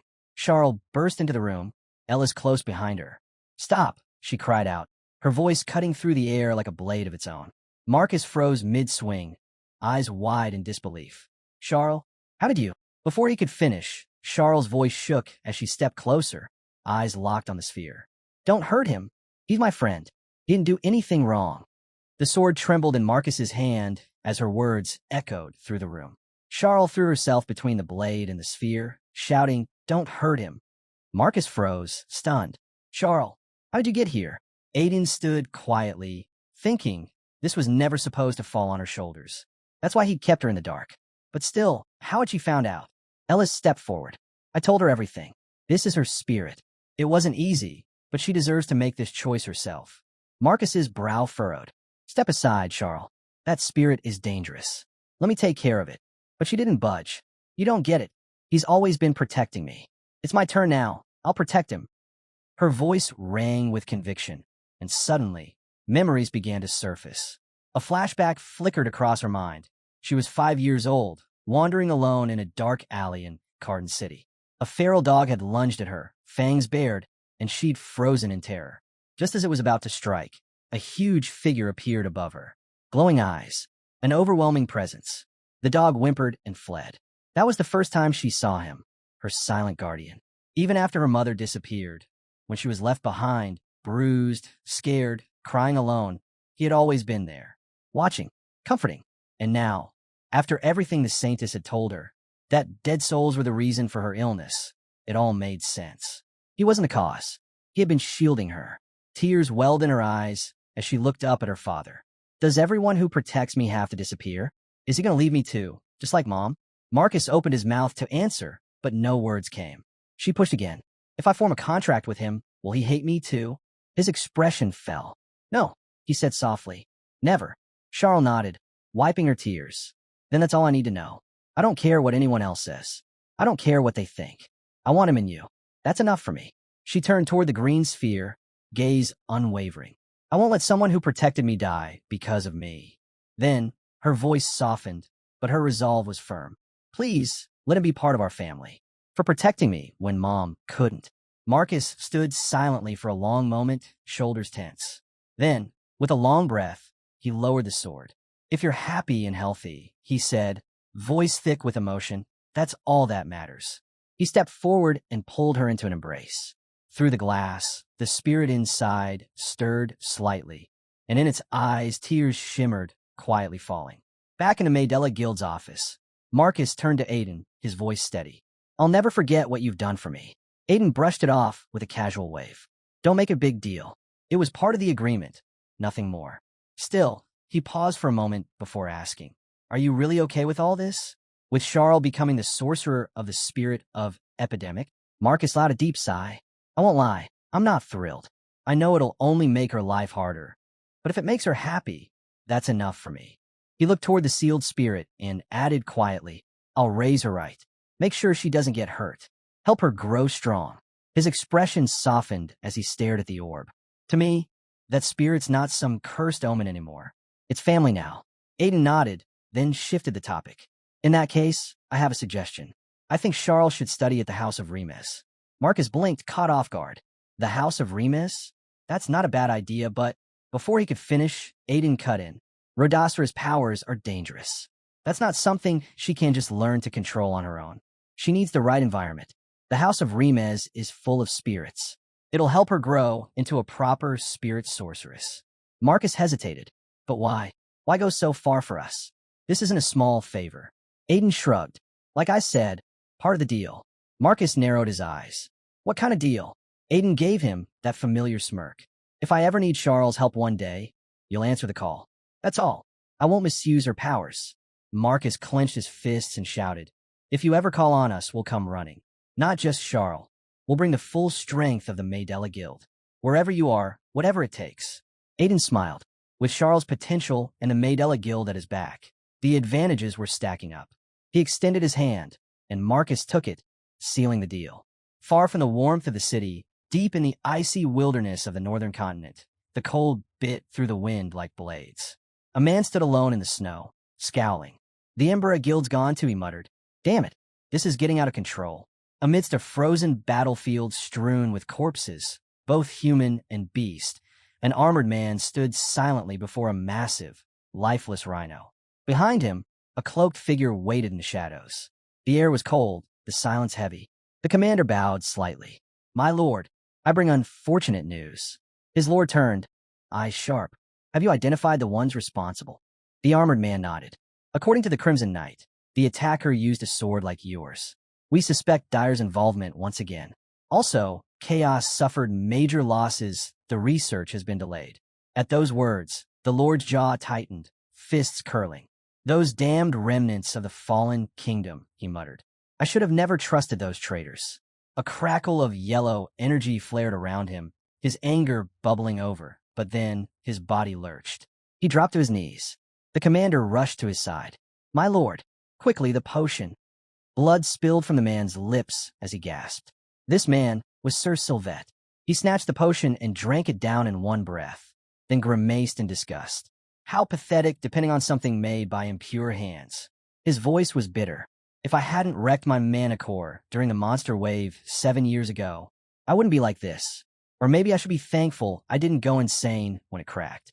With a frustrated yell, he crushed the empty vial in his hand. Shards scattered to the ground. I don't need the Blood Knights. I don't need the cult of holy fire. None of them matter. He stood, trembling with resolve. What I need is a gem to replace my core. Once I find that, his eyes hardened. I'll reach Grandmaster, and I'll become the next Grand Duke. Back in Carton City, Aiden sat quietly in his lodging, holding a small pearl-like stone in his palm. It shimmered with an unnatural glow. He'd received it from the hat merchant. That alone told him this wasn't some common trinket. From the shadows, his curse stirred. That's a contract stone. Aiden raised an eyebrow. Never heard of it. The curse explained. It's a relic from the spirit realm. Allows its user to forge bonds with spirits or spiritual beasts. Even someone with low affinity could summon powerful spirits with it. Rare, valuable, not meant for this world. Curious, Aiden channeled his mana into the stone. Streams of red and blue energy curled around it, swirling faster and faster. The curse went silent for a moment. Then, with a hint of awe, something's happening. In a flash, golden flames erupted from the stone, surging toward the ceiling like a vortex of fire. Aiden's eyes went wide as golden fire danced across his hands. But it didn't burn. It wasn't hot at all. He stared at the flames, heart pounding. Where have I seen this before? Before he could piece it together, a powerful voice rang out, echoing through the room. How dare you summon a being like me in such a cramped space? His curse hissed immediately. You idiot. You summoned a ridiculous being. This thing's mythical rank. From the swirling yellow mana, a massive bird emerged, wings folded and head held high. Its presence alone made the walls feel like they were closing in. Aiden's mind raced. He'd seen people form contracts with spirit beasts before, but they were always low grade. The rare few who managed to summon intermediate ranked ones were already considered lucky. But this, a mythical rank spiritual beast with a simple contract stone? Even in his previous life, he had never seen anything like this. Still stunned, he held up the stone. Did I really summon you? The majestic bird ruffled its feathers, pride clear in every movement. Summon? You got it backwards. I found you. That only confused Aiden more. What does that even mean? With a soft, almost warm chirp, the beast explained. My child owes you their life. A memory clicked in Aiden's mind, and his jaw dropped. He remembered. That little bird. The troll. That day. The beast continued. You saved my child from a disgusting troll that was ready to devour them. I've come to thank you. But then her tone shifted. Her eyes narrowed. Still, I'm surprised to see you. Aiden frowned. Surprised? Why? The beast's gaze sharpened. Resurrection, exposure to demonic corruption, poison that should have killed you. And you even survived a banshee's shield. She paused, then added, and on top of that, you're carrying a particularly nasty curse. The curse flared instantly. Nasty, it growled. That feathered freak dares call me. Aiden nearly laughed, barely keeping it in. The curse muttered darkly, clearly insulted and ready to throw feathers. But Aiden ignored it and turned back to the bird. Then, are you willing to form a contract with me? The beast looked him over one more time. Normally, not a chance. You'd be incinerated trying to handle even a fraction of my power. But, her eyes flicked to his chest. With that strange stone inside your body, maybe. Aiden's brow furrowed. You mean, that weird stone from the Forest of Death? The beast tilted her head, thoughtful. Perhaps. I can't say for sure. But long ago, there were beings with stones like that. And even among kings like me, they stood at the top. While Aiden's body couldn't compare to those ancient beings, Pyronus noted that with enough control and precision, he might just manage to handle her power. Then, with a piercing gaze, the great bird finally asked, So, are you willing to form the contract? Aiden didn't hesitate. This was a chance he couldn't pass up. I am. The beast dipped her head, ruffling her wings. Then allow me to introduce myself. I am Pyronus, king of immortal birds. To finalize the contract, she said, state your name. Aiden took a breath, then declared clearly, Aiden Ramez. Pyronus tilted her head slightly. Is that the only name you go by? His eyes flickered. Aiden Alberio. With that, the contract was sealed. A glowing screen flickered into view. Confirmation that Aiden had successfully formed a contract with a mythical rank spirit beast. For days later, a quiet carriage moved along the path toward Carton City's north gate. Inside, Ellis gently held a fluffy puppy in her lap. Kathy smiled, reassuring her. Once the pilgrimage is over, we'll meet again. I promise. Lo let out a laugh. I'll even ask Mr. Joseph to let us visit Carton City sometime. Back in his room, Aiden lay on the bed, staring at the object in his hand, a brilliant white gold token, an S-rank mercenary badge. His thoughts drifted back to earlier. The priest had been holding a gold token, the mark of an A-rank merc. Lo had gotten his B rank. Then, glancing toward Aiden, Lo casually asked, "What about you? What did you get?" The moment Aiden held it up, both the priest and Lo froze. "Wait, that's a white gold token. That's S rank, isn't it?" Marcus, calm as ever, responded. "Mercenary rank is determined by skill and accomplishments. The more experience he gets, the more he'll rise. No need to overthink it." Then he turned. "So, where are we headed next?" Aiden glanced up. "Sires, there's something I need to take care of there." There was a moment of quiet before Marcus spoke again. His voice was soft, cautious. "Young master, can I ask you something?" Aiden raised an eyebrow. "What is it?" Marcus hesitated. Then, with a heavy tone, he said, "You already know someone from Sires was behind everything that happened, don't you?" He looked at Aiden carefully. "Every time that name comes up, I can feel your rage. You know exactly who they are, what they're capable of. People who commit atrocities without a second thought." Marcus's fists clenched tightly as his voice trembled with restrained fury. "After what they did to my daughter, I can't even put into words the hatred I feel for them. They preach nobility, but their actions are filth. Everything they do is a lie." His shoulders sagged slightly. "But I'm just one man. I don't have the power to take them down on my own." He took a deep breath, then looked Aiden in the eye. "So even if it's shameless, I want to ask a favor. If you feel the same way, if we share this goal, I want to fight with you. And in return, I'll give everything I have to support you, no matter what path you take." Aiden's smirk was cold and sharp. "There's no stronger bond," he said, "than two people united against a common enemy." Without hesitation, they clasped hands, sealing a silent vow to bring ruin to those who deserved nothing less than death. Later that evening, Aiden sat alone on his bed, eyes unfocused, mind spinning back to the deal he made. The promise he could not break. Just then, a voice called out, "We're almost there." The carriage came to a slow stop. Stepping outside, the group was immediately met by the sound of chattering crowds and the sight of hundreds of people gathered near the city gates. Kathy glanced around wide-eyed. "There's so many people, nobles, knights, from all over." Aiden folded his arms. "Makes sense. The Sire's Martial Arts Duel Fest is about to start." He explained that the tournament was an annual winter tradition in Sires, held to honor the legendary man who sealed the Winter Queen and founded the Grand Duchy. Because monster attacks were common every winter, the Duel Fest also doubled as a ritual, hoping to bring peace and survival through the harsh season. "It's one of the biggest festivals on the continent," Aiden added. "Even the Grand Duchy pauses everything to attend." Then, with a sly grin, he added, "I'm entering the tournament." The group froze, visibly stunned. Even the priest blinked. "You? In the Duel Fest? That's unexpected." Floating beside him with arms metaphorically crossed, the cursed spirit looked unimpressed. "You came all this way for a tournament?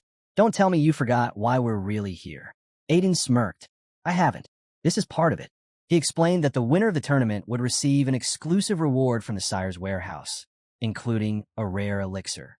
An elixir strong enough to push him to the Grandmaster stage, just like in his previous life. But then his expression turned cold. "The real reason I'm here comes after the tournament." The cursed spirit hovered closer. "What happens after?" Aiden's eyes narrowed. "The seal holding the Winter Queen breaks. And with that, the real game would begin." The Winter Queen was chaos made flesh, marching out of the icy wastes with an army of death at her heels. Once awakened, she turned into a legendary grade dungeon, tearing through the northern continent, including the land of Sires. In response, 6 noble knight families joined forces with the Martial Arts Duel Fest top fighters. Their mission? Stop her at all costs. But they were annihilated. The unlucky few who survived came back as little more than husks. Then came Sylvetta, the Thunderstorm Knight. With his Blood Knights at his side, he turned the tide. He struck down the Winter Queen, rose to become Grand Duke of Sires, and was celebrated as the Night King. But Aiden wasn't buying the legend. To him, That man was nothing like the one he remembered. There was no honor, no nobility.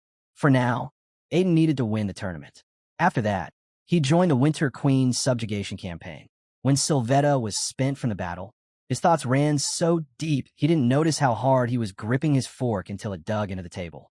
Ellis caught his tension and asked if the food wasn't to his taste.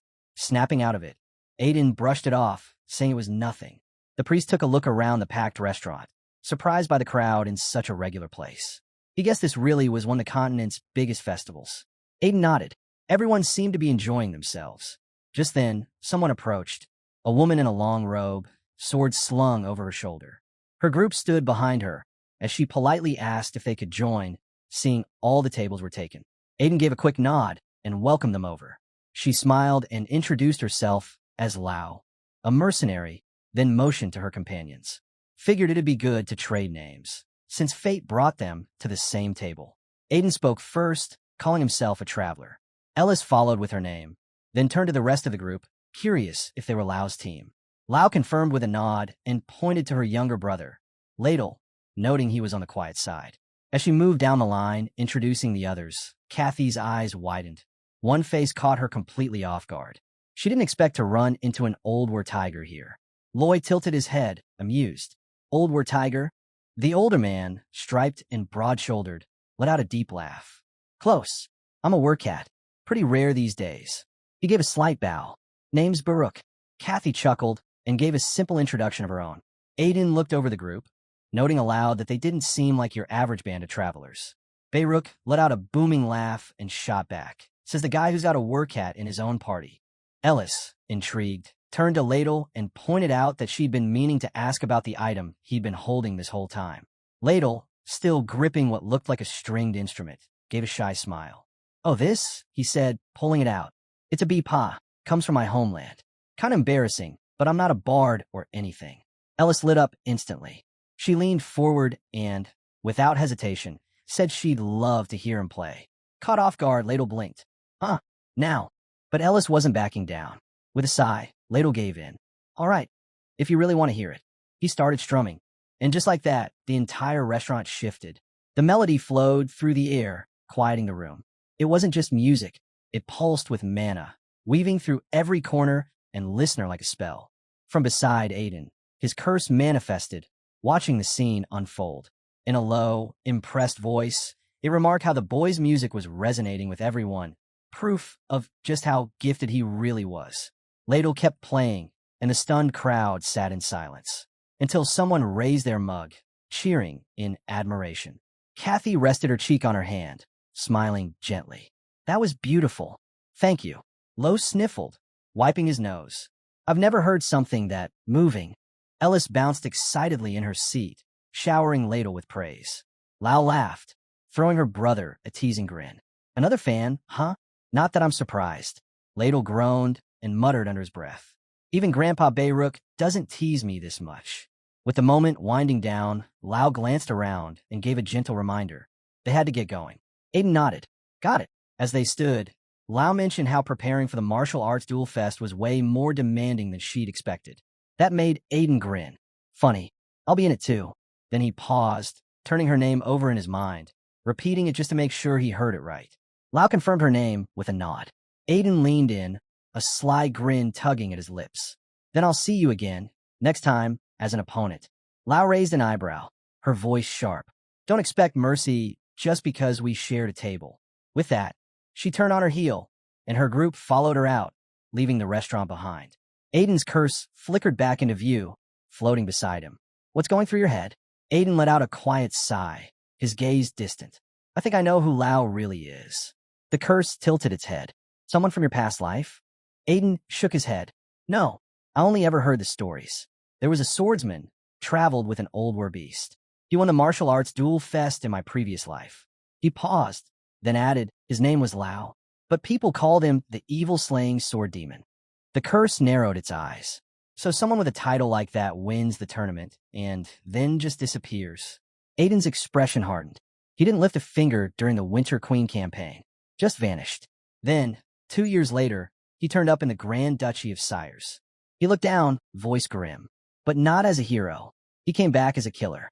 The group froze in awe, everyone except the priest, as their eyes landed on a massive, glowing mansion up ahead. Its bright lights cut through the night like a beacon. Eldest turned to Aiden, wide-eyed. Are your friends seriously letting us stay here for free? Aiden nodded. Yeah, they are. The priest frowned, clearly uneasy. Isn't this going against the purpose of a pilgrimage?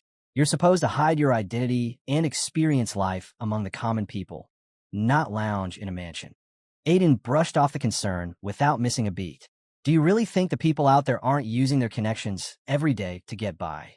He glanced at Ellis. This is part of the lesson. Power, influence, networking, understanding how it all works. What could be more real world than that? With no rebuttal, the priest fell silent. Inside the mansion, a warm voice welcomed them. Nikita stood at the entrance with a gentle smile. Aiden greeted her and asked how things had been lately. She gave a grateful nod. Thanks to your intel, we've wiped out several chaos branches. But the ones tied to sires, they've started pulling back. And from the looks of it, something's off between Chaos and Sylvetta, the Thunderstorm Knight. Aiden thought back on all the failed plots. The Imperial Palace terror incident, the Holy Fire cult disaster, those twisted experiments in the Forest of Death, and the Blood Knight's work with the Umbra Guild. It was all crumbling. No wonder there was tension. He narrowed his eyes. Think they figured out I'm behind it? Nikita shook her head. Highly unlikely. As expected of you. The way you deal with these heretics, it's flawless. You're the perfect shadow ruler.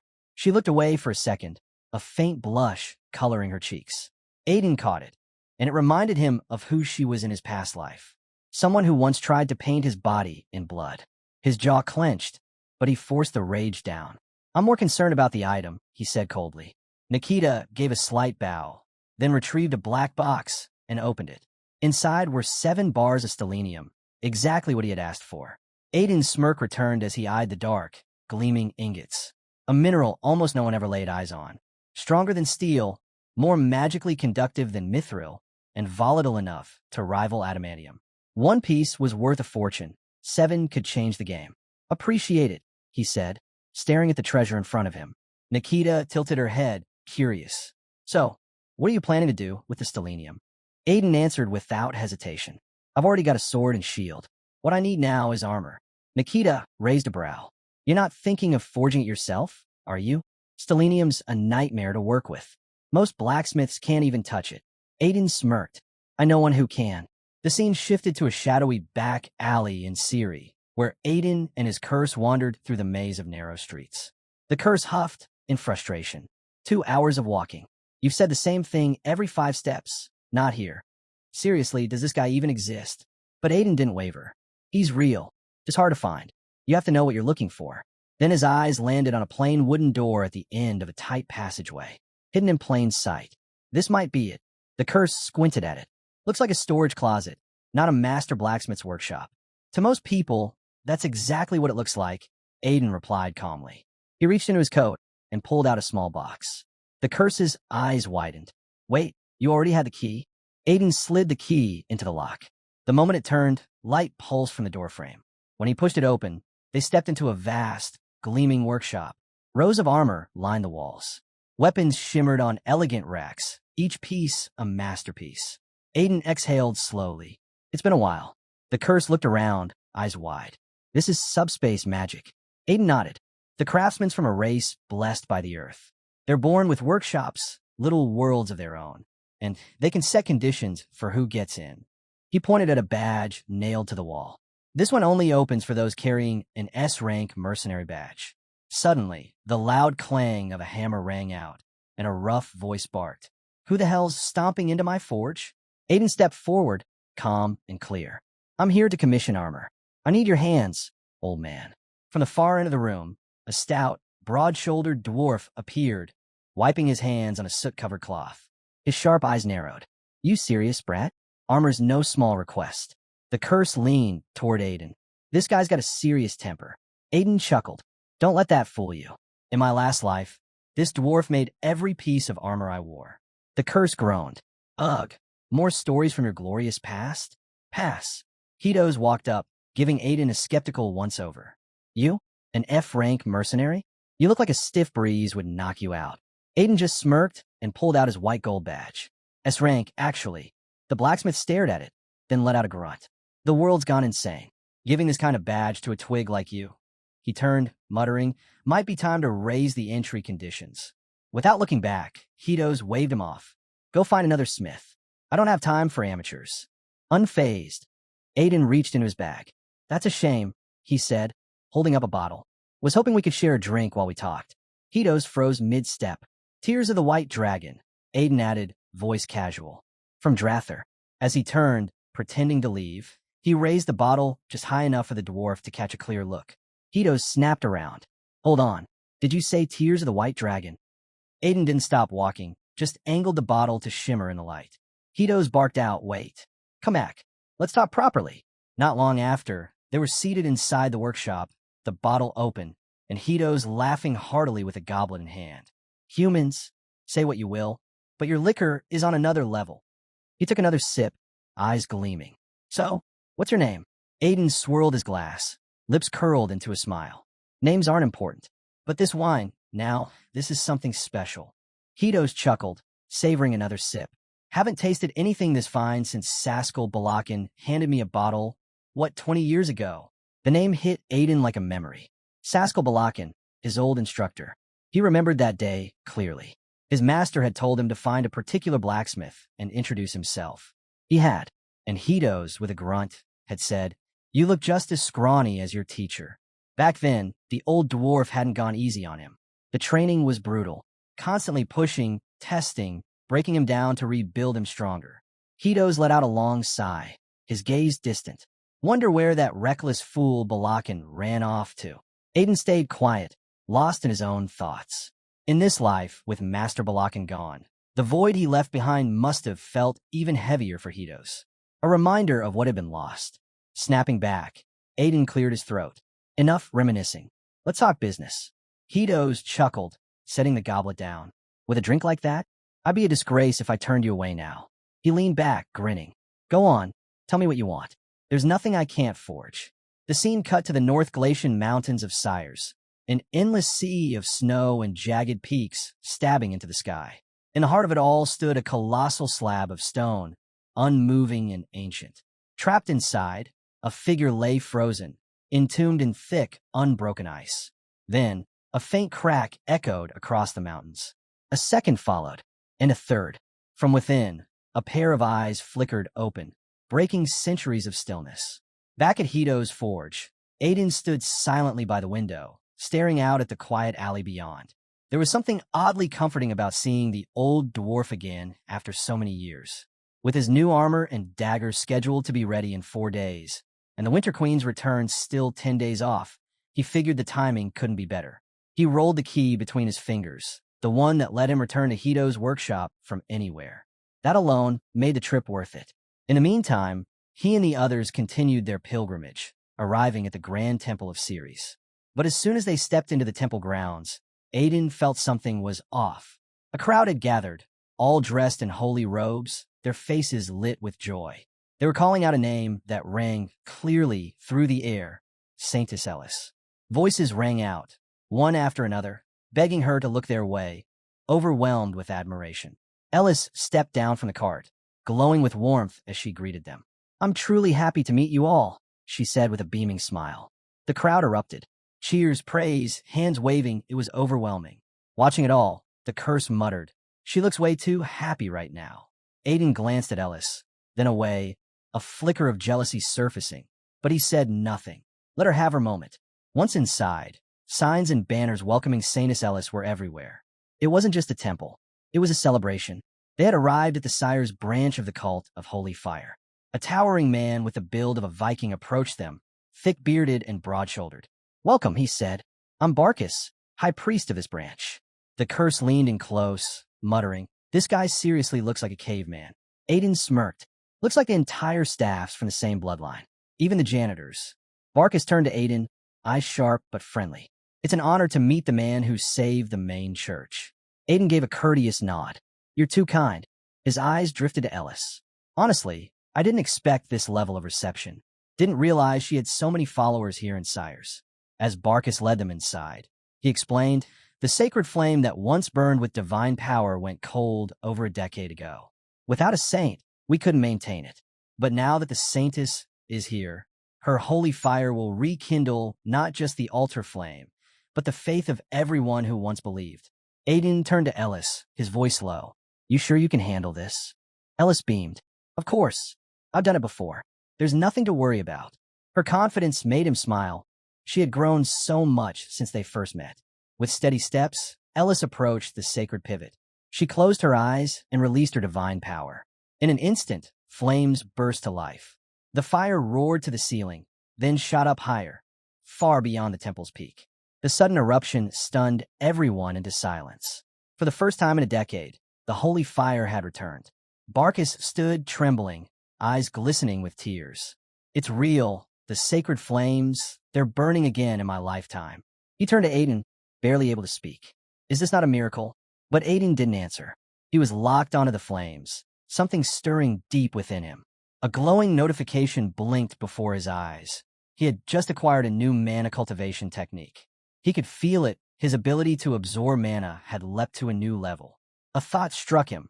Was this the same technique described in that ancient tome he uncovered at the Church of the Holy Fire? Before he could dwell on it, Barkis spoke again, urging him to absorb the fire. Aiden hesitated, hand halfway raised, then stopped himself. But the flames moved on their own. They surged toward him. Gasps filled the temple. Barkis shouted a warning, and the crowd instinctively backed away as the fire whipped around violently. Aiden, his companions cried out, panic in their voices. The saint stepped forward, alarmed. The holy fire burns anything it hasn't accepted. This shouldn't be possible. Yet there Aiden stood, calm and unmoving, bathed in sacred fire, completely untouched. Then a voice echoed, clear and ancient. To my successor, I grant you my eyes, which see through all lies. And before you, all falsehood shall fade. Aiden's eyes shot open, now glowing with intense, golden energy. The fire slowly died down. The crowd rushed toward him in a wave of concern, his friends surrounding him, calling his name. He didn't move. His face was pale, unreadable. Barkis was frozen, unable to speak. Aiden had just been consumed by divine flames and survived. The saint, however, didn't share the same shock. He turned to Barkis and said quietly, he's not ordinary. I've known that for a long time. When Barkis looked at him in confusion, the saint continued, there's a prophecy passed down with the legend of the holy fire. He paused, then spoke the ancient words. Long ago, before the master of the holy fire ascended, he left a message for his believers. On a destined day, a person will appear and stretch his hands toward the fire. Instead of consuming him, the flames will dance joyfully to greet him. The chosen one shall inherit the master's will and purpose, becoming the apostle of the holy fire. Asterisk. As the saint recited the final lines of the prophecy, he turned to the crowd. There's no doubt, young master, Aiden matches every word. He is the apostle of the holy fire. Aiden, still trying to wrap his head around what had just happened, shot a sharp glare at Loy. You couldn't speak up and tell them I'm fine, but it was too late. All eyes had turned to him, filled with awe and anticipation. Then it happened. One voice rang out, then another, then dozens more, swelling into a deafening chorus. All hail the apostle of the holy fire. He has come to protect us. Aiden blinked. Apostle of the holy fire? What the hell is that even supposed to mean? Before he could escape, the entire crowd dropped to their knees, bowing as one. Barkis stepped forward, tone solemn and full of reverence. We greet you, apostle of the holy fire. Aiden froze, stiff as a statue. A very bad feeling crawled up his spine. Guys, really, you don't have to do this. Then the ground shook violently beneath them. Screams broke out as people stumbled and crashed to the floor. Panic surged through the temple like a wave. Stay back from the walls, someone shouted. Cracks split through the stone. Dust and debris rained down. Aiden held his ground. This wasn't an ordinary quake. Something about it was wrong. Then a figure flashed through his thoughts. A cold weight dropped into his gut. No, it couldn't be. And then came the scream. High, piercing, unmistakable. A sound he hadn't heard in years. The voice of the Winter Queen. But she wasn't supposed to awaken. Not yet. The blaring sound only grew louder, sweeping across the city like a wave. People clutched their ears in agony, confused and terrified. No one knew what this sound even was. High above the chaos, a figure hovered silently in the air, watching. Then, slowly descending, he addressed the crowd below. His voice was calm, but commanding. He thanked everyone for their continued patronage of the Emporium and revealed himself as the Spirit Emporium's owner. The announcement sent shock through the crowd. The owner of the Spirit Emporium? Why would someone of that stature show up in person? Without addressing their confusion, the man got straight to the point. He said he was here to deliver urgent news on behalf of the Emporium. A legendary dungeon had just surfaced, the Winter Queen's Nest. The crowd froze in place. Then all hell broke loose. Just the mention of the Winter Queen's name was enough to throw the city into chaos. Panic swept the streets. People screamed that she had returned, that she would bring ruin again. Some ran without looking back, yelling for others to flee if they wanted to live. Back inside the church, Aiden watched it all unfold. Something wasn't right. She had awakened 10 days early. Why? His plans were only half complete. To make things worse, his banshees were going wild over the Queen's return. And the specter of the Dark Night? He was beginning to stir, filled with the urge to defend his homeland. Annoyed, Aiden sighed. These ghosts were such a headache. He snapped at them to calm down and move quickly. But before he could take action, something shifted. A strange purple mist began leaking from the specter. Aiden's glowing eyes flickered, and everything went dark. When his vision came back, a warrior in full armor stood before him, appearing out of thin air. "I am Dare Clyman," the figure said. "I once served under Lord Sylvetta." Then, a distant voice rang out, like an echo from another time. "If my mana core stays like this, I'll lose everything. My claim to the Grand Duke's title. Dark Knight, find those dark mages again. Tell them I accept. If this gemstone really can replace my core, I'll take back what's mine." Aiden's gaze sharpened. This was no ordinary vision. He was witnessing a memory. The blessing from the holy fire had awakened a new ability within him. The Fire Eye. It allowed him to see through all falsehoods. The system said it rivaled divine authority, but Aiden hadn't expected it to dig this deep, uncovering the memories of a ghost. Curse remarked that the mystery behind the red stone Aiden absorbed had finally been unraveled. Aiden had felt it too. Since taking the stone, using mana had become second nature. One thing was certain. His enemies were running out of time. They'd try to forge another substitute mana core, no doubt about it. The curse recalled a past conversation with Florence. The Night King wasn't exactly on good terms with Chaos anymore. So how was he planning to pull off something like this? Aiden didn't answer. Instead, he asked something else. Why were the Sire's family's descendants so unnaturally powerful? The curse guessed it was due to their harsh upbringing. But Aiden had another explanation. The original Grand Duke had defeated the Winter Queen and drank her essence. That essence was no ordinary power. It held purity beyond even the rarest elixirs. And Aiden was certain Sylvetta wanted that essence again. He couldn't let that happen. Just then, someone spoke up from behind. "It's been a while." Aiden didn't turn. He kept his eyes on the man in front of him, Sir Dare. Dare gave a casual smirk. "I was actually planning to visit you, but it looks like fate brought us together." Aiden's eyes narrowed. "So you knew I'd be here?" Dare nodded. "Word has it your house is now the Saintess's patron. You've been traveling with her on this so-called pilgrimage." Aiden stiffened. That pilgrimage was meant to be completely under wraps. Curse let out a dry laugh. "There's no such thing as secrets in this world." Aiden ignored the comment and turned back to Dare. "You're here because of the Winter Queen, aren't you?" "Exactly," Dare said. "The Church of the Holy Fire is calling an emergency council. They need a representative." Aiden gave a knowing smirk. "Only top-level church members can attend that meeting, right?" Dare gave a slight nod. Then Aiden continued. "Wouldn't someone hailed as the Apostle of the Holy Fire be a perfect fit?" Dare paused, then reluctantly agreed. Aiden turned and started walking. "Then let's not waste time." Dare blinked. "Wait, what?" Glancing back over his shoulder, Aiden grinned. "I'm the one you've been sent for, Sir Dare. I'm the Apostle of the Holy Fire. Let's go see your father." The curse eyed him suspiciously, sure Aiden was scheming something. And Aiden didn't deny it. He admitted this had been his plan all along. Meeting the current Grand Duke of Sires was always part of it. Now, everything was lining up perfectly. With full confidence, Aiden strode forward, ready to bring his master plan to life. The scene shifts to Sylvette's office, where he sat behind his desk, eyes locked on the knights before him. Leaning forward with a deep, satisfied sigh, he spoke in a low, firm voice. He'd been waiting a long time for this, the Winter Queen's return. His eyes gleamed with intensity as he explained. People always believed the first Grand Duke of Sires had slain the Winter Queen. But that wasn't the whole truth. Yes, she was defeated, but never destroyed. When she fell, her essence shattered, scattering across the northern lands. Those fragments turned the entire northern continent into a frozen wasteland and fused with the monsters there, making them even more powerful. One of those shards had embedded itself in the Grand Duke's body, enhancing his physical form. Because of that, the sire's bloodline had been gifted with unmatched strength, speed, and endurance. Suddenly, Sylvette slammed his fist onto the table, his voice brimming with ambition. After all these years, the Winter Queen had reassembled her essence and returned. And now, if he could capture her and absorb that refined essence, he would surpass all others, becoming the strongest being alive.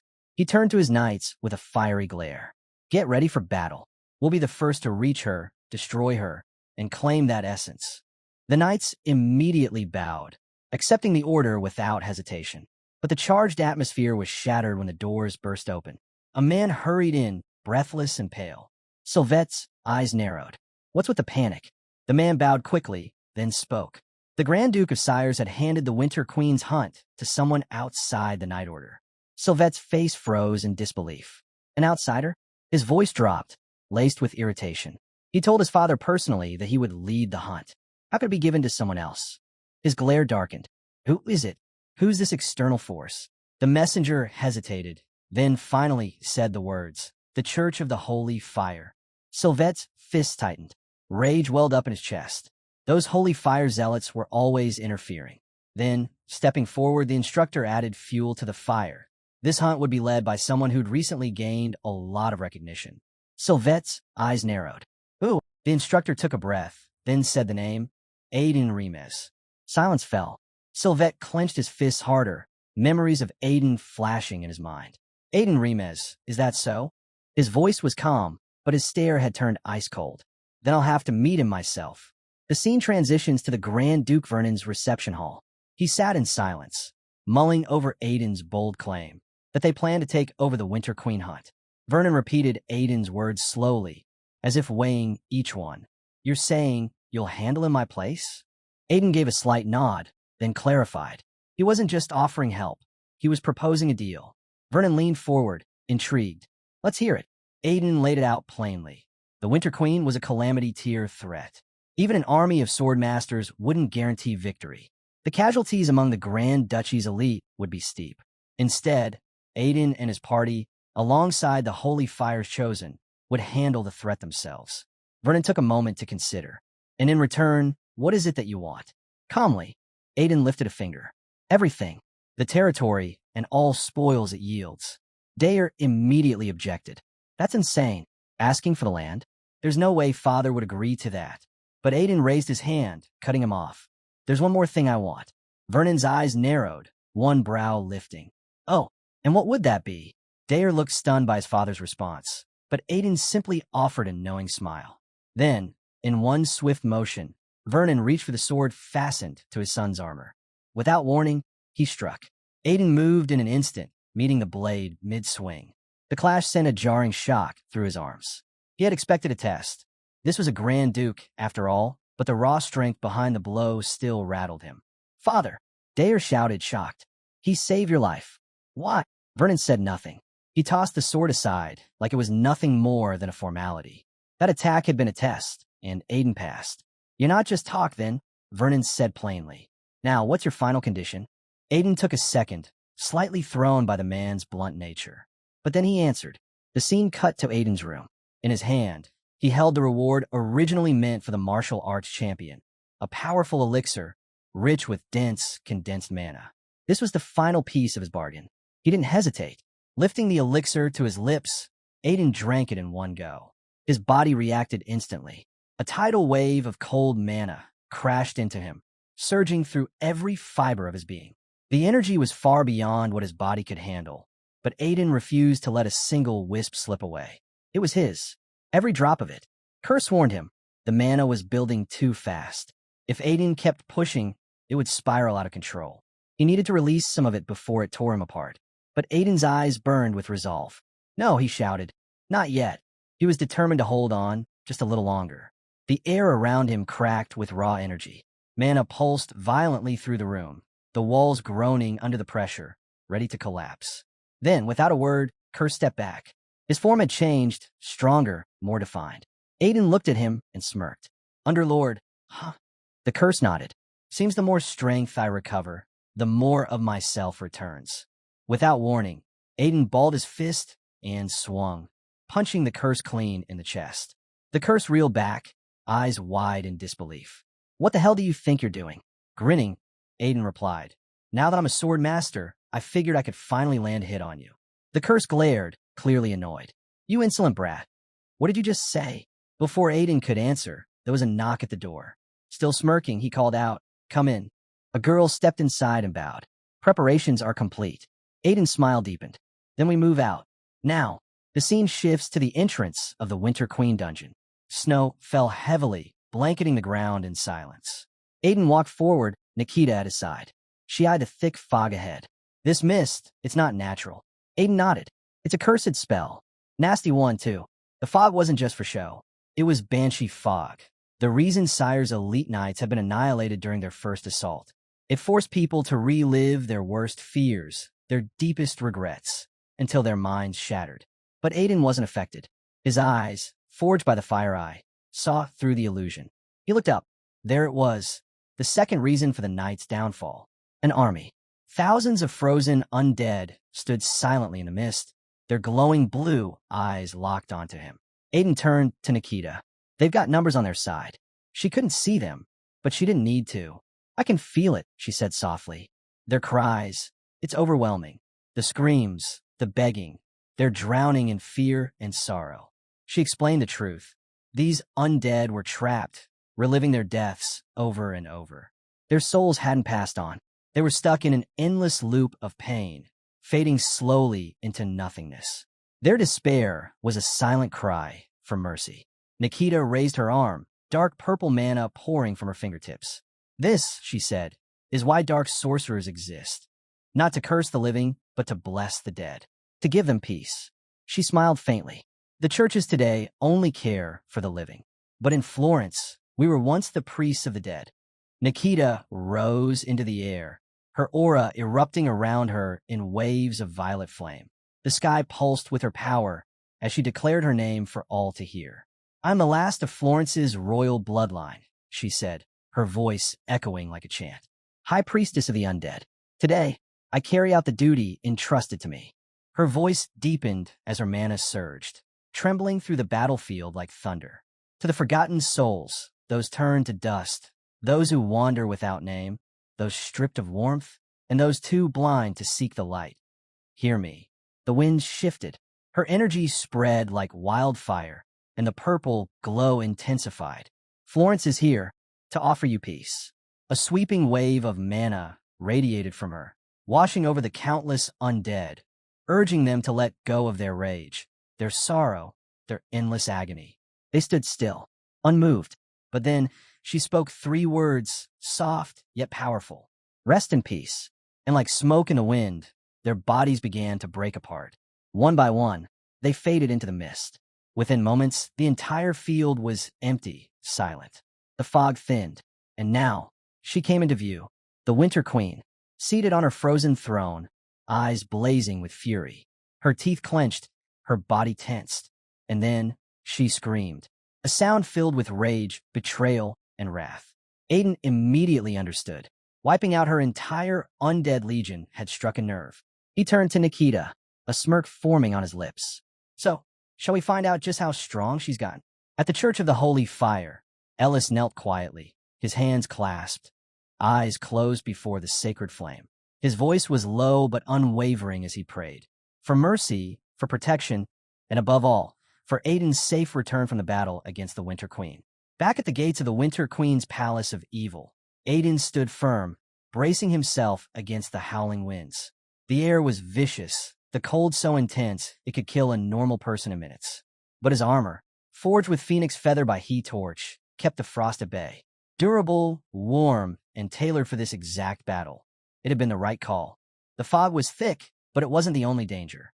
The cold itself had been a silent killer. Scattered across the frozen battlefield were the remains of knights, frozen mid-swing, their hands still gripping their weapons. A grim reminder. Curse commented dryly. This is exactly why we didn't bring the dark sorceress. Aiden stepped forward, eyes sharp, until he stood directly before the Winter Queen. She sat upon her massive throne of ice and crystal, its grandeur bordering on absurd. He glanced at it and muttered to Curse. She really went overboard building this palace, didn't she? But in the next instant, his hand moved, sword drawn. No matter how strong or how well-equipped he was, it didn't change the truth. They were about to face a calamity-class threat, and he was ready.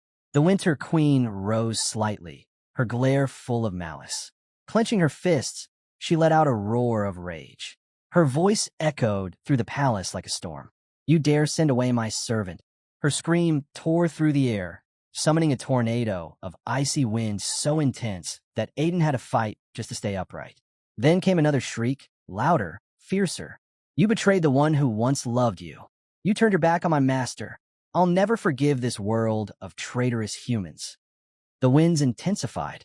Ice began creeping up Aiden's arm, piercing through the phoenix feather armor. His breathing slowed as he fought to stay conscious. Her words echoed in his mind. Her previous contractor. Was that who she meant? A spirit like her, born from sorrow and twisted by hatred, never truly lets go. But Aiden had come prepared. His mana surged, bright yellow light flaring to life around him. Raising his voice, he shouted the signal. Now's the time, Pyronus. As Aiden called her name, fire erupted around him, violent and wild, yet completely under control. The flames coiled around his body like a shield, and from within them, Pyronus appeared. Her form took shape slowly, her voice calm, yet commanding. You've called and I've come. Immediately, Aiden felt it, the immense gap in power between them. Even now, he could barely handle a tenth of her strength. But even that much was enough. Pyronus scanned the battlefield, her gaze landing on the Winter Queen. Once a spirit worthy of kingship, she scoffed, now reduced to a pitiful shell. What a disgraceful fall. Aiden turned to her. Can we take her? Without hesitation, Pyronus replied, I am Flame's sovereign. I will give this broken queen her final rest. The Winter Queen let out a guttural growl, her fury boiling over. But Aiden didn't flinch. With steady breath and firm steps, he charged straight for her. Cover me, he shouted. At once, massive glacial undead rose up from the icy floor, their hulking forms blocking his advance. Aiden didn't slow. His eyes narrowed, instantly locking onto the glowing mana cores deep within their chests. In one smooth motion, he drove his sword into the nearest creature, straight through its center. His blade tore through with ease, and as he passed through the joints of the beast, landing gracefully, he felt it. This was no longer guesswork or instinct. This was mastery.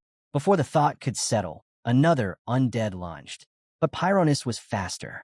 Flames exploded from her hand, swallowing the creature whole. In seconds, nothing remained but scorched ash.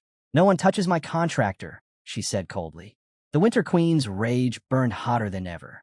Her expression twisted, voice trembling with fury.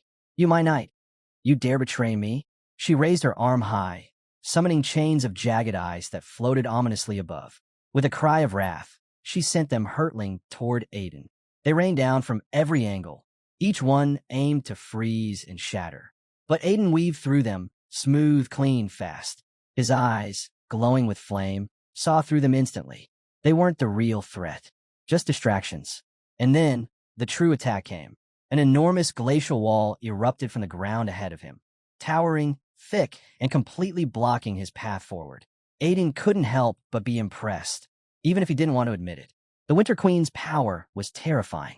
She kept casting high-level spells back-to-back, non-stop. No hesitation, no fatigue. Her mana reserves felt limitless. And now, with each spell, the air itself was freezing solid, making it harder and harder for Aiden to move.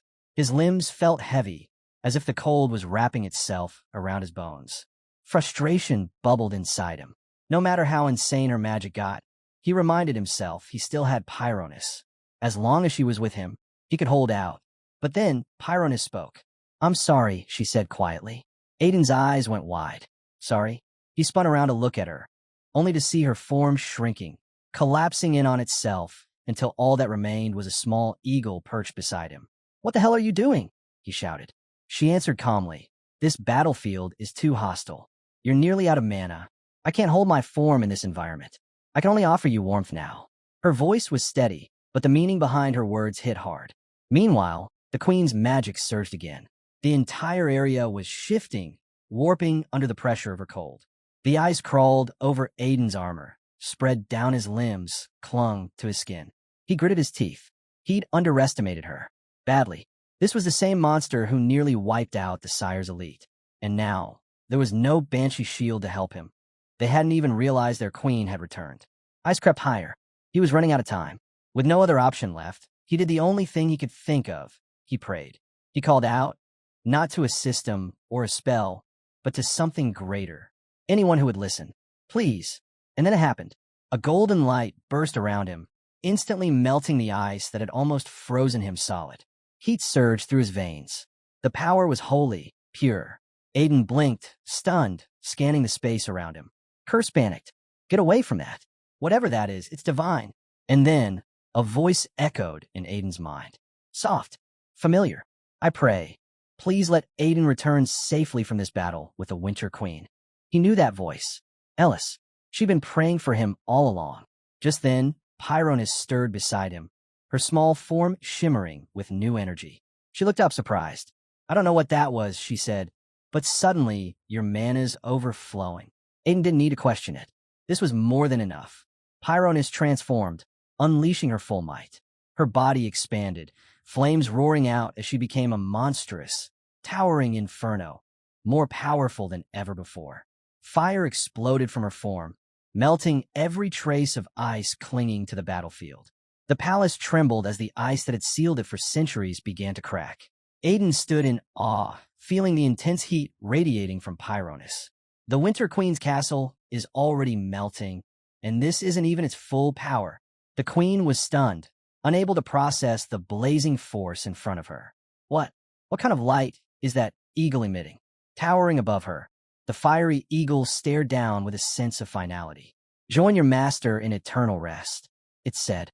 With a thunderous beat of its wings, Pyronus summoned a blazing storm that surged forward, engulfing the Winter Queen. Flames poured into her eyes and mouth as she cried out one last time, tears burning down her cheeks. My king. As her vision faded, her eyes fell on Aiden's curse. It gently responded, I kept you waiting too long. Rest now, snowborn child. A quiet smile touched her lips, and as her form dissolved into ash, she murmured her final thanks to the curse that ended her. As the final traces of the battle vanish, the snowstorm dissipates completely. All across the city, rooftops begin shedding their icy shells, and for the first time in ages, the sun breaks through, warm and radiant. The sudden shift stuns everyone. Caught off guard, people wipe sweat from their brows, quickly stripping off their thick winter layers. Even the distant mountain peaks begin to lose their frosty crowns, leaving everyone in awe of the dramatic change. Then, a voice echoes across the city. The hand merchant from the Spirited Emporium announces, loud and proud, that the legendary dungeon, Winter Queen's Nest, has been conquered by none other than Aiden Remes. Gasps spread like ripples on water. Whispers and disbelief churn through the crowd. The idea that the Winter Queen, a force of near unmatched power, has fallen is hard to wrap their heads around. But even more unbelievable, that her defeat came at the hands of a young noble. Shock quickly gives way to joy. The fear that had shadowed their days is gone. Cheers erupt, voices rising together in celebration. A festival is planned in Aiden's honor, and the streets burst with shouts of gratitude and praise. Elsewhere, Aiden's companions are overwhelmed with emotion. Ellis glows with pride, while Dayer and the city's lord finally exhale in relief. The nightmare is over, but not everyone shares in the celebration. Inside the band room, tension grips the air. Knights sit in silence, weighed down by shame. Across from them, Sylvetta rages. Half the room lies in ruins from his fury. His fists tremble, and his frustration boils over. It was supposed to be his victory. Everything, every plan, was meant to lead to this moment. If that nobody hadn't shown up, he would have been the one to bring down the Winter Queen. He spits Aiden's name through clenched teeth, convinced the boy stole what should have been his. A harsh cough racks his body, blood dripping from his lips, but even pain can't drown the storm inside him. The memories flash. Aiden saving Dayer at the banquet, rescuing the saintess of the Church of Holy Fire. And now this? Too many coincidences. Far too many. No, Aiden Remez isn't just lucky. He knows something, and he's standing in Sylvetta's way, on purpose. With fury burning in his eyes, Sylvetta turns to the White Knight and demands the prototype. The White Knight hesitates. The prototype wasn't made from a human. It came from a monster.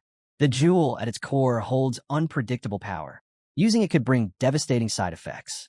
Sylvetta's glare sharpens, his bloodshot eyes locking onto the hesitant knight.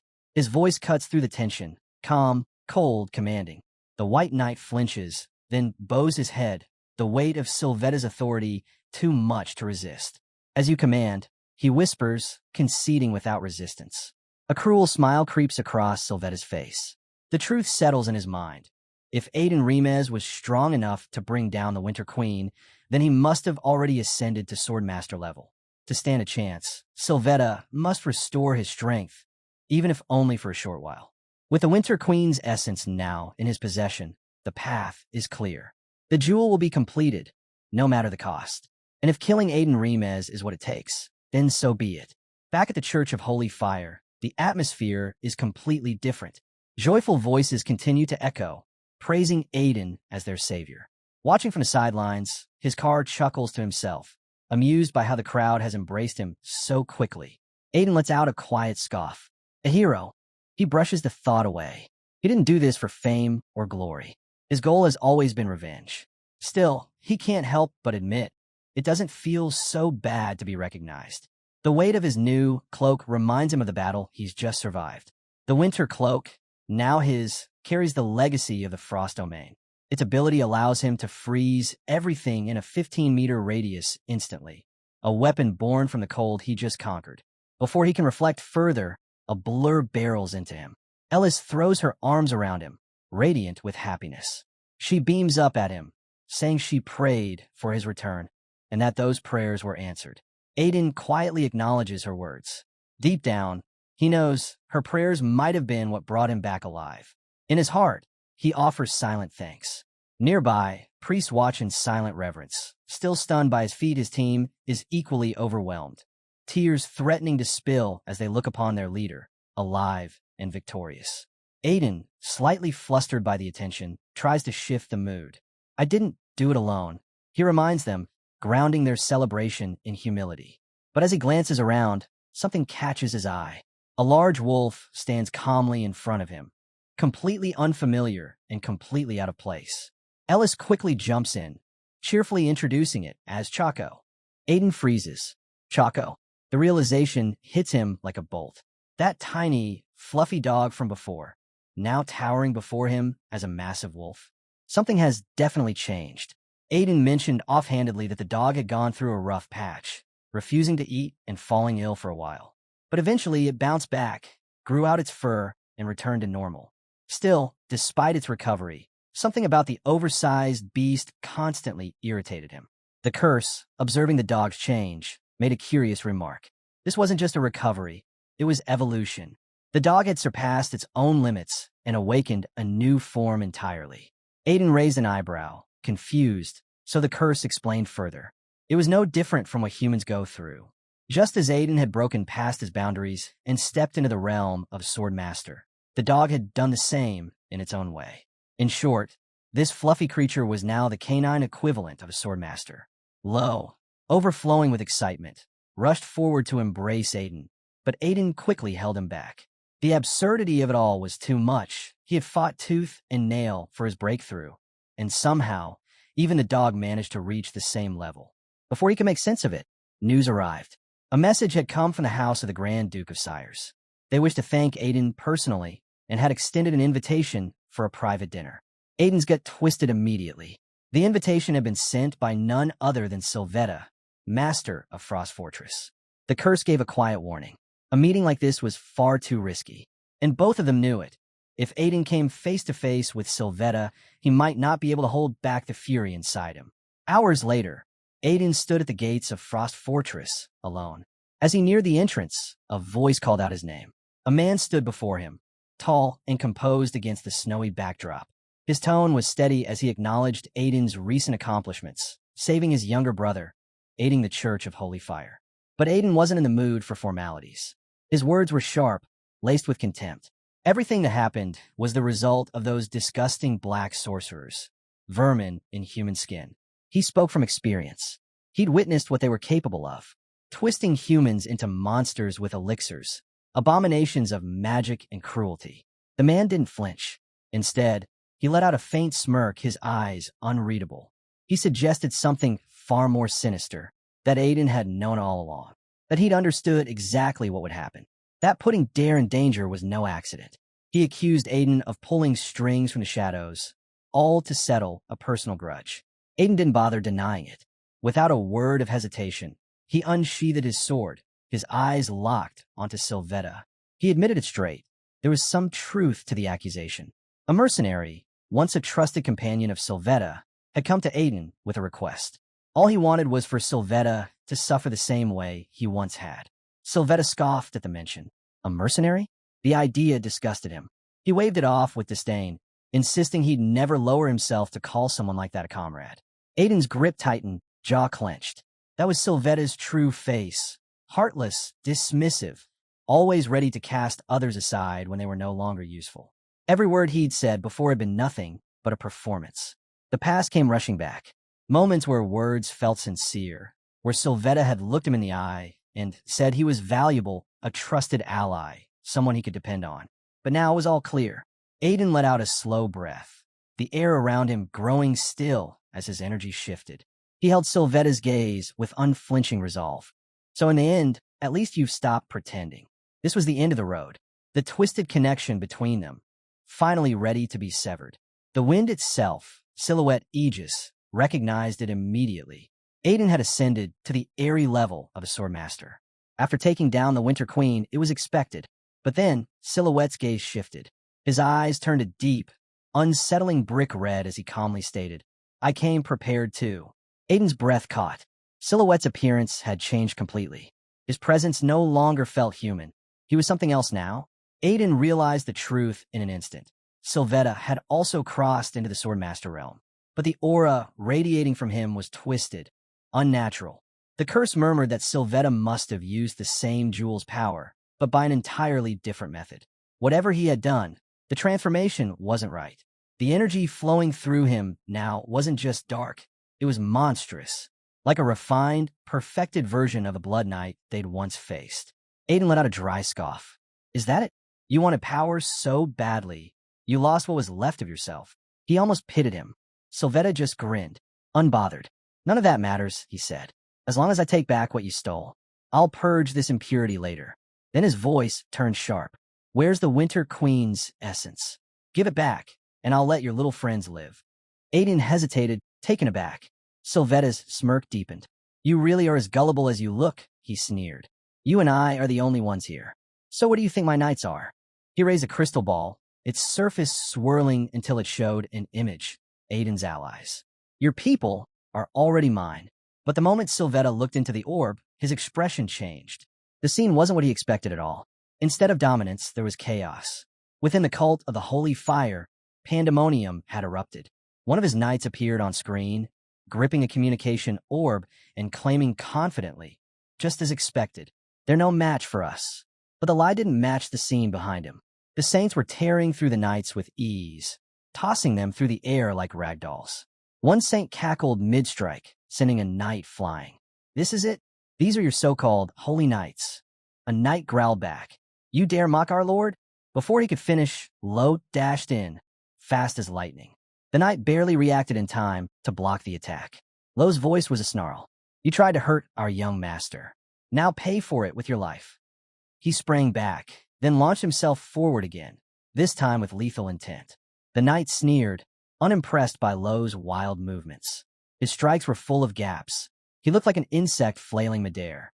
Confident he could end it in one blow, the knight raised his blade and brought it down hard.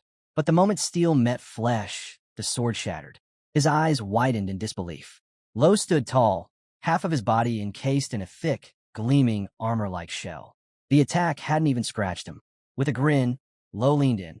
You'll need a lot more than that if you want to hurt me. Before the knight could recover, Lo surged forward. Mana flooded into his blade, and with a swift slash, he cut straight through the knight's abdomen. The Crimson Warrior crumpled, and Lo finally exhaled. He had proven it. He was no longer a liability to his young master. Another knight, watching in horror, broke into a panic. Realizing the tide had turned, he barked a command, "Capture the Saintess." But before the soldiers could get close, Kathy stepped in, blocking their path. With a casual flick of her wrist, she tossed several green glass vials into the air. They burst on impact, releasing a sticky, slime-like substance that wrapped around the attackers, freezing them mid-charge. The knights struggled and shouted, limbs tangled in the gummy trap. Kathy gave them a smug look. "Guess my flytrap slime fluid still gets the job done." She turned toward Chaco. "All yours." The towering beast growled, its body now pulsing with raw mana. With a single, furious sweep of his paw, he ripped through the remaining knights. Ellis watched from behind, thoroughly entertained. But then movement. Out of the corner of her eye, Ellis spotted a flash. The White Knight was making a last-ditch charge, closing in on the Saintess with desperation in his steps. His target was clear. He had only one option left. Ellis reacted instantly. She spun, golden energy erupting around her clenched fist. Light blinded the charging knight, and before he could brace himself, her punch struck. The impact hit like a divine blast, swallowing him in radiant force, his body vanishing in the explosion. Far away, back in the present, Sylvette's rage boiled over. With a howl, he smashed the crystal ball in his hand. 10 of his knights, each a semi-master, wiped out. Just like that. His expression twisted. Aiden stood across from him, calm and collected. "Guess my comrades aren't so easy to handle anymore." Sylvette's grip tightened around his blade. To him, those knights were nothing, just pawns, tools. Now that they'd failed, he no longer needed hostages. He lunged, sword drawn. He swung with full force, aiming straight for Aiden's head. Their blades met midair, the impact sending a shockwave tearing through the space around them. The ground shook beneath their feet, the sky itself seeming to quake from the force. Sylvette gritted his teeth. If he could just reclaim the Winter Queen's essence, everything would fall back into place. Their battle tore through the palace grounds, energy blasts flashing like lightning across the sky. The sheer force of their strikes lit up the entire building, each impact shaking the very foundation. Sylvette pressed forward, refusing to yield. His sword lashed out in a fury of rapid, calculated strikes. Aiden parried with ease, deflecting each blow without breaking stride. "You sure you want to bring the whole palace down around us?" he asked casually. Sylvette scoffed. "Let it fall. I'll build another." His strikes grew sharper, his voice rising with every clash. "You think you understand anything? You don't carry what I do." Blow after blow, he unleashed his frustration. Have you ever felt the northern frost cut through your skin? Faced beasts born in the frozen hells? You don't know anything. Red lightning suddenly surged across Sylvette's armor. Aiden's curse gasped. Odin knew that technique well. In an instant, Sylvette launched a thunderous red bolt across the battlefield. Aiden jumped, flipping high into the air just before the blast ripped through the ground beneath him. Sylvette's voice echoed like a war horn. "I am a lord of Frost Fortress, the rightful heir of the Grand Duke. I must be the strongest. Only I can protect the duchy." Aiden landed hard, his fists clenched. The accusation stung deeper than Sylvette could have known. Voices echoed in his mind, people calling him their savior, their shield, their last hope. Pleas that had once driven him forward. His eyes narrowed. "Don't talk to me about duty," he said. "Duty doesn't excuse the blood you've spilled." Sylvette met his words with an icy stare. "Every death was a sacrifice we had to make." Aiden paused. Then he let out a quiet breath, his voice low. "I get it now. I finally see who you are. And honestly, thanks." Sylvette blinked, caught off guard. "What?" Aiden's energy shifted. A deep, blue aura began to rise from him, slow, dense, unrelenting. The ground trembled beneath it. "You reminded me," Aiden said coldly, "of the only duty I've never let go of." He stepped forward, his voice now like a blade. "The promise I made, to crush your heart with my own hands." Suddenly, darkness coiled around Sylvette, a suffocating pressure wrapping around his chest. He gasped, his eyes going wide. This is Master Fear, a phenomenon only awakened by true superhumans. Its power didn't come from magic or training, but from one thing alone: pure, murderous bloodlust. Sylvette's body trembled under the weight of it. The master fear pouring off Aiden wasn't just overwhelming. It was suffocating. This wasn't the aura of a single warrior. It was the wrath of tens of thousands, bloodlust layered, refined, and sharpened to a killing edge. No, Sylvette snarled, desperation twisting his voice. I must be the strongest. No one else. Only me. He lunged. Their swords clashed with explosive force. But this time, Aiden didn't just block. He charged forward, matching Sylvette blow for blow with a deadly calm. Sweat streamed down Sylvette's face. He swung with everything he had, but Aiden countered it all, each move flowing into the next, his blade a blur of precision. Sylvette's frustration cracked through. What kind of cheap tricks are you pulling? Aiden scoffed. Cheap tricks? You're insulting your own legacy. A smirk tugged at his lips. Recognize this? It's the sire's swordsmanship, the technique you taught me. Sylvette staggered, eyes narrowing. What? That's impossible. This is the first time we've met. But Aiden didn't slow. Their blades met again in a flurry, and Aiden's strikes only grew faster, heavier. Look closely, Aiden hissed. This is your technique. Every move, every stance. Burn it into your memory. Sylvette's legs faltered under the pressure. He could barely keep up, his breath ragged.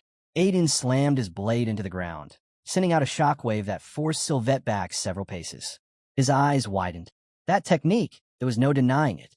It was the swordsmanship of the House of Sires. But how? He was certain he'd never seen Aiden before. Unless, was he a spy? A plant? The thought gnawed at him, but it didn't change a thing. He would kill whoever dared stand against him. His irises glowed crimson, and thunder crackled around him.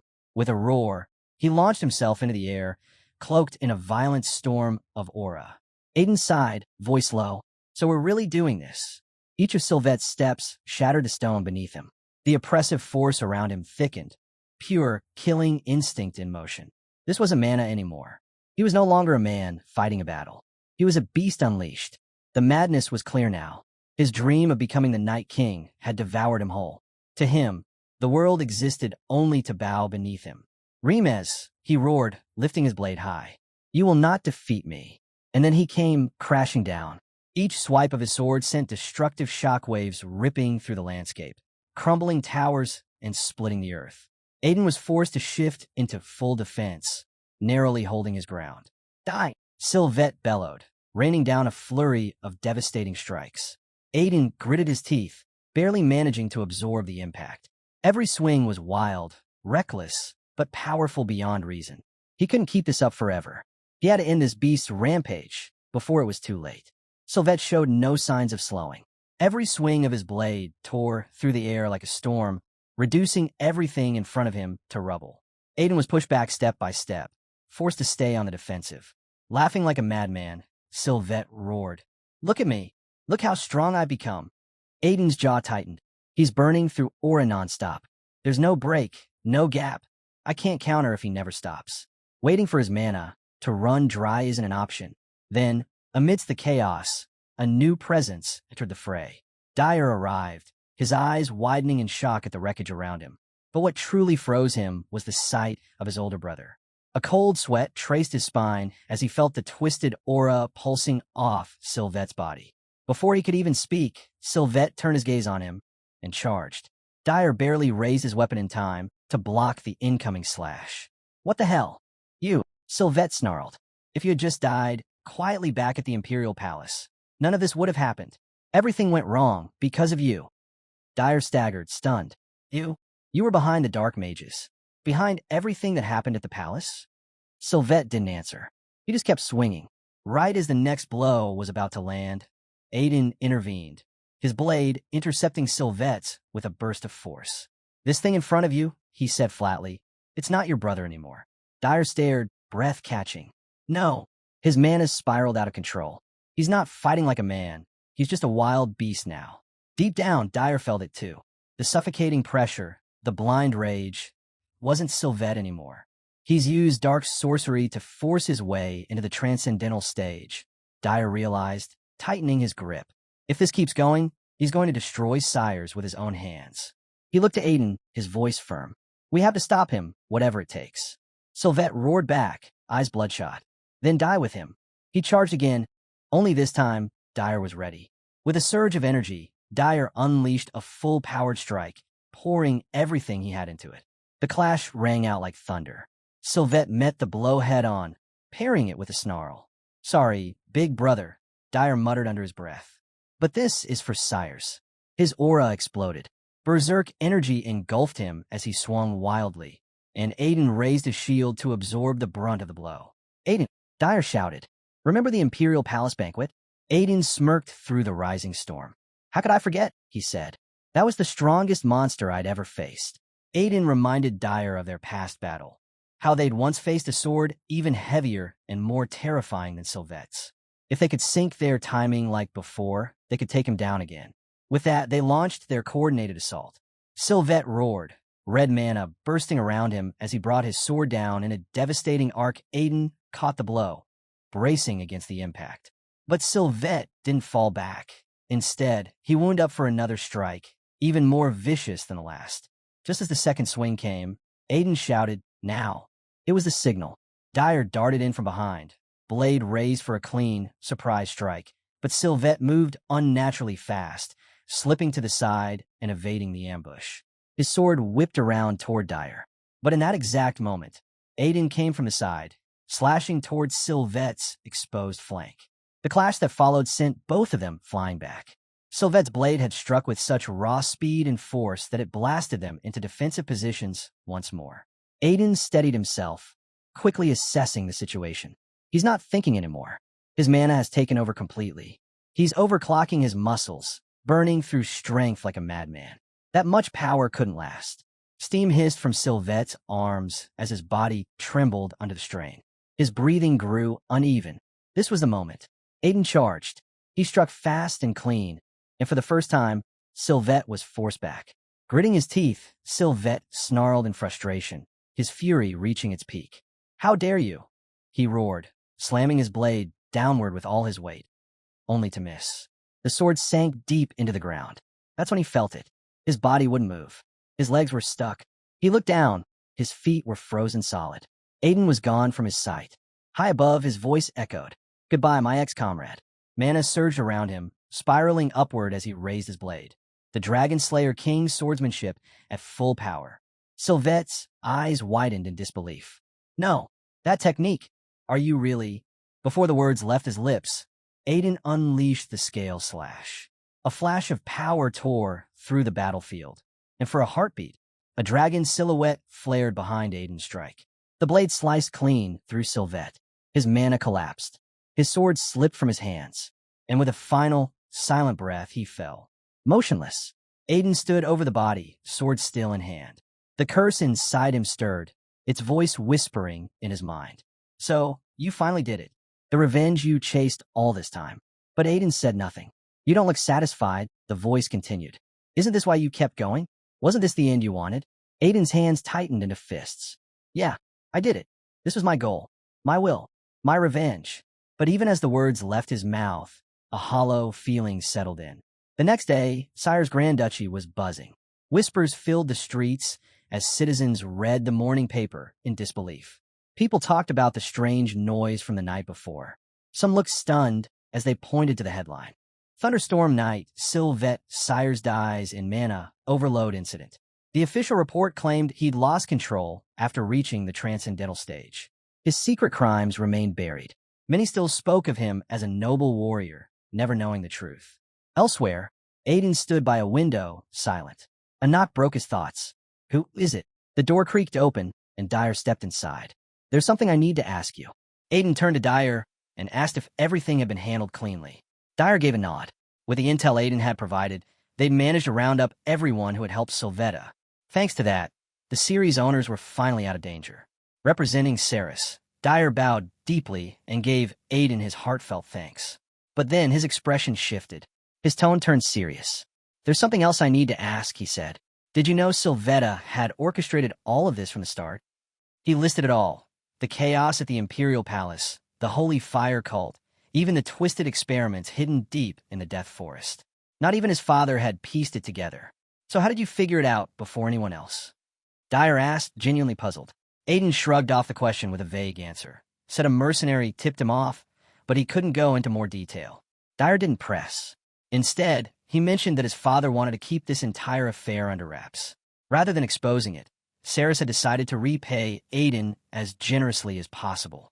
That word, repay, instantly lit up Aiden's face. He broke into a grin. Now that's the best thing I've heard all day. The scene faded and shifted. Now, a white-haired girl stood beside Aiden, staring down at the snowy ground where glimmers of blue crystal peeked through seaweed and frost.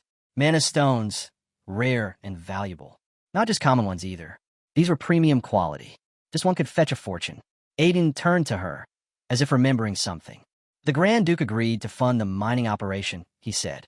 Part of the deal, so things should go smoothly. This place is going to be key to my plans. Take care of it. He went quiet for a moment, lost in thought. The enemies he was up against now had backing far beyond what Sylvetta ever had. To stand a chance, he needed strength. And strength required one thing above all else: wealth. These mana stones were his answer. With them, he could finally build the kind of force he needed. The girl bowed her head. She promised she'd take full responsibility, just as she'd been ordered to. Aiden smiled at her. I know you will. Give it everything you've got. This place might be where the fallen kingdom begins its return. Hearing that, the girl's eyes lit up. She smiled, beaming with confidence. Then leave it to me, she said without hesitation. The scene shifts to Hito's forge, with a sharp clang of metal on metal echoes through the air. Sparks fly with every strike as he hammers down on glowing steel. Wiping sweat from his brow, he adjusts his headband, then pauses when he senses someone entering. He glances up. That the kid? It's Aiden. Aiden steps in with his usual swagger. Been a while, Hito's. Hito's eyes immediately lock onto the bottle in Aiden's hand. His grin spreads fast. No way. Is that what I think it is? In a flash, he snatches the bottle, practically beaming. Knew it. Human liquor always hits the spot. He pops the cork, clearly satisfied, then shoots Aiden a look. So, try out that gear I gave you yet? Aiden nods. Yeah, that armor helped me breeze through a legendary dungeon. Hito's lets out a hearty laugh. Legendary dungeon. Huh? That's exactly what I'd expect from Balakin's reckless little heir. That name makes Aiden freeze. A bead of sweat rolls down his face. Wait, how do you know about him? Hito's raises a brow. You serious? I've been making weapons for mercenary kings longer than you've been alive. No way I'd miss that guy's stink. The memory flickers in his eyes. At first, he hadn't been sure. Balakin, taking a noble under his wing? Unthinkable. Scoffing, Hito's mutters under his breath. If that old geezer was going to take on a student, the least he could have done was tell someone before disappearing. Then, with a touch of grudging admiration, he adds, Still, looks like he passed something worthwhile on to you. He gives Aiden another glance. No word on that stubborn brat lately? Aiden shakes his head. Been years since I saw him last. But knowing him, he's the kind of guy who wouldn't die even if you tried. Hito's throws his head back and laughs. Sounds like you knew him pretty damn well. While the mood's still light, Aiden takes a chance. There's something I need from you. Hito's grins knowingly. Let me guess, you want another custom job? You know I can make anything. But Aiden shakes his head. I want to go to Stoneheim, the underground dwarven kingdom. The moment the name Stoneheim left Aiden's lips, Hito's froze. His eyes widened, and the atmosphere in the forge shifted instantly. Stoneheim, an ancient dwarven kingdom buried so deep underground, most believed it was a myth. Its location long lost to history. The only way in? Through forgotten blacksmith routes sealed in time. Hito stared at Aiden. You serious? Why do one go there? I haven't set foot in Stoneheim in decades. Aiden's voice stayed calm. There's a massive mana stone deposit on my land. I'm planning to negotiate a mining deal with the dwarves. Hito's suddenly stood, his eyes narrowing. Mana stones, huh? So that's what this is about. He paused for a moment, then gave a slow nod. All right, I'll get you there. But don't get your hopes too high. Those dwarves, they've got scars, deep ones. Humans haven't exactly earned their trust. Without another word, he turned and walked to the far side of the workshop. There, he unlocked a hidden panel and pushed open a concealed door. A soft light glowed behind it, revealing a passage that looked nothing like the forge they stood in, a whole other world carved into the rock, ancient weapons embedded in the walls like relics of forgotten wars. Aiden stepped through, taking in the scene. This has to be the entrance to the dwarven village, he thought. His eyes scanned the surroundings, until one object caught his attention. A sword buried blade first in the ground. Unlike anything else around it, it hummed with power, cloaked in a strange aura. Then, a shout tore through the silence. Stoneheim warriors, prepare for battle. Blue mana pulsed through the nearby stone structures. But they weren't just buildings. They were awakening. One by one, the massive stone forms cracked and shifted, turning into towering monsters that lunged toward the dwarves. Hitos looked on, stunned. What the hell? Where did those things come from? Before he could act, a blur of movement shot past him. Someone had taken the sword. In a heartbeat, the figures streaked across the battlefield, faster than anything they'd ever seen. A dwarf shouted, "Crush the glomes!" Chaos erupted. The dwarves scrambled to fight, but it was that lone figure who stood out, rushing forward and slicing one of the towering stone monsters clean in half with a single strike. Silence fell for a split second. The dwarves stared, speechless. Wait, is that a human? Glomes charged forward in a relentless wave, their massive stone bodies rumbling across the ground as they barreled toward the dwarves. But Aiden, sword in hand and blue mana rippling around its blade, moved like lightning. In a single sweeping strike, he cut through them. The monsters shattered instantly, their broken forms collapsing into dust and rubble. The battlefield fell silent. The dwarves stood in stunned disbelief. A lone human had wiped out an entire wave of glomes in one blow. Their eyes stayed fixed on him, not just in awe, but in confusion. How had someone like him even made it into their hidden sanctuary? Then Hitos stepped forward. I brought him. Gasps rippled through the crowd. All eyes shifted toward him. Stormhead's reclusive blacksmith. A legend. A man who hadn't stepped out of his forge in decades. The dwarves exchanged whispers and wide-eyed glances. What's he doing here? But Hitos ignored the questions. His expression turned serious. This place was always quiet. What the hell happened? Why are you under attack? The dwarves finally explained. It started months ago. Monsters from an ancient dungeon, glomes, had begun assaulting Stoneheim. At first, they managed to fight them off, but the attacks didn't stop. They got worse. Now, nearly half of their defenses were gone. At this rate, it wouldn't be long before Stoneheim fell. That's when the voice inside Aiden stirred his curse. Did you already know about this? It asked. Aiden shook his head.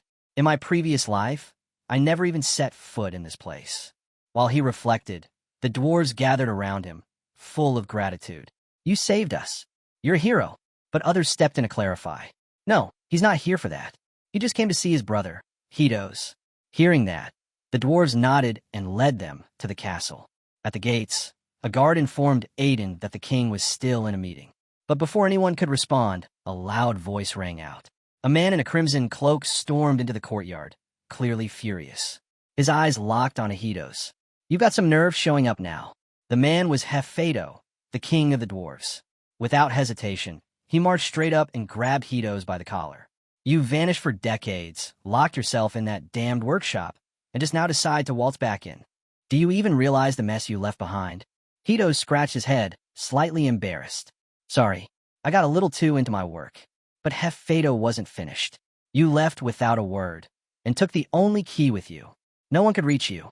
His voice echoed through the courtyard as the tension between the two brothers finally erupted. Aiden and his curse stared, dumbfounded.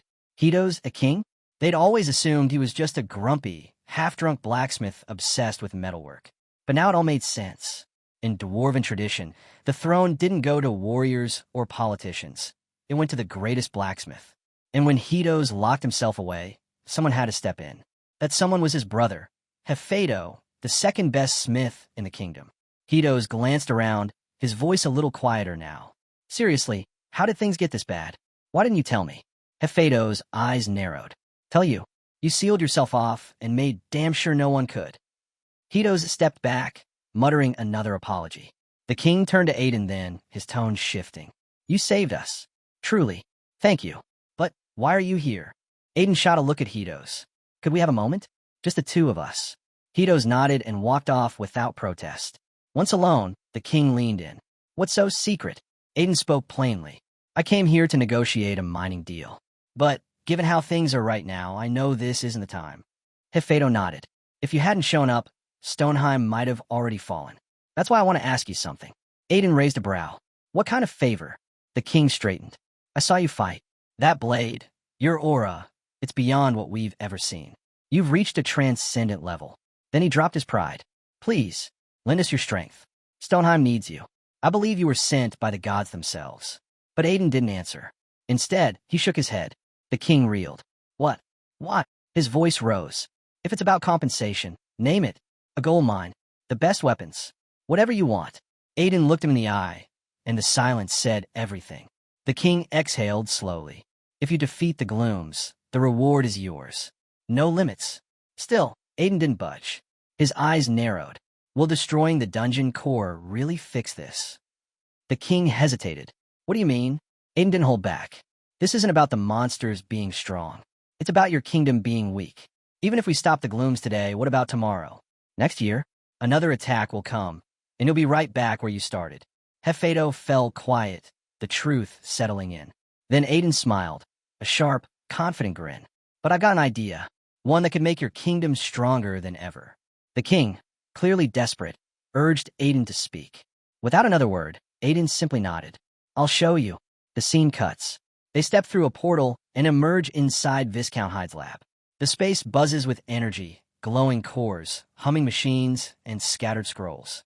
Kim stretches and casually remarks, teleporting entire dwarven workshops sure makes travel easier. The dwarves, however, explode. Have you lost your minds? You're treating sacred ground like a bus station. But the king brushes off their outrage, eyes fixed ahead. Is this where it happens? Can this really protect Stoneheim? Aiden responds calmly. It's not a method, not in the traditional sense. It's more like a new kind of technology, something your people have never seen. A scoff rises from the crowd. No one surpasses dwarves in tech. Someone mutters, this guy's a scammer. But before the grumbling spreads, the king turns with a sharp glare that shuts everyone up. I trust the man Hito's brought. Now, keep your mouth shut and wait. Aiden, meanwhile, could hardly believe how things had flipped. He thought bribing them with liquor was a long shot. Now, he was being handed the keys to everything. His curse chuckled dryly. Told you booze wasn't going to cut it. Suddenly, a booming voice rang through the lab. Young master, is that you? I, Gustav, your loyal servant, offer my greetings. The entire room froze. Even the rowdy dwarves fell silent. There he stood, Gustav the madman, wide-eyed, wild-haired, and beaming like he'd just discovered immortality. Aiden and Hitos both broke into a nervous sweat. Hitos leaned over. Yep, that's my lunatic researcher. With theatrical flair, Gustav swept back a cloth covering a strange machine. Thanks to your generous backing, I've finally done it. He gestured proudly. Behold, the first weapon to fuse magic and engineering, Gustav Mach 1. Aiden blinked. That name. Seriously, the dwarves weren't exactly thrilled. They eyed the weapon suspiciously, whispering that it looked more like a chunk of rock than something meant to defend a kingdom. The king gave it a skeptical glance and asked, You really expect this thing to protect us? Gustav, hearing the doubt in their voices, hoisted the weapon onto his shoulder. He casually mentioned a saying from the Holy Fire cult, how actions speak louder than words, and said he'd rather show than tell. He guided them to a clearing out back, where a training dummy stood before a cliff wall. The dwarves laughed at the scene, scoffing that gloams were far deadlier than a stuffed target, and that this oversized gadget wouldn't scratch the stone. Unfazed, Gustav gave a quick warning and pressed the trigger. The mana stones lining the weapon glowed a vivid blue, and currents of energy surged down the barrel. Aiden leaned over to Hitos. Might want to cover your ears, he advised. Hitos waved him off, until he remembered seeing this very weapon in a previous life. Back then, it had left quite the impression. Before Aiden could say more, the Gustav MK-1 roared to life. The sound split the air like thunder. A wave of blue mana exploded forward, slamming into the cliff and carving out a massive crater. The dwarves staggered back, clutching their ears, jaws hanging open in disbelief. Gustav chuckled. So, still think it's just a rock? The king stared at the ruined cliff, then broke into a wide grin. With firepower like this, Stormhead's future looks a lot brighter. A few days later, the Gloams returned, creeping toward the gates of Stoneheim. But this time, the dwarves were prepared. As the creatures approached, they fired the Gustav MK-1. Blinding beams of blue mana shot out, vaporizing the monsters on impact. The cavern echoed with cheers. The dwarves were ecstatic, hailing the weapon as a marvel of magical technology. Standing off to the side, Aiden watched the celebration unfold. He glanced down at his curse and muttered, Feels like I'm stuck in a lab full of mad inventors. The curse responded dryly, That's what you get for sitting through week-long engineering seminars. Just then, the king approached Aiden and bowed respectfully. Stoneheim owes you everything, he said with gratitude. It's been ages since our halls rang with this much laughter. Aiden didn't waste words. If you're really that grateful, he said flatly, then protect your mana stone mine. That's all I want. The king solemnly pledged to honor the request. Then his tone shifted, a grin forming. Come with me. I've got something you might like. Aiden perked up. What is it? Top-tier gear? Rare materials? But the moment he stepped into the workshop, he stopped cold. The king was holding an apple. An apple. Aiden blinked. Not just any apple, the king said with a laugh. This one's a second chance. Aiden raised an eyebrow, skeptical, but took it anyway. The moment his fingers wrapped around the fruit, a burst of radiant yellow light flared to life. His eyes widened. This thing was packed with mana, more than anything he'd ever held. It pulsed with the raw energy of a dragon's heart. It's from the world tree, the king explained. Said to bloom once every 1,000 years. The mana inside can even revive the dead. You saved us. You deserve this. Aiden let out a slow breath. Well, you're really not giving me room to say no. As he tucked the fruit away, his curse snarked. If you're going to pretend to act humble, at least wipe that smug grin off your face. The dwarves, meanwhile, wasted no time. In just 2 days, they had a village set up and were digging into the icy earth with a vengeance. Gustav found himself oddly at home with them, so much so that he decided to stay. He figured there was no better place to dive deeper into magical engineering than surrounded by like-minded tinkerers. Back at the Holy Fire cult, Aiden sat in front of a peculiar egg. He remembered it well. It came from this place, once full of promise. But back then, he hadn't reached the transcendental stage. All the aura he had poured and did nothing. This time, though, might be different. His curse piped up. You know they never actually gave you that egg, right? Just showed it to you. Aiden ignored the jab. He placed his hands on the egg and began to channel his mana. Blue energy wrapped around the shell, pulsing steadily. Then suddenly, the color shifted. Pink light surged through the veins of the egg. His eyes snapped open. The egg was drawing in his dark mana, pulling it deep inside.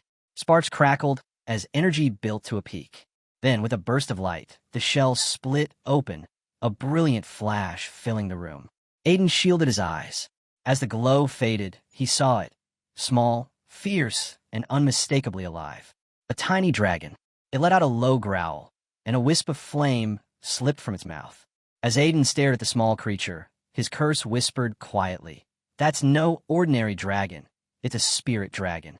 It explained how rare they were, beasts of immense power, almost never seen, even in the world of spiritual creatures. In its previous life, the curse had only come across a handful. But instead of awe, a sour expression crossed Aiden's face. The memory of his run-in with the Dragon Slayer King flashed through his mind. The constant growling from dragons, even the baby ones, was starting to wear on his nerves. The curse nudged him again. It wants a name. Spirit beasts crave identity. It's how they form their bond. Aiden frowned. He hadn't really considered that. After a few seconds, he shrugged and said, "Draggy." The dragon screeched in protest. Rubbing the back of his neck, Aiden sighed. Naming things wasn't his strong suit. He thought for a moment longer before offering another name. Leo. The little dragon sprang into the air with a happy roar, spinning in place like it had just heard the best thing in the world. Aiden raised an eyebrow. Wait, it can actually fly. Right then, a glowing screen appeared in front of him. Contract between Spirit Dragon Leo and Aiden has been completed. The curse gave a satisfied hum. Not bad. Has a nice ring to it. Aiden nodded. I pulled it from my own name, Aiden Albiro.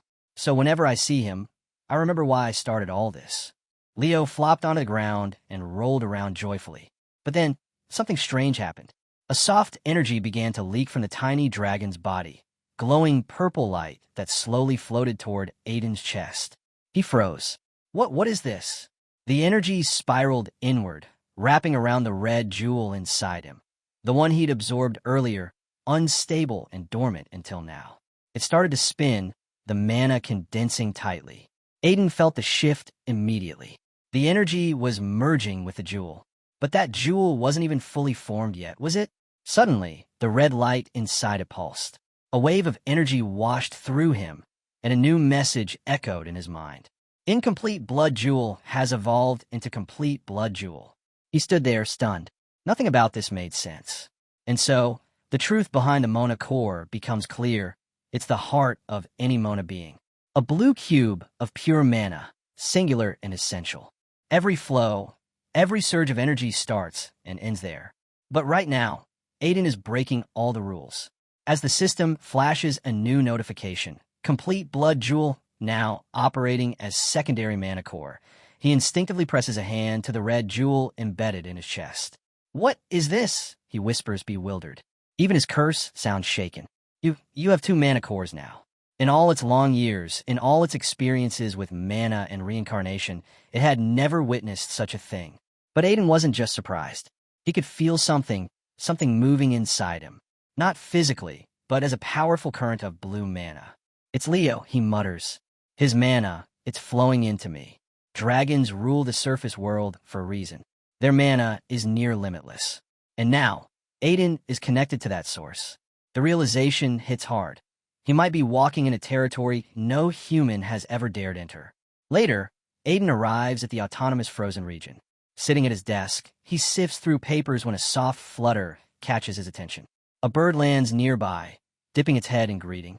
"My lord." He looks up. "Nikita, you found anything?"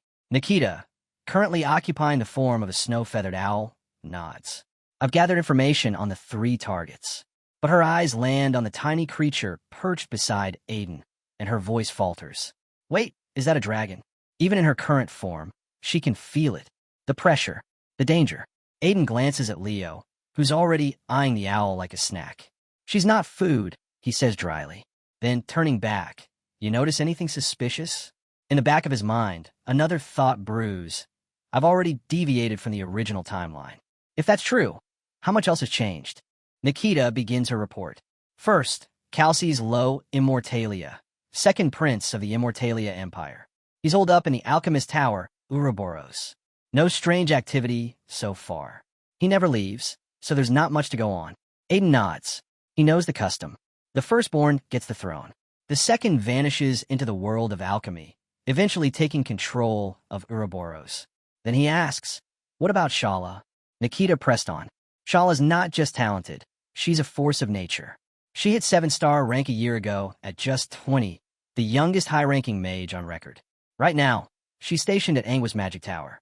But more importantly, tensions between Anguis and the Southern Great Forest Alliance are heating up fast. The conflict's always been there, but it's escalating." As she spoke, Aiden absent-mindedly patted Leo's head. The little dragon's eyes were fixed on the owl, drool dripping from its mouth. It was clearly doing its best not to eat Nikita. Nikita continued. "The Southern Alliance is home to the Saldred tribes. Primitive, according to Anguis standards, but they're united under one grand tribe and led by their grand chieftain, the strongest among them. These tribes live deep in the forest, bound by natural sorcery and ancient traditions. To Anguis, a kingdom obsessed with arcane advancement, they were relics, barbarians resisting progress. And the tribes returned that hatred tenfold, seeing the mages as arrogant invaders who disrespected their way of life." Aiden could see where it was going. This could break into full-blown war. He remembered the future.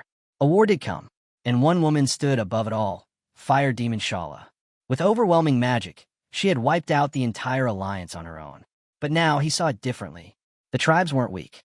They'd held their ground, fought with everything they had. Had Shala not interfered, the magical kingdom would have crumbled. He leaned forward. What about Spica? In his timeline, she was still just a kind, untainted candidate. 4 years from now, after the current Saintess fell, she would rise, becoming the strongest Saintess the Carnage cult had ever known. But Nikita's next words knocked the breath out of him. "She's already been named the 54th Saintess of Carnage." He stared at her. "Already?" "She didn't wait to be chosen," Nikita said quietly. "Rumor is she killed the former Saintess and took the title by force." Meanwhile, far to the north, deep within the snow-covered wilds of the autonomous frozen region, another storm was building. A massive figure trudged through the blizzard. "No more Winter Queen," he growled. "Now I can finally avenge father." This was Yukarak, son of Yukarak, the late Frost Orc lord who once ruled the mountains. His father had fallen to a powerful human, Sylvetta. Now Yukarak was here to reclaim everything. Behind him, an army of monstrous orcs stretched across the horizon, over 1,000 strong. "Charge!" he roared. melt the land. But what Yukarak didn't know was that the region was no longer unclaimed, and someone very dangerous was already moving to intercept. Out of nowhere, a voice breaks the silence of the snowy battlefield. A blonde girl strolls across the tundra, laughing as if she's on a casual walk through town. "I've been wandering these frozen lands for 2 weeks," she calls out. "Finally, someone I can ask for directions." One of the orcs snarls, pointing his blade. "Kill this human." She just laughs again. "Oh, you speak human? Even better. Then you can give me directions." That moment, everything changed. Yukarak didn't just witness a defeat. He felt it, raw, overwhelming despair. The girl ripped through his monstrous army like a storm with no mercy. The snow turned crimson. Her parting words, mid-battle, were calm and cruel. "Although I might have to rough you up first, so you'll actually listen." Elsewhere, the scene shifts to the autonomous frozen training grounds. Aiden is deep in sparring, facing off against both the Saintess and Loey. The Saintess lunges first, golden mana surging around her. She blasts forward using a mana booster, her strike aimed straight for Aiden's core. He parries it with ease. "Your holy power's tighter now," he says. "You've improved." Loey charges next, rock mana coating his fist as he throws a heavy punch. Aiden steps aside, dodging with nothing but a turn of his wrist. "Strength's there. You're just missing the speed," he comments. Then, with one smooth motion, he evades both of them at once. But even in the middle of training, Aiden's mind drifts. Among everyone he's met, IKA remains a mystery. He still remembers the moment she crushed a monster without blinking, emotionless, unmoved. She was born from the brutal doctrine of the Carnage cult, where strength is law and nothing else matters. No one ever challenged a reigning saintess. The power granted by the Carnage god creates a canyon between the chosen and the rest.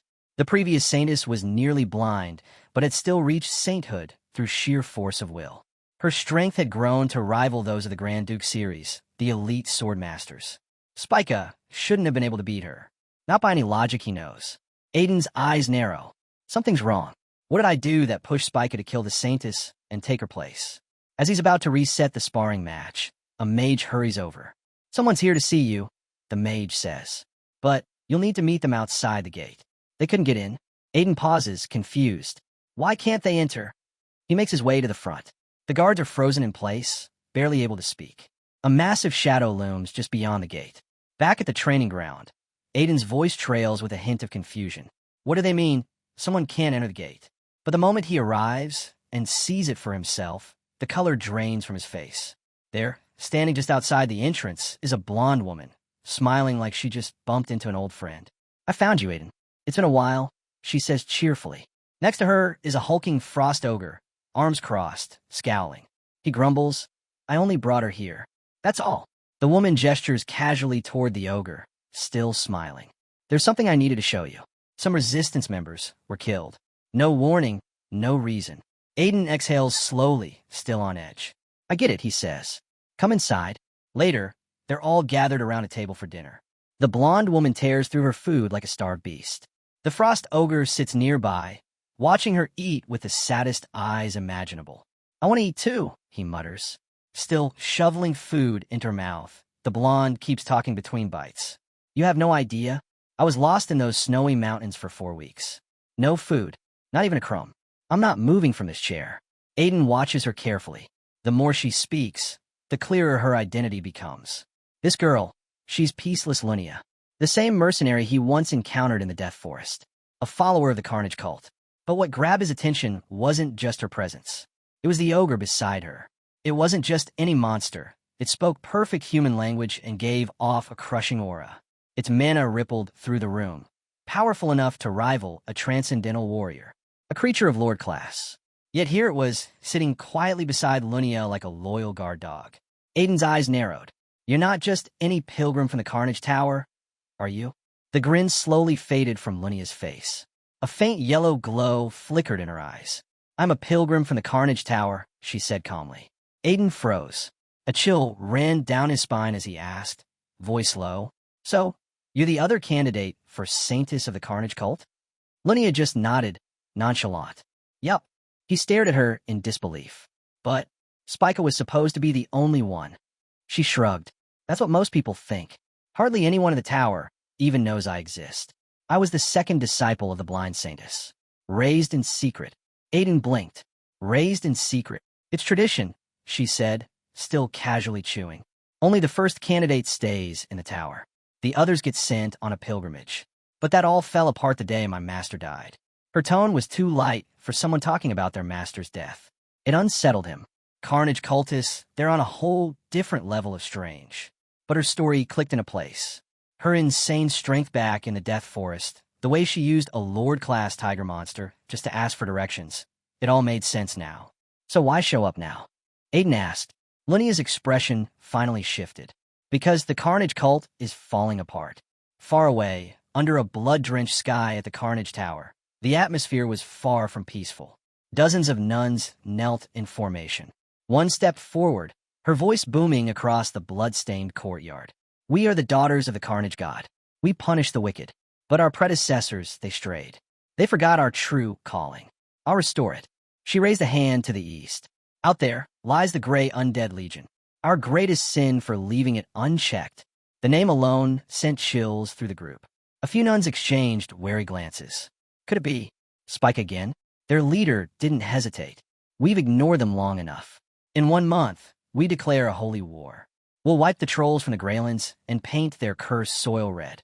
The nuns erupted in cheers, like kids promised a blood-soaked holiday. I've missed the sight of blood. Long live Saintess Spica. Back in the frozen region, Aiden's curse stirred uneasily. Something was wrong. The Gray Undead Legions, they're here. Aiden's breath hitched. He remembered all too well how the trolls from the Wasteland of Dread had razed their estate, leaving nothing behind but death and ash. No matter how many fell, they always rose again. Greyland, the trolls' homeland, wasn't just cursed. It was a nightmare made real. A land where mountains leaked blue mana, and over 10,000 high trolls marched beneath a banner of rot. Even the first Saintess couldn't wipe them out. The best she managed was to seal them in. But that seal was failing. And now, they were right on Aiden's doorstep. To Aiden, this so-called holy war was nothing short of madness. Charging the gates of the Gray Undead Legion, even for one of the 3 major cults, it was pure suicide. All he saw now was a fanatic sect marching straight into its own grave. And that's why Lunia had come to him directly. As she finished setting down bowls of food, she mentioned a prophecy, one left behind by Meridanim. Aiden didn't ask. He didn't need to. But Lunia told him anyway. The long-silent, throne-devouring beast shall seize my daughter's throne and become my false daughter. The pitiful usurper shall yearn for destruction. On the day the coldest winter wind blows, seek the one who slays winters and ushers in spring. He is the savior chosen by holy fire. He shall awaken the ancient king's bird beneath the black stake, and he shall rise again. On that day, the tower will fall, and salvation will come. Aiden went still. So the previous Saintess knew she'd be betrayed, that the one who took her place was no true successor. The prophecy called her a usurper, one bent on destruction. There was no doubt it was talking about Spica. But then came the twist. The one who slays winter and brings spring? The savior chosen by holy fire? Linnea gave a casual shrug. That's why I've been searching for you. You defeated the Winter Queen, didn't you? You're the one. Aiden groaned, slumping back in his chair. Of course this is my master's fault. I should have known. Still, something in his mind shifted. Spica had gone off the rails. The Carnage cult was ready to burn everything. And now this prophecy, this might be his only chance to stop her. And maybe he thought a shot at payback. But Aiden wasn't about to do anything for free. If I'm supposed to be this prophecy's chosen hero, he said, leaning back with a grin, I'm going to need something in return. Linnea didn't miss a beat. Merida left one last message. Just for the savior. Something so important, it would set you on your destined path. Aiden's eyes lit up. He imagined a relic, a secret technique, maybe even divine power itself. But Linnea just smirked and said, the mercenary is alive. His grin dropped instantly. His whole face darkened. That was the reward. Later, Aiden sat alone in his office, glaring at the wall, fingers drumming on the desk. His curse sighed. The Carnage God really played you this time. Aiden buried his face in his hands. If I ever meet that smug god, I swear I'm decking him right in the jaw. The curse chuckled. Then its voice turned thoughtful. So, do you have a plan yet? How are we going to stop this deranged Saintess and her little fan club before they burn down the continent? Aiden sat up, his gaze sharpening. The prophecy already pointed the way. Beneath the black stake sleeps a weakened ancient king. When he rises, the tower will fall, and with it, salvation begins. But nothing happens without action. If they want that prophecy fulfilled, they'll need to make it happen. The curse grumbled. Yeah? And how do you plan to make a prophecy come true? Aiden's voice was steady. First, we get Margrave support. Reinforcements are a must. His lands sit right next to the wasteland of death, just like ours. If the cult and trolls clash, the fallout will hit both territories. He smirked.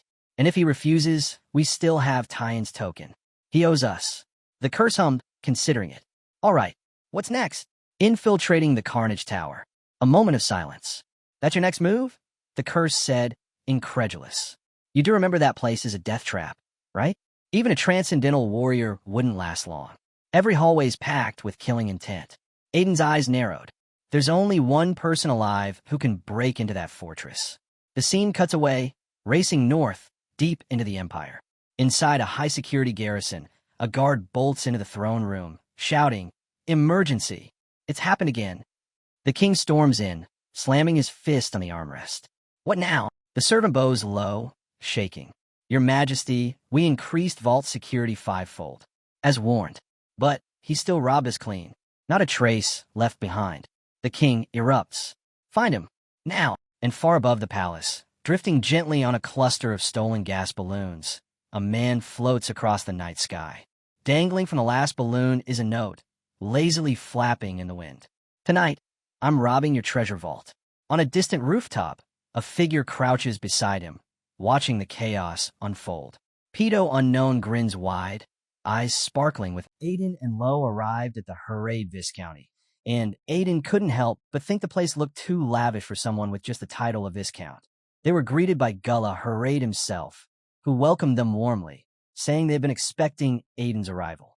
Aiden returned the greeting, and Gullah expressed his admiration, having heard many things about Aiden's accomplishments, especially for someone his age. Then Aiden got straight to the point. Had Gullah actually received a warning from Unknown? Gullah nodded confidently. It was the same kind of letter that had circulated among other nobles before they were targeted. He handed Aiden the note. In it, Unknown boldly declared he would steal the tear of the azure sky on the night of the full moon. That night, as it happened, was tonight. Gullah was furious. To him, Unknown was just a nuisance, a thief that had gone unchecked for far too long. But this time he was ready. He had reinforced security, made all the preparations, and now, with Aiden on his side, he was certain this would be the thief's last heist. He led Aiden to his vault, proudly showing off his collection of high-value treasures. There, encased in a magically sealed box, lay the tear of the azure sky. Gullah explained that a mage had set up a powerful spell to protect it, something he believed even Unknown couldn't break through. But Aiden wasn't convinced. He knew better. Unknown had once stolen an artifact, even protected by Shala's barrier. If he could bypass that, this little spell was nothing. In his past life, Aiden hadn't been able to catch him. The question now was, how could he succeed this time? Just then, Underlord drew his attention to something. Aiden turned to Gullah and said, "Everything comes with a price." Gullah nodded, catching his drift, and asked what Aiden wanted. Aiden's eyes landed on a dagger hanging on the wall. Gullah called it worthless junk, something he only kept around because he hadn't bothered to toss it. But Aiden simply said that was all he needed because he knew its real worth and how it would help him bring down Unknown. As night fell, Aiden waited with Lo and a squad of Gullah's knights, watching over the vault. One of his men voiced his doubts. Would Unknown really show up? Knowing Aiden was guarding the jewel, Aiden was certain. The thief always followed through after sending a letter. Then, without warning, the ground shook violently. Somewhere nearby, an explosion had just gone off. Aiden's underlord immediately suspected that Unknown had arrived, and Aiden felt it too. But something was off. It wasn't just one person. There were two distinct presences. Just then, Gullah came rushing in, shouting that the jewel had been stolen. Aiden was confused. How could that be? The tear of the azure sky was still right there in the vault. But Gullah clarified. The one in this room was a decoy. The real gem had been hidden elsewhere, and the thief had broken into that secret location. Without wasting a second, Aiden and Lo sprinted out to pursue the intruder. Back in the vault, the knights approached Gullah, asking if he was all right. That's when Gullah's expression twisted into a wicked smile. Boom! An explosion ripped through the room, knocking the knights out cold. The truth was revealed. It wasn't Gullah at all. Unknown had been wearing his face the entire time. With a mocking laugh, he reveled in his trickery. Even Aiden had been fooled, and he didn't let that go without a jab, calling Aiden a fool for falling for such a simple ruse. Unknown turned his attention to the real prize. Before him was the actual case containing the tear of the azure sky, sealed with a 6-circle magic lock. To him, it was laughable. Drawing his blade, Saren, a unique sword capable of slicing through even spellbound barriers, Unknown made quick work of the seal. The case opened, and the jewel was his. He let out a breath of relief, admitting that Aiden's presence nearly ruined everything. But he still had Saren, and with a partner like that, no mere master could stand in his way. Just then, a voice cut through the moment. "Are you calling me a mere master?" Aiden stepped into view. The thief was stunned. How is Aiden still here? Aiden made it clear. He hadn't been fooled by the disguise. Things were different now. He wasn't the same person Unknown once outplayed. Unknown tilted his head, trying to recall if they'd ever met before. "You will," Aiden said. "You will, after I'm done with you." Unknown scoffed, saying Aiden was underestimating him just because he was a master. As long as he had Saren, he wasn't afraid of anyone. But before he could strike, something unexpected happened. Saren spoke. "Run." And without another word, the thief vanished. Aiden stood there, disappointed, watching the empty space where Unknown had just been. Still, he wasn't discouraged. He glanced at the dagger in his hand. He was ready. Far from the scene, Unknown reappeared and pulled off his mask, his thoughts racing. He turned to Saren. "Why did you tell me to run? You could have handled a master like him." But Saren's answer shook him. "It wasn't just Aiden's strength," the sword said. "He's carrying a weapon, one of my kind." From shadows above, Aiden's voice echoed down calmly. "Impressive," he said, perched on a tree branch. "One of the 72 magic swords.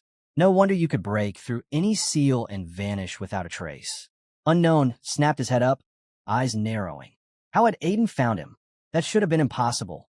No tracking spell could follow his trail. But Aiden answered before he could even ask. "I track you because I carry a blade just like yours." Saren immediately responded, whispering to his wielder that it couldn't sense the other's sword, not even using its gluttony trait. Aiden heard that too. With a quiet smile, he drew his blade. "I've become a master of another magical sword," he said.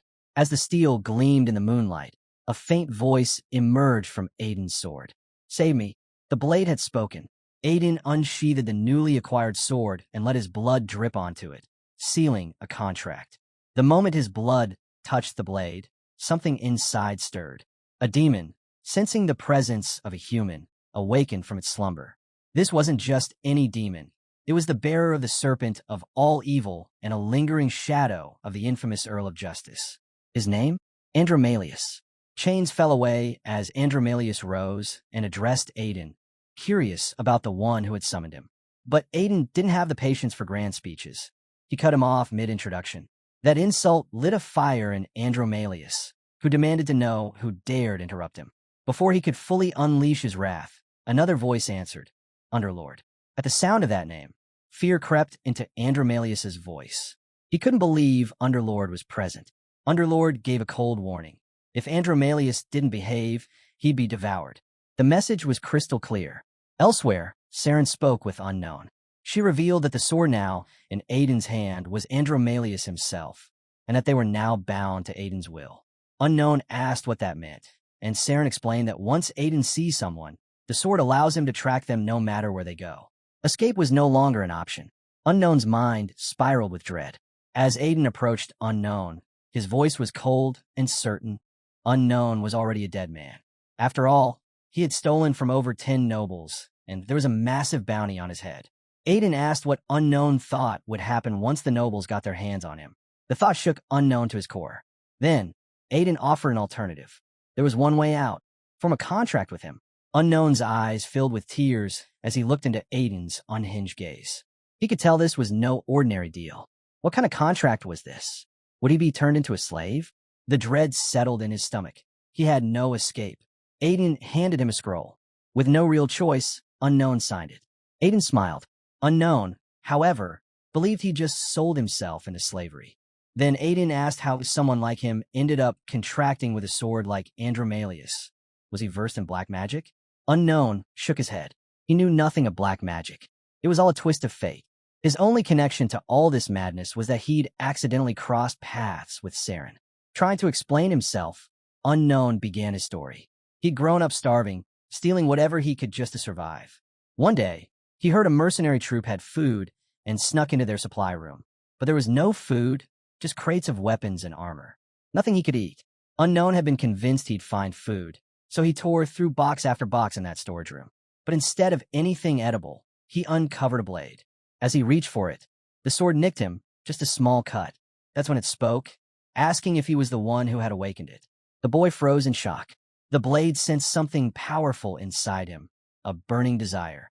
It introduced itself as a remnant of the monarch of desires and declared that it would form a contract with him.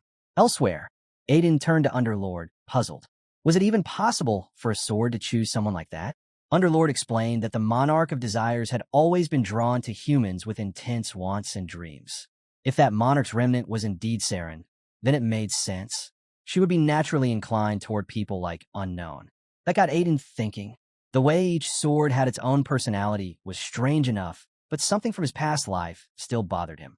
All the famous treasures that Unknown had stolen, they never resurfaced. Not a single one had been sold or found again. That could only mean one thing. Aiden asked bluntly if the boy had been stealing for a reason other than money. Unknown was stunned. He hadn't expected anyone to figure that out. Aiden pressed further. If he wasn't selling them, then why risk his life for them? Finally, the boy confessed. Saren grew stronger by absorbing valuable items. That was why he only went after high-value treasures. He wasn't just stealing, he was feeding the sword. Aiden nodded. That explained it. But he also warned the boy, if Saren grew too powerful, she could easily take control of his body and mind. Unknown already knew the risk. He admitted there was a purpose behind it all, and he was willing to give up his soul if it meant fulfilling that goal. The monarch of desires didn't choose just anyone, only those with a true longing for something. Aiden grew more curious. What was it that Unknown truly wanted? Why had he vanished for 3 years in the past?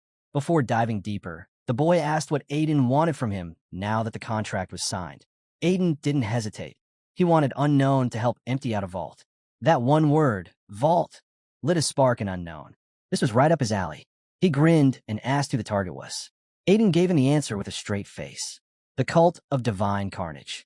The moment Aiden mentioned the Cult of Divine Carnage, Unknown's instinct screamed one thing: run. Without hesitation, he turned and bolted. But Aiden calmly read out the second clause of their contract. If Unknown tried to escape, Aiden would be allowed to perform magical engineering experiments on him. Unknown froze mid-step. The weight of reality hit him. He was trapped, and from here on out, life would be nothing but chaos. Just then, a dragon appeared before him. It was Leo, Aiden's spirit beast. The creature immediately lunged for the jewel in Unknown's hand, gnawing at it without mercy. Unknown wrestled to hold on, but it was no use.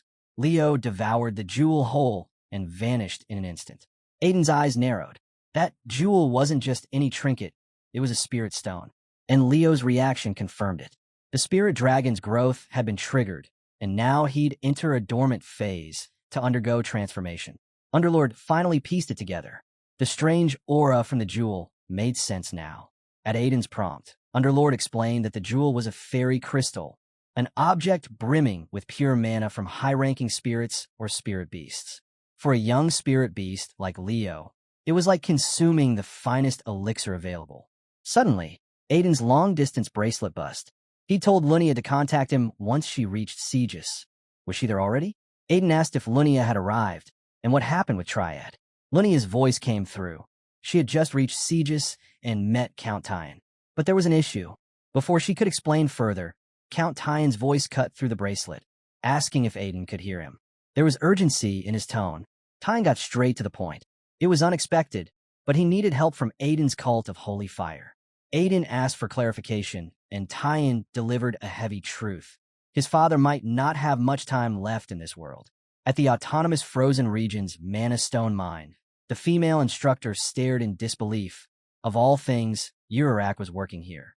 Once hailed as the strongest frost ogre across the snowfields, Urarak had once dreamed of ruling over humanity, convinced he stood unmatched. But that illusion shattered quickly. Faced with humans like Aiden and Lunia, Urarak realized how naive he'd been. To him, they weren't just strong. They were monsters, predators who could easily tear him apart. He considered himself fortunate that his work ethic was solid. Without it, he might have ended up as their meal. Even now, he lived in fear, especially of the female instructor, who had been ordered to use him as a test subject if he ever tried to flee. Urarak groaned in despair, questioning how the former king of the Snow Plains had ended up in such a pathetic state. Elsewhere, in the city of Segis, Count Tyen was stunned. Aiden and Ellis had shown up in under half a day since he'd sent the message. Aiden casually mentioned he had just asked an old man for help. In truth, that old man had cursed him out the entire time, but a little booze had done the trick. With the old man calmed down, Aiden had been able to bring Ellis along without further trouble. Aiden quickly turned the conversation to the real issue. What had happened to Tyen's father, the Margrave? Tyen explained that the Margrave had been like this for 2 months, ever since returning from the Carnage Tower. Though priests had healed most of the wounds, one black wound remained untouched, and worse, it was spreading. The news rattled Aiden. Even Margrave Theried, a man who had reached the Transcendent Realm, had returned gravely wounded, and no priest could help him.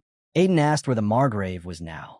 Tyen replied that his father was in the recovery chamber, doing what he could to slow the wound's advance. The biggest concern for Tyen was that his father, the Margrave, was the sole pillar holding power in Segis.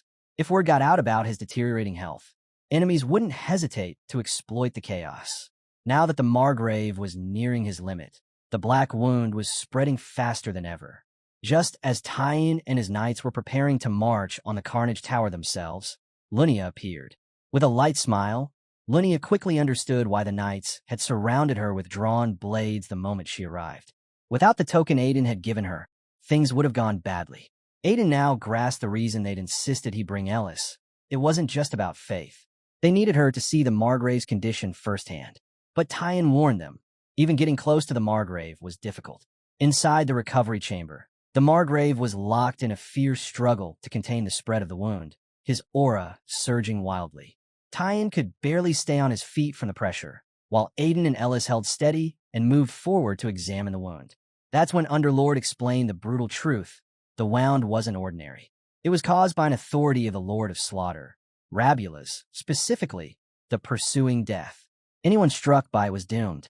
The mark was more than a wound. It was a death sentence, no matter how powerful the victim. Ellis stepped in without hesitation and unleashed her healing powers. The wound did begin to shrink, but Aiden knew the reality. Ellis's holy power could suppress it, but full recovery was still far off. Then it clicked for Aiden. No matter how powerful Spica had become, there was no way she could defeat the blind Saintess in a direct fight. And yet, reports claimed Spica had killed her and assumed her role. It all added up. Spica now possessed Rabula's sword. That changed everything. Aiden had one more unpredictable threat to worry about. The Margrave slowly opened his eyes, recognizing Aiden. With a surprised breath, he admitted he never thought they'd meet again under these circumstances. Aiden immediately urged him not to overexert himself. The wound was still active, and they had more pressing matters to discuss. They moved to a private room to talk. Inside Segis's office, the Margrave took a moment to look at Aiden. He could tell. Aiden had grown stronger, already reaching the Transcendent Realm. Wasting no time, Aiden asked what had really happened at the Carnage Tower. The Margrave began his story. When he arrived at the tower, it was already too late. The Saintess had been slain by a priestess from the Carnage cult. Before he could react, she attacked him. Though he knew of their traditions and tried reasoning with her, she was beyond words. He was forced to fight back. The moment her blade sliced him, he felt something unnatural, the corrupt energy of death seeping into his body. His instinct screamed, and he retreated before it consumed him. Even the powers of the Saintess of Holy Fire had failed to heal him. It was clear now, his life was slowly slipping away. But then Underlord spoke up. There was still one way to save him. Aiden immediately pressed for details. The answer was simple, but daunting. The only path to surviving the pursuing death was to destroy Rabula's sword. Lo and Ellis sent Aiden off with words of encouragement as he departed for the battlefield, accompanied by Lunia and Pedo. Ellis even told him not to hesitate to call on them if he ever needed help.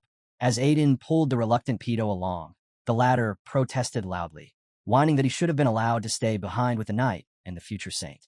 He didn't want to die so young. He still had too many things he hadn't done yet. Meanwhile, on the battlefield, an entire force of nuns stood ready under Spica's command, preparing to face an oncoming swarm of monsters. Spica signaled them to get into formation. Her demon sword suddenly spoke, questioning her strategy. It had granted her all its power, enough to annihilate the enemy alone. Yet she was holding back, relying on the cult's members instead. Spica answered plainly. She preferred certainty and wasn't about to rush in blindly. Just then, a towering orc stepped to the front lines, mocking the cult's army for marching to their doom. He vowed to avenge his father. The clash was immediate. Orcs surged forward. The nuns charged to meet them head-on. Neither side flinched. The battlefield erupted as both armies fought with everything they had. Back outside the tower, Aiden stood stunned. Everyone was gone. Linnea asked him where the solution he spoke of was. Without answering, Aiden told him to follow and led the way inside. They moved deeper into the structure until they stood before a pair of enormous doors. Linnea instantly recognized them. Behind those doors were the former saintesses of the Carnage cult. Aiden pointed out that the doors were sealed with a powerful enchantment to keep outsiders out. Though she understood how sacred the room was to the cult and herself, Linnea made it clear whatever Aiden needed from inside took priority. The problem? Only an archmage could undo the ancient lock placed by her ancestors. Before she could say more, Pedo, who had been inspecting the door the whole time, raised his hand and casually dispelled the barrier with his magic. Linnea stood frozen, completely stunned that he pulled it off so effortlessly. The three of them stepped carefully into the room. Pedo strutted ahead, proudly claiming he'd broken through tougher barriers than that one before. But just as he was bragging, he bumped into a box, only to recoil in shock when he noticed a face inside. He immediately darted behind Aiden, whispering that there was someone else in the room. Aiden calmly told him to show some respect. The place was filled with coffins, each holding the remains of former priestesses. He explained that because they were blessed in life, their bodies never decayed after death. Linnea slowly approached one of the coffins and froze in place. She instantly recognized the woman inside, her former teacher, Merida. Seeing her silently mourn over her mentor brought back a memory for Aiden. He remembered his previous life, the day he saw Spica mourning her fallen comrades. Back then, he had believed that everyone from the Carnage cult was cold-hearted, but Spica had proven him wrong. They had hearts, just like anyone else. Pulling himself from the memory, Aiden turned to Linnea and reminded her that time was running out. The battle against the undead had likely already begun. Linnea turned with a soft smile, masking her grief, and asked what he needed from this place. Aiden surprised her by saying the answer they were looking for wasn't here. She blinked in confusion, but before she could ask more, Aiden posed a question of his own. If she knew he'd do anything for the cult. She nodded without hesitation and told him he had her full trust, as long as it was in service of their cause. Hearing that, Aiden gave her a smile and told her to stay back. They'd be back shortly. Then, walking with Pedo toward the center of the room, he suddenly drew his fist back and slammed it into the ground. The floor caved in beneath them. As they plummeted down the hidden shaft, Pedo screamed nonstop while Aiden kept a tight grip on his collar to stop him from bolting mid-fall. When they finally hit the bottom, Pedo was in disbelief that they were still alive. He spun toward Aiden, shouting at him for not giving any kind of warning before pulling a stunt like that. Aiden replied casually. He couldn't risk Pedo chickening out. Aiden pointed straight ahead and asked Pedo if he could break another seal. Pedo rolled his eyes, annoyed that Aiden still doubted him. He boasted that no lock in the world could stand against him. But that cocky attitude vanished the moment he turned to look. What stood before them was a massive set of doors, radiating a sinister presence that made Pedo freeze. His voice shook as he asked what was behind it. Aiden calmly replied. It was a revolting, twisted creature, but one with incredible power. Turning to face the sealed gate, Aiden raised his voice and called out to the being inside. He addressed it directly, the undead monarch. He demanded that the creature respond. The monarch stirred, surprised that a human dared summon him. He questioned whether Aiden truly understood who or what he was confronting. But Aiden stood firm. He knew this creature well. In the previous timeline, it would have taken another 6 years before the undead monarch broke free and laid waste to the kingdom, following in the footsteps of the Winter Queen. Stopping him had cost everything. Too many lives, too many resources. Yet, despite being a catastrophe, the undead monarch had also once commanded the entire undead legion. That was the key. If they could strike a deal, they could turn him against the very army he once ruled. Aiden looked toward the door and made his offer. He wasn't here to fight. He came to propose a deal. Inside, the eyes of the monstrous orc slowly opened. Curious, intrigued, he wanted to hear what kind of offer this bold little human had in mind. Back on the battlefield, chaos reigned. The nuns, overtaken by bloodlust, fought with wild fury against the orcs. But the orcs weren't retreating either. They struck back with equal rage, determined to crush the Carnage cult once and for all. Amid the carnage, Spica calmly walked through the mayhem as if the fighting didn't matter. For her, this was personal. This blood-soaked scene was the revenge she had long waited for. Revenge against Merida, her former master. The very teachings the cult was built upon. She had shattered them. The savage nuns around her were living proof of that. Suddenly, a flash of light blazed across the sky, and Aiden and Lunia dropped onto the battlefield. Everything froze. The clash came to a halt as both sides turned to see the unexpected newcomers. Spica immediately recognized Lunia's aura. How could she forget her fellow disciple from Merida's time? Lunia smiled warmly, glad to see her senior again. But Spica's eyes drifted to Aiden. She could sense his strength, and it was dangerous. Still, one strong opponent wouldn't stop the two armies from tearing each other apart. Lunia's smile faded as she spoke. She declared that, while she couldn't accept Spica as the new saintess, she would do whatever it took to stop her from turning her back on her sacred role as protector of the very land she was now tearing apart. Spica scoffed. It was far too late. The nuns were lost to madness, and the orcs were seizing their long-awaited chance for vengeance. This wasn't something that could be stopped. The cult would crumble today, and there was nothing anyone could do. But before she could go on, Aiden interrupted. He told her plainly. She wasn't the only one who could bring this to an end. Spica narrowed her eyes, thinking he meant to do it himself. But even the strongest mages would struggle to stop what had already begun. She didn't take him seriously until he shook his head. Aiden admitted he wasn't strong enough to stop this. Then, he raised his finger to the sky. Spica followed his gaze and froze. Above them, a massive door hung in the air, radiating a dreadful power. Her demon sword immediately warned her. Something incredibly dangerous was sealed behind it. Spica didn't need the warning. She could feel it too. Whatever was behind that door, it was monstrous, and it was coming. Suddenly, the door creaked open, and out stepped an enormous foot. The sight left the nuns stunned. None of them could guess what kind of enemy had just arrived, but the orcs didn't hesitate. The moment they saw that foot, they knew exactly who it belonged to. By the time the full figure stepped out, the orcs were already overwhelmed with emotion, tears streaming down their faces. The undead monarch had returned, finally free from his prison. He addressed his people with a heartfelt apology for his absence and declared that he had come back for them. The air erupted with chants and celebration. This was no ordinary ruler. The king of orcs was a being feared across the world, with endless mana reserves and strength that could level entire continents. No band of heroes had ever bested him, not until the first saintess sealed him away. That was the only reason the world had known peace. In his previous life, Aiden and the others only managed to defeat the monarch because years of solitary confinement beneath the tower had driven him insane. His madness dulled his strength, leaving him vulnerable. But this time, Aiden didn't wait for history to repeat itself. Before the monarch could fully reawaken his power, Aiden approached him with an offer. The idea of a human negotiating with him amused the monarch, but he chose to hear Aiden out. Aiden said he came not to fight, but to make a deal. He knew the monarch possessed the all-seeing eye and had already foreseen the war brewing between the Carnage cult's nuns and the orcs. A pointless battle that would only end in mutual destruction. Aiden proposed a solution to stop the bloodshed in exchange for a favor. As the conversation unfolded, the orcs around them dropped their weapons and bowed to their king in reverence. The nuns watched in confusion, unsure whether to keep fighting or stand out. But Spica didn't hesitate. She shouted at the nuns, ordering them to wipe out every last orc, monarch included. Only then, she said, could they be truly free of evil. Before anyone could move, a voice echoed from atop a nearby boulder. Spica turned and froze. Standing there was her former mentor, Merida, the same Merida she had personally killed. Spica was speechless. It made no sense. Merida looked her straight in the eyes and said, "I never thought you'd fall this far, Spica." Merida's voice rang out, calm but firm. She accused Spica not only of succumbing to the whispers of the demon's sword, but of abandoning her sacred role as protector of the land. Instead of shielding the realm, she had dragged her cult into a needless war. Merida demanded that Spica lay down her weapon and surrender. If she did, Merida would let the betrayal go and offer forgiveness. But Spica wasn't about to give in.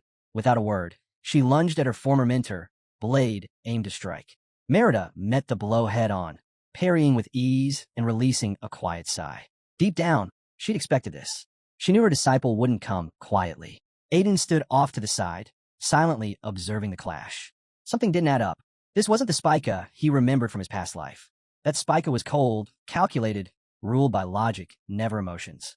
Watching her now, driven by rage and impulse, he couldn't help but wonder what had changed in this timeline. Back at the tower, when Aiden and Pedo arrive alongside the undead monarch, Lunia was stunned. She couldn't believe this was Aiden's grand solution to end the chaos outside. It might work, she admitted to herself, but it wouldn't solve everything.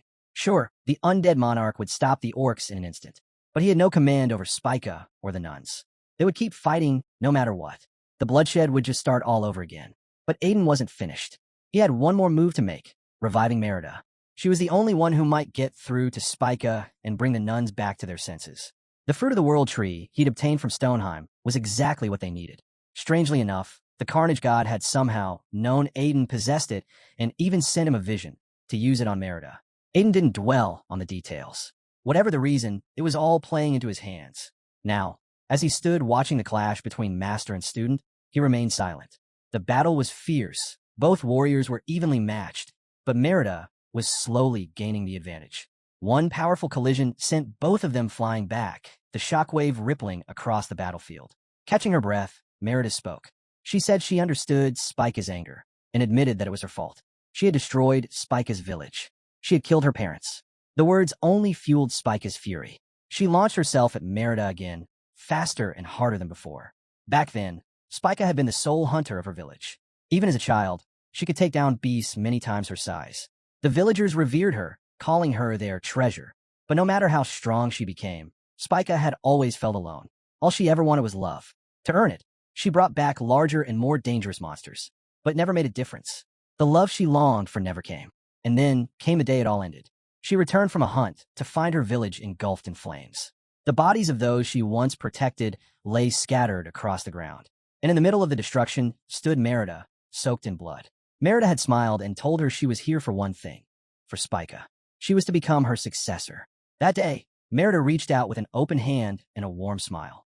But Spica could only stand there, frozen, as everything she knew was torn away. In the present, Spica charged at Merida once again, her voice filled with fury. She screamed that it was all Merida's fault, that her life could have been full of love if the Saintess hadn't destroyed it. Merida countered effortlessly, knocking Spica down with a single strike. The force of the blow left a crater in the ground where Spica landed. Standing over her, Merida told her to stop running from the truth. The village she had clung to wasn't what she believed. It was known as Ant Hell, a place where the people weren't even human anymore. Off to the side, Pedo looked to Aiden in confusion. "What's she talking about?" he asked. Aiden replied calmly. "That village, it was a trap. On the surface, it looked peaceful, just another rural settlement. But when night fell, the villagers would murder travelers and loot their corpses. They were labeled as a hellspawn village." Merida stepped in to finish the explanation. Even a Carnage God, who rarely judged mortal sins, had deemed that village evil. She explained that she had only gone there to retrieve Spica. But the villagers attacked her the moment she arrived. She was forced to kill them all, but Spica didn't care. Her heart wasn't moved by reasons or regret. She said she could have lived pretending they loved her, even if it was all a lie. That illusion was all she had. Now, even I was gone, all because of Merida. With a hollow voice, Spica whispered to the demon's sword, "End this. Kill me." The sword hesitated for a moment, then obeyed. Its dark energy flared, taking control of her body, and drove itself straight into her stomach. Merida gasped, stunned by what her former student had just done. Then, the blade's true form emerged, an apparition of the demon sealed within the weapon. It had hoped to unleash devastation through Spica. But now, she had chosen death over destruction. Aiden watched, puzzled. Without a host, the demon sword was powerless. So why reveal itself now? The answer came quickly. The demon turned, grinning as it faced the undead monarch. "I found someone even better," it said. The monarch raised a brow, intrigued. The demon's sword called out to him, offering an alliance. With the immortal king of orcs and a blade that could kill anything united, nothing would stand in their way. All he had to do was make a wish. The undead monarch chuckled and reached toward the sword, amused and curious. Merida's face turned pale. She could feel it, the weight of the catastrophe waiting to unfold. If the monarch accepted the offer, the entire world would fall. Before Merida could act, Aiden stepped forward and stopped her. He quietly told her to let the undead monarch make his wish. He remembered this moment all too clearly from his previous life. He had heard that wish before, and he knew exactly how it would play out. It wouldn't doom them. It would save them. With a calm expression, the undead monarch gripped the demon's sword. The battlefield fell silent as he made his wish. He wanted the sword to do what no power in the world could kill him, to end his endless existence and let him finally rest. The demon's sword panicked, realizing too late what was happening. But it couldn't resist its wielder. Without hesitation, the monarch drove the blade into his own neck. Immediately, the sword began to drain his life force. But the monarch's power was too vast, too overwhelming. The blade couldn't handle it. Deep cracks appeared across its surface as it struggled to contain the flood of energy. Then, with a burst of light and shadow, the demon's sword shattered, fragments scattering in every direction. Aiden watched it all unfold, unsurprised. Only the gods themselves had the power to end the undead monarch's life. In his previous life, the only way they managed to stop him was by hacking his body apart and scattering the pieces across the continent. Now, the monarch gazed down at the broken remains of the demon's sword, his face calm, but his eyes filled with disappointment. After the battle ended, everyone rushed to tend to the injured and bury the fallen. Aiden watched in revulsion as the orcs began devouring their own dead. He couldn't wrap his head around it.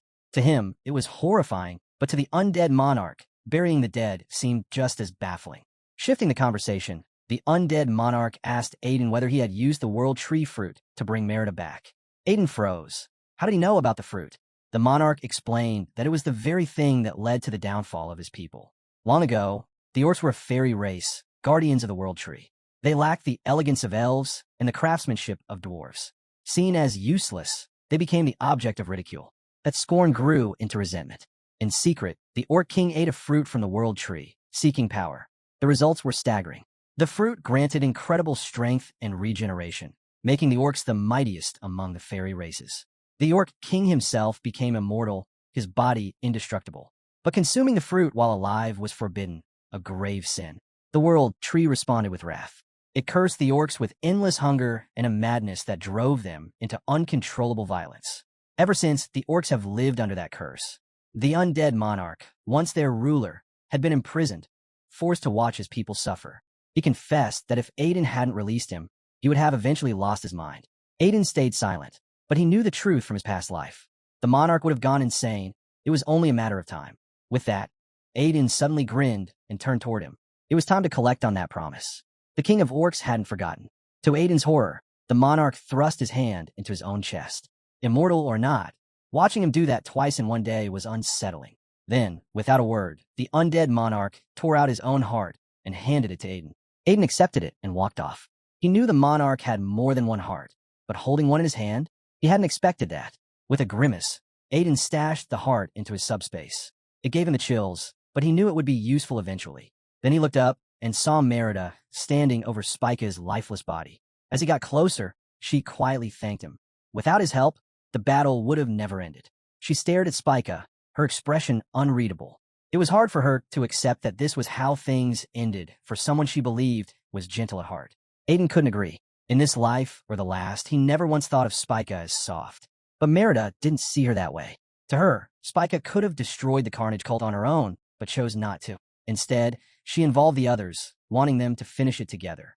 Merida believed Spika joined for revenge, but over time, she found something more in the cult, a sense of belonging. Her words stirred a memory in Aiden. Their last hunt. Before they'd set off, Spika had asked him if he wanted to stay behind. Back then, he thought she was trying to claim all the loot for herself. Now he understood. She had only been trying to spare him the pain she knew was coming. Turning to face him, Merida brought up the world tree fruit. She said its power was overwhelming, too much for her to absorb completely. So she asked him, as its original owner, if she could use the remaining energy to bring Spika back. Aiden glanced at the girl's body, then turned his back. He told Merida that the fruit and its power belonged to her now. She was free to decide. As he walked away, Merida made her choice and used that lingering power to resurrect Spika. The Underlord appeared beside Aiden, clearly confused. He asked why Aiden would let Merida revive the very girl he swore revenge against. Spika had betrayed him in his past life. Shouldn't she stay dead? Aiden's response was cold. Death, he said, would have been mercy. If he truly wanted to make her suffer, then he'd make sure she lived, revived by the very person she'd tried to kill, and forever bound to the master she once wanted to destroy. Soon after, the undead army departed northward with the undead monarch leading them, while the remnants of the Carnage cult followed Merida west. Aiden stood silently, watching them disappear into the distance.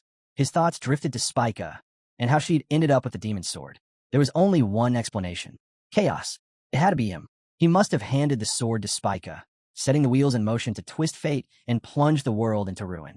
And now, Aiden was certain of Chaos's next move. The final target would be the last of the three great cults, the cult of divine law. That's where Aiden would go next, not just to stop Chaos, but to finally settle the score with the last two traitors from his past life, Khalees and Shala. That night, Aiden drifted into a strange dream. He found himself lying on the ground, red flowers blooming all around him beneath a crimson sky. For a moment, he wondered, had he finally died and ended up in hell? Then, a voice echoed from behind. A figure in a red mask stepped into view. She told him to hear her realm called hell, especially since she was its ruler. Aiden recognized her right away. She was the Carnage God. He asked why she brought him there. She said she wanted to thank him for aiding her cult. But Aiden wasn't interested in gratitude. He cut straight to the point. Was there a reward? She nodded, but said there was something he deserved to know first. Something he had always wondered. Was his master from his previous life still alive? The question caught him off guard. Deep down, he'd suspected the gods were aware he had lived before. Now, he had confirmation. The Carnage God explained that time worked differently for them. They had seen him die and return, even remembered his battles with Talos and the Berserk Dragon. But Aiden wasn't interested in stories. He needed answers. His master had vanished at the same point in both timelines. That couldn't be chance. She admitted she didn't know where his master was, but she was certain of one thing. He wasn't dead. If he were, she would have felt it. After all, she was the god of death. Suddenly, Aiden's body began to crumble and flake away. Their time was up. Before he vanished, she left him with one final truth. During the time he reigned as Dragon Slayer King, Aiden had never existed. Her words stunned him. His eyes widened as the weight of it sank in. Far away, in a silent chamber, the head of Chaos stood by a window, deep in thought. His entire plan, everything involving the Fire Cult, the Sires, and the Divine Carnage Cult, had unraveled because of one man. Aiden. He turned to Sura, who knelt behind him, and asked how such a thing was possible. But even Sura had no answers. Aiden was strong, sure, a master-ranked adventurer with allies like the Silver Witch, the Dwarves, and the Orcs. But beyond that, there was nothing extraordinary about him, or so they thought. Even so, Aiden kept showing up wherever their missions took place, and every time, he ruined everything. Sura began to suspect the worst. Someone from their own side was leaking information to him. If that was true, then Aiden already knew their next target, the Divine Law Cult. Without hesitation, the head of Chaos turned to Sura. He ordered him to go there personally. This time, he wanted Aiden eliminated for good. Meanwhile, back home, Aiden spoke with Mira. He told her he'd soon be heading for the Divine Law Cult. Chaos had already tried to bring down the other two major cults, and this one was next. Mira warned him. Now that he had interfered twice, Chaos would be waiting for him. They wouldn't underestimate him again. But Aiden knew they wouldn't just give up because he kept getting in their way. No, this time, they'd be ready. And they'd come at him with everything they had. The next morning, Aiden set out for the city of Turanian with Bali, Pedo, and Ellis. That's where the Divine Law Cult was headquartered. As they entered the city, Bali couldn't hide his amazement. The people were well-dressed, the streets were spotless. Everything looked like it belonged to a holy kingdom. But Aiden warned them not to be deceived by appearances. He explained that the people of Turanian once followed the god of law with full devotion, living by every one of his commandments. But as time passed, those laws became tools for exploitation. Some began twisting the rules, finding loopholes. The greedy ones used those loopholes to gain power. They raised prices on healing potions, sold them whether they were needed or not, and pocketed the profits. Eventually, the Divine Law Cult became nothing more than a business in disguise. The holiness faded, and corruption took root. To Aiden, it was obvious. The more rotten a holy order became, the easier it was for Chaos to creep in and tear it apart. They walked through the city for a while before finally arriving at their destination, the Grand Temple of the cult. Without a word, they stepped inside. Bali's eyes lit up when he saw the priests sitting in a circle near the sacred fire's altar. He assumed they were offering prayers in honor of the group's arrival. But that illusion shattered with a sudden outburst from the circle. The priests weren't praying, they were playing cards. Voices rose in argument as they bickered over who would win the pot. They were so consumed by their game and greed, they didn't even notice the group standing behind them. Bali's expression darkened. As a heretic himself, he couldn't stand seeing the sacred space defiled like this. Without hesitation, he stormed up to them and barked an order. Stand on your hands. Gambling inside the holy temple, right in front of the sacred fire? It was unthinkable. Aiden wasn't surprised in the slightest. He'd expected this kind of scene from the start. While the priests scrambled in embarrassment, Ellis stepped forward. Quietly, calmly, he revived the sacred flame. Excited gasps filled the temple as everyone watched the flame return to life. But at the back, Aiden didn't share their joy. Something about seeing the flames lit unsettled him. In his last life, he'd never seen all 3 sacred flames burning. And now that he had, something didn't feel right. Then, out of nowhere, the Underlord appeared behind him, unseen by anyone else. He asked why Aiden looked so troubled. Everything was going perfectly, wasn't it? But Aiden couldn't explain the feeling. That strange dream with the Carnage God had shaken him. If his master had lived through both timelines, why hadn't he helped during the apocalypse? And then there was the bigger mystery. Who exactly was Aiden? If he hadn't existed in his previous life, whose body was he in now? Or maybe this wasn't the same world at all. Maybe it just looked like it. His thoughts were cut short as a system message blinked into view. It declared that anyone who spoke the secret phrase could unlock the chamber beneath the sacred flame and claim the treasure hidden within. Aiden's interest spiked. He immediately requested the phrase. The screen shifted. He read the words and froze. It was shockingly simple. Stepping through the crowd, Aiden stood before the sacred flame. Then, loud enough for all to hear, he said, "Open sesame." Just as Aiden uttered the hidden phrase, flames erupted from the secret fire, encircling him in a brilliant blaze. Instinctively, he lifted his arms to shield his face, but the expected burn never came. Slowly, he lowered them. The world around him had completely shifted. Gone was the previous setting. Now he stood in a vast field dotted with small plants. At his feet, a large caterpillar crawled by, moving at its own pace. A screen popped up in front of him, revealing information about the creature, a hibernation larva, known to feast on the leaves of the world tree. It was classified as a spirit beast, one that revered the master of the sacred flame. As he read, Aiden began to wonder, was this the second relic that had been hinted at before? A smirk tugged at his lips as his mind wandered to the idea of roasting the larva for a power boost. The hungry gleam in his eyes clearly unsettled the poor bug. Before he could act on his thoughts, Curse appeared and quickly intervened. He told Aiden that this wasn't just a snack. It was a spirit beast with rare abilities. Curse had learned from an old man that this larva wasn't ordinary. It had the power to put anyone into a deep slumber, and once it evolved into a butterfly, its strength would grow even more. Aiden took another look at the larva. On the surface, it didn't seem all that impressive, but he could sense its potential. He extended his hand, asking it to join him. Without hesitation, the larva climbed up his arm, accepting the offer. Turning to Curse, Aiden asked about the old man he mentioned. Was he, by any chance, the sacred flame god? Curse didn't answer. He just said Aiden didn't need to know and vanished. That response was unlike him, leaving Aiden puzzled. Later that night, Aiden wandered through the dim back alleys of Turnian. He was grateful to have claimed a holy relic, but unsure of what came next. In his past life, he'd never visited this place. He had no idea where chaos would strike first. But that wasn't today's problem. Right now, he had something else to deal with. He looked up to the rooftops. A masked figure with blue hair stood watching him. Aiden didn't hesitate. He called out, asking why she was following him. The girl froze for a second, stunned that Aiden had spotted her. Without a word, she drew her sword and lunged. As she descended from the rooftop, she shouted that she knew what his group was up to in Turnian and swung straight at him. Aiden reacted just in time, raising his shield to block the attack. The force pushed him back, but her words confirmed something he'd suspected. Chaos was active here. He steadied himself and pushed her away, urging her to talk instead of fight. He told her there was a misunderstanding and that they needed to clear it up. Then, calmly, he revealed that he knew who she was, Princess Lilith of Turnian. The girl's eyes widened in shock. "How do you know who I am?" she demanded. But Aiden didn't answer. Instead, he tried to explain that he wasn't an enemy of the Church of the God of Law. He asked her to lower her weapon, just so they could talk things through. Lilith refused. She said she could see his aura, and it was anything but holy.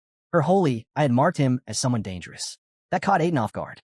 He knew his aura had changed ever since he accepted Curse power, but hearing her call it evil still hit hard. He couldn't believe her holy I had picked up on it. He was well aware of the royal family's legacy. In Turnian, only a royal could be chosen as a saint of the Law God's Church. And saints naturally awakened the holy eye, a power that revealed the energy around a person and exposed their lies. Lilith's holy I must have picked up the corruption from Curse aura, not his true intent. To her, Aiden looked like a dark mage. Then, without warning, Lilith spoke again. She told him he was the first person she'd ever seen with such a dark aura. She was sure he would bring disaster to Turnian. Worse, she believed he served the casino god, and for that she said he had to die. She came at him again, fast and ruthless. Aiden barely blocked her strike. As her blades clashed, he asked what she meant. What casino god? What was she talking about? But she didn't buy it. She leapt high into the air, sword raised to strike him from above. watching her silhouette dive toward him. Aiden realized she wasn't going to stop. She wouldn't listen, not unless he forced her to. With no other option, he reached for his sword. If he wanted her to hear him out, he'd have to knock her out first. Just as Aiden reached for his sword, another figure landed between him and Lilith with silent precision. She said only one word, "Stop," and both combatants froze on the spot. She had striking red hair and wore a mask identical to Lilith's. Aiden narrowed his eyes. He hadn't even sensed her approaching. Lilith turned to protest. "Master, he's our enemy," she cried out. But the woman didn't entertain it. Calmly, she told Lilith to lower her weapon. Lilith hesitated, then obeyed as her master continued. She explained that Lilith had misjudged Aiden. Then, turning toward him, she looked directly into his eyes and offered an apology on Lilith's behalf. Aiden blinked, stunned. He instinctively activated his light eye, a skill so advanced it could reveal the truth behind anything in existence. But for the first time, it failed him. The skill couldn't identify what this woman truly was. She didn't give him time to press. "We'll talk privately later," she said, her voice steady. Aiden gave a slight nod. Instead of pushing further, he asked what was really going on in Turnian. His mind drifted to his previous life. At this point in the timeline, there had only been one major event. Princess Lilith had led a failed rebellion against her father, only to be executed shortly after. Then, the Light Dragon had gone berserk and wiped out the Church of the Law God. None of that lined up with what he was seeing now. Here, Lilith wasn't a rebel leader. She was following someone's orders, someone she clearly respected, and she wasn't leading a crusade against the Church. She was defending it, even attacking anyone with dark energy. But what unsettled him most was her master. In his past life, the Light Dragon had always been a noble guardian of balance, with the power to rival gods, until madness drove it into chaos. Aiden had slain that dragon. That victory had earned him the title of Dragon King, and it was the dragon's shattered soul that had sent him back through time. Now, standing before him, was someone as light I couldn't read. But deep down, he already knew. This woman, masked and calm, was the Light Dragon itself. Turnian was once known as the City of God, ruled by the devout king of divine faith. He lived by every command given by the law god, but his unwavering righteousness didn't sit well with his own priests. In secret, they turned on him. They cast a curse over the king, seizing control of his mind and turning him into nothing more than a puppet. With the throne in their hands, the corrupted priests exiled anyone who didn't share their greed. Among the outcasts was Princess Lilith. Aiden, suspicious of foul play, believed the chaos god might be behind the mind control magic. He questioned Lilith. Had she seen her master before her exile? Just as she began to answer, her master intervened. She claimed Aiden didn't care about Lilith's response. He was looking for something else. The three of them retreated to one of Lilith's old hideouts. There, the Light Dragon sent Lilith away, wanting to speak to Aiden alone. As the door closed behind her, Aiden didn't waste time. He asked directly, why was the Light Dragon here? She'd been waiting for that question. With a slight motion, she pulled off her mask, revealing her true face. Amused by the title Aiden had given her, she humored him. She introduced herself as the Dragon Lord, the one who once guided ancient kings. Then she asked a question of her own. Had he made good use of the power he stole when he killed her? Aiden's eyes narrowed. He knew the Dragon Lord was the most powerful being in existence. He'd figured she might sense that he had regressed in time, but he never expected her to remember everything from that previous life. She did. She remembered the moment his sword pierced her scales. She remembered dying. His hand moved toward his blade, prepared for a fight. He braced himself for vengeance. But when he asked her about it, she simply stepped closer and said his thoughts were too human. She didn't come to fight. She wanted to thank him. That threw Aiden off. He asked her to explain. The Dragon Lord revealed the truth. In her past life, she had been under mind control. That magic had forced her to destroy everything in sight. Aiden stared at her, stunned. The idea that someone had managed to control the Dragon Lord was hard to believe. Even the most legendary archmages would have been helpless against such a feat. Noticing his disbelief, the Dragon Lord continued. It hadn't been magic alone that chained her. They'd used ancient artifacts as well. Then she shifted the conversation. She asked him what he knew about the origins of the 72 demon swords. Aiden responded confidently. They were forged from the remains of the ancient fallen beings. The Dragon Lord nodded. That was true, she went on to explain. These fallen beings had once chosen corruption, all in exchange for immense power. She had been one of them, which meant one of those 72 swords carried her power. That didn't sit right with Aiden. If those swords came from the remains of the ancient beings, then how could she be here, alive? She clarified. Yes, most of the demon swords were crafted from corpses, but a few were different, created by the gods themselves. In those few cases, they had sealed away the ancient beings' power instead of using their remains. She was one of the rare few whose power had been sealed, not killed. The gods had stripped her of the authority of domination and locked it inside a sword. That blade granted its wielder absolute control over anyone of equal or lesser rank. Aiden was floored. If what she said was true, then someone was out there in possession of a sword that could rival the Dragon Lord's power, maybe even control her. She didn't know who held that sword, but she wanted to find out, and she couldn't do it alone. That's why she asked Aiden for help. He was the only one with the strength and ability to uncover the truth. After their talk, Aiden headed for the Turnian casino. Inside, the sight was grotesque. Priests drinking heavily, throwing away fortunes at the gambling tables. Curse looked around, appalled. This was supposed to be a holy place. Aiden wasn't fazed. In Turnian, this was business as usual. The priests had long abandoned their faith, replaced by greed and chaos. But Aiden hadn't come to fix them. He came because the Dragon Lord had told him. Followers of chaos were hiding here. As Aiden moved through the casino, a cloaked figure brushed past him. Without turning back, the man spoke quietly, telling Aiden to follow.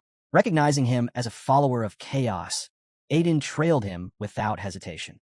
The man, who introduced himself as Sura, led Aiden to a secluded room far from the noise and crowd. Once inside, Sura glanced at him and asked if he wasn't worried this might be a trap. Aiden didn't flinch. Trap or not, he intended to kill every last follower of chaos. But Sura wasn't here to fight, at least not yet. He said he had come with an offer. His side wanted Aiden to join them. Aiden stared at him, dumbfounded. Did they really think he'd ever consider switching sides? Sura raised a hand, cutting him off. Before Aiden answered, he had a message from his master. A message that said, let the past be buried. It was time to build a new future together with his old friend. That one line sent alarms ringing in Aiden's head. Whoever Sura's master was, they remembered the past, which meant they knew about his regression. And calling him a former friend narrowed it down. It had to be either Calcis or Shura. Aiden's grip tightened. One of them had become a chaos leader, and they were strong enough to hide their power, strong enough to rival the Dragon Lord. His sword came out in a flash, and blue energy surged through the room. His aura flared wildly, flooding the space with pressure. He stepped forward and barked out a demand. Where was Sura's master? But Sura didn't answer. Instead, he drew his weapon, preparing to fight. Aiden didn't wait. In an instant, he closed the gap and slashed Sura clean in half. Or so he thought. Turning around, Aiden expected to see a lifeless body on the floor, but Sura stood there, completely unharmed. He gave a disappointed sigh. He had expected more from Aiden, but now there was no other choice. He'd kill him himself. Aiden lunged at Sura with blinding speed, slicing straight through his torso in one clean motion. As he rose, ready to see Sura's body collapse, he froze. Sura was still on his feet. Aiden stared in disbelief as the wound mended itself, stitched together by writhing strands of dark energy. Was he a lich? Aiden thought, but Sura only sneered and said he had long surpassed that stage. An archlich, then? Aiden had only ever heard the term from Shura, an undead dark mage who hadn't just become immortal, but evolved far beyond, keeping both body and mind intact. Some even called them Grand Undying. Still, Aiden knew their weakness, the life vessel. All he had to do was find and destroy the one Sura had hidden. Just then, Curse's voice rang in his head, warning him. Sura had more than one life vessel. Before Aiden could react, Sura hurled a massive fireball at him. As he dodged upward into the air, Sura questioned why his master had ever considered recruiting someone like Aiden. From above, Aiden swung his blade down, but Sura blocked it with his summoned shield. He told Aiden bluntly, there'd be no more mistakes, no more chances. Then Sura raised his hand and conjured an army, Death Knights. They rushed Aiden at once. Each one fought like a master swordsman, and Aiden found himself quickly overwhelmed. He couldn't last much longer alone. While he fought off the knights, he lost track of Sura. Suddenly, Sura reappeared above and unleashed a volley of dark spells. Aiden sprinted through the chamber, dodging a storm of attacks from both the Death Knights and the Archlich. At last, he carved out some distance. Locking eyes with Sura, he gripped his sword tightly. This time, he'd smash that shield to pieces and destroy every life vessel he could find. He dashed forward again, blade ready. But Sura simply said that Aiden would never land another hit. Mid-strike, one of the Death Knights intercepted him. A crushing blow knocked Aiden to the ground. Using his sword to push himself back up, Aiden muttered that Sura was tougher than he expected. Sura only laughed and said the real disappointment here was Aiden. Aiden gave Sura a calm smirk and said he wasn't the only one with backup. Right on cue, Bali stormed into the chamber, obliterating several Dark Knights in one powerful swing. Sura's eyes narrowed at the sudden shift, but he shrugged it off. One extra fighter wouldn't change the result, he claimed. He then summoned a massive, serpent-shaped spell and hurled it at them. Aiden braced himself, slashing through the attack as best he could. But even as he parried it, he knew none of it mattered unless they could find and destroy every life vessel Sura had hidden. Then he caught a glimpse of Pedo lurking by the doorway, and a plan sparked in his mind. Without hesitation, Aiden left the Dark Knights to Bali and dashed toward Pedo to explain his idea. Behind him, Bali was already beginning to falter. 3 Dark Knights at once was pushing even him to the limit. But Aiden returned just as fast as he'd left, sword ready, rejoining Bali at his side. The two of them fought back-to-back, striking, blocking, and weaving through enemy attacks in perfect sync. Between strikes, Bali shouted over the clash of blades, asking if Aiden had come up with anything. Aiden nodded. He had a plan, and he just needed Bali to hold the line long enough to pull it off. With a silent nod to each other, the duo launched into another wave of coordinated strikes. Their teamwork paid off. Blow by blow, they broke through the Dark Knight's defense. The tide turned quickly. No longer overwhelmed, the pair tore through their enemies. As the last Dark Knight fell, Aiden dropped to a knee, catching his breath. The fight had drained him, but the real battle still lay ahead. Across from him, Sura floated above, clearly impressed. He hadn't expected the Dark Knights to fall so easily. Still, he wasn't fazed. His orders were clear. Aiden had to die. Sura's gaze turned cold as he mocked them for thinking they'd won anything by defeating a few pawns. He raised his hand again, gathering another surge of dark magic into his palm. The real fight, he said, was just getting started. Despite trying again and again, Bali and Aiden Alberio still can't manage to defeat the Lich. No matter what strategy they use, nothing works. But even with the odds stacked against them, Aiden refuses to give up. He pushes Bali to keep going and tells him to try attacking 4 more times. He is holding on to hope, no matter how faint it seems. The Lich, watching his persistence, can't help but mock him. He questions how someone like Aiden could possibly have been chosen by his master. But instead of backing down, Aiden does something unexpected. He absorbs one of the Lich's spells directly. That catches the Lich off guard. It's enough to make him pause and reconsider. He realizes that maybe there is something unusual about Aiden. The fact that he can handle the power of gluttony without being consumed by it is no small thing. Not many could survive that kind of force, let alone remain in control. With a knowing smirk, the Lich decides to explain more. He says that gluttony didn't start with Aiden. It originally belonged to his master, who is someone far beyond the usual demons and ancient lords. The Underlord explains that this master was once like the other powerful beings, but his hunger grew until it consumed everything else. Eventually, he went so far as to devour the Forbidden World tree. That act changed everything. It turned him into a demon god, something far more dangerous than any regular deity. Once transformed, he tried to devour the entire world. But 4 gods, who had inherited the power of the World Tree, stood in his way. Together, they managed to defeat him and tear away his divine essence. But by then, the damage had already been done. Half of the world had been corrupted, and that corruption couldn't be reversed. To keep things from getting worse, the gods split the world in 2. One half remained pure, while the other, tainted and unstable, had to be watched over constantly. The task fell to one of the gods, who later became unknown as the Underlord. He was given the responsibility to keep the demonic half in check. But even with that separation, the 2 halves of the world have always pulled toward each other. Over time, that pull has only grown stronger, and now it's reaching a point where the balance might break completely. Aiden thinks back to Tartarus, the realm that was supposed to remain closed for another 10 years. But due to the increasing imbalance and the fact that divine and underworld time doesn't follow the same flow as normal reality, the timeline has shifted. The opening of Tartarus could happen at any moment now. Everything is moving faster than expected. Back in the present, the Lich suddenly offers an alliance. But Aiden doesn't even consider it. He steps forward with his sword, making his answer clear.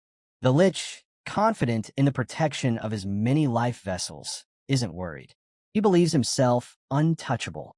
That changes quickly when he starts feeling those vessels disappearing one by one. Panic hits as he realizes something is wrong. It turns out that while he was distracted, Aiden and Bali had set a plan in motion. On Aiden's signal, a child steps out, the one who had been secretly collecting the Lich's vessels. The Lich is shocked. He didn't see it coming. Furious, the Lich prepares to strike down Aiden with full force. But before he can move, a voice cuts through the air, stopping him. Suddenly, the battlefield is swallowed in flames. Aiden uses the moment to throw the Lich back with a powerful blow. Then, something unexpected happens. From the smoke, two figures emerge, Calcis and Shura, standing side by side. It's a surprising sight, especially for Aiden. He didn't expect them to show up together. Calcis steps forward with his usual smug expression, ready for what comes next. Calcis steps forward, his expression smug and composed as he faces Aiden. For a moment, Aiden is caught off guard, stunned by the realization that Calcis is, in fact, the demon god. Calcis, wearing a sinister smile, admits his own surprise at the situation and begins to mock Aiden. He recalls how Aiden once despised the Underlord, yet now stands aligned with him, highlighting the irony with a calculated malice. Uninterested in engaging with his taunts, Aiden immediately shifts the focus, demanding an explanation for Shura's presence. She should have had no awareness of their current situation, yet she stands there, calm and composed. Surprisingly, Shura recognizes Aiden not only as the Dragon Slayer King, but also as her former comrade. She attributes her fragmented return of memory to Calcis, who had granted her the ability to access the remnants of a past that had long been erased. This revelation brings Aiden no comfort. He finds no relief in knowing she recalls glimpses of her identity, especially when she still chooses to stand beside Calcis. But Shura remains unaffected. For her, the horrors of the world she once lived in far outweighed whatever monstrous truth Calcis represents now. Even the Underlord, curious about her history, finds himself wanting to know about Shura's past. Aiden himself admits that he knows nothing of her past, as Shura has always evaded such questions. If she had her memories returned earlier, things may have unfolded very differently, perhaps even before Aiden had reached his current level of strength. Calcis, still smiling, seizes the moment to reveal a deeper truth. He declares that Aiden was not just a bystander in his resurgence, but an unknowing participant. After being overwhelmed and defeated by the four gods, Calcis had lost nearly all of his strength. Yet it was Aiden, through the relentless pursuit of power and the usage of Beelzebul, who unknowingly reawakened the force of gluttony. In his desperate attempt to grow stronger and prevent the collapse of the world, Aiden had unintentionally hastened its ruin instead. He then gestures towards Tartarus, a terrifying manifestation born from their unintended collaboration. Its existence is horrifying, its aura suffocating, and at its heart stands a colossal thorn tree radiating pure dread. It has reached a point beyond redemption. The sight rattles Aiden, who now begins to understand the gravity of what has been set in motion. Tartarus is no longer just a threat. It is a culmination, the result of a chain of events they've both contributed to. In the midst of this realization, Shura activates a rare ability possessed only by dragons, time manipulation. For a fleeting moment, the entire area is frozen. Everyone and everything, including Calcis and the Underlord, are trapped in stillness. Only Shura and Aiden remain unaffected. She informs him that this freeze is temporary, but grants him the 2 days. For Aiden, that limited window is more than enough. Without delay, Aiden calls out to a rabbit that had been lurking nearby like an observer who had been quietly trailing him. The rabbit, now evolved into a mid-tier merchant, feigns innocence, claiming to have simply been scouting a new dungeon. Aiden, uninterested in excuses, instructs him to deliver invitations for a gathering titled the Eternal Sunset Party. The rabbit, visibly panicked, notes that each invitation costs 300, but Aiden remains firm in his decision. Soon after, the gathering begins. A diverse group of powerful figures assembles, dwarves, adventurers, and even Aiden's own brother, all bewildered by the unexpected summons. Confusion spreads quickly as they speculate about the purpose of the meeting. Then Aiden arrives, calm and composed. facing the group with quiet determination. He announces that the apocalypse has already begun and he intends to stop it. He doesn't offer them a choice. Instead, he reminds them of the debts they owe him. Aiden makes it clear that it's the time for them to return his favors. His presence alone demands loyalty. Aiden stands near the upper railing alongside the masked woman. She tilts her head and questions if he has finished all his business. Adney lets out a sigh and gives a quiet nod, requesting her to send him back to where he came from. She pauses, then states there is someone who wishes to see him before he departs. Aiden raises his brow and glances over his shoulder at her, wondering if someone truly stayed behind because they still have something to say to him. He opens his mouth to speak, then a divine presence shifts the air. One of the gods appears, the god of sacred flame. A smirk curves his lips as he calls out that it's been a while. Aiden turns fully toward him and questions if he is the one who wished to meet. Sacred God steps forward, his tone calm, and speaks that it's not that he only wanted to see Aiden, but there are 3 matters for which he owes an apology. He lowers his head slightly and says that first, making Aiden young again in an attempt to fix mistakes the gods themselves never could, and second, for the fact that Aiden has already sacrificed 2 lifetimes trying to clean up those mistakes. Aiden rubs the back of his neck and rolls his eyes toward the god. He raises his brow and wonders aloud about Aiden's reaction. Aiden speaks with dry sarcasm, questioning whether a so-called god is really just offering a verbal apology. God chuckles, conceding that Aiden is right, and states that words alone aren't their style, and then, with a snap of his fingers, a golden orb materializes in his palm. He holds it out, offering it to Aiden, and explains that it is the last divine relic he can give him. Aiden's eyes rest on the orb. He realizes it resembles mana, but it feels far more intense and wild, untamed. He questions what it really is. God explains that it is a portion of the World Tree's power, like the demon god. He too holds fragments of it, and all divine power stems from the World Trees. He smirks and adds that holding such power doesn't make someone a god, but it does raise them to a level where they can face gluttony. A grin touches Aiden's lips. He realizes this is a power meant to face gods. Yet his voice holds concerns and asks if he'd truly be able to withstand it. Without hesitation, the god moves the orb to Aiden's chest. The golden light sinks into his body. With a calm tone, the god assures him that with a body as strong as his, he'll endure it just fine. Across from him, Calcis stands, a dark smirk twisting his face. He chuckles and mutters that much must have happened in such a short span. He can already feel the World Tree's mana pulsing inside Aiden. Calcis raises his gaze and conjures a powerful thorn of the 4 pests. He muses that if he can absorb the World Tree's power alongside Aiden, then he might even surpass those 4 pests who keep obstructing this path. The sky shifts. Thorn-like spears descend. Aiden groans, recognizing it. He remembers the Thorn Fortress. He looks to the sky in grained state that wasn't one of Calcis' abilities. The demon beside Aiden growls in response and speaks that this isn't merely a spell or technique. The Thorn Fortress is the demon realm itself, and adds that whoever claims it becomes the underlord like the ruler of the demon world. Since he vanished, the throne remains empty, and now it seems gluttony aims to seize it. Aiden charges energy into his sword. They only need to stop that man from merging with the fortress. Suddenly, the thorn spears twist, warping into flaming pests. In one motion, Calcis surrounds Aiden in fire. Adney tenses, jaw clenched. He snarls and says that Calcis is truly siding with those who want the world to end. But then, red smoke coils through the air.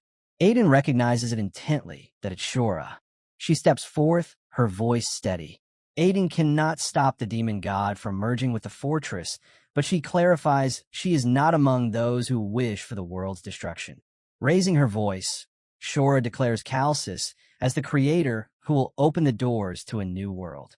A smirk curls her lips as she lifts her staff toward Aiden.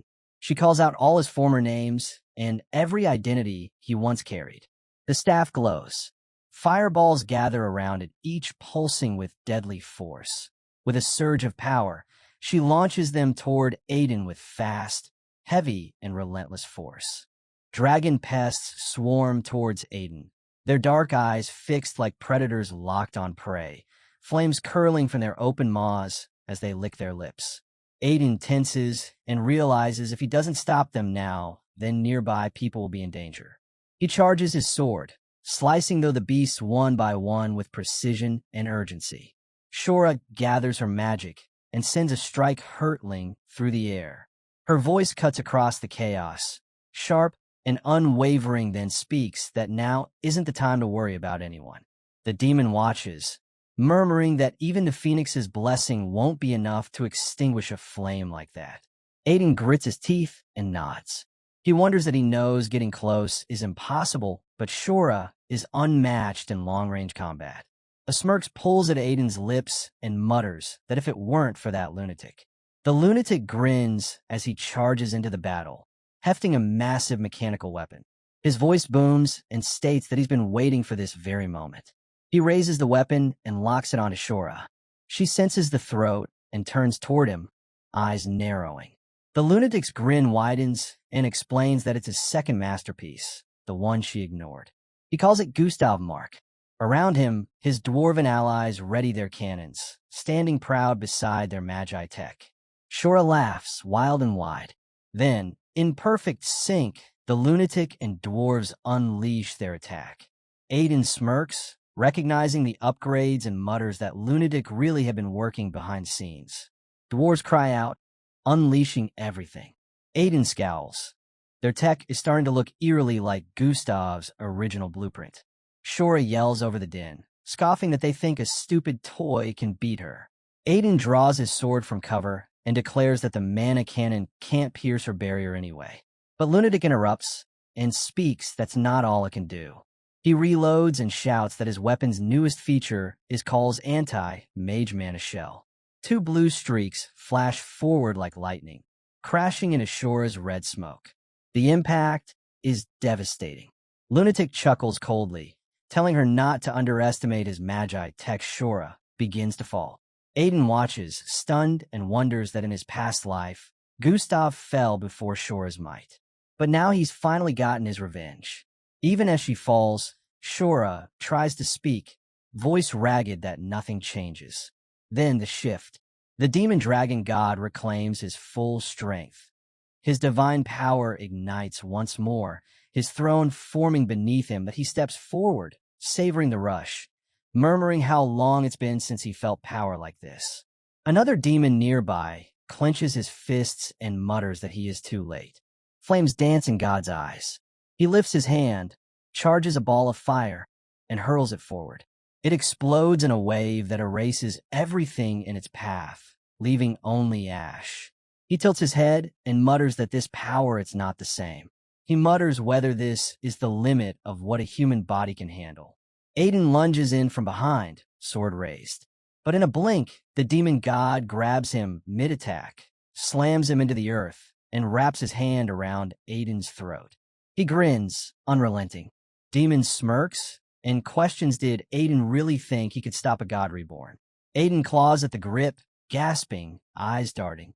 His fingers inch toward his fallen sword. The demon god picks it up first and states that it's perfect for the final blow.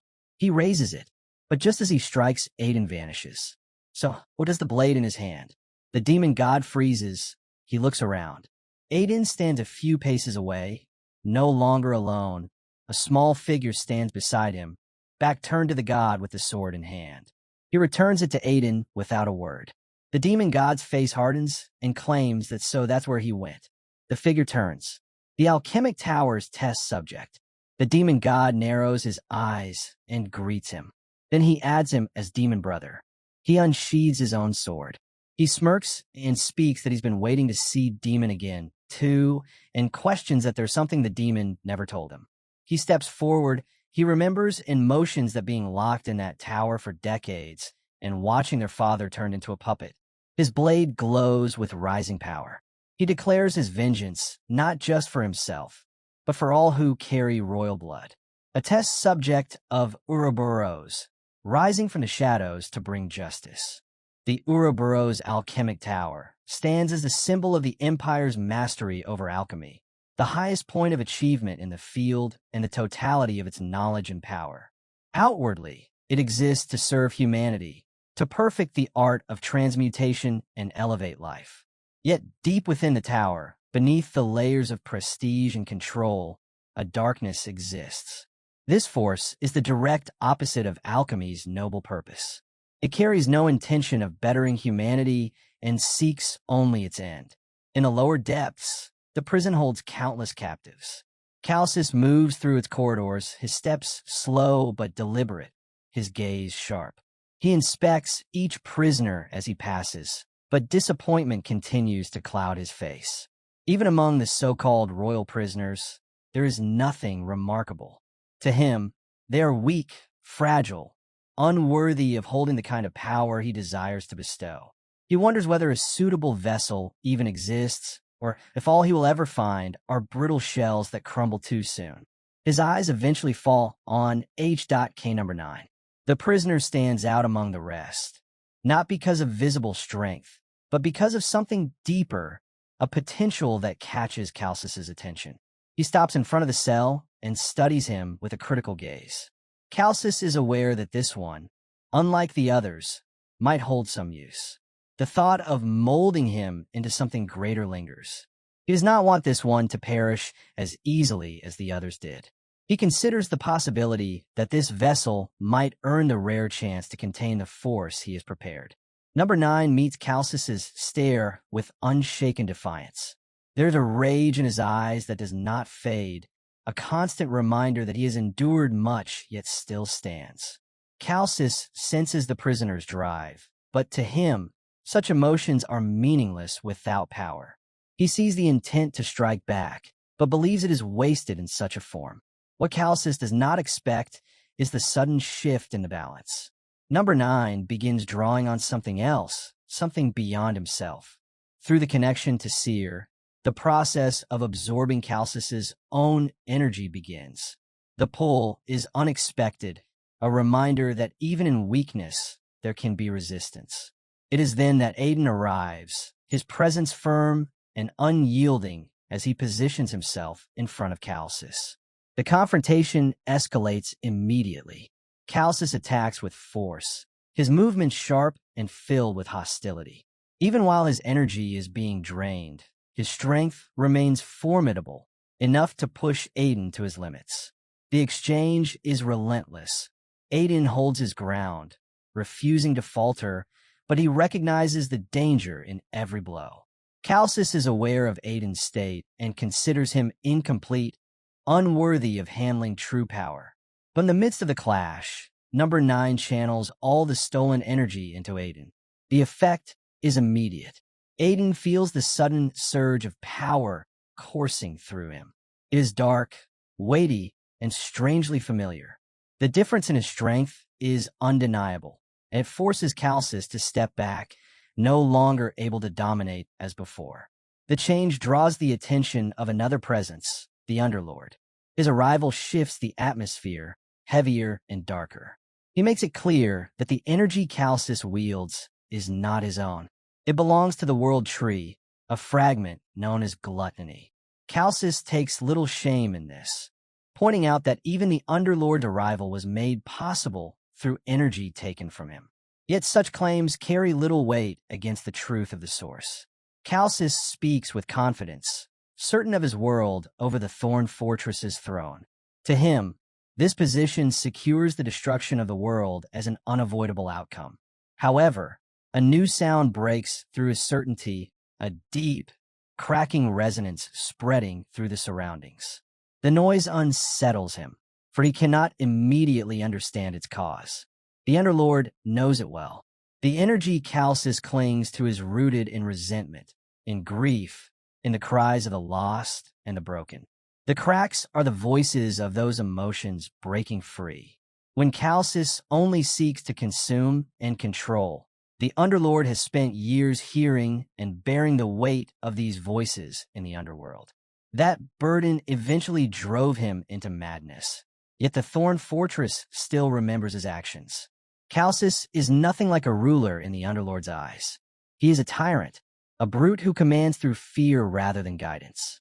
He is unfit to hold the title of a lord, and even less so to aspire to divinity. Calcis responds with the weight of 1,000 years of ambition, unwilling to release what he has built toward for so long. Aiden, in the midst of this rising tension, begins to understand a crucial truth. Without the Thorn Fortress and the realm tied to it, gluttony will never ascend to the status of a god. That realization gives him a sense of control, a belief that their side holds the advantage. But Calcis is not yet defeated. With a sudden burst of destructive power, Calcis lashes out. The ground shatters beneath him, structures splinter, and the force of the impact spreads like a wave. The sudden attack catches both Aiden and the Underlord off guard. The calculated calm of the moment is broken, replaced by raw chaos. Through the chaos, Calcis's form begins to change. He reveals the truth that has been hidden all along, his true rank, concealed with a human body to bypass the constraints of causality itself. This deception has allowed him to move unnoticed and prepare for this very moment. Now, the seal is broken. The transformation is immediate and violent. The human frame that once contained him can no longer hold his true essence. It tears apart, giving way to a monstrous form. His size expands, his presence radiates killing intent, and his shape becomes something entirely inhuman. His eyes burn with deep, unnatural light. His limbs twist into deadly weapons, and the air around him grows heavy with suffocating malice. Tyrion and Deer fight side by side, moving through the chaos with practiced coordination. The battlefield is a storm of roars, clashing steel, and burning magic, yet they keep advancing, cutting down the endless waves of monsters. Tyrion's strikes are fierce and relentless, each one fueled by a deep, personal drive. Every moment carries the weight of something unresolved, something that makes this fight more than just survival. He moves with unwavering focus, paying attention only to the enemies in front of him. But in that focus lies danger, and he fails to notice a huge monster leaping from above. Before the creature can land its blow, Deer reacts in an instant. His blade flashes, ending the threat before it reaches them. Around them, the ground is littered with the remains of defeated beasts, yet more keep coming. Then the earth shakes. It is not the wild trembling of ordinary battle, but a deep, heavy rumble that seems to come from the very heart of the world. Dust rises from the ground, and for a moment, even a monster's pause. From the center of the chaos, a figure rises, Calcis. His body is now transformed beyond recognition, towering and monstrous, a fusion of flesh, power, and burning light. His massive frame glows with raw energy, and each step bends the air and shatters the ground beneath him. Calcis's presence spreads like a storm. The sheer force of his aura presses down on all life around him. It is clear that he has unleashed every hidden reserve of power he has kept sealed away. The Underlord knows that this reckless display risks drawing the eye of the world, a force no one wishes to face, but Calcis does not care. His goal is to absorb everything, to take the life and power of all present, and rise to the level of a god. A burst of blinding light explodes from him, washing over the place. Its heat is searing, its force violent enough to throw the smaller monsters back. Aiden braces himself, planting his feet against the shockwave. But even so, the crushing power of Calcis's demonic energy nearly drives him back. Aiden knows he cannot stop this with the strength he has now. The Underlord steps forward, calm and sure. His movements are slow but purposeful. He is ready to show the technique he has mastered above all the others, the sword art meant to cut down gods themselves. His blade slides free, and with it comes a shift in the air. A strange, heavy stillness spreads as he calls upon a power that does not belong to mortals. The first weapon to form in his hands is the hungry ghost sword. With a single, clean motion, he swings, and the wall of dark energy Calcis had released shatters apart. Without stopping, he calls forth the beast sword. The weapon feels alive and full of raw strength. Each strike lands like a hammer blow, tearing chunks from the monstrous form of Calcis. The ground cracks beneath the force of their clash. Calcis roars, the sound shaking the place, but the Underlord does not stop. A third weapon appears, the Azura Sword. This blade carries the spirit of endless battle. The Underlord's attacks become a storm of motion, his strikes raining down without pause, driving Calcis crazy. Finally, he leaps into the air, summoning the Human Slash. This strike is the culmination of his power, skill, a blow meant to break through anything. Aiden watches it all, unable to hide his awe. The sheer scale of the Underlord's power is something far beyond his reach. Yet even this does not end the fight. From the smoke, Calcis steps forward again, still full of strength. His aura is just as heavy as before. The Underlord prepares the Dark Heaven Sword Dance, a level of mastery Aiden has never touched, but even this will not be enough alone to bring Calcis down. Then the air shifts again. From above, a pure, shining light begins to spread, pushing back the oppressive darkness. The light grows brighter, until two figures step forward from within. One is the god of order and law, and the other one is another god. Their presence is steady and unshakable. They do not come to fight Calcis themselves. Instead, they come to pass on their power to Aiden. They know that Aiden and his companions cannot win in their current state. The gods offer the power he could not use to finish their own task. The divine energy flows into Aiden, joining with the sacred flame already burning in his body. His body grows stronger, and his spirit feels unbreakable. The battle that once seemed hopeless now feels winnable. Calcis notices the change immediately. His confidence falters for the first time. Aiden now holds the Dark Heaven Sword Dance, the Underlord's most powerful technique. His aura is calm, yet heavy with lethal intent. His weapon glows with dangerous light. Aiden faces Calcis not as the man he once was, but as a warrior forged by both mortal will and divine power. The gods had granted the protagonist divine strength, power meant for slaying the dragon towering before him. A fierce aura surged around his body, his grip tightening on the sword as determination burned in his gaze. With that newfound might, he asked Curse to let him borrow the Dark Heaven Sword Dance, just this once. The blade hummed in his hand, radiating overwhelming force. The dragon stared in disbelief, shaken by what he witnessed. Never had he imagined that a mortal could withstand the essence of a god coursing through his veins. Curse, watching closely, turned his words toward the dragon. He explained that the natural order had been broken. Aiden had not climbed to transcendence and then touched divinity. Instead, he had claimed divinity first and then ascended. This reversal was something the dragon could not comprehend, and in truth, Curse himself admitted he did not fully understand what Aiden was attempting. The protagonist stood nearby, puzzled by Curse's words. Was that meant as praise, or was something else entirely? Curse calmly replied that interpretation was not his to give. Aiden answered back that once this battle ended, he would deal with Curse directly. Curse smiled faintly and agreed to face him after the fight. But the dragon erupted with fury, his roar splitting the sky. He cried out to the Talos, summoning them for aid. Within moments, countless figures filled the heavens, their presence drenched in bloodlust, ready to tear everything apart. Aiden and Curse both looked up at the chaos. Aiden asked whether Curse had not reclaimed control over the demon realm. Curse admitted he had, but explained that Talos were born from the demon god's mana itself. Those born of the enemy could not be bound to his will. The protagonist tightened his focus on the dragon. He knew what the Talos were capable of. Each one had the strength to wipe out a city. Yet his eyes did not waver. As the army surged forward, Aiden realized these Talos could not even be compared to the ones once unleashed by the Order of the Sacred Flame. But that no longer mattered. He had stepped beyond transcendence, into a realm where nothing was out of reach. Side by side, Aiden and Curse prepared to strike. Trading sharp remarks as they gathered their strength, they launched into the sky. Their blades carved through the air, dashing past each Talos with lethal precision.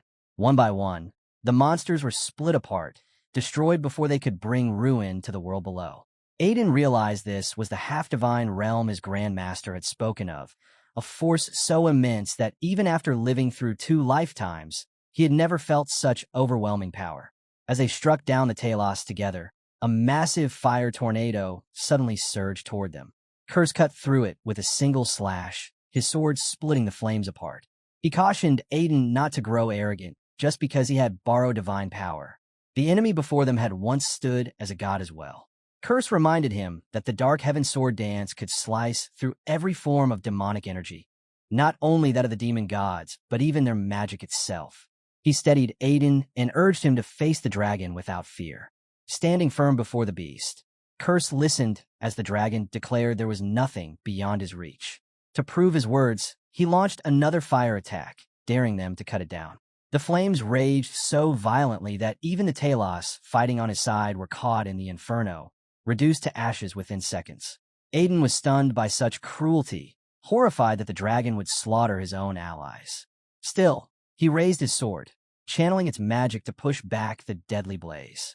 But the dragon pressed forward, gathering even greater fire.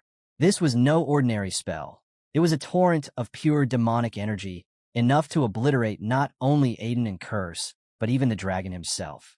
Aiden warned him that unleashing such power meant mutual destruction. The dragon laughed at the warning. He no longer cared for his own life. If the price was burning the world to the ground along with his enemies, he would pay it without hesitation. With that, he hurled a colossal fireball, its demonic aura flooding the sky as it sped toward Aiden. Aiden stepped into its path without flinching. To him, it was still nothing more than raw demonic energy. Dangerous, yes, but not invincible. Lifting his blade, he slashed through the attack in one clean motion, declaring that a path ruled by endless gluttony leads only to destruction. The dragon's own energy turned against him, redirected in an instant. The heavens glowed red as the torrent engulfed its master, and before the stunned eyes of Aiden and Curse, the mighty beast was consumed, vaporized by the very power he had unleashed. As the two of them stood beneath the vast sky, Aiden lifted his gaze upward. Weariness weighed on him, yet relief washed over his face as he whispered that it was finally over. Curse broke the silence, asking how it felt to achieve the revenge Aiden had chased for so long. He even offered a faint, almost gentle smile. But Aiden could not answer. He admitted he didn't know, because it didn't feel as fulfilling as he had once imagined. Curse replied that this was the nature of revenge. Once it is achieved, nothing remains but emptiness. Aiden let out a tired sigh. Even so, he confessed that he felt at ease, if only because it was all behind him now. But Curse shook his head. It wasn't over yet. Lifting his gaze to the heavens, he told Aiden to look as well. Though exhausted, Aiden followed, staring into the sky. Something seemed off, something that unsettled him. He muttered that the view looked strange. Puzzled, he asked why the gate to the demon realm was still open, even though they had just defeated gluttony. Curse answered that there was still one last thing left to do. Aiden frowned and demanded to know what it was. That was when Curse revealed the truth. Gluttony had forged the demon realm, but he had never been its true master. The word struck Aiden hard. Confusion clouded him as he asked who else could possibly hold that role. He remembered Curse's claim over the Thorn Fortress, and then, like lightning, realization began to dawn.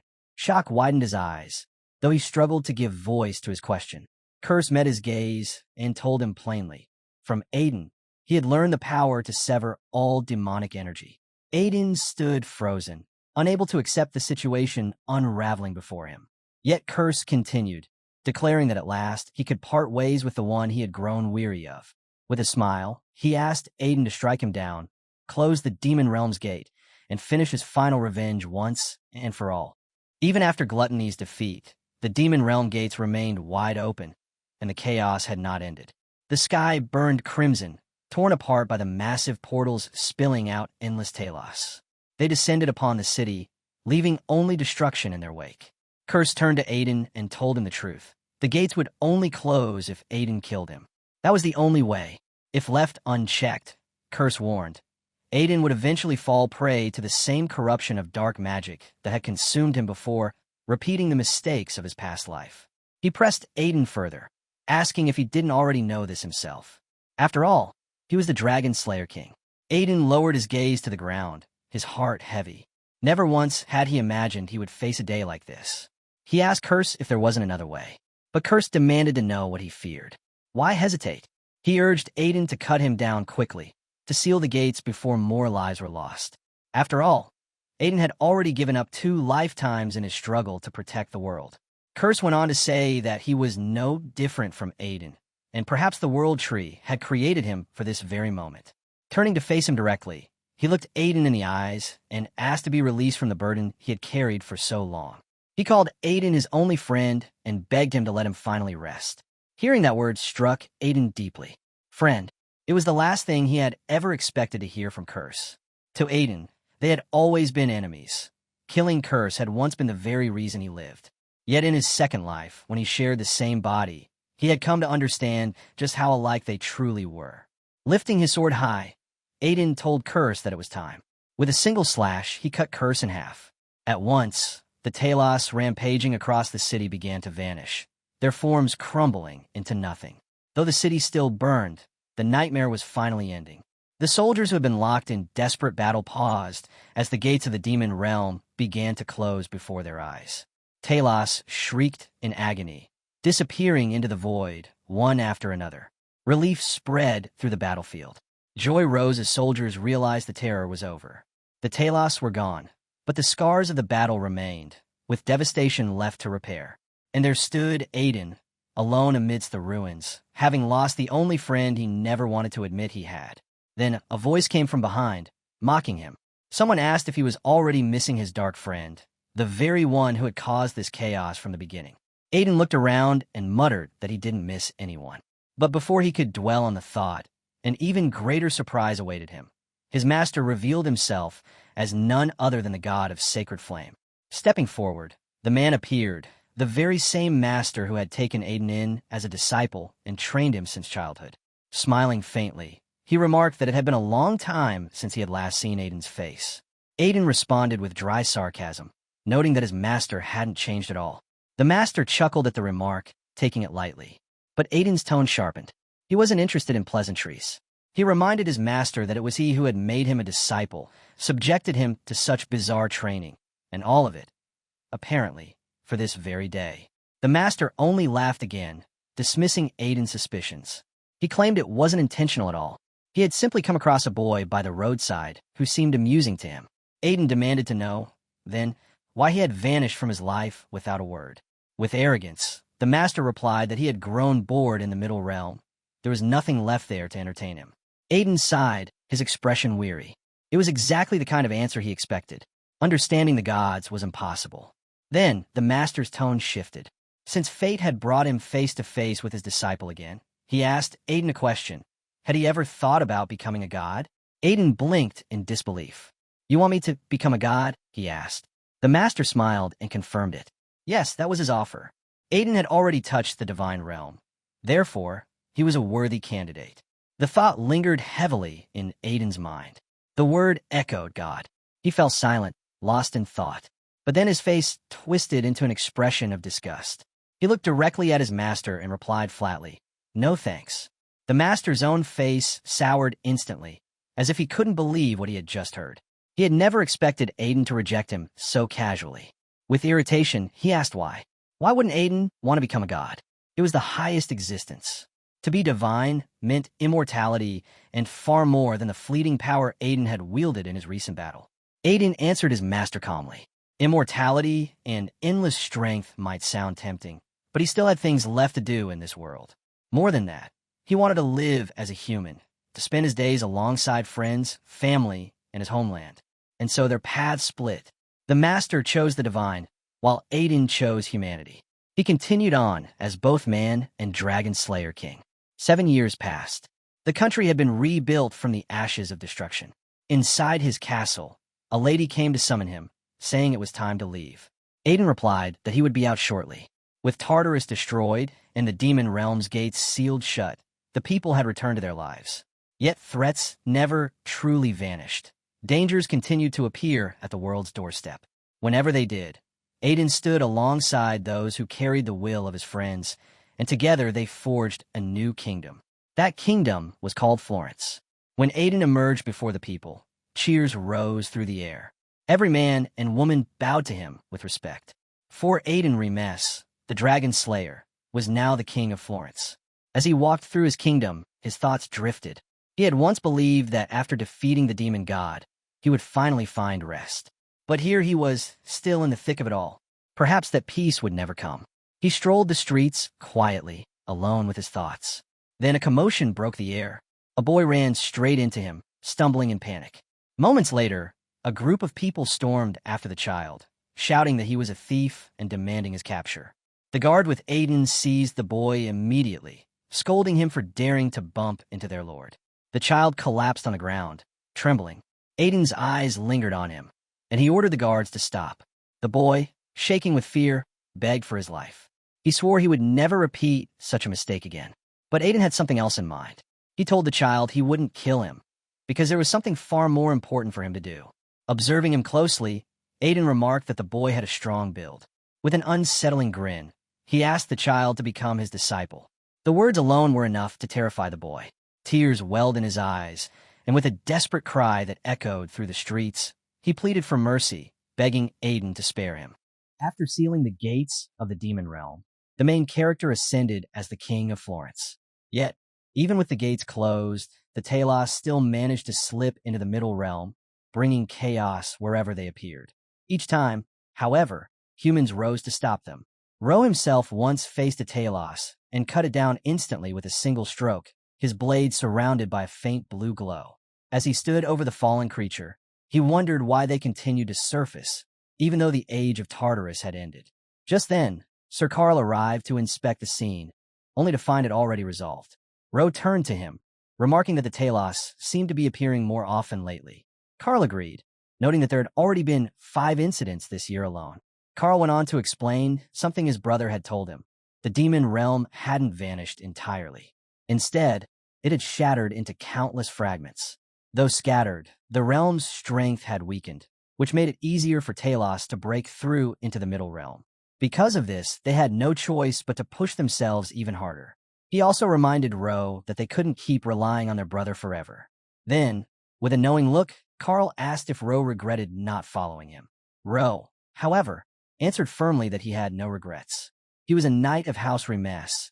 This was where he belonged, and he had no reason to wish otherwise. Carl studied him for a moment.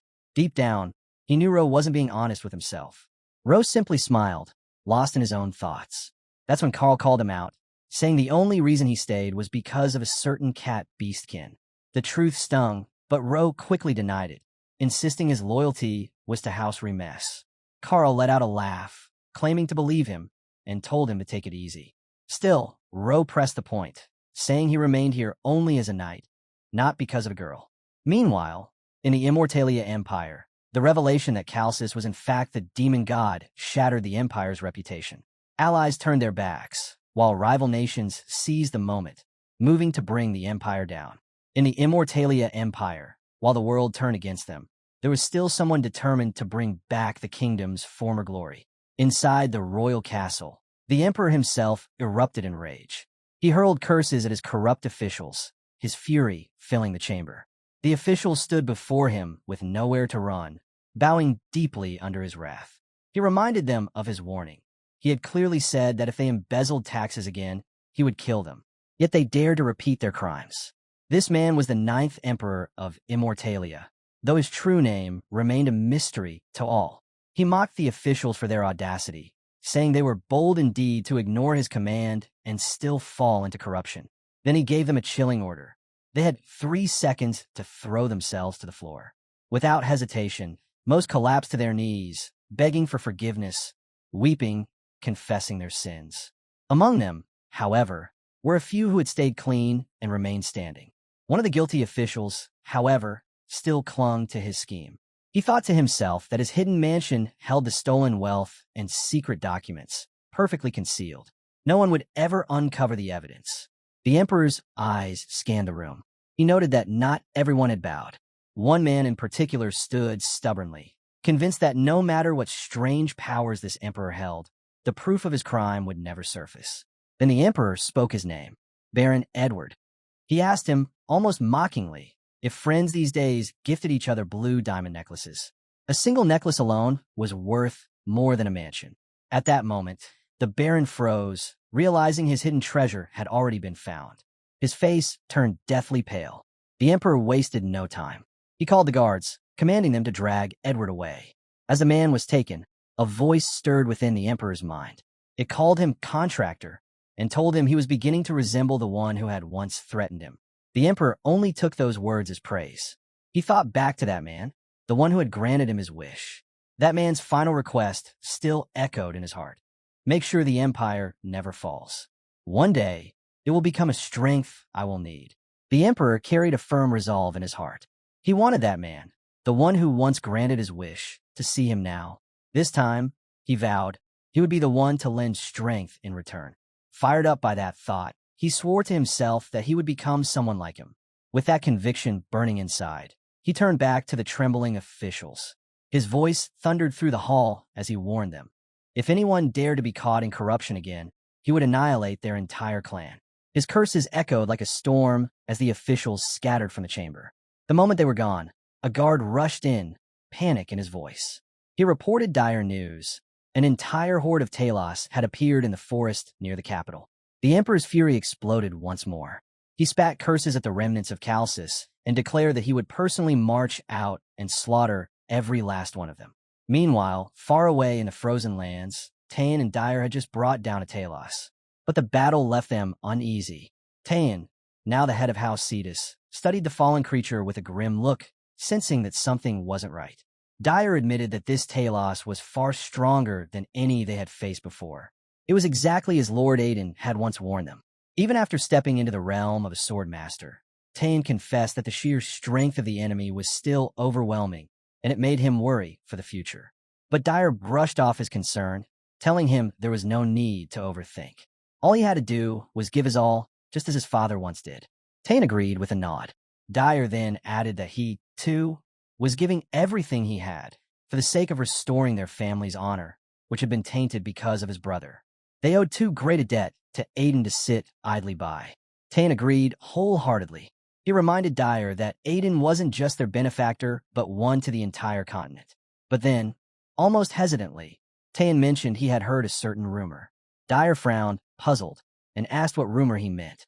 Taean told him quietly. He had heard whispers that Lord Aiden now had child.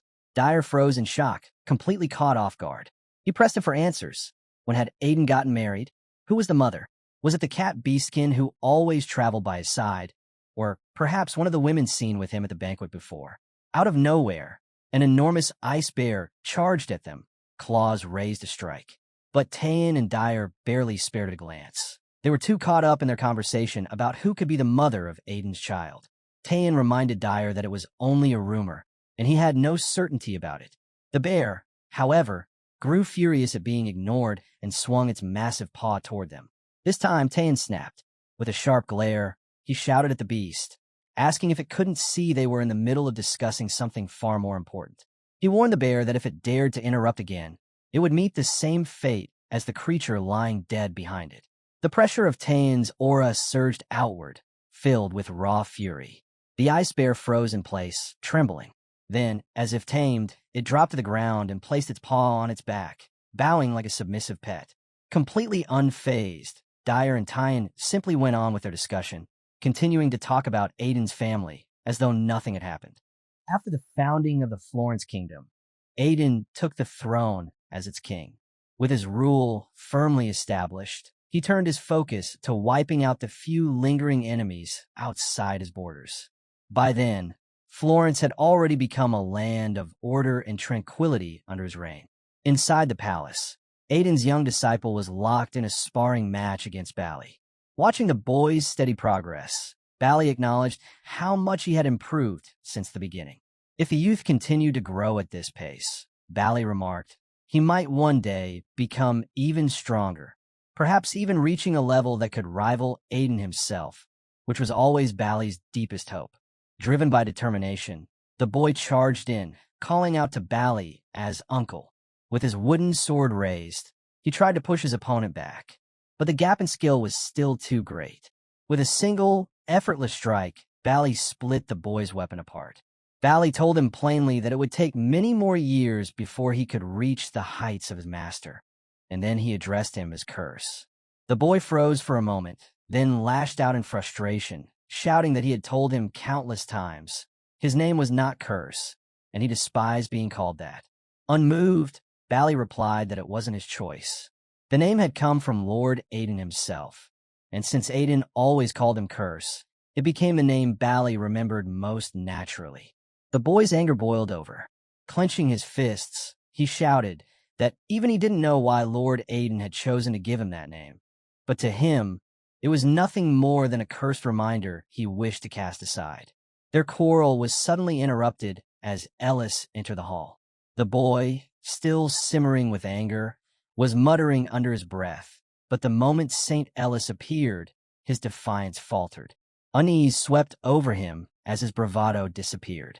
Bally, noticing this shift, turned to Ellis with curiosity, asking why she had come at such a time. Ellis stepped forward with quiet authority, her gaze settling on the boy. She asked if he had been training earnestly under Bally's guidance. Unable to meet her eyes, he lowered his head slightly and admitted that he had. Observing him carefully, Ellis moved closer and, like the others, called him Curse. She then asked why he always grew uneasy whenever she approached him. With a faint, teasing smile, she suggested that perhaps it was because he harbored feelings for her. The boy's body shook at her words, and he hurried to deny it. He insisted she was wrong. Struggling to explain, he revealed that every time he looked at her, he sensed a dreadful aura surrounding her, the very same presence that haunted him in his nightmares, the one who tormented him endlessly in the dark. Bally's patience snapped at those words. Furious, he grabbed the boy by the head, intent on punishing him for daring to accuse Ellis of being his tormentor. The boy winced at the pain, but whispered that even this didn't compare to the suffering he endured in his dreams. At that, Ellis gave a faint smile. She told him gently it was nothing but a dream, not reality. But the boy refused to accept it, insisting those dreams always felt too real. Ellis then softly reminded him not to be troubled by the name bestowed upon him by Lord Aiden, because it was Aiden who truly cared for him. Curse frowned deeply at her words. He questioned why Aiden would care for him at all, and with bitter sarcasm, he declared he'd sooner believe his own sister Cassie was a dog beastkin than accept Aiden's affection as real. Instead of anger, Ellis reached out and laid her hand lightly on his head. Her touch eased his restless thoughts, and she told him that when he grew older, the answers he sought would naturally reveal themselves. With that, Ellis ended the discussion with a calm but firm reminder. He needed to hurry and dress, for Lord Aiden was returning today. As the moment of Aiden's return approached, two clan leaders walked side by side down a quiet hall. The news of his arrival stirred them both deeply. Now living in comfort, they couldn't help but think back to the past. One paused by a window and remarked that without Aiden, such peace would have been unimaginable. The other agreed, adding that it was thanks to him that the Holy Flame Church and the Dark Mages no longer stood as bitter enemies, but now worked together in unity. The yellow-haired man asked if the news was true. Had the main character really returned? The woman beside him confirmed it with a nod. She told him that word had already spread. Aiden had entered the kingdom, and it was only a matter of time before he arrived at the palace. And so, after a year away, Aiden finally returned. He stepped through the palace gates, his stride heavy with fatigue. The weight of exhaustion pressed down on him so much that, for a moment, he even regretted not accepting godhood when the chance had first been offered. At that instant, his master, already a god, stirred within his mind and reminded him that the offer still remained if he chose to take it. Aiden dismissed the thought quickly, claiming it was nothing but a fleeting notion, covering up his true hesitation with casual excuses. His thoughts shifted to the boy he had left behind for training. Concern gnawed at him. How was the child's health, his progress? Before he could dwell further, warmth suddenly wrapped around him. Ellis rushed forward and threw her arms around him, holding him tightly. Overjoyed, she clung to him, relieved that he had finally come back after so long. Aiden blinked at the sudden embrace, gently easing her back. He asked why she was here instead of at the temple, where she should have been fulfilling the sacred rites. Ellis admitted she knew he would return today, so she had stepped away just to welcome him. Aiden reminded her that abandoning rituals was not something she should take lightly. At that moment, another girl appeared. She greeted Aiden warmly, explaining she had searched everywhere for him only to find him here with Ellis. Ellis's face twisted in displeasure at her arrival. The girl, accompanied by the yellow-haired man, expressed relief at Aiden's safe return, but her tone quickly turned sharp. Casting a cold glance at Ellis, she remarked that something unpleasant was standing beside him, the jealousy playing. Ellis bristled at the insult, her fury igniting, but the girl brushed off her anger. She declared that she was the one who had been waiting for Aiden all along, dismissing Ellis as too childish to grasp the true bond between them. She told Ellis to stay out of the way. Ellis snapped back instantly, shouting that it wasn't her shadowing Aiden. It was the other girl who followed him everywhere like a stalker. Enraged, the girl unleashed her dark aura, aiming to crush Ellis under its weight. But Ellis refused to back down, releasing her own aura in defense. The atmosphere around them tightened, charged with hostility as the clash between them escalated. As the clash between the two girls heated up, Aiden turned to the yellow-haired man who had come with them. He asked if they shouldn't step in to stop the fight, but the man only shook his head with a relaxed smile.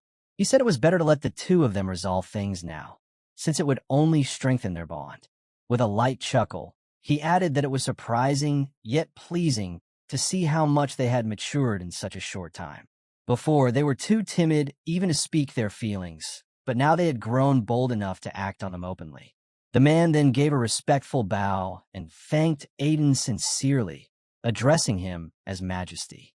Aiden, however, dismissed the title, saying that if this outcome were truly his doing, then it was a mistake to credit him for it. At that moment, a figure suddenly dashed in, wielding a wooden sword aimed straight at Aiden. It was the boy he had left to train. Believing he had a chance this time, the child swung with all his might, but Aiden easily dodged the strike. Curse let out a weary sigh, frustrated that his attempt had failed yet again. Aiden told him firmly that while his progress was remarkable in such a short time, he still had far to go before he could even think of challenging him. The boy, burning with anger, charged once more, shouting that the name Curse was not his. Aiden immediately caught himself, realizing his slip. He quickly apologized, recognizing that the name had not been given by chance. Inwardly, he thought the gods had terrible taste in naming. Yet perhaps the meaning carried weight, someone devoted, someone steadfast. With a gentle smile, Aiden corrected himself and called the boy Enoch, apologizing again for the mistake. From then on, he dedicated himself to training Enoch wholeheartedly, determined to guide him on the path to true strength. That's where we'll leave it for now. If you want to catch the next part, make sure to like the video and subscribe so you don't miss it.